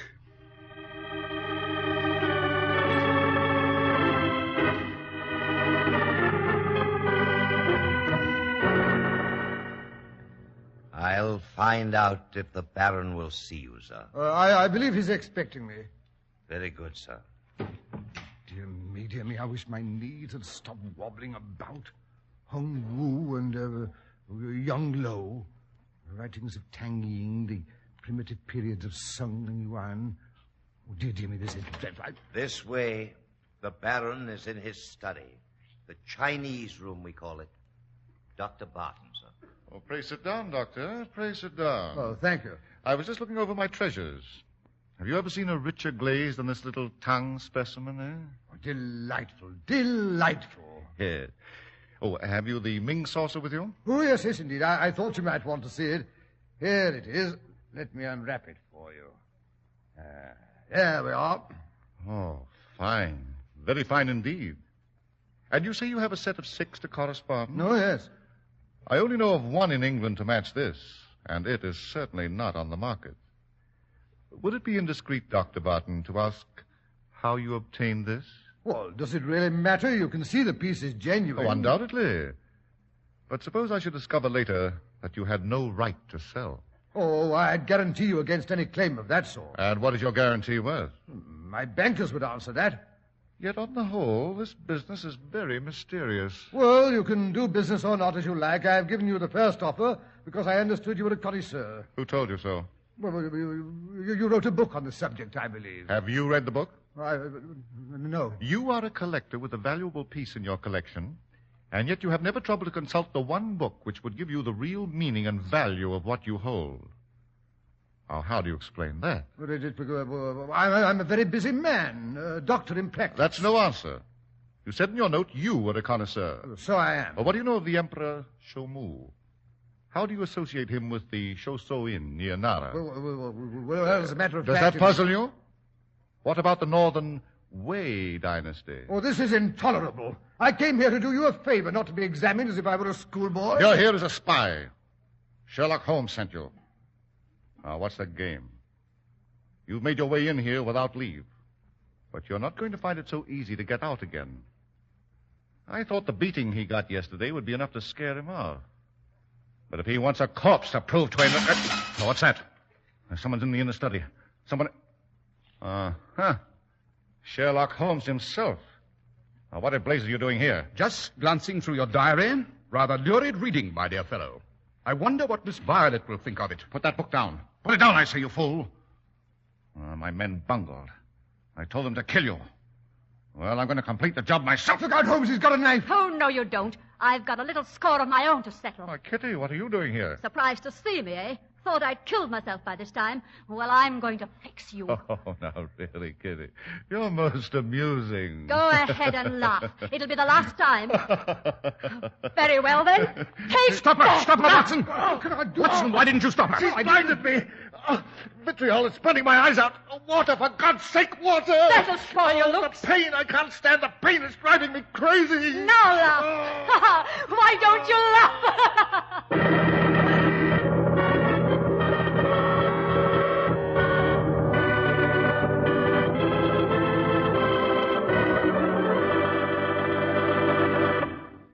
What a story, Doctor. And did Miss de Merville break off the engagement when she saw the Baron's love diary? Oh, dear me, yes. Sir James came and collected it and the little saucer of Ming china the afternoon after her encounter with Gruner. The diary was in the Baron's own handwriting. There was no way of getting around that. The wages of sin, my dear Mr. Harris, the wages of sin. Be sure your faults will find you out. Say, Doctor, apropos of nothing at all, was Mr. Holmes arrested for housebreaking? Now, what an idea. Well, there was some rumor about a prosecution, I believe, but when the purpose is good and the client sufficiently illustrious, even the rigid British law becomes human and elastic. Holmes is yet to stand in the dock. And the illustrious client, Doctor, did you ever find out who he was? Well, I could make a good guess. On Sir James' second visit, I escorted him down to his carriage, and quite by accident, mind, I caught a glimpse of that coat of arms before Sir James threw his overcoat half out of the window to cover it. And who was it, Doctor? Oh, I couldn't dream of telling. Beyond the fact that he was a loyal friend and a chivalrous gentleman, and his coat of arms had 3 ostrich plumes on the top. And, of course, you haven't the remotest idea. Oh, certainly not. And now, Doctor, how about giving our friends and listeners a hint about next week's story? Next week? Now, let me see.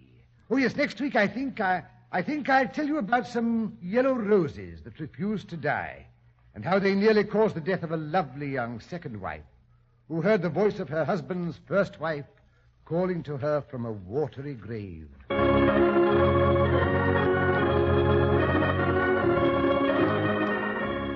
The makers of Clipper Craft Clothes and 1,036 leading stores from coast to coast have brought you another in the new series of broadcasts featuring the world's most famous detective, Sherlock Holmes. Our stories are based upon the character Sherlock Holmes, created by Sir Arthur Conan Doyle. Sherlock Holmes is played by John Stanley, Dr. Watson by Alfred Shirley, and the dramatizations are by Edith Meiser. Sherlock Holmes is produced and directed by Basil Lochran, with special music by Albert Berman. If you don't know your Clippercraft dealer, write Clippercraft, 200 Fifth Avenue, New York City.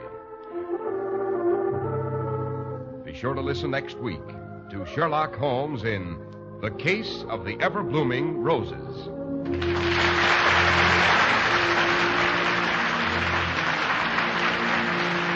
This is Cy Harris speaking for Clippercraft Clothes. This is the Mutual Broadcasting System. The Mutual Broadcasting System. The Mutual Broadcasting System. The Mutual Broadcasting System.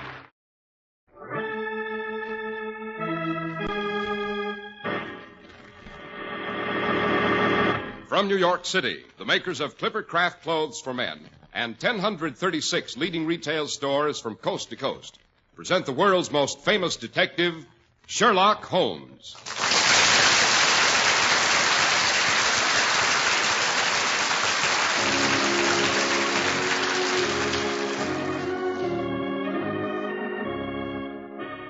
This week's adventure, The Case of the Everblooming Roses.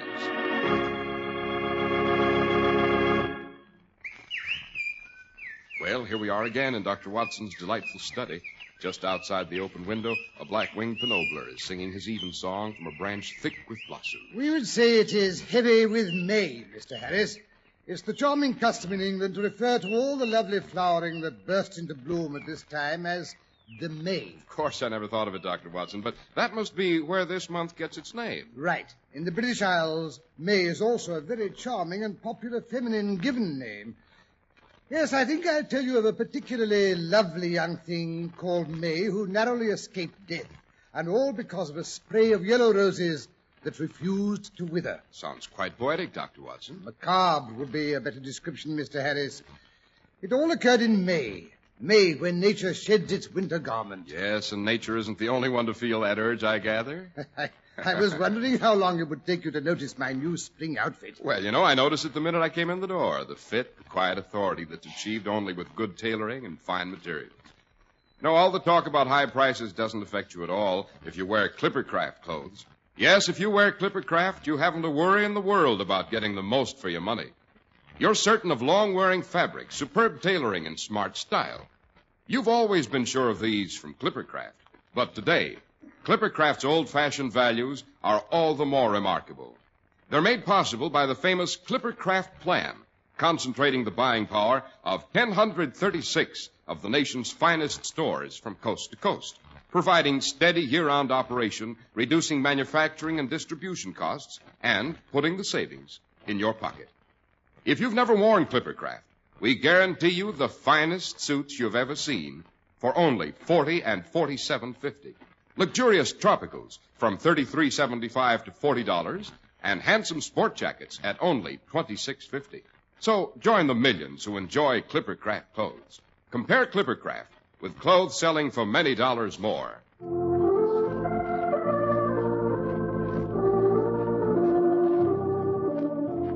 Now, Doctor, back to the charming lady who was named for this verdant month. May. Yes, it was rather late in May, as I remember. The year was 1909 or 10, I believe. Holmes had retired to a small property he'd acquired on the coast of Sussex and was deep in bee culture. Leaving you alone and deserted. Except for a delightful and devoted little wife. Yes, exactly. Well, to begin at the beginning, I'd gone down to Sussex for a long weekend of fresh air and relaxation. You might have known better than to expect relaxation around Sherlock Holmes, Doctor. Oh, how right you are, Mr. Harris. Well, it was Saturday morning. Holmes and I were finishing a leisurely breakfast which had been served up on the east terrace overlooking the channel. I had just filled my pipe and was offering my tobacco pouch to Holmes when, to my surprise, he refused. Never touch the stuff. Never touch tobacco, Holmes, you prevaricator. When I think of the tons I've watched you consume, a regular inferno. Just the same, I've given it up. What, anything wrong with your health? No, I've given up nicotine because my bees don't like it, you know. You go out among the hives reeking of nicotine and see what happens to you, Watson. I have no intention of going near the silly things. Bees, my dear Watson, are not silly. If the human race conducted its affairs with half the discipline and intelligence, we'd have fewer fools like the latter-day Jehu, who is at this moment scorching up the cliff road in this direction. What? Oh, you mean the chap driving the automobile, I take it. Naturally. The blithering idiot must be courting death at close to 40 miles an hour. Holmes is coming in here. Made the turn on 2 wheels. It's a wonder he missed the gatepost. Phew, look at the dust he's kicking up. Well, at least he did manage to stop the juggernaut. For a moment I thought he was going right on through the kitchen. Well, this is a bit of luck. I'd hoped to see Holmes, of course, but to find Watson as well. My dear fellow, the pleasure's mutual. Isn't it, Watson? Huh? You know, Holmes, I don't believe the old boy remembers me. How can I tell if I remember you or not, all done up in that cap and goggles? My dear Dilly, you'll have to forgive Watson. I've never been able to teach him to recognize people by their immutable features, the shape of the ears, the set of the jaw. Dilly? Don't tell me it's old Peter Dillinghurst. Now, the Reverend Dr. Dillinghurst, rector of Basham Church, I believe. Yes, worse luck.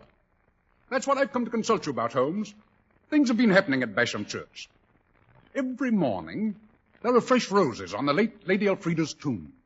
And the old bell in the tower has started to ring again. Well, but look here, Dillinghurst. People often place flowers on tombs, and church bells are quite frequently rung, you know. Yes, but the people didn't place the roses, Watson, and people didn't ring the bell. Matter of fact, the bell hasn't been rung for 5 years. Not since the time it was hit by lightning and badly cracked. The stairs to the bell tower were destroyed by fire at that time and never replaced. No one can reach the rope. Oh, well, then, what? It's those confounded roses that are really the most disturbing phenomenon, Holmes. Basham Church is locked up. It's locked up every night after evensong. I attend to the locking up myself. Every night when I make the rounds to extinguish the candles, I notice the day's spray of yellow roses on Lady Elfrida's tomb. And every night they are faded and drooping. Well, yellow roses always seem to be particularly perishable, Holmes? Don't interrupt, Watson. The next morning, when I unlock the door and air out the church, there are the roses, as fresh as though they'd just been plucked. And no one has set foot inside the church. Amazing, Holmes? My dear Dillinghurst, what makes you so positive that no one had entered the church? I'm not a fool, Holmes.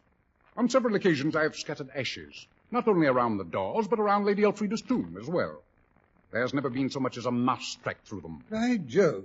Furthermore, a group of schoolboys who've joined that new organization, what is it they call it? Oh, yes, the Boy Scouts. Oh, I've heard of them, Holmes. Remarkable lads. They can rub 2 sticks together and make a fire, don't you know? They didn't invent the process. Go on, Rector. Well, as I was saying, the boys and their scoutmaster, the local librarian, volunteered to spend the night in Basham Church to see if they could find out who was responsible for the blooming roses and the ringing bell. What did they discover? Nothing, Holmes. Absolutely nothing. At exactly midnight, the bell rang and the roses bloomed afresh. Nobody, absolutely nobody, was within arm's reach of either. Why are you so perturbed about all this, Dilly? Because this occurrence is killing May, the present Lady Danesfield. May was the late rector's daughter, Holmes. I've known her since she was a child, and I came to Basham to act as her father's curate. May is, of course, much younger than Sir Albert, and Elfrida his first wife. In fact, I think May was always afraid of Elfrida, who was a strange, cold throwback to her Danish ancestors. It's on Lady May's account that I ask you to investigate this matter, Holmes. Well, what do you say, Watson? Shall we take a run over to Basham, Dilly's newfangled perambulator? I'll go and get my coat and hat. You won't need them, Watson. I've brought along caps and dusters for both of you. Come along. We shall have to drive like the devil if we're going to get back in time for choir practice.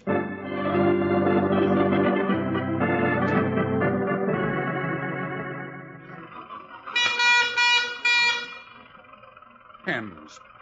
I never realized the utter imbecility of barnyard fowl until I started to drive a car. Dilly, look out! There's a boy on a bicycle.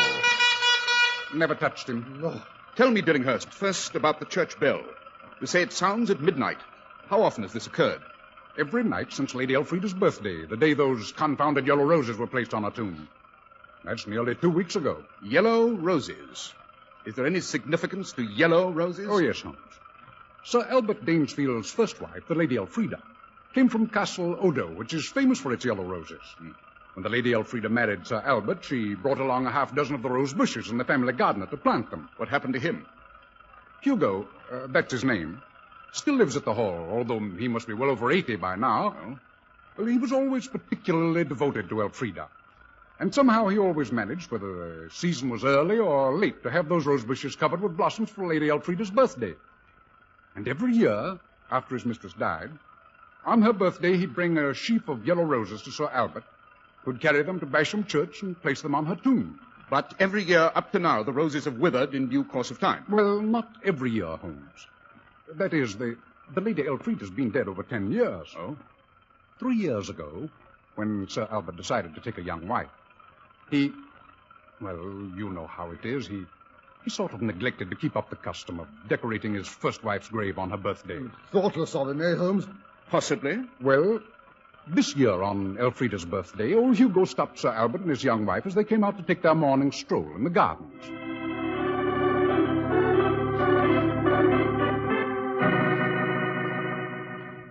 Morning, Hugo. Oh, Hugo, how beautiful. Look, Albert, the lovely yellow roses. Are they for me, Hugo? No, Mum. Begging your ladyship's pardon. They're for her whose birthday this is. They're for her who loved and tended them, and who lies in her grave in Basham Church, buried there before her time was due. That will do, Hugo. If you take my advice, sir, you'll not forget to take her the flowers she loved this day. The Lady Elfrida was not one to take a slight without getting her own back. Rubbish! You can't bullyrag me, Hugo. Life is for the living. But we all must die sometime, Sir Albert. Give me the flowers, Hugo. I'll see they're placed on Lady Elfrida's grave. Thank you, ladyship. And may heaven protect you better than it did her. Really, May, my dear, this is a bit ridiculous. Oh, please, Albert. I'd like to put these on Elfrida's grave. They're beautiful this year, and it means so much to poor old Hugo. Are you sure that's why you're doing it, my dear? What do you mean?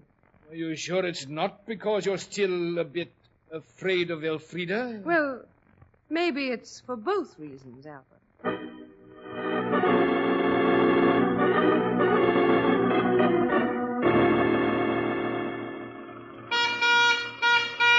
That's the second time, Dillinghurst, that you've mentioned the Lady May was afraid of her predecessor. That's not as startling as it sounds, Holmes. Oh? Confound that man with his sheep. Does he have to take up the entire road? Oh, what was I saying? Oh, yes. Everyone was terrified of Elfrida. She was a cold, forbidding sort of woman, even in her affections. She should have had children. That might have made a difference. You see, she knew how desperately her husband wanted them, and, well, when the years went by and there were no heirs to carry on, Albert turned rather cold towards her. Unfeeling of him, eh, Holmes? I've often suspected that Lady Elfrida's drowning in Sea Creek that runs past the Hall wasn't as accidental as we were led to believe. You mean, you think it was suicide? There was no autopsy, I suppose. Oh, good Lord, no. They just pulled her out of the weeds. She'd been missing for 3 days before the grappling hooks found her. They were afraid she'd done away with herself when they found the note. What did it say? I have gone to answer the call. You say that May was always afraid of Lady Elfrida. What was the older woman's attitude toward the girl? Did she suspect her husband felt an attachment for her? Oh, good heavens, no. May was only 12 years old when Lady Elfrida drowned. She was 19 when Sir Albert asked her to be his second wife. You say they've been married 3 years. Are they happy? I suppose so. Of course, Sir Albert's disappointed again that there are no children. Maybe it wasn't entirely the Lady Elfrida's fault the first time, eh, Holmes? Don't interrupt, Watson. Then Sir Albert's family may die out with him. Oh, no, Holmes. There's Robert, Albert's brother, a half-brother, as a matter of fact. He's much younger, but he's rarely at home, always off hunting big game in India, Africa, some other outlandish place. He's just returned from Canada about 6 weeks ago. How does he get on with Sir Albert's new wife? Hardly has a word to say to her. Just keeps looking at her with those strange, black, burning eyes of his. His mother was Spanish, you know. They do say he takes after her. I say, look at that magnificent sunset there, over in back of that steeple. That's the steeple of Basham Church, Watson. We're nearly home. The town begins on the other side of the railroad tracks at the foot of the next decline. Would you care to drive to the church immediately, Holmes? Oh, I say, Oh, control yourself, Watson. I know you're famished. Suppose we pay a visit to the local inn first, Dillinghurst. and postpone our investigation of Basham Church until the witching hour of midnight.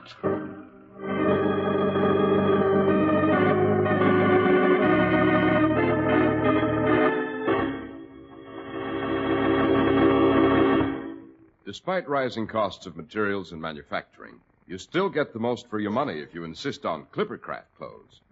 Clippercraft's values are so remarkable that people constantly ask us how we do it. Well, the answer is the Clippercraft plan, which, from a production standpoint, simply has modernized the fine old craft of clothes making. It brings you these amazing savings by concentrating the buying power of 1,036 of the nation's finest stores from coast to coast. Your own leading local establishment, the store you can trust. When you see these remarkable suits at only $40 and $47.50, fine tropicals at only $33.75 to $40, and sport jackets at only $26.50, why, you'll be high on Clippercraft forevermore. For selling expensive clothes at inexpensive low prices at the nation's finest stores is the great big idea behind the Clippercraft plan. That's why men who know insist on Clippercraft clothes. So be sure to visit the Clippercraft store in your city. These leading stores in the metropolitan area are proud to add their names to Clippercraft in your suits, top coats, sport jackets, and tropicals. In Manhattan, Saks 34th, Broadway at 34th. John Wanamaker Men's Stores, Broadway at 8th and 67 Liberty Street. In Brooklyn, Abraham and Strauss. In Newark, New Jersey, Boulevard Men's Shop, Kresge Newark. And in Jamaica, the B&B Clothes Shop, 16408 Jamaica Avenue.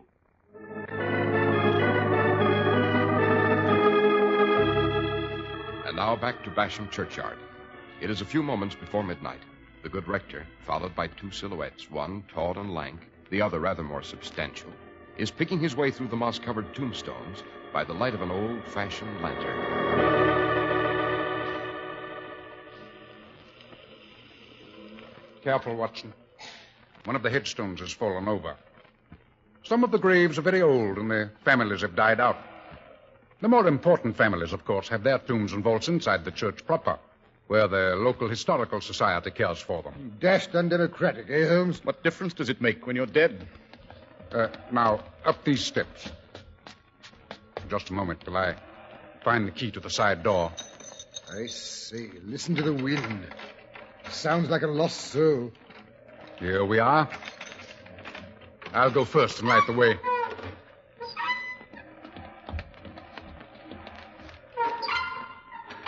The hinge could do with a bit of oil, Dillinghurst. Good Lord! Phew. Something just swooped past my face. Probably a bat, Watson. Old churches are often inhabited by them. Yes, there's another hanging from that clerestory up there. This way, Holmes. I say, the old place looks much bigger and gloomier from the inside, eh, Holmes? Quite. Now we're standing directly under the belfry. If you look up, you can see the bell and the rotted end of the bell cord up there, completely out of reach. He's right, Holmes. No human hand could ring that bell. Oh. Hello, I slipped on something. Yes, there seem to be quite a few pebbles here on the floor. Bits of masonry are always coming loose, I'm afraid. One of them rather ruined the postmistress' Easter bonnet. The Danesfield vault's up this way, to the left of the chancel. Basham Church is one of the oldest in all England. Here at the entrance to the choir lies the daughter of Canute, folded in her golden hair. It's still growing, they say. Every 100 years or so, they open up the tomb and cut a length of it off. I say, do you believe that? I don't know, Watson. I wasn't here at Basham at the beginning of the century. I'll let you know in the year 2000. At that ancient altar, Harold knelt before setting sail on his ill-fated voyage to Normandy. Here we are. The entrance to the Danesfield vault. One of the oldest family vaults in the entire church. It was completely filled long ago. The more recent members have been buried in the floor beside it.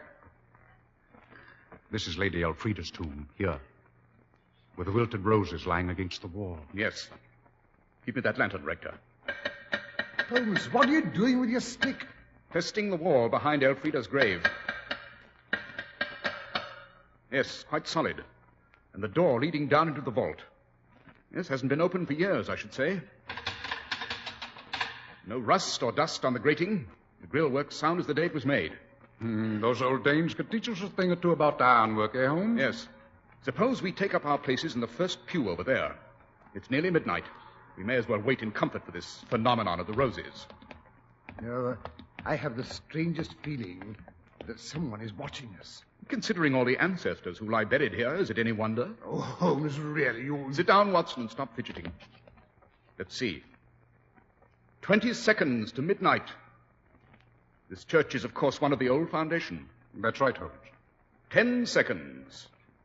The important thing is to watch the roses. Don't take your eyes off them. 5 seconds. I hope this occurs on time. 3 seconds. 2. 1. Now. Midnight exactly. Holmes, look at the roses. They're fresh. They're absolutely blooming. Why, so they are. Let's have a look at them. Did either of you take your eyes off them? Well, just for a second, perhaps, when the bell rang. I'm afraid I'm guilty of that lapse as well. Lucky I was along, assuring us of at least one person who can concentrate. Yes, these roses are as fresh as they look. Remarkable. I think I'll take this one along for my buttonhole. Holmes, look here. Tomorrow morning, Rector, I think we shall take a look at the bushes that are supposed to have produced these very remarkable roses. That can be arranged, Holmes. Excellent. You know, Watson, there's only one thing more remarkable than the freshness of this rose. What's that? The time it chose to renew itself. But it was midnight exactly, as the rector told us. That's right, Holmes. You yourself said it was midnight by your own watch. That's what makes it so remarkable, my dear Rector. You see, my watch is 5 minutes fast.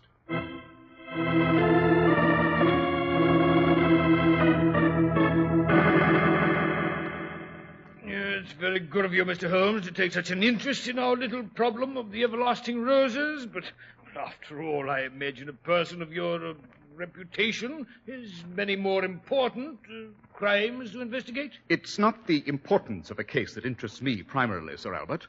The Shah of Persia might be murdered in cold blood in Trafalgar Square, and I should probably pass by without a glance. But if a well-known member of a county family should, shall we say, go about popping off his neighbor's top hats with a slingshot, I might just possibly consider that worth investigating. What a droll fellow you are, Mr. Holmes. Am I, Sir Albert? Oh, yes, here we are. These are my former wife's yellow rose bushes, Mr. Holmes. Now quite bare of blossoms, as you can see. I thought they might be. Yes, let me see. Yes, basically a rugosa with a later grafting of something. Yes, I rather imagine the rose these bushes produce resembles that early flowering yellow rose now called the Father Hugo. Why, yes, Mr. Holmes, that's absolutely correct. By the way, Sir Albert, you have a gardener named Hugo. Oh, yes, poor old Hugo. He's failing fast, I'm afraid. This business of the yellow roses is preying on his mind almost as much as on my wife's. My favorite rose is the Frau Druschke, which blooms about now. It's a pure white rose, as you know, and should remain so. I agree. I quite agree. People who are forever cross-breeding and grafting... Robert, are you sure? Are you sure you didn't hear it? Last night it called again, just shortly before dawn. It was down by the bend of the sea creek where they found Elfrida. It was a woman's voice, and it kept calling my name. I had an almost irresistible urge to go to it. What rot, May? You must have been dreaming. It wasn't the first time I heard that voice. It called to me 3 nights ago. Oh, Robert, I was terrified. I knocked on Albert's door, but he didn't answer. Then I knocked on yours, but you didn't hear me either. And all the time that voice kept calling to me. The men in this household must be remarkably heavy sleepers. Robert, who's that? Some confounded eavesdropper on the other side of the hedge. May, my dear, come round the hedge here a moment and bring Robert. I want you to meet 2 distinguished guests, Mr. Sherlock Holmes and Dr. Watson, my wife and my half-brother Robert. We've come to solve the riddle of the yellow roses. Oh, no! Leave her alone. Leave her alone, all of you.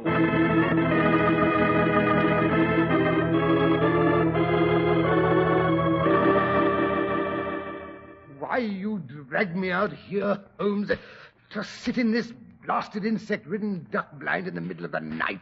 Dead rat, the blasted things. Oh, it's not even the duck hunting season. Exactly.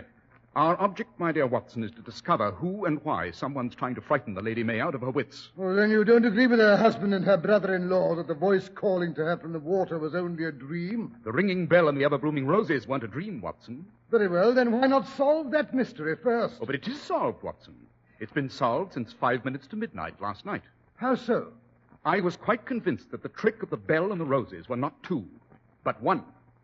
Any sleight-of-hand artist knows that the important thing is to divert his audience's attention at the moment his stunt is pulled. Hence the bell. Oh, I don't understand. My dear Watson, those smooth pebbles, one of which unbalanced you, those were what rang the bell. They were projected by a noiseless weapon, in short, a powerful slingshot. Our sleight-of-hand artist aimed his pebble through the grating of the Danesfield family vault. A second later, he shoved the fresh roses through with his foot as he picked up the old ones with his hand. Very quick, very neat. But how did he get inside of the vault? You saw the ashes around the entrance. There were no footprints but ours. Basham Church, as I said before, belongs to the old foundation. The Danesfield vault was undoubtedly used as a priest's hole during the religious wars.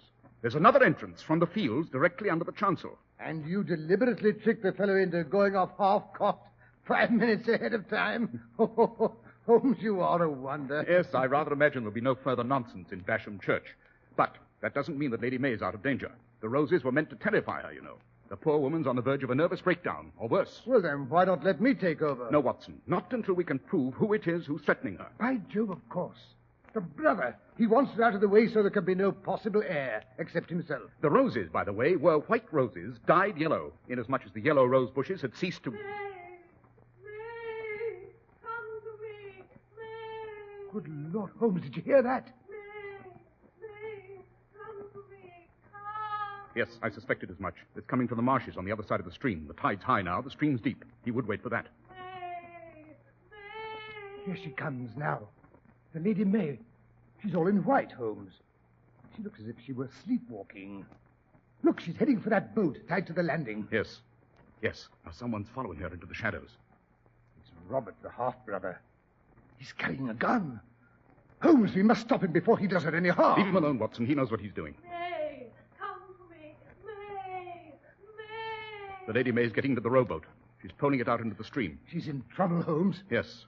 There were fresh holes bored just above the waterline. When she stepped into the boat, it started to fill. Help me! Somebody! Help! Holmes, we must save her. It's all right, May. I'm coming. Relax, Watson. Robert's going after her. The situation is well in hand. That's what I was waiting for. Now, Watson, we can go home. But you heard that scream. A man was shot over there in the marshes. Right. It was Sir Albert who was luring his second wife to her death by the same means he used to do away with his first. He was shot by the one person who suspected that death was not suicide. When he saw him try it again, he killed him. But Robert couldn't have shot his brother, Holmes. He left his gun on the bank when he went to rescue the Lady May. Right, Watson. Yes, I think that when Sir Albert's body is discovered, it will be found he was shot by his own fowling piece at close range. The coroner will probably decide it was a hunting accident.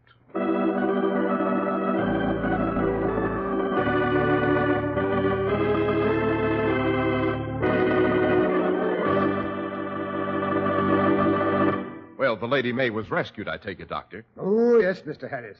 But why did her husband want to do away with her? Because she, like his first wife, had produced no sons, and because he suspected his brother had fallen in love with her. As a matter of fact, the Lady May married Sir Robert, and in due course of time they had 5 bouncing offspring, all boys. Well, good for her. But, Doctor, who did shoot Sir Albert? Well, Holmes took no interest whatever in solving that mystery. Of course, I always had my suspicions. You mean the old boy who had the same name as the Yellow Roses? Possibly, Mr. Harris, possibly. I see. And now, Dr. Watson, what story are you going to tell us next week? Now, let me see. Next week, I think I'll tell how Sherlock Holmes outwitted 2 of Europe's most famous jewel thieves and confidence tricksters by beating them at their own game on the platform at Waterloo Station. Yes, the story concerns a missing parrot and a lady who played a nasty trick on me by means of her false teeth. I call it the case of the accommodating valise.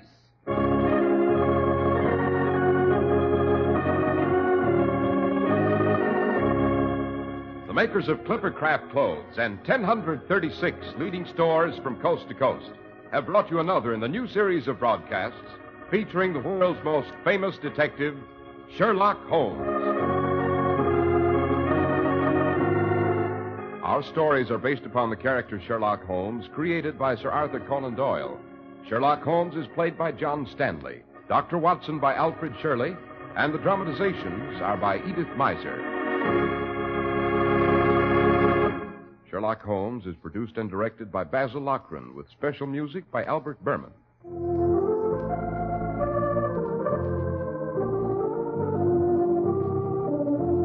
If you don't know your Clippercraft dealer, write Clippercraft, 200 Fifth Avenue, New York City.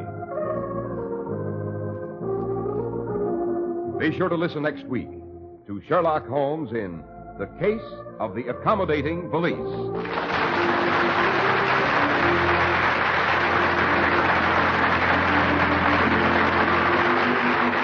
This is Cy Harris speaking for Clippercraft Clothes. This is the Mutual Broadcasting System.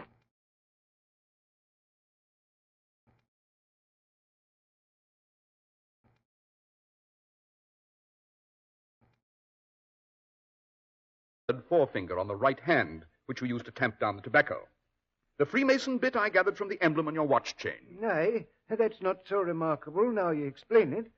But how did you know I used to be a railway engineer? From the peculiar slant of your shoulders and the way you hold your left arm, acquired through years of leaning out of the cab of your engine to view the track ahead. Furthermore, the callosities of your right hand and the muscular development of the forearm are typical of a man who's held a throttle in his hand for many years. Furthermore, a railway engineer develops the habit of keeping his hat on to protect his hair from soot and grime. By the Lord Harry, you're right about that, Mr. Holmes. And last but not least, I deduce the fact that you've not completely severed your connection with the railway from the tiny bits of railway soot which have settled on your stiff white collar and cuffs. Right again. Just last year they made me station master down at Waterloo Station. And it's sooty enough there, so I still keep my hat on. In spite of the fact that it's a bowler and not too comfortable. As a matter of fact, Mr. Holmes, it's concerning what's going on at the station that I've come to consult you. Oh? And what's going on? Trains off schedule, wrecks, disorderly conduct on the platforms? If it was anything like that, me and the station police could handle it ourselves, Mr. Holmes. Oh, no, sir. There's been nothing that you could lay a finger on. And yet, every time one of the new deluxe boat trains comes in with a load of toffs from Southampton, somebody's luggage turns up missing. And mostly it's a valise belonging to some rich American lady with a fine mess of jewels in it. Well, surely it's not too difficult to keep track of the luggage that's taken off a station platform. Everyone has to go through the small gate at the end. That's right, Dr. Watson. And no one's allowed on those platforms excepting the passengers from the train and them that has platform tickets. And me porters and the police. Well, that would be an event. Not that you're not our favorite storyteller, Dr. Watson, but, well, actually, to meet the gentleman in the flesh, that is, I hope you understand, Doctor. Quite. The doer outrates the teller. After all, what would I be without Sherlock Holmes? An obscure and not too successful medico, I'm afraid. Ah, yes, but what would Sherlock Holmes be without you, Dr. Watson?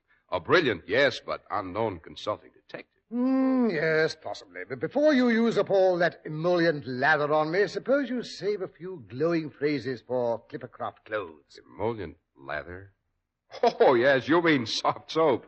Well, I'll tell you what, Dr. Watson. There are two products you can sell the public without using soft soap, and I mean Sherlock Holmes Adventures and Clippercraft clothes. There I'm inclined to agree with you, Mr. Harris. Yes, sir. Those are two times when we seeing is believing guys, as you call us, Dr. Watson, we kind of go off the deep end, and for good reason. These days, $40 to $47.50 for a truly well-tailored suit. $33.75 to $40 for fine-looking tropicals, and $26.50 for luxurious sport jackets are mighty low prices. As soon as you see them, you'll know at once they're remarkably modest for Clippercraft's fine quality. Such value, despite rising costs of materials and manufacturing, makes Clippercraft a must if you're determined to get the most for your money. Without the unique Clippercraft plan, we couldn't bring these top-drawer Clippercraft values to you, because this plan concentrates the buying power of 1,036 of the nation's finest independent stores from coast to coast, providing steady year-round operation, reducing manufacturing and distribution costs, putting the savings in your pocket. All of this at your own friendly local store, the store you can trust. Simply compare Clippercraft with clothes selling for many dollars more.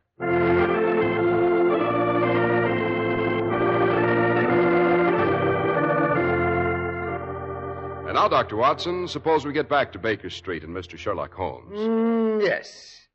The adventure I am going to tell about began rather early one rainy spring morning. Holmes and I were dawdling over some excellent kidneys Mrs. Hudson had prepared for our breakfast. I had just poured my second cup of coffee, and Holmes was about to fill his pipe from the dilapidated old Persian slipper he used in lieu of a tobacco pouch.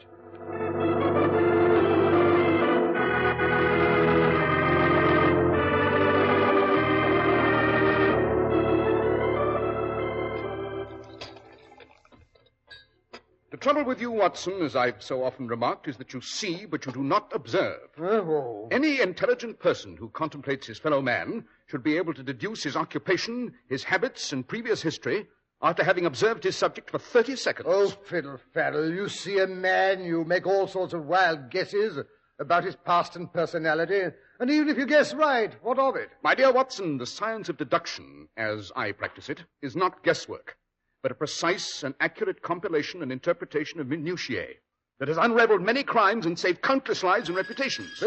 Oh, bother. One of your clients, Holmes. Why do they always have to try to pull the bell out by the roots? Because they're harassed, Watson. People rarely consult Sherlock Holmes except in extremis. Yes, here he is. Watson, suppose you see what you can deduce from a first impression of the fellow. All right. Come in, come in. Which of you gentlemen is Mr. Sherlock Holmes, the detective? I have that somewhat dubious honor. This is my friend and colleague, Dr. Watson. How do you do? Won't you come in? Thank you. Here, now, take this armchair. You've come to consult me, I gather. That I have. In that case, make yourself comfortable. Won't you remove your hat? Oh, beg pardon. I'm that fashed I clean forgot where I was at. Well, Watson, what do you make of him? Well, I should say, obviously, late middle-aged, bald, past injury to the left leg or hip, which occasions a limp, and the thickness of his speech and the use of the word fashed indicate he's of Scottish origin. I am not. Born and brought up in Sussex, I was. Naturally, the thickness of the speech is caused by a faulty upper plate. The use of the word fashed was picked up in his railroading days. In all probability, he was engineer on the run-up to Edinburgh. But now he's been promoted to a somewhat more sedentary position, still connected with the railway. Oh, incidentally, Watson, the limp is not due to a leg or hip injury, but to a rather painful corn on the little toe of the left foot.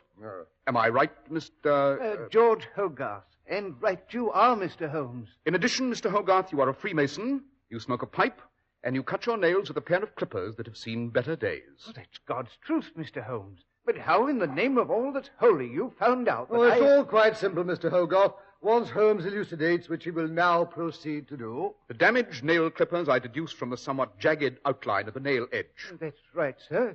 It's been like that ever since Nellie, she's my wife, pinched it to cut some picture wire to hang up her mother's picture. See, the pipe is also self-evident when one contemplates the somewhat charred and discolored forefinger on the right hand, which we use to tamp down the tobacco. The Freemason bit I gathered from the emblem on your watch chain. Aye, that's not so remarkable now you explain it.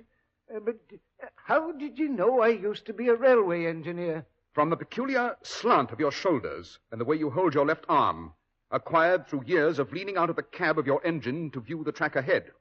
Furthermore, the callosities of your right hand and the muscular development of the forearm are typical of a man who's held a throttle in his hand for many years. Furthermore, a railway engineer develops the habit of keeping his hat on to protect his hair from soot and grime. By the Lord Harry, you're right about that, Mr. Holmes. And last but not least, I deduce the fact that you've not completely severed your connection with the railway from the tiny bits of railway soot which have settled on your stiff white collar and cuffs. Right again. Just last year they made me station master down at Waterloo Station. And it's sooty enough there, so I still keep my hat on, in spite of the fact that it's a bowler and not too comfortable. As a matter of fact, Mr. Holmes, it's concerning what's going on at the station that I've come to consult you. Oh? And what's going on? Trains off schedule, wrecks, disorderly conduct on the platforms? If it was anything like that, me and the station police could handle it ourselves, Mr. Holmes. Oh, no, sir. There's been nothing that you could lay a finger on. And yet, every time one of the new deluxe boat trains comes in with a load of toffs from Southampton, somebody's luggage turns up missing. Mostly it's a valise belonging to some rich American lady with a fine mess of jewels in it. Well, surely it's not too difficult to keep track of the luggage that's taken off the station platform. Everyone has to go through the small gate at the end. That's right, Dr. Watson. And no one's allowed on those platforms excepting the passengers from the train and them that has platform tickets. And me porters and the police have been keeping an eye on them. You can bet your life. And yet, each time the boat train arrives, a valuable piece of luggage disappears, eh? Vanishes, it does. Into thin air. Well, sounds like a bit of legerdemain, eh, Holmes? You don't suppose Mr. Houdini has taken to crime? Houdini? Who's he? Oh, the American magician who's come over. They say he's come to consult that writer chap. What's his name? Oh, yes, Arthur Conan Doyle. Mr. Houdini and Mr. Doyle are both reputable gentlemen, Watson. In fact, there's some intimation that Doyle may be knighted for his literary activities. Oh, Fodderall is no better than I am. That's as it may be. To return to the robberies at Waterloo Station, Mr. Hogarth, objects do not vanish into thin air, even for Mr. Houdini. There must be some logical explanation of the phenomena. Tell me, have there been any other unusual occurrences at the time the thefts took place? Well, that is nothing you could call unusual, Mr. Holmes. But the robberies always do seem to go along with a small commotion of some sort. I suspected as much. Go on. Well, there was the ladies' Pekingese that got away. And another time, a steamer trunk got shoved off the platform. The porters just got it back before the 10:40 from Plymouth came roaring in. And another time, an old codger fell and twisted his hip. They had to bring a wheelchair. And each time after the turmoil had subsided, a valuable piece of luggage was missing. Yes, sir. And in spite of the fact that I had had the exit gate closed till things got under control, no one got away with a piece of luggage that didn't belong to him, I'd swear. He just vanished into thin air. Interesting, eh, Watson? And when do you expect your next trainload of jewel-bearing passengers from overseas, Mr. Hogarth? The Aquitania docked at Southampton this morning early. There's at least 6 American ladies aboard, sir, who are to be presented at court. I see. And you know what that means, Mr. Holmes. They'll be bringing enough jewels to outdazzle the Milky Way. The train's due in 37 minutes, sir. I have a cab waiting outside. What do you say, Watson? Shall we see if we can discover the particular brand of abracadabra used in the disappearing act at Waterloo Station? Right, I'll get my revolver and my umbrella. Never mind the firearms, Watson. Just be sure you bring your wits along. Wits and a keen sense of observation will be indispensable in solving this puzzle, I fancy.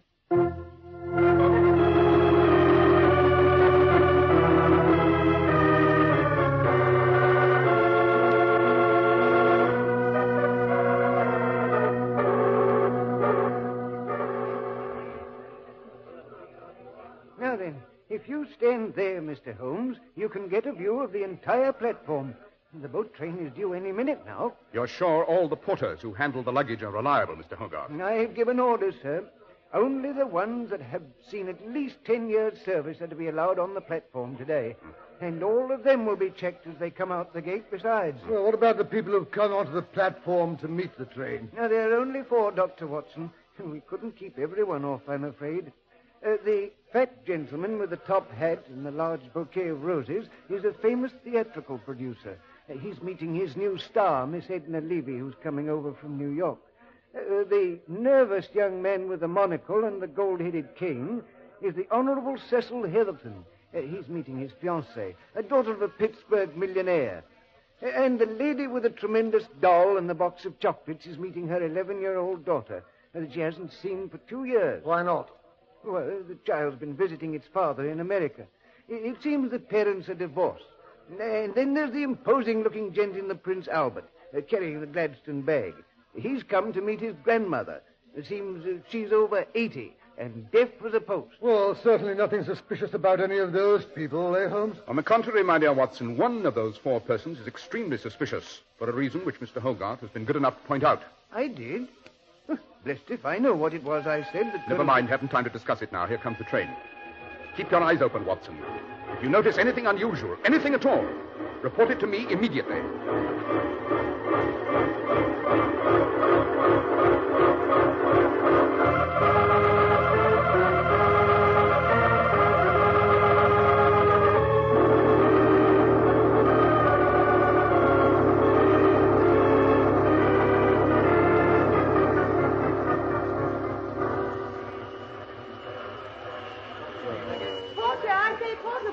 put my wicker hats up? Well, the producer has located his star, the swain his fiancée, and Mamma has discovered her offspring. But where in thunder is Grandma? That's what I was wondering. I have 2 more pieces, Porter, and I've seen her out in a green hat box.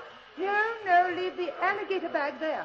I don't want to let that out of my sight. I say, look, Holmes, that must be Grandma, the old lady coming along the platform in the checkered greatcoat and bonnet. By Jove, she's carrying a parrot in a cage. Yes, her imposing grandson has just sighted the old girl. Here I am, Granny. Over here. She's seen him. She's waving the bird cage. Hannibal! Good Lord, the parrot has got loose. Hannibal! Oh, the beautiful Hannibal. Catch him, Freddie, catch him. No, Granny. Don't get excited. We'll get your parrot for you. Oh, dear, whatever shall I do? Now, Granny, remember your blood pressure. I'll just put you safe in the ladies' waiting room. Then I'll come back and get Hannibal for you. Yes, you take care of her. Poor old woman. She looks so frail and That's right, Granny. You come along with Freddie. Now, don't you worry. I'll come back and catch Hannibal. He won't get away. Come along, Watson. We mustn't lose sight of them. Lose sight of who? Granny with the bird cage and her grandson Freddie with the Gladstone bag. Above all, we mustn't lose sight of that Gladstone bag. Holmes, have you lost your senses? My bag, my alligator valise is gone. It's been stolen. My emeralds were in it. I've been robbed. Holmes, you heard that? A woman's been robbed. Naturally, I knew it 2 minutes ago. Let Hogarth take care of her. That's his job. Ours is to follow the grandmother and the man with the Gladstone bag. He said he was taking her to the ladies' waiting room, and that's exactly what he's doing. Now, you wait here, Granny. I'll be back as soon as I've caught Hannibal. It won't be a minute. Now, here, take my bag. Don't be long, Freddie. I won't. Take care of my bag now. Don't you fret. After her, Watson. Don't let her out of your sight. And above all, keep your eye on that Gladstone bag. Yes, but what about you? I'm going after Freddie. Oh, well, you... And where do you think you're going? Well, that is a friend of mine just came in here. An old lady with a parrot cage. Well, you'll have to wait outside. This is the ladies' washroom. No gentlemen permitted. Yes, but I mean a surgeon, you know, and all that sort of thing. I'm Sherlock Holmes' assistant. I don't care if you was the Prime Minister and the Archangel Gabriel all rolled into one. You'll not step into my washroom. Now, be a good chap and wait outside. Yes, but what if I lose her in the crowd? What crowd? She's the only one that's come in here this last half hour.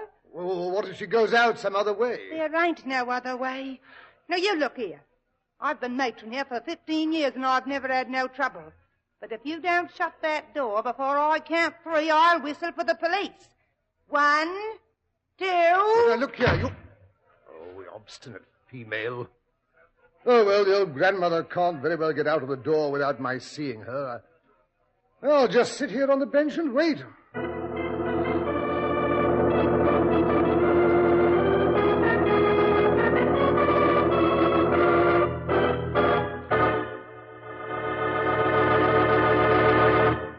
If clothing values finer than Clippercraft are obtainable, we've yet to see them, and we've done a lot of looking. You see, the whole idea behind Clippercraft is to concentrate on bringing you out-of-this-world values. That's why we developed the famous plan that concentrates the buying power of 1,036 of the nation's finest stores from coast to coast. You won't find anywhere such evident fine quality in suits for only $40 to $47.50. In beautifully styled tropicals at only $33.75 to $40, in handsome sport jackets at only $26.50. See them tomorrow at your favorite local store. For selling expensive clothes at inexpensive low prices at the nation's finest stores is the great big idea behind the Clippercraft plan. That's why men who know insist on Clippercraft clothes. So be sure to visit the Clippercraft store in your city. These leading stores in the metropolitan area are proud to add their names to Clippercraft in your suits, top coats, sport jackets, and tropicals. In Manhattan, John Wanamaker Men's Stores, Broadway at 8th and 67 Liberty Street. Saks 34th, Broadway at 34th. In Brooklyn, Abraham and Straus. In Newark, New Jersey, Boulevard Men's Shop, Kresge Newark. And in Jamaica, the B&B Clothes Shop, 16408 Jamaica Avenue.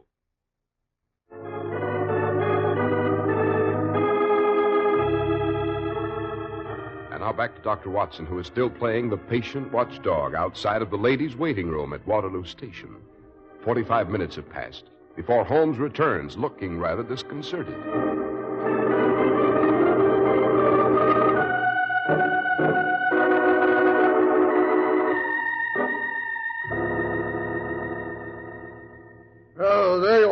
I thought you'd forgotten all about me. What happened? Did Freddie catch the parrot? To blazes with a parrot. I lost Freddie in the underground. He dodged down into the Bakerloo tube and boarded a train for Queen's Park. I was right on his heels. At Baker Street, he got out rather suddenly, and by sprinting, he managed to catch the metro. I wasn't more than 2 yards behind him, but the door slammed in my face. Oh, then you mean he never even tried to recapture his grandmother's parrot? Certainly not. The parrot was merely the means by which the crowd's attention was diverted.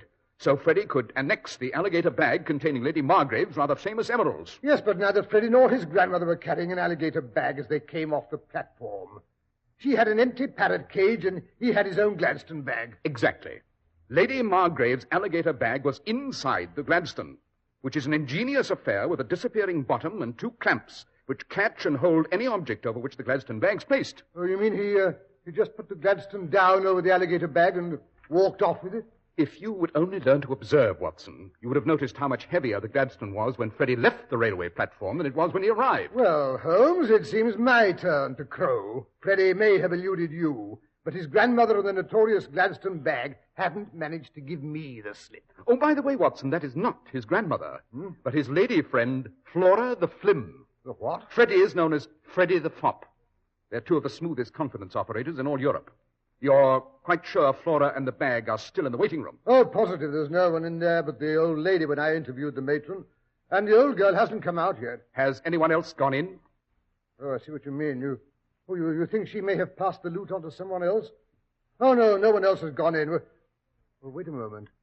Someone else has come out, though, now you mention it. Oh, my aunt. My sacred aunt. But it wasn't the old lady. It was rather a flashy woman with red hair. A wig, Watson. Wearing a purple greatcoat. Granny's check coat turned inside out. And a good 30 years younger than the old lady. Flora had merely slipped her teeth back in. Flora and Freddie are also famous quick change artists, Watson. Yes, but she was carrying an alligator bag. That Gladstone affair must be still in the waiting room. Watson, old boy, the Gladstone is also collapsible. This time the Gladstone was inside the alligator bag, not vice versa. Oh. Yes, but look here, Holmes. How was I supposed to know that auburn hussy would turn out to be Freddie's grandmother? My dear Watson, you have a frog in a box. The frog represents the waiting room attendant, let us say. Oh, go on, be allegorical. Into that box goes a caterpillar. The box is closed. Nothing else enters the box. Yes, continue. In due time, a butterfly emerges. The frog still remains. No matter how different the appearance, the butterfly must be the caterpillar that went into the box. It couldn't possibly be anything else. Oh, I see what you mean, Yes. Well, but look here, Holmes. Now what? Suppose the frog had eaten the caterpillar. Oh, let's go home to tea. Well, yes, I suppose we may as well.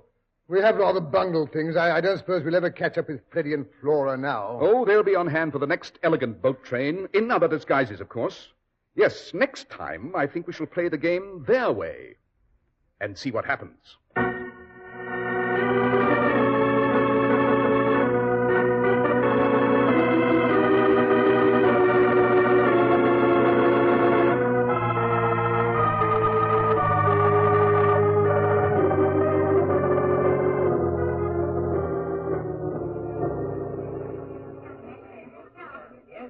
Confound it, Mr. Hogarth. The next boat train is overdue, and Holmes hasn't shown up yet. You're sure he said he'd meet you here, Dr. Watson, on the station platform? Oh, that's what his note said. Mrs. Hudson brought it to me with my eggs this morning. She said Holmes was up and away before she'd even had her early tea. I do wish he'd show up. That big steel millionaire, Mr. Ramsgate McGregor, was on that boat. It's rumored he's bringing some pretty valuable papers along with him. It's got something to do with an invention of some sort that'll astound the world, they say. What will they think of next? Wireless central heating, illuminating gas. Aye. First thing you know, they'll be flying without wings. Not in our lifetime, Mr. Hogarth. Well, I don't see anyone resembling Freddie waiting on the platform this time. Just that fat old man who's a good foot shorter and twice as big around. And the horsey-looking woman with the Gladstone bag. By Jove, you don't suppose Freddie and Flora have reversed roles and she's carrying the bag this time? I thought of that, Dr. Watson. But you can't arrest anyone just because she's carrying a Gladstone bag. Why, there must be hundreds of them just like that going through Waterloo Station every day. Yes, you're right, confound it. It doesn't look very heavy. A woman that's as robust as that could carry the Nelson Monument and never feel the weight of it. Hark, here she comes now. Yes, and no Sherlock Holmes.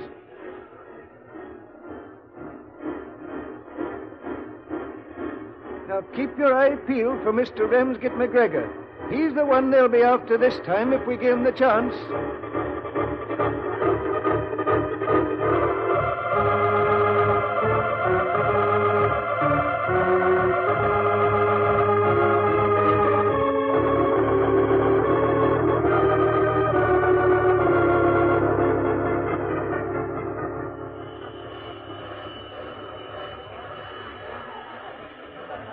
There, look there. There's Mr. McGregor now. Him with the cap and the muffler of Scottish plaid. He's creating quite a commotion. No, I don't want a porter. Leave my bags alone. My man Jones will carry them. I'll take this one myself. That's right, Jones. Put him down there. Yeah, now give me a cigar. Now what's happened? Hello, a tall, bearded man seems to be having trouble getting out of his compartment. He smashed the glass. Get me out of here! Get me out, confound it! Impatient old duck, Hogarth. The guards unlocked the door for him. My bag! What's happened to my black bag? Good Lord, it's happened. McGregor's been robbed. We'd best go see if we can help him. Hey, excuse me, ma'am. You're sure that Gladstone belongs to you? Certainly, my good man. I've had it for years. Now, no offense, ma'am. Just wanted to make sure. Wouldn't want anyone to get my bag by mistake. I'm Ramsgate McGregor, and I've got a new kind of high explosive in my bag. I wouldn't want any stranger to go carrying it around. It's too liable to go off. Why, However, if that bag belongs to you, I guess it's not dangerous. Just run along, that's a good girl, and get it out of my way. Well, really, I've never been so insulted in my life. Follow her, Watson. Holmes! Great Scott, it's not Mr. McGregor. I couldn't... Save it till later. After her. Don't let her get out of your sight. I'll keep an eye on Freddie. Come along, Hogarth. She's not going to give me the slip this time. Better motion some of your police to follow. Aye, they're right with us. Good Lord, look at that Gladstone bag. It's beginning to smoke. Laura's starting to panic. It'll blow up in her hand. Freddie, where are you? Laura! Right away, you fool! Right away, Flora, before it explodes! Yes, I rather suspected the glass-smashing gentleman would turn out to be Freddie. You're not Mr. McGregor? Who are you? Allow me to present myself, madam. Sherlock Holmes, the detective. Sherlock Holmes? Who is almost as good at charades as you and your friend, Freddie the Fop. Why, I don't understand. Have your policeman take them away, Hogarth. I think you'll find Mr. McGregor's black bag inside the Gladstone. Take your hands off. It should be all the evidence you need. But great thunder, Holmes, look at it. It's about to explode. Calm yourself, Watson. The bag contains an innocuous little smoke smudge. The only thing it could possibly harm is a mosquito.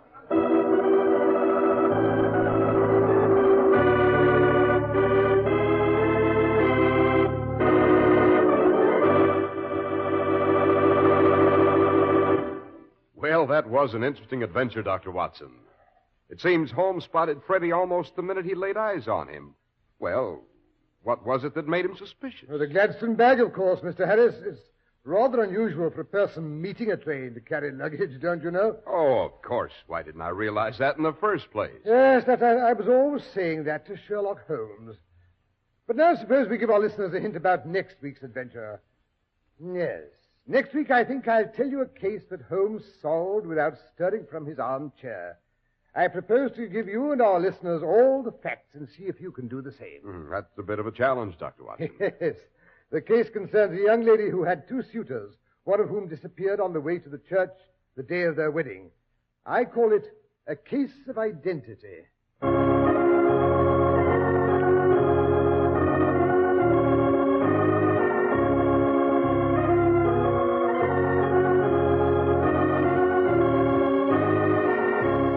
The makers of Clippercraft clothes and 1,036 leading stores from coast to coast have brought you another in the new series of broadcasts featuring the world's most famous detective, Sherlock Holmes.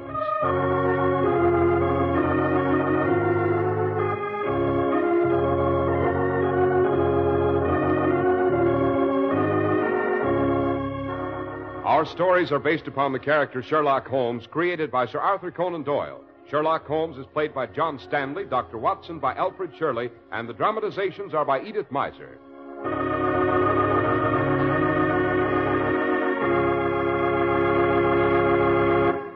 Sherlock Holmes is produced and directed by Basil Lochran, with special music by Albert Berman.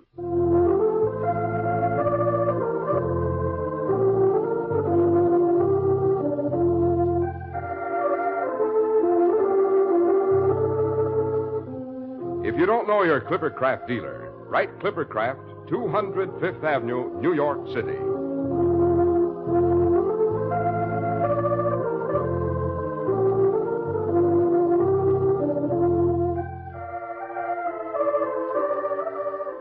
sure to listen next week to Sherlock Holmes in The Case of Identity. This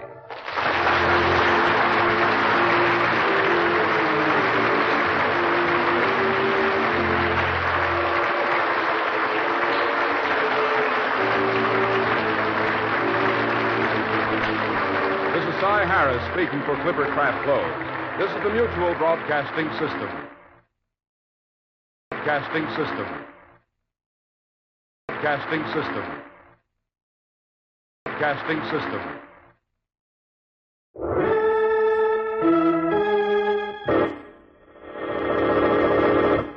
From New York City, the makers of Clipper Craft Clothes for Men and 1,036 leading retail stores from coast to coast present the world's most famous detective, Sherlock Holmes.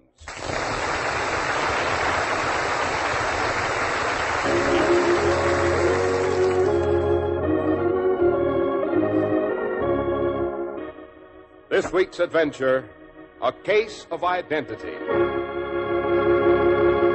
Well, here we are as usual, about to pay our weekly respects to our favorite raconteur, the good Dr. Watson.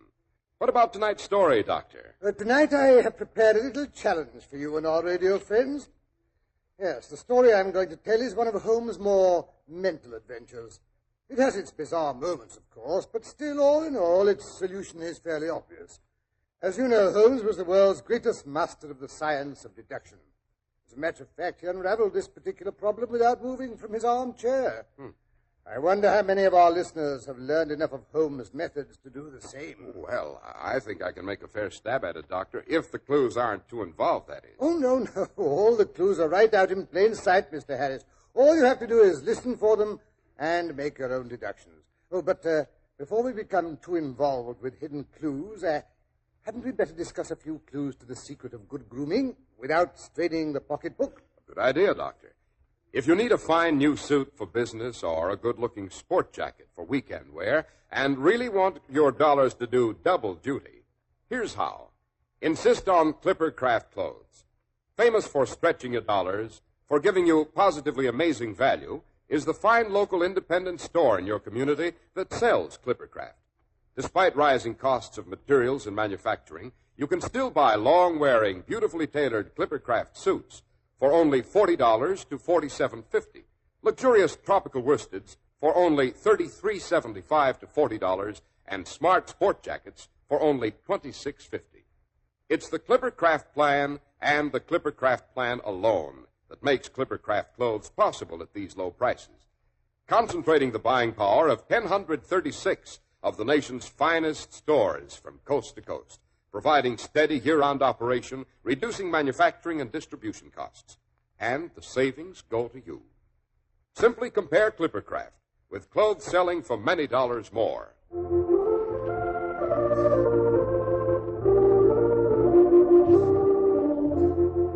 And now, Dr. Watson, back to the adventure you think we should be able to solve for ourselves. Right, Mr. Harris. It was during the middle years of our joint occupancy of the lodgings in Baker Street. Holmes and I sat relaxed in two easy chairs on either side of the living room fire. Holmes' long legs stretched out in front of him, his head wreathed in the smoke from his favorite pipe, a horrible, black, greasy old clay affair that he coddled as if it were a child. Well, we had just finished an excellent breakfast, and Holmes was in the philosophic mood that so often accompanies the process of digestion. Strange thing, life, eh, Watson? Infinitely stranger than anything the mind of man could invent. Yes, I know that's one of your pet theories, and I dare you to put it to the test. Now, take today's paper. If you can find anything bizarre in that, I'll buy you a new smoking jacket. I don't want a new smoking jacket, Watson, but I'll take up your challenge. Choose any article, any paragraph at all on this page, and I'll guarantee to find something outlandish. Very well. Here, take the very first heading. Husband's cruelty to his wife. Now, there's a half column of print about that, but I know what it's about almost without reading it. There's the other woman, the drink, the push, the blow. No writer could invent anything more crude or commonplace. Your example, Watson, happens to be rather unfortunate. The husband was a teetotaler.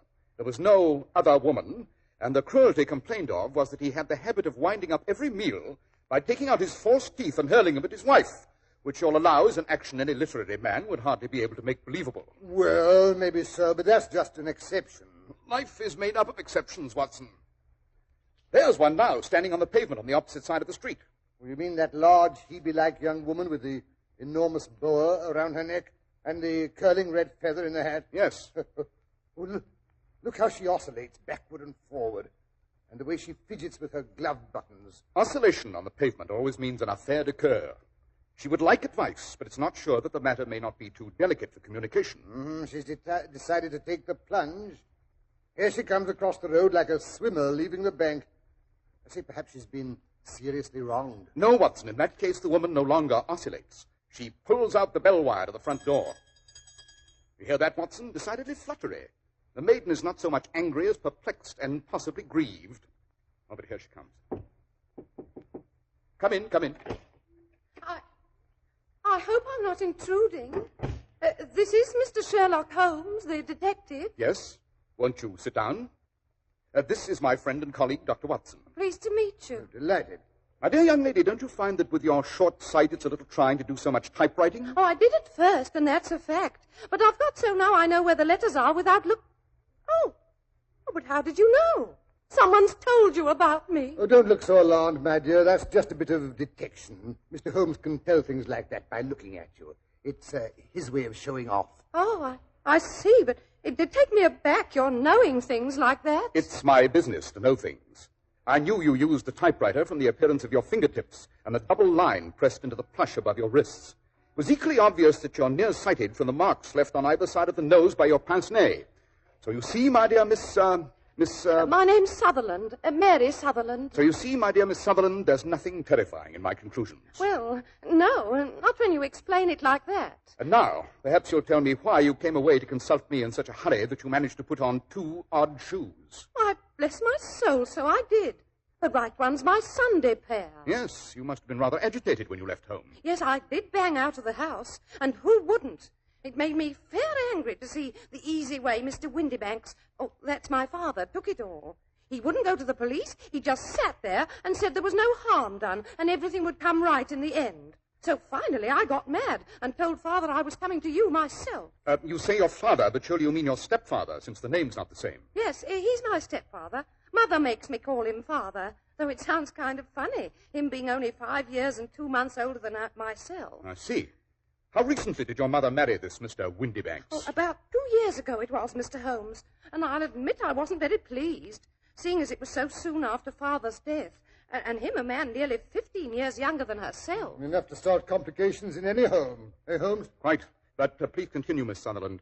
I gather your father left your mother fairly well off. Yes, sir, he did. You see, Father was a plumber in Tottenham Court Road, and he left a tidy business behind him. After he went, Mother carried it on. Although I must say that William, that is, Mr. Hardy, Father's foreman, did most of the work. And a good thing he made of it, too. This Mr. Hardy, was he your father's age? Oh, no, sir. He was just 2 years older than me.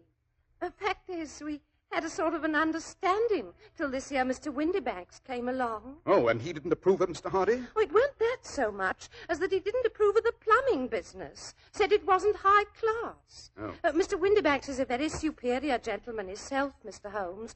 Travels in wines for Westhouse and Marbank, the claret importers in 10 Church Street. Oh, a real toff he is. I see. Yes, sir. So after him and Mother got married, he made us sell the business.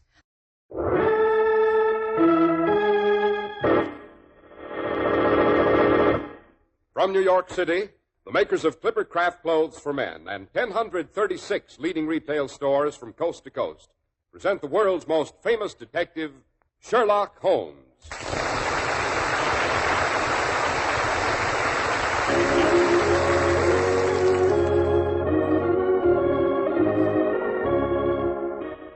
This week's adventure, A Case of Identity. Well, here we are, as usual, about to pay our weekly respects to our favorite raconteur, the good Dr. Watson. What about tonight's story, Doctor? Tonight I have prepared a little challenge for you and our radio friends. Yes, the story I'm going to tell is one of Holmes' more mental adventures. It has its bizarre moments, of course, but still, all in all, its solution is fairly obvious. As you know, Holmes was the world's greatest master of the science of deduction.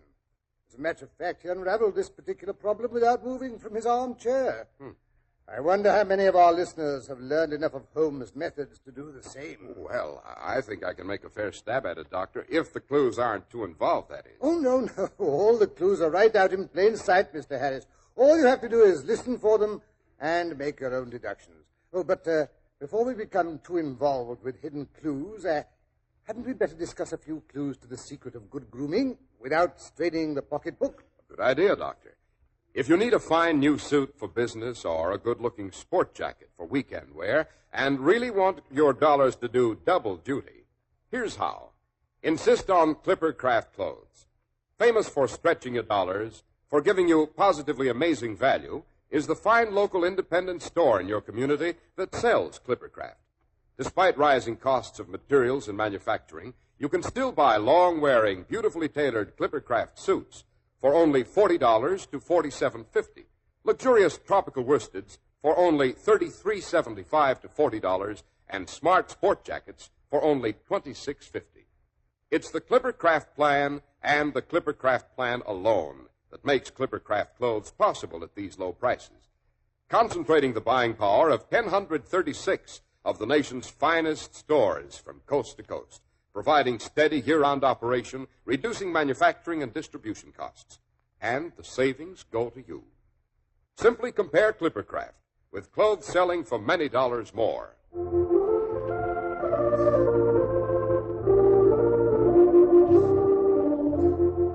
And now, Dr. Watson, back to the adventure you think we should be able to solve for ourselves. Right, Mr. Harris. It was during the middle years of our joint occupancy of the lodgings in Baker Street. Holmes and I sat relaxed in two easy chairs on either side. Later, and then he never really saw him. And how did you first meet this Mr. Hosmer Angel? Well, Mr. Holmes, I met him at the gasfitter's ball. How romantic. Oh, yes, sir, it was. The gasfitters used to send father tickets while he was alive, and afterwards they kept on sending them to me and Mother. Mr. Windybanks didn't wish us to go. He never did wish us to go anywhere. If I so much as wanted to go to a Sunday school treat, he would get quite mad about it. Rather unreasonable. Yes, sir. Well, it happened that the week of the ball, he had to go to France on business, so he wasn't there to make a scene when Mother and me went. It was a lovely ball, Mr. Holmes. I wouldn't have missed it for anything. It was there I met Hosmer. He was a lovely dancer. You should have seen him do the polka. Swept you quite off your feet, I've no doubt. Yes, sir. Well, he called next day to see if Mother and I got home safe the night before. And after that, I went out once or twice for walks with him, and things was going along as smooth as you could wish. And then Father came home, and Hosmer couldn't come to the house anymore. No? No, sir. Father didn't like me to have young men come to the house. Said it didn't look well for a young girl to have followers. Rather a tyrant, eh? Oh, yes, sir. But pretty soon he had to go off to France again for a couple of weeks, so I started walking out with Hosmer again. And this Hosmer made no attempts to see you in the meantime? No, sir. I wanted to, but Mother said she didn't think it was safe. Oh, he wrote to me every day, Hosmer did. Oh, here, I brought the letters. I thought they might give you a clue. Quite right. We'll look them over later. Am I to take it that you and Mr. Angel had, an understanding? Yes, sir. We were engaged after the first walk we took together. The first worker, eh, Holmes? Watson, don't interrupt. What was Mr. Angel's business, Miss Sutherland? He was a cashier in an office in Leadenhall Street. What office? Oh, that's the worst of it, Mr. Holmes. I don't know. Where did he live, then? Oh, he slept on the premises. And you don't know his address? No, sir, except that it was Leadenhall Street. Where did you address your letters? Leadenhall Street Post Office, to be left till called for. He said if they was to come to the office, he'd be ragged by the other clerks. I offered to typewrite them like he did his, but he wouldn't have that. Said that when I wrote them myself, it seemed like there was something of me in them. That'll show you how fond he was of me, Mr. Holmes. He was always thinking of little things like that. Yes, quite suggestive. Can you remember any other little things about Mr. Hosmer Angel? Any little peculiarities? He was a very shy man, Mr. Holmes. He'd rather walk with me in the evening than in the daylight, because he said he liked to hold my hand, but he didn't want to be conspicuous. Very considerate and gentlemanly. Oh, yes, sir, he was a thorough gentleman, with the silkiest brown beard. Even his voice was soft-like. He told me he'd had quinsy and swollen glands when he was young, and it left him with a weak throat. How unfortunate. Yes, sir. His eyes were kind of weak, too, like mine, and he wore tinted glasses against the glare. I'd say he was about 5'5" and had small hands and feet. I see. And what happened when Mr. Windybanks, your stepfather, returned to France? Well, I wrote Hosmer, and he came round to the house, and he said I'd have to marry him before Father came back, as he couldn't stand the separation any longer. So I asked Mother, and she said, why not? Every girl was entitled to her own husband. Oh, Mother was all for Hosmer from the beginning, almost more than I was myself. So you got married? Well, no. Well, that is... not quite. Oh, what happened? Well, the wedding was set for yesterday morning. We thought it best to make it a quiet ceremony. It was to be at St. Saviour's Church, with a wedding breakfast afterwards at the St. Pancras Hotel. Well, about 9 o'clock, Mother and me was all dressed and waiting for Hosmer. I was a bit upset, I guess. You know how a bride feels, Mr. Holmes.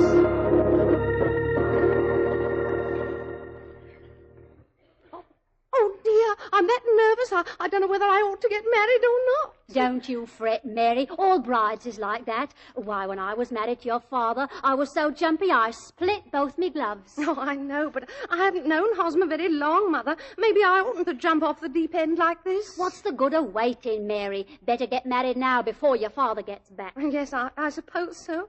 Oh, dear me, I wish my shoes wasn't so tight. Shh, here comes Hosmer now. Don't he look handsome with that flower in his buttonhole and all? No, you stay here, Mary. I'll answer it. A bride should act shy-like on her wedding day. Good morning, Hosmer. How's the groom? Good morning, Mother. Oh, I'm fine. Hello, Mary. Hello, Hosmer. What's the matter? You look kind of white. Oh, I'm all right. How are you? Oh, I'm all right, too, Hosmer. Well, we'd better be shoving off. I got a hansom waiting outside. Oh, but Hosmer, it's such a little way, and hansoms is expensive. You don't think that any bride of mine is going to walk on her wedding day? Now, who can that be? Hosmer, you're as full of jumps as a kangaroo. Now I'll go. What is it?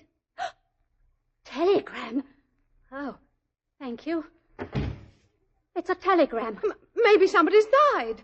I'm almost afraid to look. But here, let me. I'm used to these things. Expect me home today. Erasmus G. Windybanks. Father's coming home. What if he gets here before... Now, don't lose your nerve. You're of age, remember, so it don't matter how he raves afterwards. Oh, Mary, promise you won't let him tear us apart. No. Swear it, Mary. Now, where's the Bible? Mary's carrying mine, the one I got married with. Both times. All right. Now, put your left hand on that Bible and swear that whatever happens, you will always be true to me and to me only. But what could happen? Oh, you never know. Now, swear it, Mary, for my sake. Swear it. Yes, Mary. Why not do as Hosmer asks? All right. I swear. Oh, good. Now then, let's get on with it. Yes, Hosmer. Oh, dear. Is my bonnet on straight? Yes. Only hurry. Mr. Windybanks may get back any minute. Mary, don't forget your flowers. No, Mother. Well, hurry. Now, here's the cab. You first, Mother. Now, easy, don't upset the cab. Now, Mary. That's right. Aren't you coming too, Hosmer? No, there isn't room. I'd muss your dress. I'll hail another cab. Oh, yes, there's a four-wheeler now. Hey, cabby! Now, you go on. I'll follow after. See you at the church, Hosmer. St. Saviour's driver. Yes, Hosmer got the other cab. It's following us. Oh, my knees are knocking together like anything. Now, hush up, Mary. Anyone would think you didn't want to get married. Well, maybe I do, and maybe I don't. Well, just hold your breath and it'll be over in no time now. Here's the church.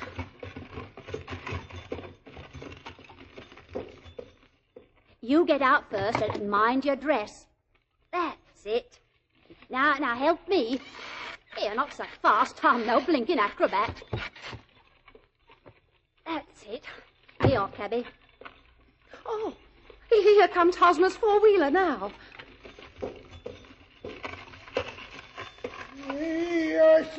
St. Saviour's like you asked for. Why, doesn't he get out? Give him time. Maybe his knees is shaky, too. Come on, sir. What ails the man? Mother, something's wrong with Hosmer. Oh, stuff. I'm going to see. Wake up there. I'll speak to him, Cabby. What? The cab's empty. What? Something's happened to Hosmer. He's gone and left me waiting at the church.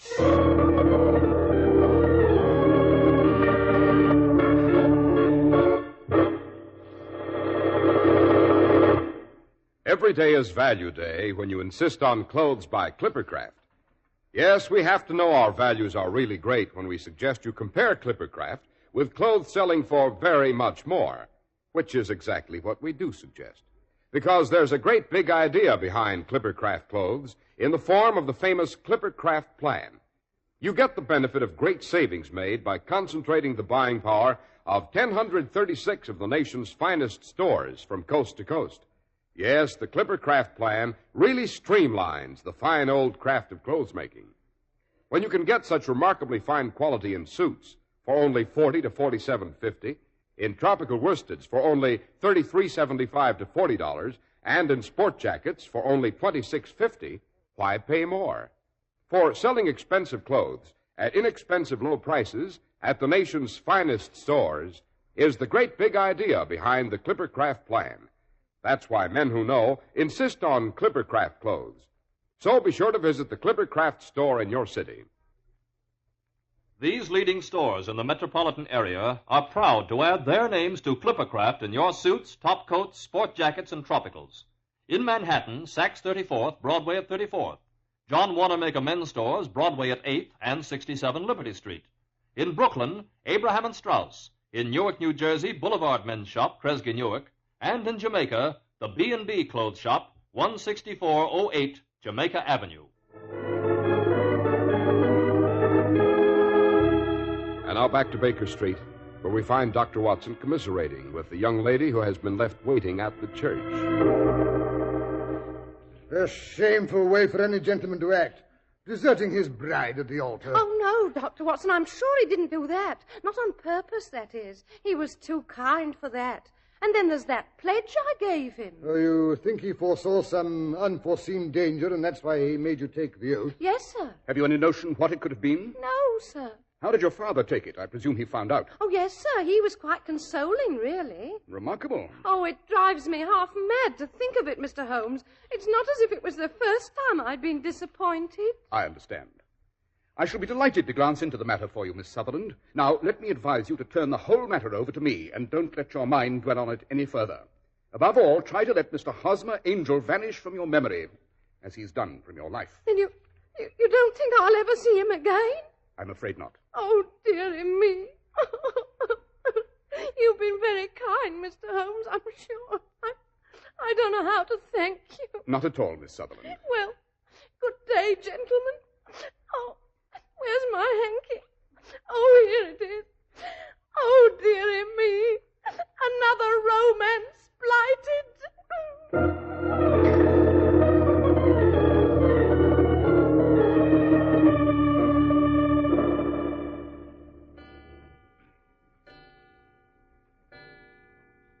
Holmes, what a horrid mess of bottles and test tubes.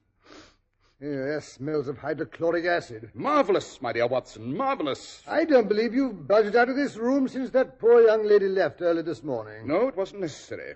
Then you've solved it? Certainly. It was bisulfate of baryton. No, I mean the mystery of the disappearing bridegroom. Oh, that.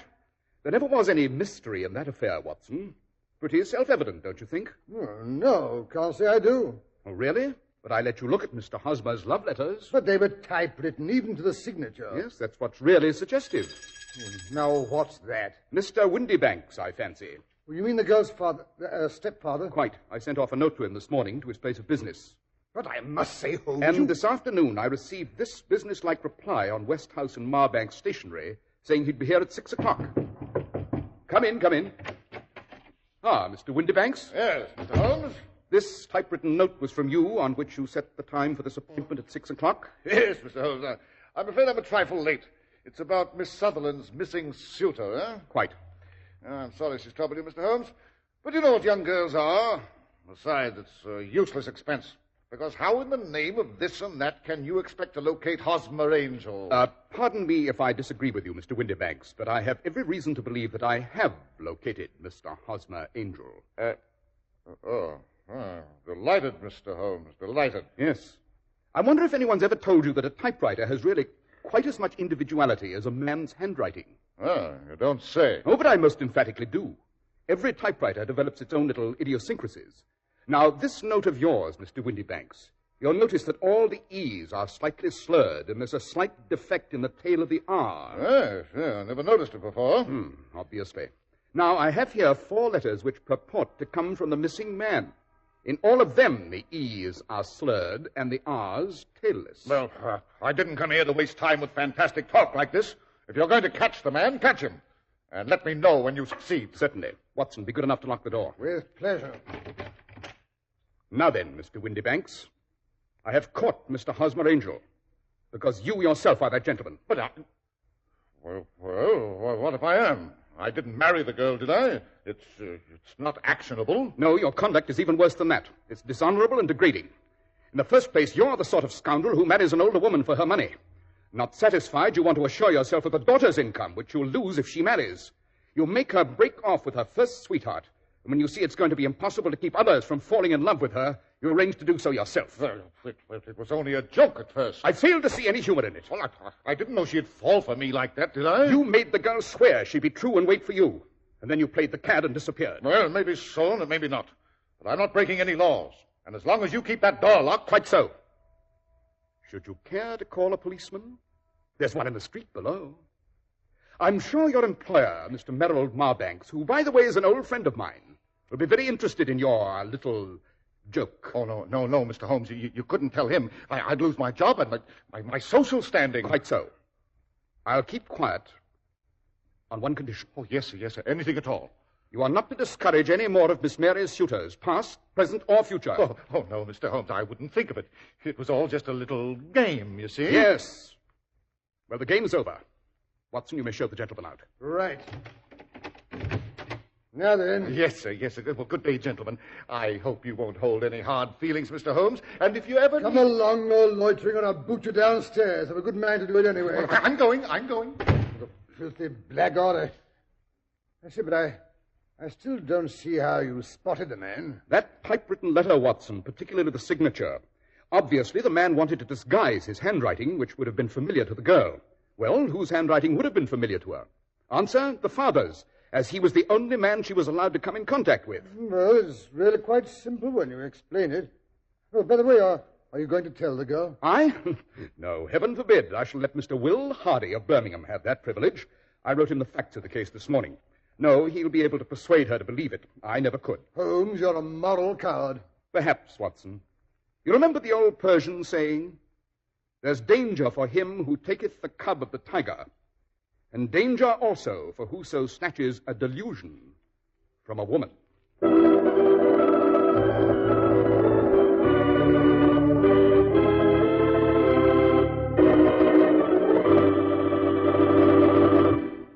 Now then, Mr. Harris, did you guess the solution? Well, when Holmes began to talk about typewriters, I started to have an inkling, Doctor, but before that, I'll admit I was pretty much at sea. Why, Mr. Harris, I'm surprised, and after all my teaching. Well, how about giving us a hint about next week's story, Dr. Watson? Yes, Mr. Harris. Next week, I think I'll tell you about a particularly complicated case of violent and untimely death that Holmes and I ran across on what started out to be an uneventful excursion up the Thames. I call it the complicated poisoning on Eel Pie Island.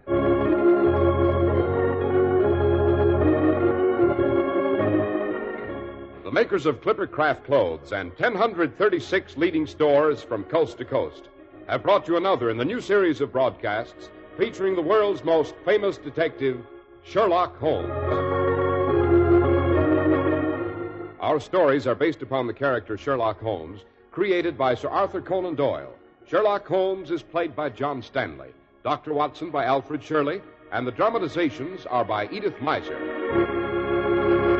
Sherlock Holmes is produced and directed by Basil Lochran with special music by Albert Berman.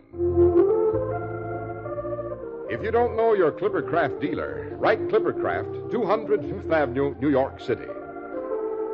Be sure to listen next week to Sherlock Holmes in The Complicated Poisoning on Eel Pie Island.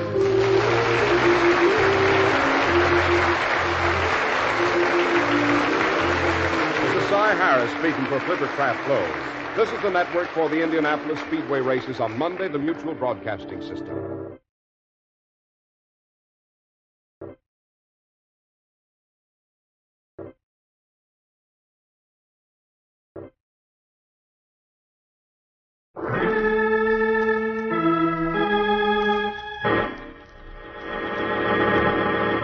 From New York City, the makers of Clippercraft Clothes for Men and 1,036 leading retail stores from coast to coast present the world's most famous detective, Sherlock Holmes.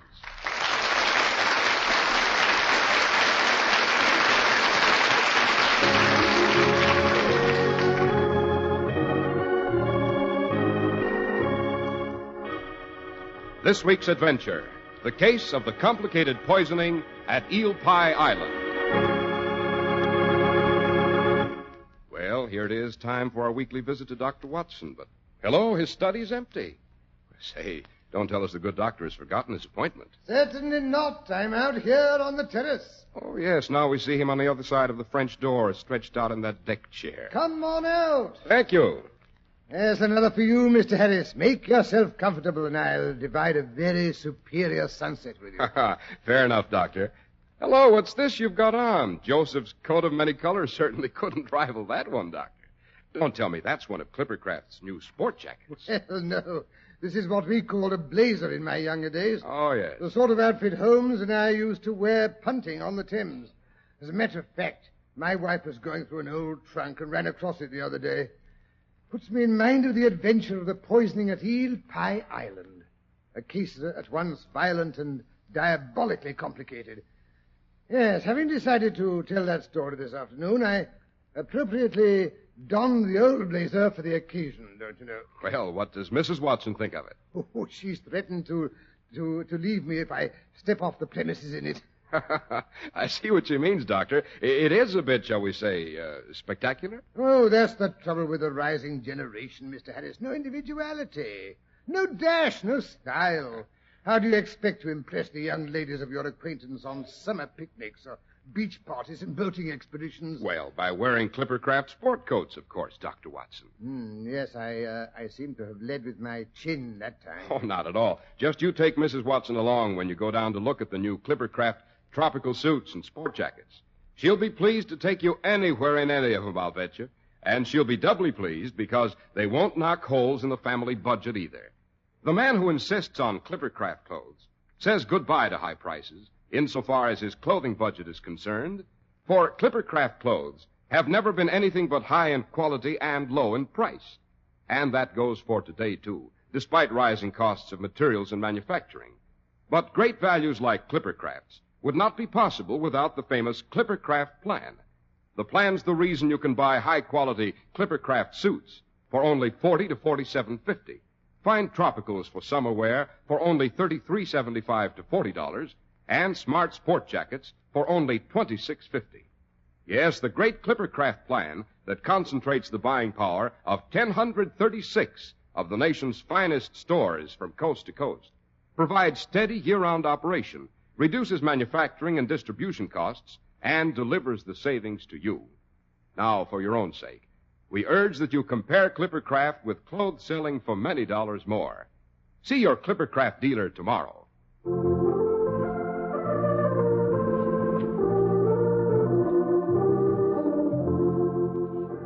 But now, back to the fatal poisoning on Eel Pie Island.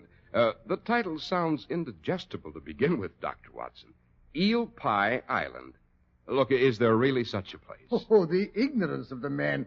If you'd ever been boating on the Thames, you'd know it well. Yes, Eel Pie Island lies in the prettiest stretch of the river between Richmond and Hampton Court. Furthermore, it has a very popular inn which is famous for its ale and its eel pie. Oh, naturally. A cold, refreshing mug of ale after a pull up the river in the hot sun and a delicious slice of cold eel pie. I could certainly go for the first item, Dr. Watson, but I'm not quite so sure about the second. You know, Mr. Harris, that's exactly what Holmes said some 20 or so years ago. It was Sunday afternoon, and Mary was expecting some relatives for tea.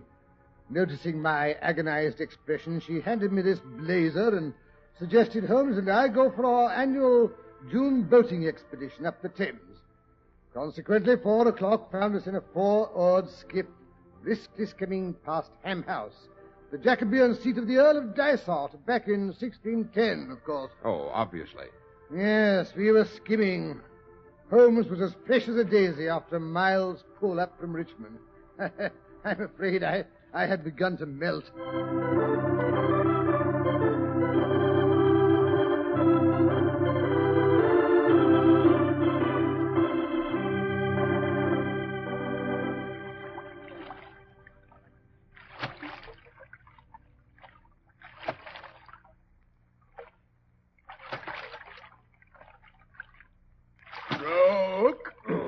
Get you back into it, Watson. Stroke. Watson, that's the third time you've missed count. Stroke. Sorry, Holmes. My stomach keeps getting in the way. That's what comes of being a married man. Meals at regular hours. Nothing to jolt you out of your rut. Oh, I was jolted out of it 4 years when I rejoined during the late war. I enjoy my rut, thank you. I don't wish to be jolted out of it again. You mean you don't ever miss the old Baker Street days? The excitement, the suspense, the danger? I enjoy it all in retrospect. I say, Holmes, that's Eel Pie Island up ahead. What do you say we pull under those willows for a bit of a breather, eh? I don't need a breather. I wonder if the ale at the inn is as cool as I remember it. Brown, tangy, I can just feel it trickling down my throat. And the eel pie, crust all flaky and tender. I have no interest whatever in eel, Watson. Nasty, slimy fish.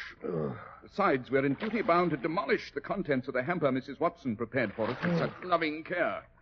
From the contents, I suspect she hoped we'd be gone a week. No, Watson, no eel pie. Stroke. Holmes, you unfeeling. However, I do think I could be interested in a mug of ale. Yes? Yes, Watson, they're right. Stroke. Thank God you have some human weaknesses.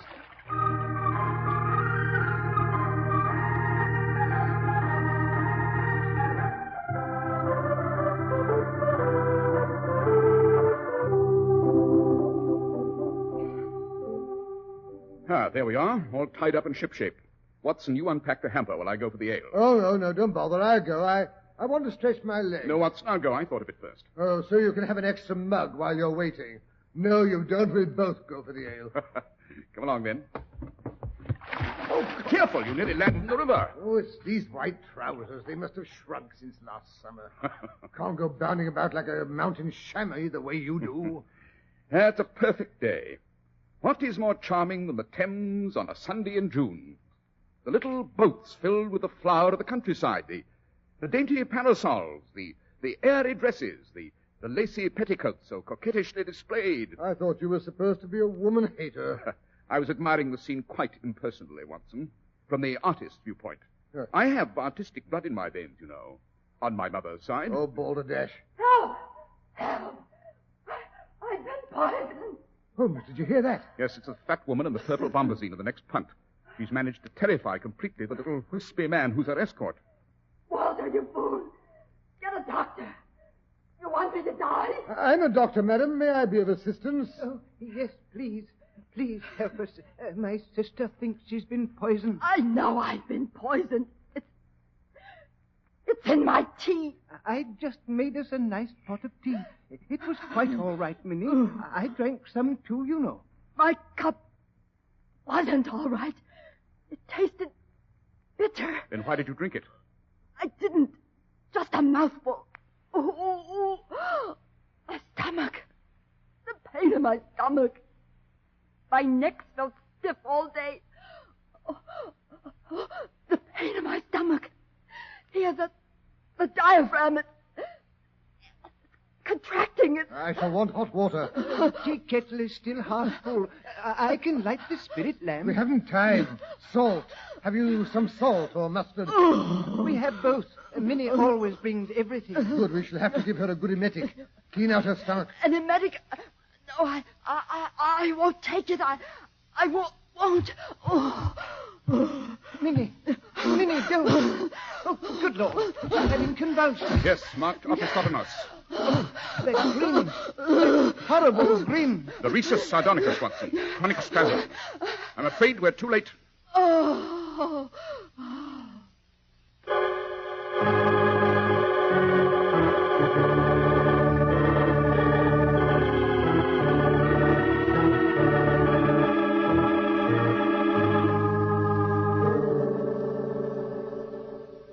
Oh, dear.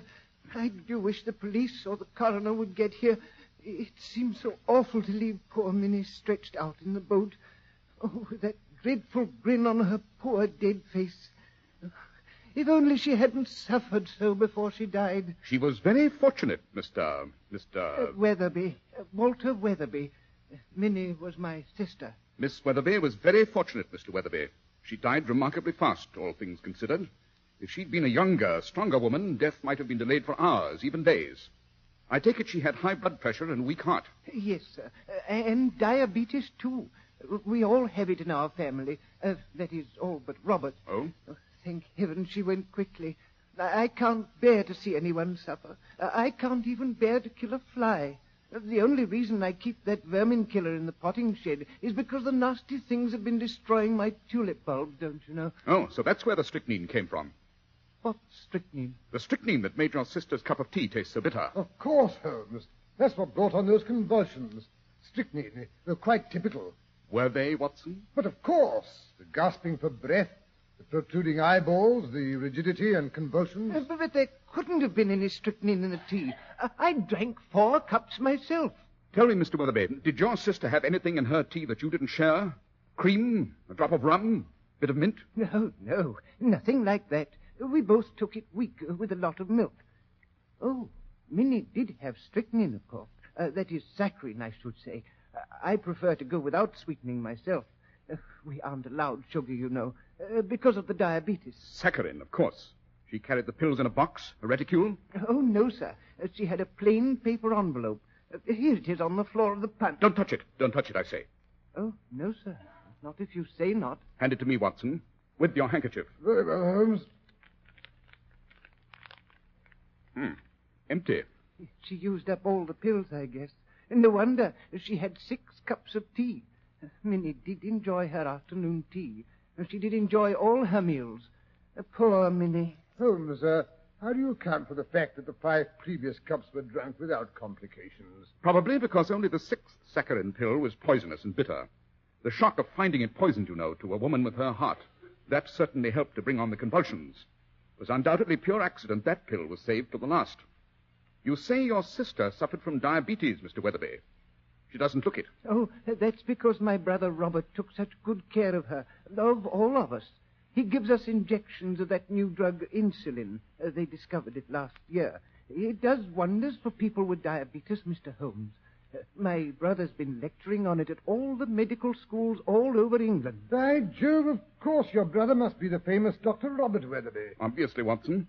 Tell me, Mr. Weatherby, how long have you and your sister suffered from diabetes? Oh, only about 4 months. My other sister, Nellie, had it too. She died 2 months ago. Oh, dear, poor Nellie. She was really my favorite, you know. Too far gone for the insulin to do much good, I suppose. Oh, no, sir. We none of us had any symptoms of diabetes before last year. I did have my dizzy spells, of course, but we never thought it was anything like that. Oh, no. Thank heaven insulin was discovered in time for us. Not that it seems to have saved Minnie, or Nellie either. But surely you must realize that your sister didn't die of a diabetic seizure, Mr. Weatherby. Oh, no. Minnie went the same way as Nellie went, of poison. Only I didn't do it. You must believe me. I didn't do it. I say, Holmes, here comes a boat. It's turning in here. Yes. It's the police launch. Oh, thank heaven for that. I thought they'd never get here. Hello there! Is this where there's been a murder? Well, well, if it isn't our old friend, the bellowing beagle of Scotland Yard, Inspector Lestrade himself.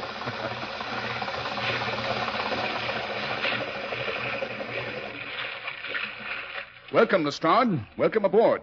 We have quite a cargo for you to inspect. Hold! How in thunder did you get here? I am a bird of ill omen, Lestrade. I'm attracted to a crime like a vulture to carrion. Oh, Holmes, really? So you admit it is a crime, eh? A murder, Lestrade. A beautifully staged little murder. But look here. I didn't do it. I'm innocent. I wouldn't hurt a fly. Oh, so it's Mr. Walter Weatherby again. And I suppose this is another sister you've done away with so you could inherit her share of the Weatherby bills? No, I didn't do it. I didn't hurt Nellie either. I swear I didn't. I know. You slipped through our fingers the last time. We had our suspicions right enough, but we couldn't prove anything. The jury thought you looked so meek and mild butter wouldn't melt in your mouth, so they brought in a verdict of suicide. And the poison was found in her cough medicine that time. Which poison, Lestrade? Strychnine, Holmes. What else gives people convulsions like the woman just had here, they tell me? This chap's got a potting shed of vermin killer all full of strychnine. But I've kept it locked up ever since Nellie killed herself. I carry the key with me. Interesting. We don't need any of your fancy deductions this time, Holmes. This time we caught him red-handed. There was no one in the boat but him and his sister. He gave her a cup of tea and it killed her. He gave her 6 cups of tea, Lestrade. Only the last one seems to have contained anything suspicious.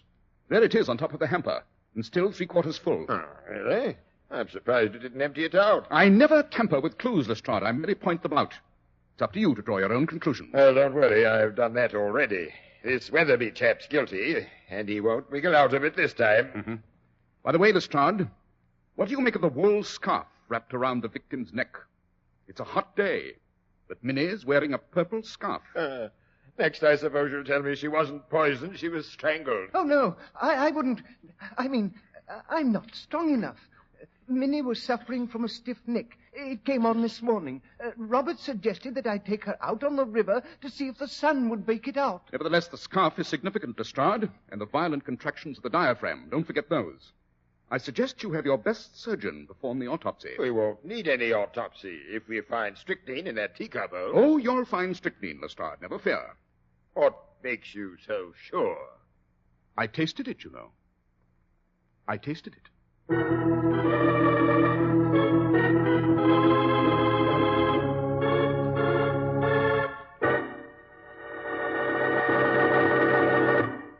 Talk things over with any of the millions of men who wear Clippercraft clothes, and you'll soon find out why Clippercraft clothes have won more friends than any other label in America. Well-dressed men are loyal to Clippercraft because Clippercraft is loyal to them. Clippercraft is devoted to just one thing, giving you the best clothing value in America. Through the famous Clippercraft plan, you get the benefit of tremendous savings made by concentrating the buying power of 1,036 of the nation's finest stores from coast to coast. Locally owned, independent stores. Stores you can trust. It's the biggest idea that ever hit the clothing industry and eased your clothing budget. Where else can you get such remarkably fine quality in suits for only $40 and $47.50, in tropicals for only $33.75 to $40, and in sport jackets for $26.50? The answer is nowhere else, except in the fine stores everywhere that feature the Clippercraft label. That's why men who know insist on Clippercraft clothes. So be sure to visit the Clippercraft store in your city. These leading stores in the metropolitan area are proud to add their names to Clippercraft in your suits, sport jackets, and tropicals. In Manhattan, John Wanamaker Men's Stores, Broadway at 8th and 67 Liberty Street. Saks 34th, Broadway at 34th. In Brooklyn, Abraham and Strauss. In Newark, New Jersey, Boulevard Men's Shop, Kresge Newark. And in Jamaica, the B&B Clothes Shop, 16408 Jamaica Avenue.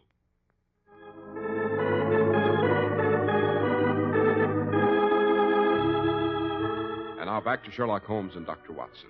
We find them in the waiting room of the famous Dr. Robert Weatherby, Watson is decidedly ill at ease.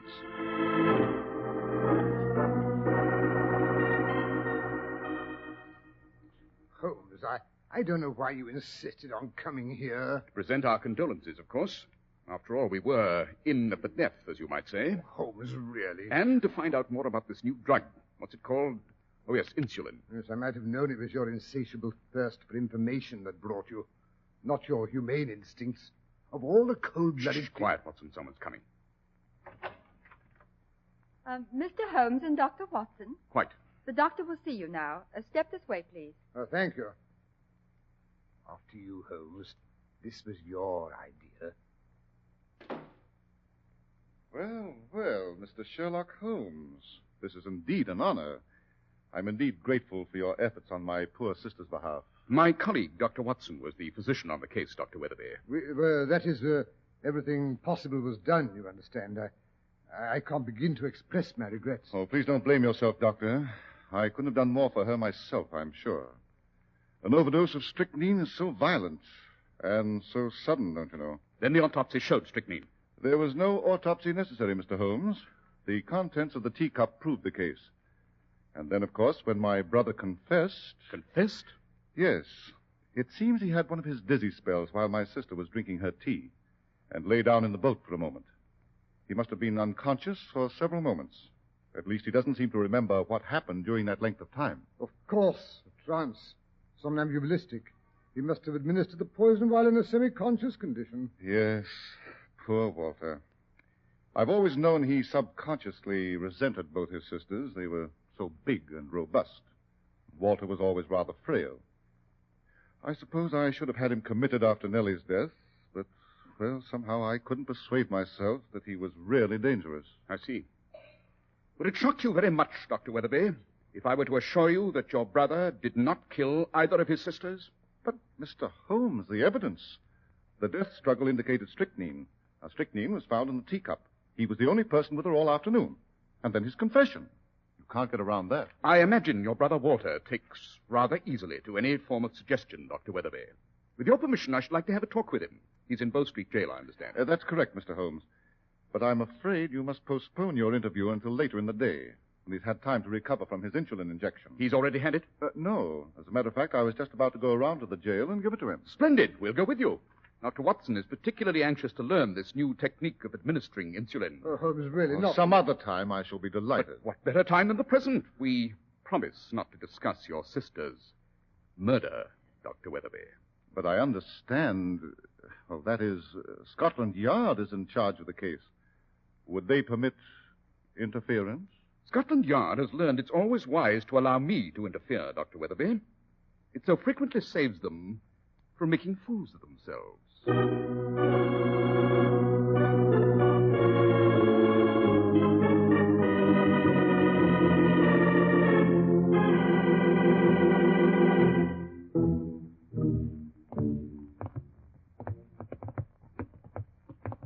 This way, gentlemen, please. Get in here. Wait a moment till I unlock your cell. Step inside, please, gentlemen. Thank you. Well, Walter, we've come to see you. You remember us, Mr. Holmes and Dr. Watson? Oh, Robert, I didn't think you'd ever want to speak to me again. And these kind gentlemen, Robert, they did all that they could, Robert. Oh, it was too horrible the way she died. Easy, old chap, easy. Oh, but how could I? Oh, my mind is all blurry. Everything is all confused. Yes, that's because you haven't had your insulin. That's right, Walter. Now, you just wait till I fix the hypodermic. You'll feel better in no time after your injection. Just sit down, Walter. Roll up your sleeve. Well, quite a little party we're having here this morning. They told me you'd crashed in again, Holmes. Morning, Lestrade. Well, if it's against the regulations, Inspector Lestrade, I mean, it was his idea, not mine. He assured me... Quite all right, Dr. Weatherby. Scotland Yard grumbles a good deal about Sherlock Holmes's interference, but we found out it's sometimes a good idea to let him rave. Many thanks, Lestrade. As a matter of fact, you came just in time. We are about to witness a very interesting demonstration. An injection of insulin isn't as drastic as all that, Mr. Holmes. In a few years, thousands of people will be getting insulin daily, injecting it themselves in all probability. Now, hold out your arm, Walter. Then it's really quite harmless. I mean, even to a person not suffering from diabetes. Oh, yes. It might accelerate the rate of metabolism slightly for a time, but nothing to worry about. Then Nellie's death and Minnie's death couldn't possibly have been caused by the injection you gave each of them the morning of the day in which they died. Good Lord, no. What a fantastic idea. So fantastic, Dr. Weatherby. I'm quite convinced that neither Minnie nor your brother here suffer from diabetes. Your sister Nellie I didn't see, unfortunately. My dear Mr. Holmes, without a blood test, how can you possibly tell? I had the eye of the trained diagnostician, Dr. Weatherby. The tone of the skin was too healthy, particularly in Minnie's case. No. I suggest you were giving your brother and sister injections for a much more sinister reason, Doctor. But that's preposterous. Even if they prove not to be diabetic, insulin injections wouldn't harm them. I grant you all but the final injections were harmless, Doctor. Nonsense. My sister certainly didn't die from any injections I gave them. Death in both cases was later, much later. You're positive those injections were harmless? Positive. You wouldn't care to prove it by giving yourself the injection you've just prepared for your brother. Why, that is, if I do, I won't be able to give him his dose. I only have one with me. As you can see, Walter is near collapse. I won't be responsible if he doesn't get his insulin. I prepared for that emergency. Dr. Watson has brought along a small amount of the drug. I'm sure it'll suffice. Well, this is really too ridiculous. Well, now, I'm not so sure. You say it won't hurt you to take that insulin. Go ahead and take it. Why, I know it sounds silly, but I've never had the nerve to give myself an injection. Oh, I'll be happy to oblige. No, Watson, let me. I'm quite good at it. And I don't want any accidents with the contents of that hypodermic. Now then, give it to me. Give it to me, I say. No, you can't make me. You can't. Stand back. Don't anyone touch that broken hypodermic or the fluid it contained. Good Lord. Why not? Unless I'm very much mistaken.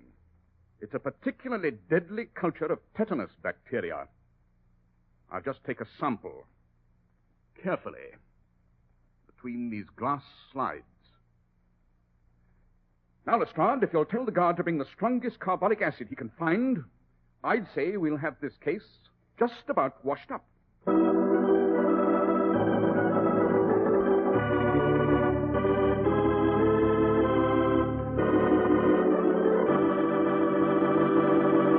A nice fellow that Robert Weatherby turned out to be, eh, Dr. Watson? But look, why the strychnine in the first sister's cough medicine and the second sister's teacup? Because the symptoms of tetanus poisoning and strychnine poisoning are so remarkably similar. Tetanus takes much longer, of course, to develop. Robert could be sure of being at a safe distance when the death occurred. Diabolical, I'd say. Yes. Holmes suspected tetanus when he heard of Minnie's stiff neck and noticed the contraction of the solar plexus. Those symptoms do not occur in strychnine poisoning. Of course, I should have noticed them too, but what with the presence of strychnine in the cup, it's so easy to jump to the wrong conclusions, which is what Robert Weatherby had counted on. But again, why did Dr. Weatherby plant the strychnine? To implicate his brother, who was known to have a quantity in his possession. Nothing like killing off the whole family in one fell swoop. Yes, and he would probably have gotten away with it if Sherlock Holmes hadn't happened along. But now, isn't it about time for that suggestion about next week's story? It certainly is, Dr. Watson. Well, next week now, let me think. Suppose I tell you about a visit Holmes and I paid to Castle Mortlake, and how I was splattered with blood from a famous silver chandelier that was supposed to bleed whenever a catastrophe occurred in the family. It wasn't ordinary blood, however. Yes, that was an adventure in which Holmes' knowledge of bee culture came in very handy.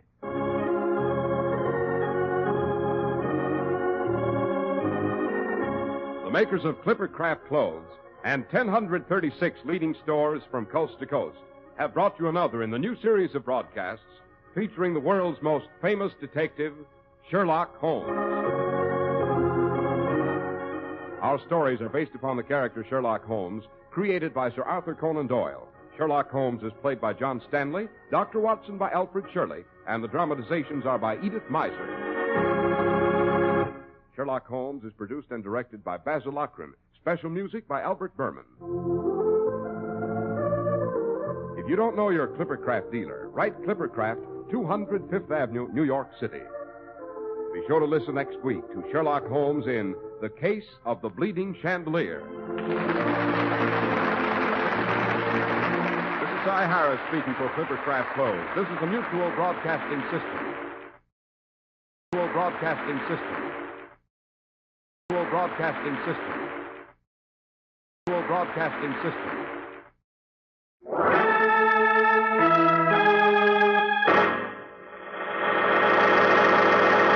From New York City, the makers of Clippercraft Clothes for Men and 1,036 leading retail stores from coast to coast present the world's most famous detective, Sherlock Holmes.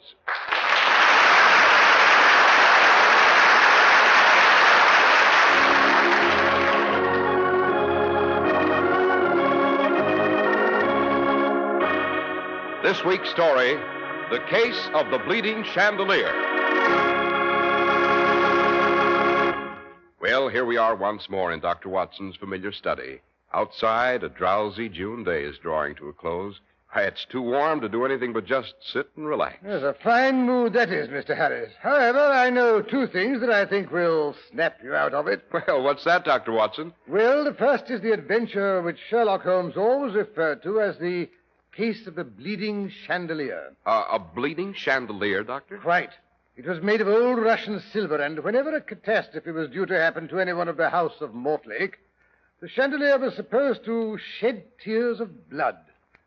Well do I remember sitting in the crumbling old banqueting hall of Mortlake Castle, listening to the ominous beat of the sea on the cliffs outside and waiting for the first spatter of blood.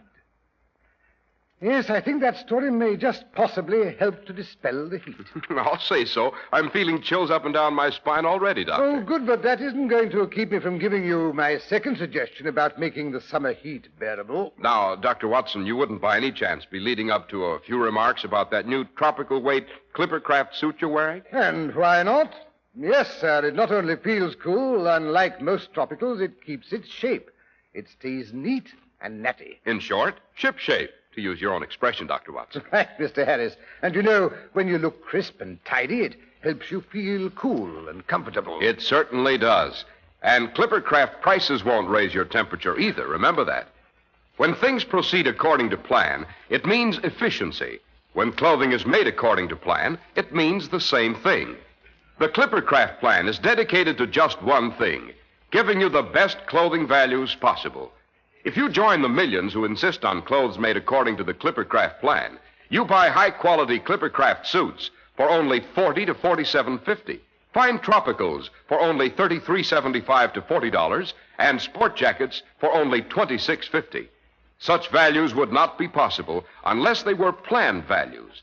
In the Clippercraft plan, 1,036 of the nation's finest independent stores voluntarily concentrate their buying power to provide steady year-round operation, to reduce manufacturing and distribution costs in order to deliver the savings to you. In days like these, every penny you save is important to your budget. So, may we suggest that you compare Clippercraft with clothes selling for many dollars more.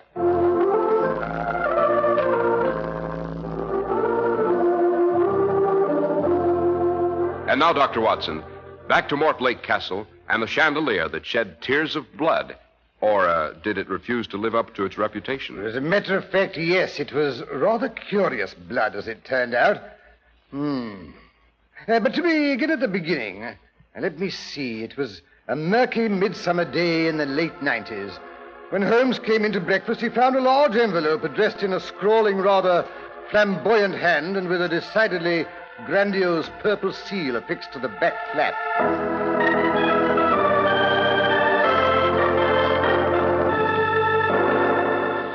Morning, Watson. Oh, Holmes, I thought you were never going to get up. I see there's a tremendously important-looking letter waiting for you. Really? A communication from the court chamberlain, I presume, telling me I'm to be knighted. Oh, don't be an ass. What's so asinine about that? What did I do with my tobacco?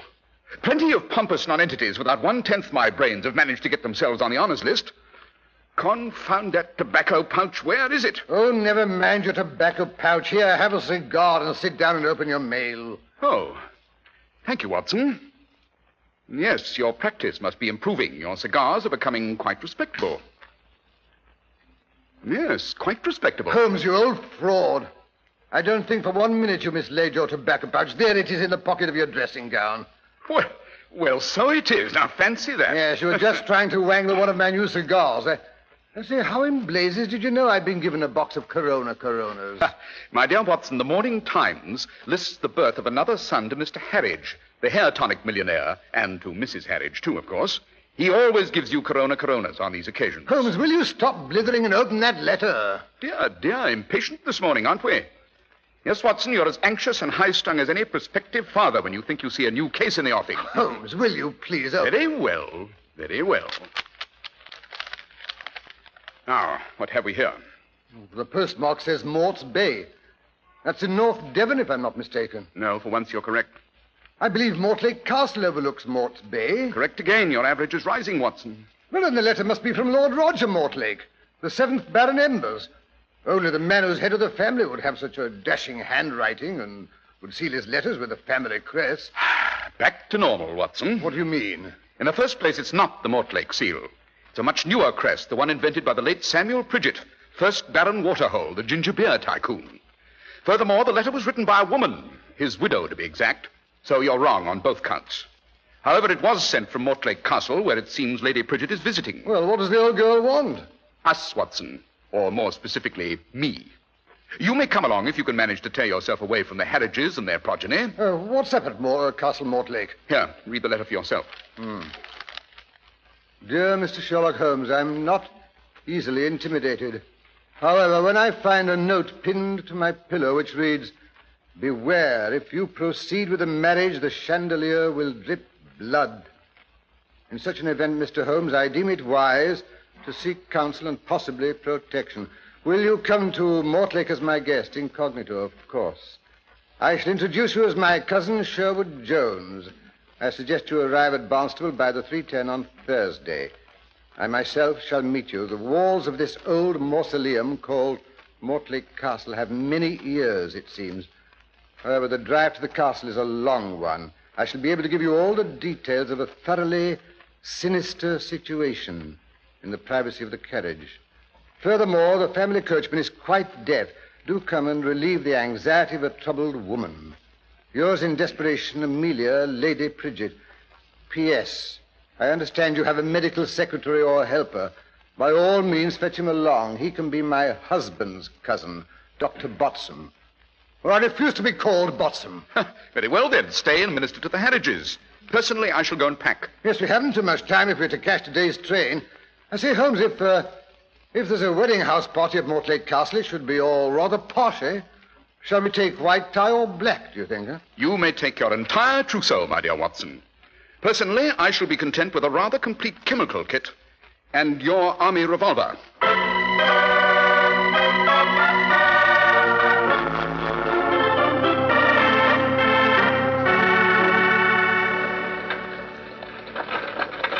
See, these old family carriages are quite comfortable and roomy, eh, Holmes? We shall be lucky if this ancient omnibus doesn't fall apart before we return to Castle Mortlake. Yes, I gather, Lady Pridgett, that it's been in the family for some time. It has indeed, Mr. Holmes. It's the famous old Berlin in which Roger's great-great, well, I can't remember how many greats, grandfather made his famous grand tour of Europe. Took him 3 years, I believe. He even went as far as St. Petersburg. That's where the trouble began. What trouble, Lady Pridgett? Well, the young fool met a Princess Olaf and fell head over heels in love with her. It seems she was a favorite godchild of Catherine the Great.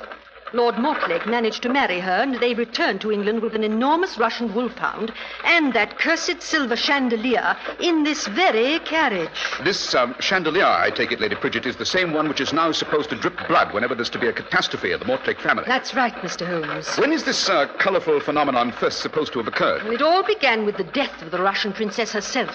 She had a bit of a temper, it seems. No one could polish her silver chandelier to suit her. She had the habit of hitting anyone who didn't please her with a nasty little riding whip. One morning, there was a new red-headed girl up on a ladder working away at the silver chandelier when her ladyship swept into the banquet hall. One look, and the Russian burst into her usual torrent of rage. She hit the redhead across the face. Now, it so happened the girl was Irish. And if there's a stronger temperament in this world than the Russian, sure it's the Irish. Right you are there. Well, Bridget or Nora, or whatever her name was, snatched the little whip from her mistress's hand, and then looking her straight in the eye, she laid on her the terrible strangler's curse of Donegal. Then she strode from the room and slammed the great door after her. Good for her. The Russian could be heard screaming that she'd polished the chandelier herself. They heard her bolt the door. All afternoon, she could be heard laughing and singing wild Cossack songs. As evening came on, the singing ceased. The Russian princess didn't appear at the supper table, but no one dared go fetch her. As the evening wore on, her wolfhound began to whimper outside the locked door. Shortly before midnight, he started to howl. Finally, Lord Mortlake could stand it no longer.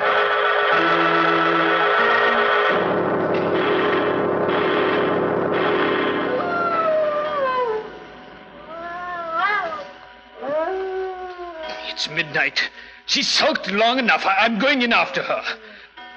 Quiet, Boris. Down, boy. Sonia! Sonia, let us in!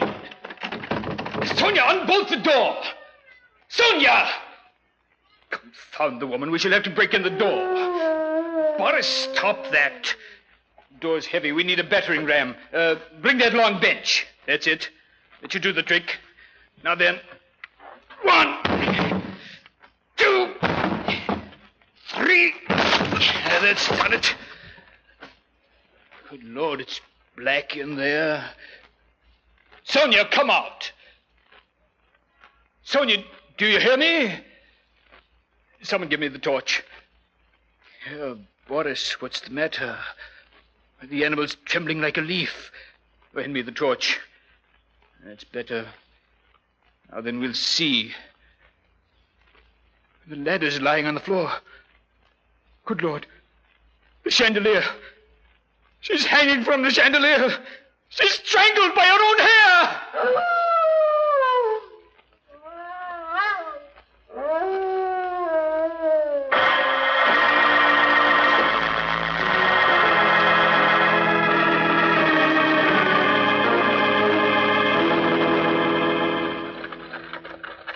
Well, that was the end of the Russian princess, Mr. Holmes.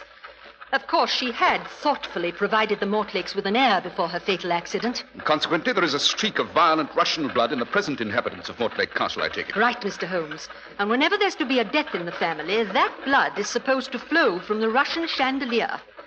Personally, after Roger and I are married, I shall insist he get rid of the ugly eyesore. Yes, and I shall see he buys a new carriage, too. He pretends the family still uses this ancient relic for sentimental reasons, but everyone knows it's because he can't afford a new one. Well, you look shocked, Dr. Watson. No, not at all. To be brutally frank, gentlemen, it is the accepted opinion in all the drawing rooms and public houses of Devonshire that I am marrying Lord Roger Mortlake for his social position, and he is marrying me for my money. Well, I'm sure that... Well, they're wrong, Dr. Watson. Roger and I have been in love ever since we first attended Miss Hermione Tilsbury's dancing classes. We should have been married 20 years ago, but his father broke off the match. You see, we were both as poor as church mice, and it takes a whacking amount of money to run Mortlake Castle. Well, one of the blessings of being nobody, Holmes? You can marry to suit yourself. Don't interrupt, Watson. The irony of the situation, Mr. Holmes, is that Roger was persuaded to marry one of the Burdock girls, whose father was supposed to have quids. The father managed to go through his fortune shortly afterwards and died bankrupt. Poetic justice, Holmes? I, on the other hand, married Henry Pridget, a jolly, good-natured little man with no prospects whatever, and he up and acquired millions. Dear Henry, we had a very pleasant life together. So now you're determined to marry your first love. We females are curiously single-minded creatures, Mr. Holmes. It's always dangerous to frustrate a woman. Quite. Tell me, Lady Pridget, is there anyone at Mortlake Castle who's opposed to your marriage to Lord Roger Mortlake? Quite a few, I should imagine, Mr. Holmes. The First Lady Mortlake's personal maid, old Buffon. She glares at me as if I were a mongrel that had wandered in off the streets. And James, he's Roger's son. He resents the fact that we didn't wait at least 2 years after his mother's death. The girls, I must say, are more realistic. Possibly because they realize my money will buy them quite a few social opportunities they should not otherwise enjoy. Yes, on the whole, I have more respect for James's attitude. although I shall pay it no heed, mind you. I quite understand. And then, of course, there's Hubert. He's Roger's younger brother, still a bachelor at 57. He's the only one that's really enthusiastic about the match. But then I've always been able to wind Hubert around my little finger. Even more easily than Lord Roger? Oh, good heavens, yes. Roger's a mule. And besides that, he has principles. He absolutely refused to run away with me 20 years ago, and I had the devil of a time persuading him to propose after we were both free again. He has scruples about accepting my money, it seems. I finally pointed out that it was pure selfishness.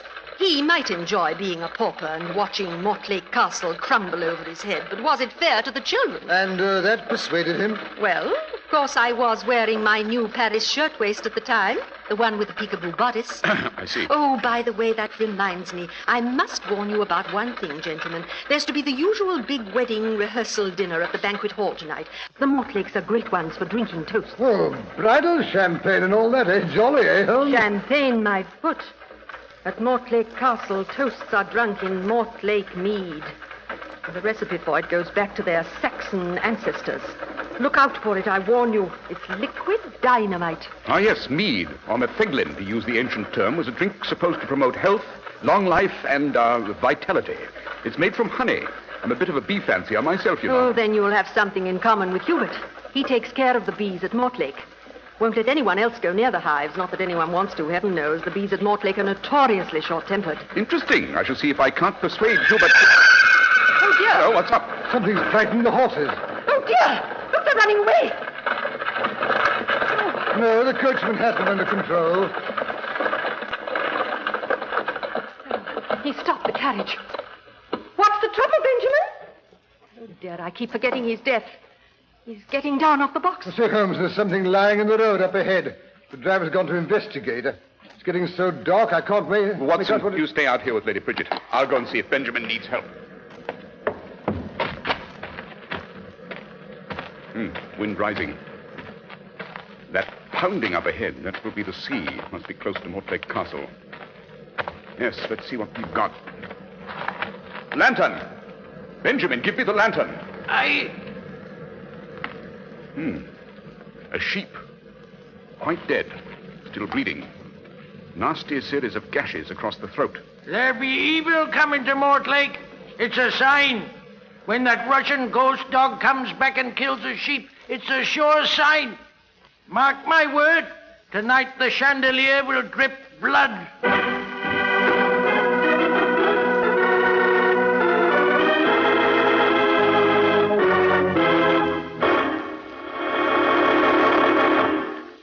Men take real pride in the Clippercraft label, for not alone is it the mark of fine quality, it's proof positive that you're alert enough to get the most for your money. Few have the follow-through that makes really great values possible. The famous Clippercraft plan, our follow-through, literally assures you of satisfaction. Through it, you get the benefit of great savings made by the fact that 1,036 of the nation's finest independent stores from coast to coast have voluntarily concentrated their buying power.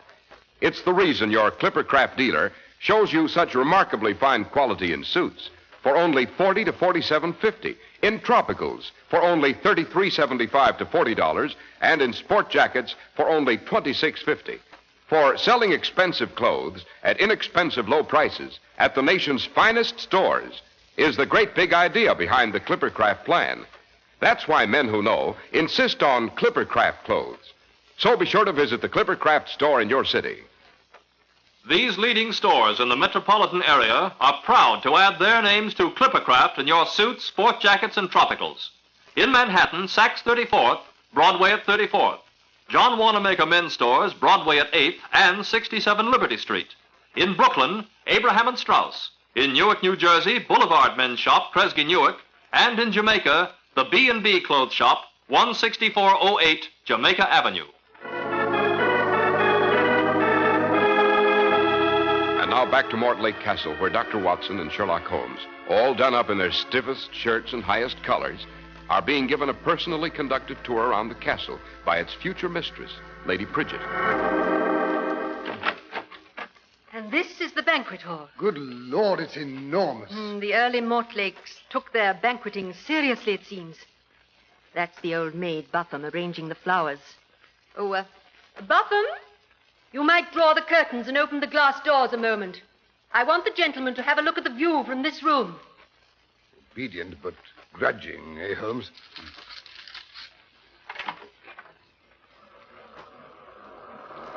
The surf sounds ominous. Aye. There's a sound of doom in it tonight. You do well, my lady, to leave before there's harm done.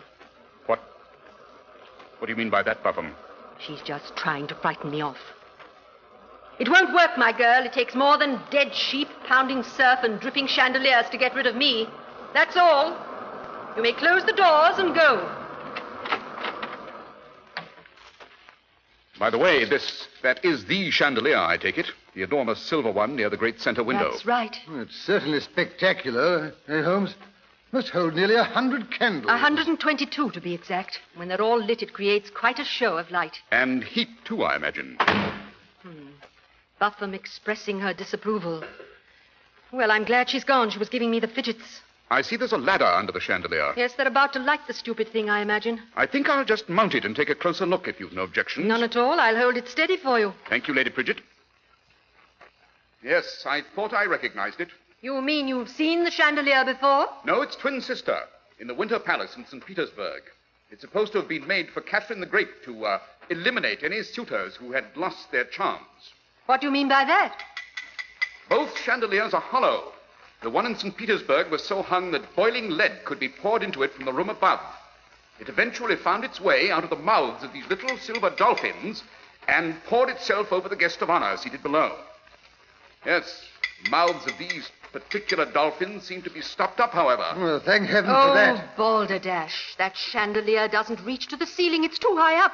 It's hung to a great hook by a long velvet cord. Yes, the cord looks rather frayed. Furthermore, there's no room above this. Nothing but that vaulted ceiling up there. Oh, if you think anyone can make the chandelier drip blood by crawling around on the roof, you're very much mistaken. Yes, it doesn't seem very practical. Who is due to sit at these places directly below the chandelier, Lady Bridget? Why, that is Roger and I suppose. It's the head of the table, you know. Yes. Now, suppose we shift things around a bit. Help me, Watson. I hope. If we pull the table to one side... A little further, Watson. That's better. Yes. Now, if you'll seat Watson and myself to your left, Lady Pridget. Now we'll be directly under the chandelier. I say, Holmes, do you have to... Quiet, Watson. Someone's coming down the hall. Ah, there you are, Amelia, my dear. Roger's looking all over for you. They're having sherry in the pink drawing room. Oh, we'll go right along, Hubert. Thank you for telling me. I was just showing my cousins the chandelier. Oh, how do you like the old monstrosity? To be quite frank, I don't. Neither do I.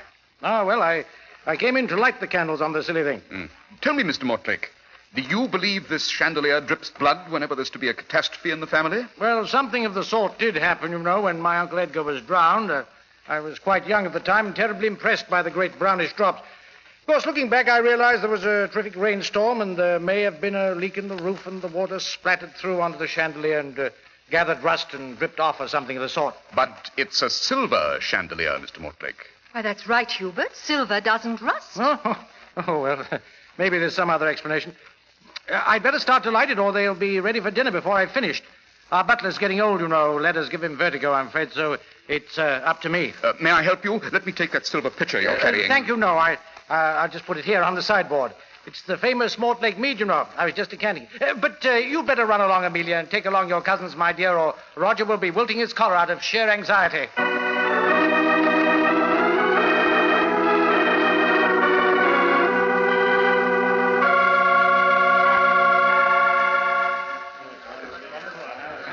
I say, Holmes, I hope you don't have to drink many more toasts.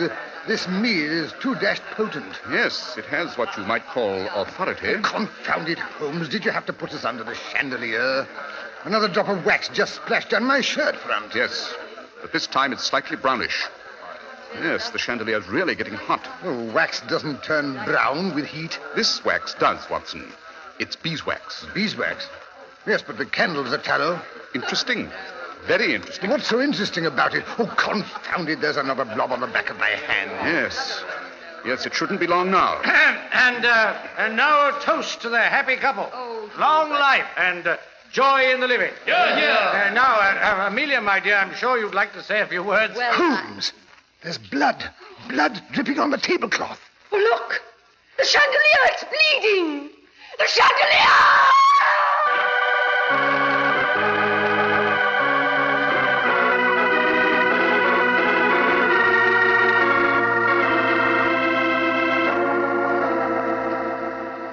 Amelia, my dear, I do think you might have told us your guests were the famous Sherlock Holmes and Dr. Watson, not passed them off as your cousins. Do be quiet, Hubert. Heavens, how long does it take the man to finish his chemical experiments?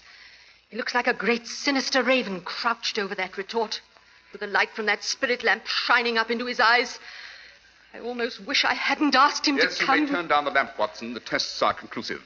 Mr. Holmes, is it blood? It is blood, Lady Bridget. Oh, dear. Not human blood, however. Sheep's blood. As a matter of fact, it's blood from the same sheep we saw on the road this evening. More blood from that sheep is spattered here on this mackintosh I found rolled up in a chest in the front hall. Roger! That's your mackintosh. Don't be alarmed, my dear Lady Bridget. Your fiancé hasn't stepped foot outside all day. The polish on all of his boots is quite untouched. The polish on Hubert Mortlake's brown Oxford has been splotched, however, by blood. Sheep's blood. It's quite easy to borrow a mackintosh, you know. Shoes, however, aren't so adaptable. You mean Hubert is responsible for the gaudy chandelier? What? Yes, Hubert. You filled the hollow interior with sheep's blood from that silver pitcher when you came in to light the candles. But why didn't it drip through at once? Because he had stopped up the silver dolphins' mouths with beeswax, which only melted from the heat of the candles after they'd been burning for some time. I suspected Hubert was up to something the moment I discovered the dolphin's mouth had been stopped with beeswax. Hubert, why did you do it? Because I've always loved you and hated Roger. I was glad when Father made him marry that ugly Burdick girl. But you wouldn't look at me even then, of me. Well, I made up my mind he'd never get you, never. And now I've lost. Out of my way. Everything's lost. He's running along the tabletop. He's Stop jumping him. the chandelier. He's swinging for the window. Hubert, look out. You'll crash. The rope's broken. They've crashed. The chandelier and Hubert, they've crashed through the window. Gone over the cliff. He'll be pounded to death on the rocks. I'm afraid so. I warned you, milady. I said it was the sound of doom.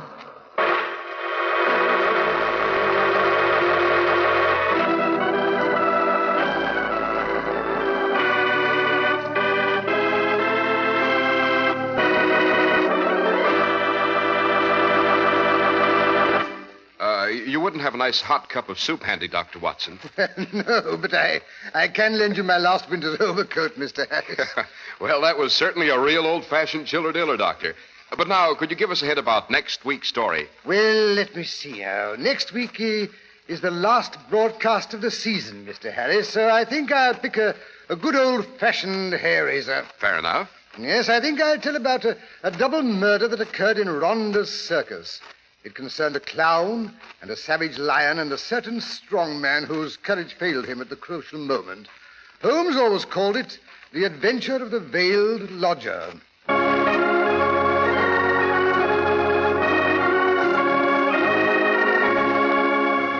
The makers of Clipper Craft Clothes and 1,036 leading stores from coast to coast have brought you another in the new series of broadcasts featuring the world's most famous detective, Sherlock Holmes.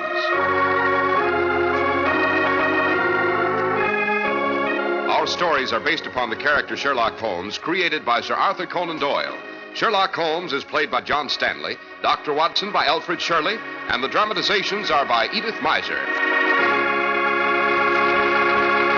Sherlock Holmes is produced and directed by Basil Loughrane, with special music by Albert Berman.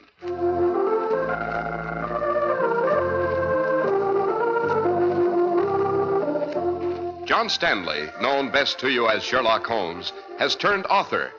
Be sure to read his article, Powder Smoke at 221B Baker Street, in the current issue of Black Mask magazine, now on your newsstand.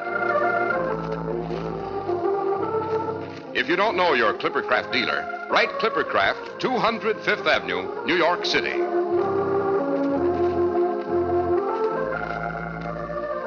Be sure to listen next week to Sherlock Holmes in The Adventure of the Veiled Lodger.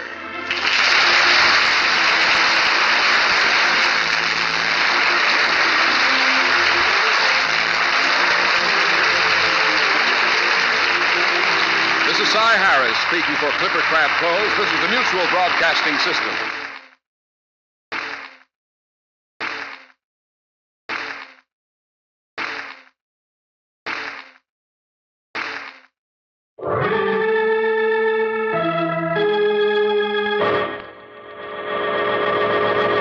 From New York City, the makers of Clippercraft Clothes for Men and 1,036 leading retail stores from coast to coast present the world's most famous detective, Sherlock Holmes.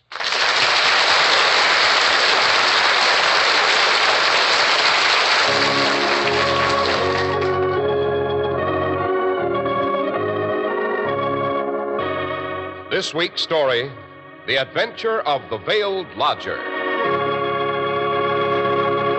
Well, here we are again, about to enter Dr. Watson's familiar study. But, wait, what's this? Boxes and suitcases and trunks. Fishing rods and nets and reels piled up in the hallway. Oh, don't let it upset you, Mr. Harris. It simply means Mrs. Watson and I are about to start off on our summer vacation. Personally, I'd just as soon stay comfortably at home. But you know how women are. Have to have an excuse to buy a lot of new summer clothes, and then they have to go off somewhere to show them off. Oh, yes. Seems to me I've heard you'd bought quite a few new Clippercraft suits and sport jackets yourself, Dr. Watson. Well, you wouldn't want me to embarrass the little woman, would you? Oh, good grief, no. And there's one way of making sure the women of the family will be proud of you. Of course, buy Clippercraft. All right, you are, Dr. Watson. And now, before you begin the story you promised us, The Adventure of the Veiled Lodger... Which has to do with a very horrible murder that interrupted a fishing trip Holmes and I were enjoying. It was brought to our attention by little Jojo, the clown who traveled with Rhonda's circus.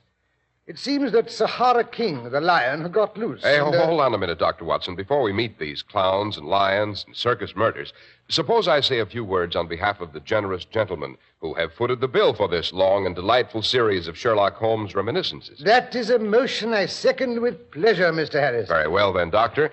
You can buy clothes for almost any price you wish to pay, but it's hard to believe you can buy such really magnificent suits for only $40 to $47.50. Tropicals for only $33.75 to $40, and sport jackets for only $26.50. We're speaking of Clippercraft clothes, of course. The only way you can prove this to yourself is by seeing Clippercraft for yourself and by comparing them with suits selling for many dollars more. Clippercraft clothes are made according to a plan that makes these out-of-this-world values possible. In the Clippercraft plan, 1,036 of the nation's finest independent stores from coast to coast, stores you can trust, voluntarily concentrate their buying power to provide steady year-round operation, reduce manufacturing and distribution costs. Despite rising manufacturing costs, you make a real saving. See your Clippercraft dealer tomorrow. Compare Clippercraft with clothes selling for many dollars more.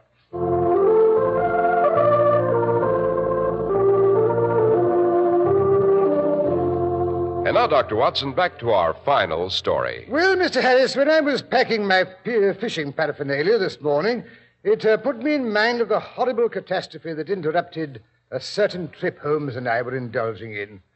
Fishing was one of the few sports, you know, that Holmes enjoyed. Yes, the last character in that tragic episode died just last winter.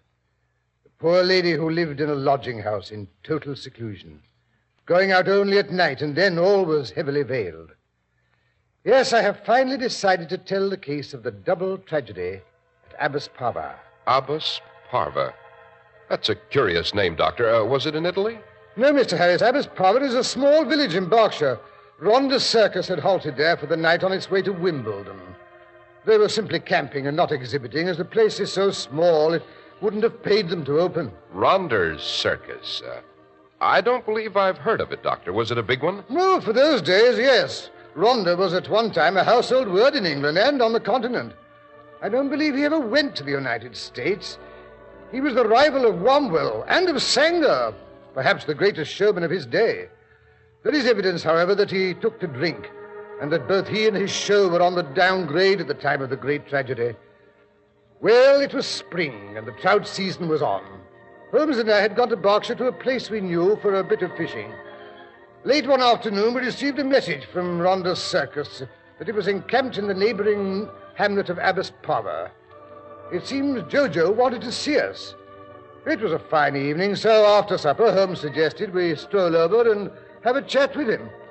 Jojo was an old friend of Sherlock Holmes. Mr. Holmes certainly had a great variety of acquaintances, Doctor. Everything from clowns to cabinet ministers. Yes, quite. And I rather suspect he preferred the clowns. He always said they were more human. Well, we found Jojo behind the cook tent smoking his evening pipe. The peculiar, exhilarating smell that a circus carries with it hung heavy in the still air. I know. It's made up of animals and peanuts and sawdust and canvas and pink lemonade. That's as good a description as any, Mr. Harris. Well, everything looked peaceful enough, but there was an undercurrent of excitement about. Somewhere in the distance, a lion roared.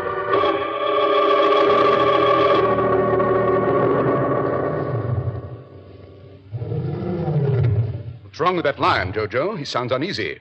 Oh, you mean Sahara King? Getting near his feeding time. Sounds vicious, eh, Holmes? That he is, sir. Vicious.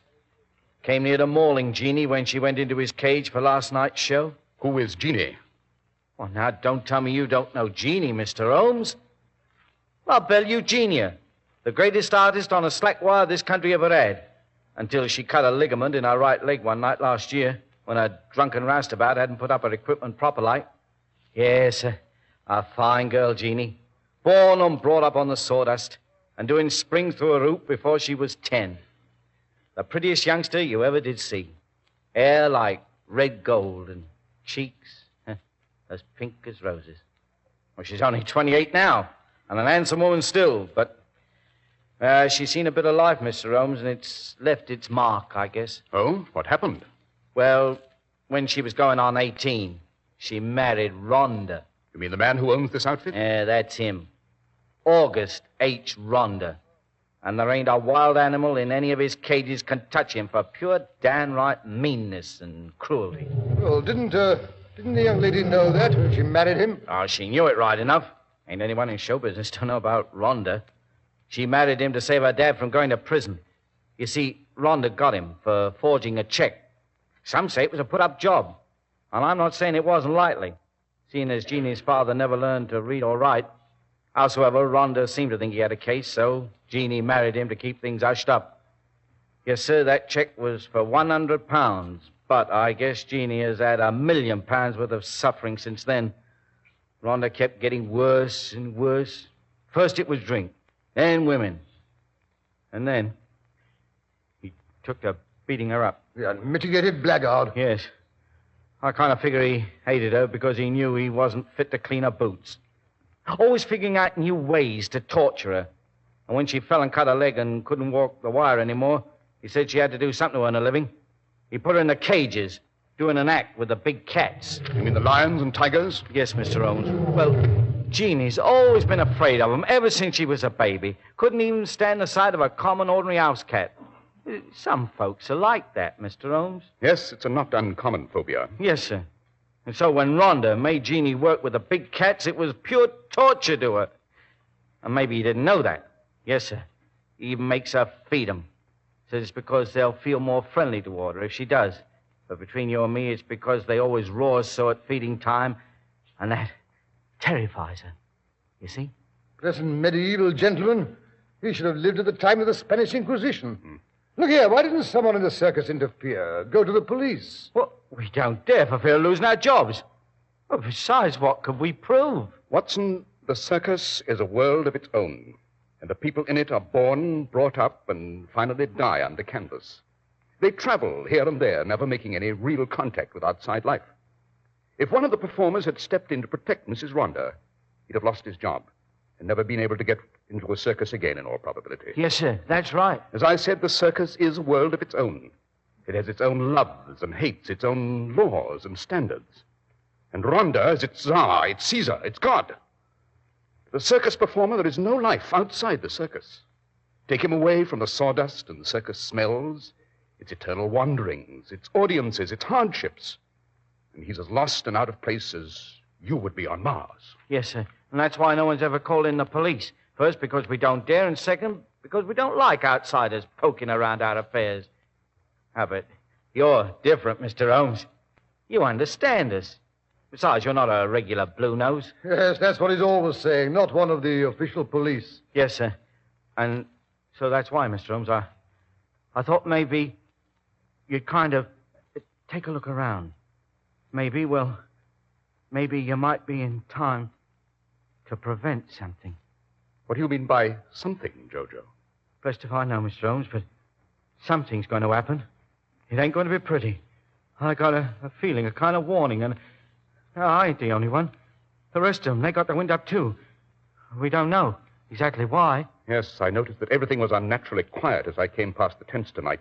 No singing and shouting, none of the usual couples walking around arm in arm. Everyone seems to be undercover. Yeah, that's what they are, sir. Undercover. And listening. Waiting for something to happen. Some people say we circus folks are superstitious. You call it what you like. But we always knows when something's going to happen. The night before the big blowdown, outside of Dover, when 20 people was killed, there was a feeling like this, all through the camp. The same way when Lillian Deland's trapeze snapped and she broke her neck. Even the animals seemed to feel it. I tell you, Mr. Holmes, something's going to happen. But we don't know what. Perhaps you do. Subconsciously. I'm afraid I didn't get that, Mr. Holmes. That's pretty big words, so whatever it was. Subconsciously. All I mean is this, Jojo. We are aware of a lot of things in the back of our minds that we don't actually think out. The back of our minds notices a lot of little things we don't even remember. And it adds all these little things together and reaches some rather surprising conclusions. Now and then, these conclusions amount to a knowledge of danger. And the subconscious mind tries to flash us a warning, and we feel uncomfortable because we cannot go back into our unconscious minds and dig out the items that have gone to make up the total. Well, if you can't, I guess. But sometimes you can, if you have help. Now then, Jojo, you say you're worried, and Jeannie Rhonda is obviously uppermost in your mind. Yes, sir. I don't feel right about Jeannie. Not since Sahara King tried to maul her last night. That's a fact. I see. But she doesn't have to go into his cage again until you reach your next stand. Am I right? Well, no. Well, that is, she's supposed to feed him tonight. But I heard her say to Rhonda this afternoon she wasn't going near the beast again, ever. Defiance. Rather unusual after all these years, eh, Jojo? Yes, Mr. Holmes. It's an hour past Sahara King's feeding time. He's getting worse every minute. Jojo, what has happened lately to give Jeannie Rhonda the courage to defy her husband? Well, sir, that is, I really don't know, by rights. But you suspect something. Well, that is, I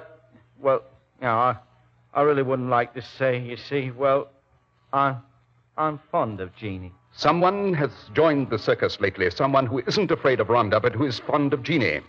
Am I right? Well, I wouldn't say he's really fond of her. Maybe it's just because if Rhonda dies, the circus belongs to his widow. And anyone can see that Rhonda's liable to have apoplexy any day if he don't give up drinking like a sponge. But, well, bless me. How did you guess, Mr. Holmes? Nothing persuades a woman to defy one man as quickly as the knowledge that there's another man to back her up. And who is this chap who isn't afraid of Rhonda? It's Leonardo, the new strong man. He's handsome, all right. Strong as an ox, but I don't trust him, Mr. Holmes. He don't look you straight in the eye. Oh, I'm not blaming Jeannie. I guess compared to old Rhonda, he looked like the angel Gabriel, and besides, he's the first man that ever did show her any attention. She's been pretty lonely sometimes. Do you think Rhonda suspects this attachment? That I don't know, Mr. Holmes. I wish to heaven I did. Seems he came home unexpected last night. As a rule, he sits drinking in some pub or other until closing time, but last night he came home early, and Jeannie wasn't in their wagon. He liked to tore up the place. But whether he found out something, I couldn't say. I wish someone would feed that beast so he'd stop that caterwauling. It gives me goose flesh all up and down my spine. And well it may. If he ain't fed soon, it won't be safe for anyone to go in his cage. Yes. Come along, Watson. I think the sooner we reach it, the better. Oh, you mean you're going to interview that lion? What do you think it is, Mr. Holmes? What's going to happen? I'm not certain, Jojo. But doesn't it strike you as curious that if Rhonda isn't going to force his wife to feed the beast, he hasn't sent someone else to do it? You think he's just letting her put it off until the beast's in a filthy, dangerous rage? In a killing rage, perhaps. By Jiminy. That'd be just like him. To make her go in there, and not a chance of Exactly. And no one could ever prove he meant to kill her. Oh, we must be almost there. That beast sounds unpleasantly close. Just around this tent, sir. Holmes, why are you cocking a revolver? You don't actually think... Listen, Someone on the other side of the tent talking. Oh, yes, you will. Think you can defy me, my girl? I'll show you. But I'm afraid. Oh, Augustus, please, just this once. It's them, Rhonda and Jeannie. Open that cage and get in there. I'll flog the skin off your back. I'll show you who's your master. Thought I didn't know you were sneaking out nights. Unlock that cage! Oh, hurry, we must stop her. She can't go in there.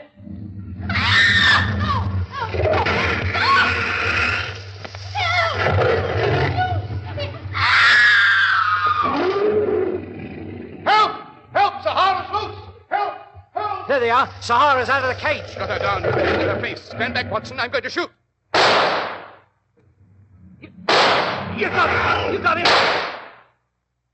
Jeannie. Jeannie. Are you hurt? Her face. Oh, it's torn to pieces. She's covered with blood. Oh, Jeannie. Jeannie. Easy Jeannie. there, Jojo. Easy. Watson, is she dying? No, I think we can save her, but she'll be horribly disfigured. And this man over here, I take it this is Rhonda. Yes, Mr. Holmes.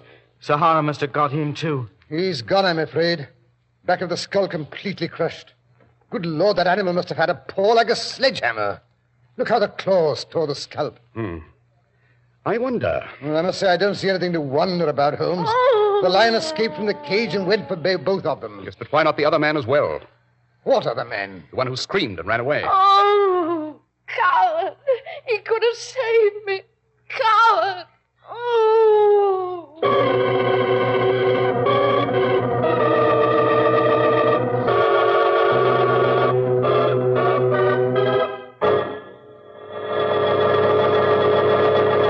The makers of Clippercraft clothes are thinking not only of the suit you'll buy tomorrow, but of the suit you'll buy next year and in the years to come. That's why you can always depend on the Clippercraft label, why Clippercraft makes a business of bringing you one of the greatest values in America. Behind that smart-looking Clippercraft suit is the amazing Clippercraft plan, responsible for Clippercraft's unique values. You get the benefit of tremendous savings through the Clippercraft plan, whereby 1,036 of the nation's finest independent local stores from coast to coast voluntarily concentrate their buying power. Because of this plan, your fine new Clippercraft suit costs only $40 to $47.50, your tropical only $33.75 to $40, and your sport jacket only $26.50. For selling expensive clothes at inexpensive low prices at the nation's finest stores is the great big idea behind the Clippercraft plan. That's why men who know insist on Clippercraft clothes. Be sure to visit the Clippercraft store in your city. These leading stores in the metropolitan area are proud to add their names to Clippercraft in your suits, sport jackets, and tropicals. In Manhattan, John Wanamaker Men's Stores, Broadway at 8th and 67 Liberty Street. Saks 34th, Broadway at 34th. In Brooklyn, Abraham and Strauss. In Newark, New Jersey, Boulevard Men's Shop, Kresge Newark. And in Jamaica, the B&B Clothes Shop, 16408 Jamaica Avenue.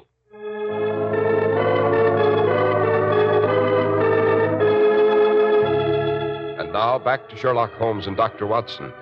We find Holmes smoking his pipe deep in contemplation as he waits for Dr. Watson to finish caring for Mrs. Rhonda. The night is black and breathless. Even the animals are hushed. A heavy-footed figure approaches. Well, Watson? She'll live, but she won't enjoy it, I'm afraid. Horribly disfigured, eh? Look here, Holmes, it's getting late. Let's be getting on home. There's nothing more we can do here. After all, you can't arrest a lion for murder, you know. If it was a lion, Watson. Oh, what do you mean, if it was a lion? We saw him, didn't we, tearing at that poor woman's face? I'm not thinking about the woman, Watson, but her husband. He was lying fully 10 paces from the cage. I doubt if the lion ever got that far. Oh, rubbish, Holmes. You're trying to build bricks without straw. This isn't a case for the police. Perhaps not. It may very well be a case for Sherlock Holmes. Oh, that's conceit, pure and simple. Come along, Holmes. I'm nearly dead for sleep. So you don't think it's a case, Watson? No, I don't.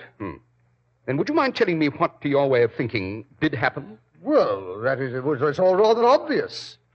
Jeannie Rhonda opened the cage. The enraged lion jumped past her, killed her husband with a blow, and then returned to finish her off. It was the back of Rhonda's skull that was crushed, remember? Well, naturally, he turned and ran when he saw the beast coming for him. And the man's voice, the man we heard shouting for help? Oh, Holmes, don't be pig-headed. Of course Rhonda called for help when he saw the lion was out of control. You mean to tell me a man can still cry out with the back of his head battered in? Well, no, that is... And we could still hear his voice after his wife's cries had been stilled? Well, of course... Furthermore, Rhonda's body was lying with the head pointing towards the cage, not away from it, as would have been the case if he'd been running away and attacked from the rear. No, Watson, Rhonda was facing the cage when he was struck down. Struck down by the man who called for help but ran away when the lion, infuriated by the smell of human blood, turned on Mrs. Rhonda. Yes, but... That's why she kept saying, coward, he could have saved me. That man could have driven off the lion with a weapon used to kill Rhonda if he hadn't lost his nerve. Yes, but look here, Holmes. Rhonda was killed by the lion. He must have been. The marks of his claws were left on the skull. You saw that yourself. Mr. Holmes. Mr. Holmes. Oh, there you are, Jojo. What does she say? Did she see who killed her husband? She won't talk, Mr. Holmes. I can't get a word out of her. But I think she knows right enough. Oh, it's terrible. She just lies there, moaning and crying for Leonardo. And where is that gentleman? I tried to find him for her, but they tell me he went off to town soon after supper. What? Yeah, there he is now. Coming up the road from Abbot's Parlour. Yeah, I must run and tell him what's happened. Jeannie wants to see him. He's the only one who can comfort her. Oh, that should be an interesting interview, Watson. Suppose we wander over to Mrs. Rhonda's wagon. I believe it has a convenient window. You mean you're going to eavesdrop? That is my intention. Holmes, have you no moral scruples? None whatever, my dear Watson. None whatever.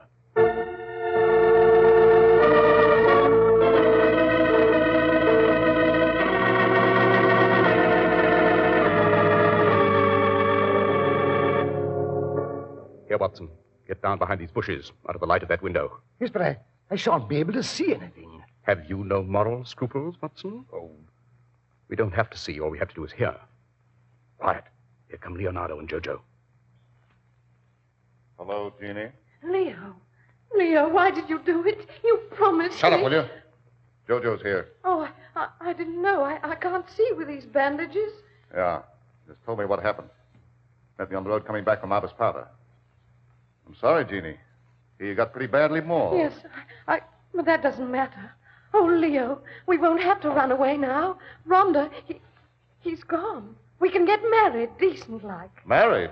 What makes you think I'm going to marry you? But, Leo, you promised. You think I want to be tied up for life to a woman with only half a face left? You might as well expect me to marry one of the freaks. Leo. Leo, don't laugh. It's your fault that Sahara mauled me. You could have driven him off with the club you used to... Shut up, you fool. Shut up. Don't you do it. Don't you touch her, Leo. I'll warn you. Well, listen to who's talking. Jojo, get out of here before I cripple you so you can't walk.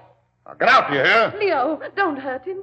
Jojo, please go. You can't do any good. We get on better if we're alone. Please, Jojo. All right, Jeannie. But just you let me know if he don't treat you right. Go on, get out before I kick you I'm going. You ought to see him run. Nasty brute. I'd like to... Quiet, Watson. Quiet. Leo, you didn't mean what you just said. Oh, didn't I? I'm pulling out of here tomorrow. But Leo, the circus, it's mine now. You can have it if we're married. You've always wanted to run a circus. No, sir. I'm sensitive, I am. I never could stand looking at an ugly woman. Why, I'd as soon as marry a gargoyle as a woman without a face. Leo, I can wear a mask. No, it's no good. I'm clearing out of here tomorrow. No, you're not. Well, who's going to stop me? I will. I'll go to the police.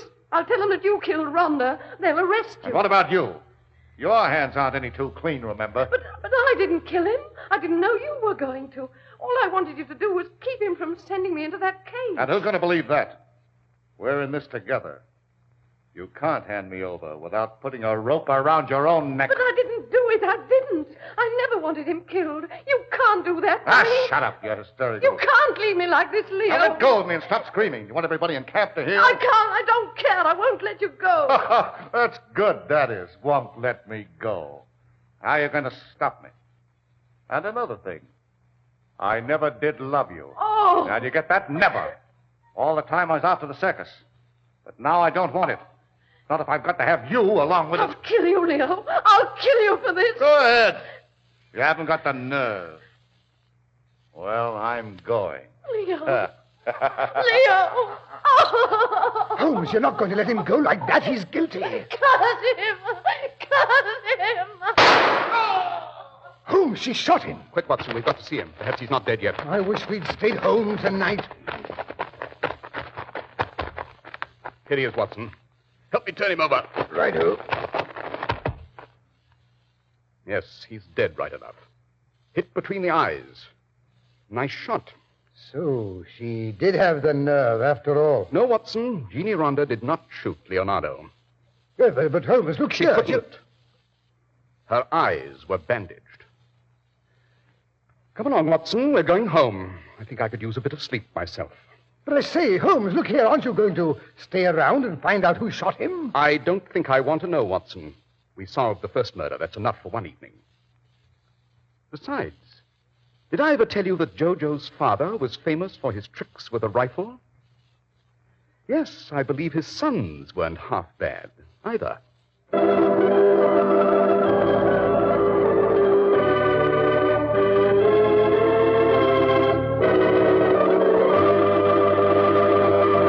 But, Dr. Watson, didn't the police ever discover who killed Leonardo? No, Mr. Harris, they didn't. His body was discovered on the road to Abyss Parva. I dare say some of the circus people suspected the culprit, but circus people are notoriously close-mouthed. Well, Doctor, there's one more point I don't quite understand. How did the marks of the lion's claws happen to be found on Rhonda's skull if Leonardo killed him? Well, it was really rather simple, Mr. Harris. Holmes eventually found a club with 5 spikes in it at the bottom of the scum-covered pool in the neighborhood. I don't believe he ever mentioned the fact to anyone, however. Well, that was certainly a very powerful story, Dr. Watson. In fact, Doctor, I'd say it was one of the best stories you've ever told. Thank you, Mr. Harris. I like to finish on a high point, don't you know? But you're not going to go away and leave us for good, are you? You really want me to come back in the fall? You know we do, Dr. Watson. Why, the week would be kind of empty without a Sherlock Holmes adventure to look forward to. Well, in that case, I think it could be arranged. All I wanted was a little coaxing, you know. Well, then consider yourself coaxed, Dr. Watson. Thank you, Mr. Harris. And a most heartfelt thank you to all our radio friends who have so patiently listened to the reminiscences of a venerable medico who was fortunate enough to become the biographer of Sherlock Holmes. And last, but by no means least, thanks to our generous sponsors who have made these half hours possible. You know, Dr. Watson, I sometimes suspect they are Sherlock Holmes fans, too. I hope so, Mr. Harris. I certainly hope so. And now a pleasant vacation to you and all our friends. The same to you, Dr. Watson, and have fun in your new Clippercraft wardrobe.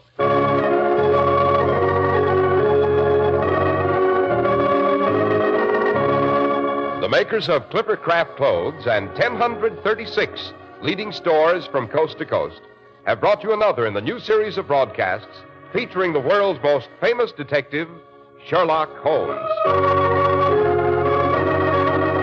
Our stories are based upon the character Sherlock Holmes, created by Sir Arthur Conan Doyle. Sherlock Holmes is played by John Stanley, Dr. Watson by Alfred Shirley, and the dramatizations are by Edith Meiser. Sherlock Holmes is produced and directed by Basil Lochran, with special music by Albert Berman.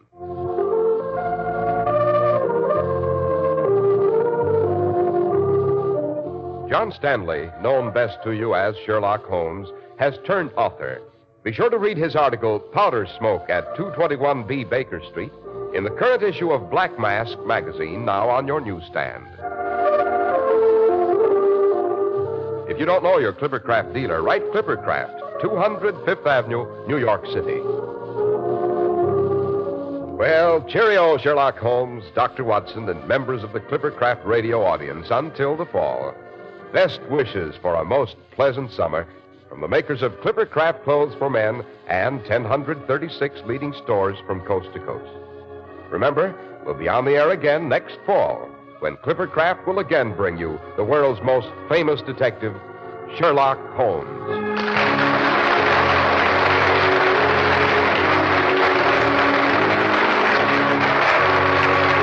This is Cy Harris speaking for Clippercraft Clothes. This is the Mutual Broadcasting System. Following station identification, you'll hear Melvin Elliott reporting the latest headline news. news, news, news, news, news, news.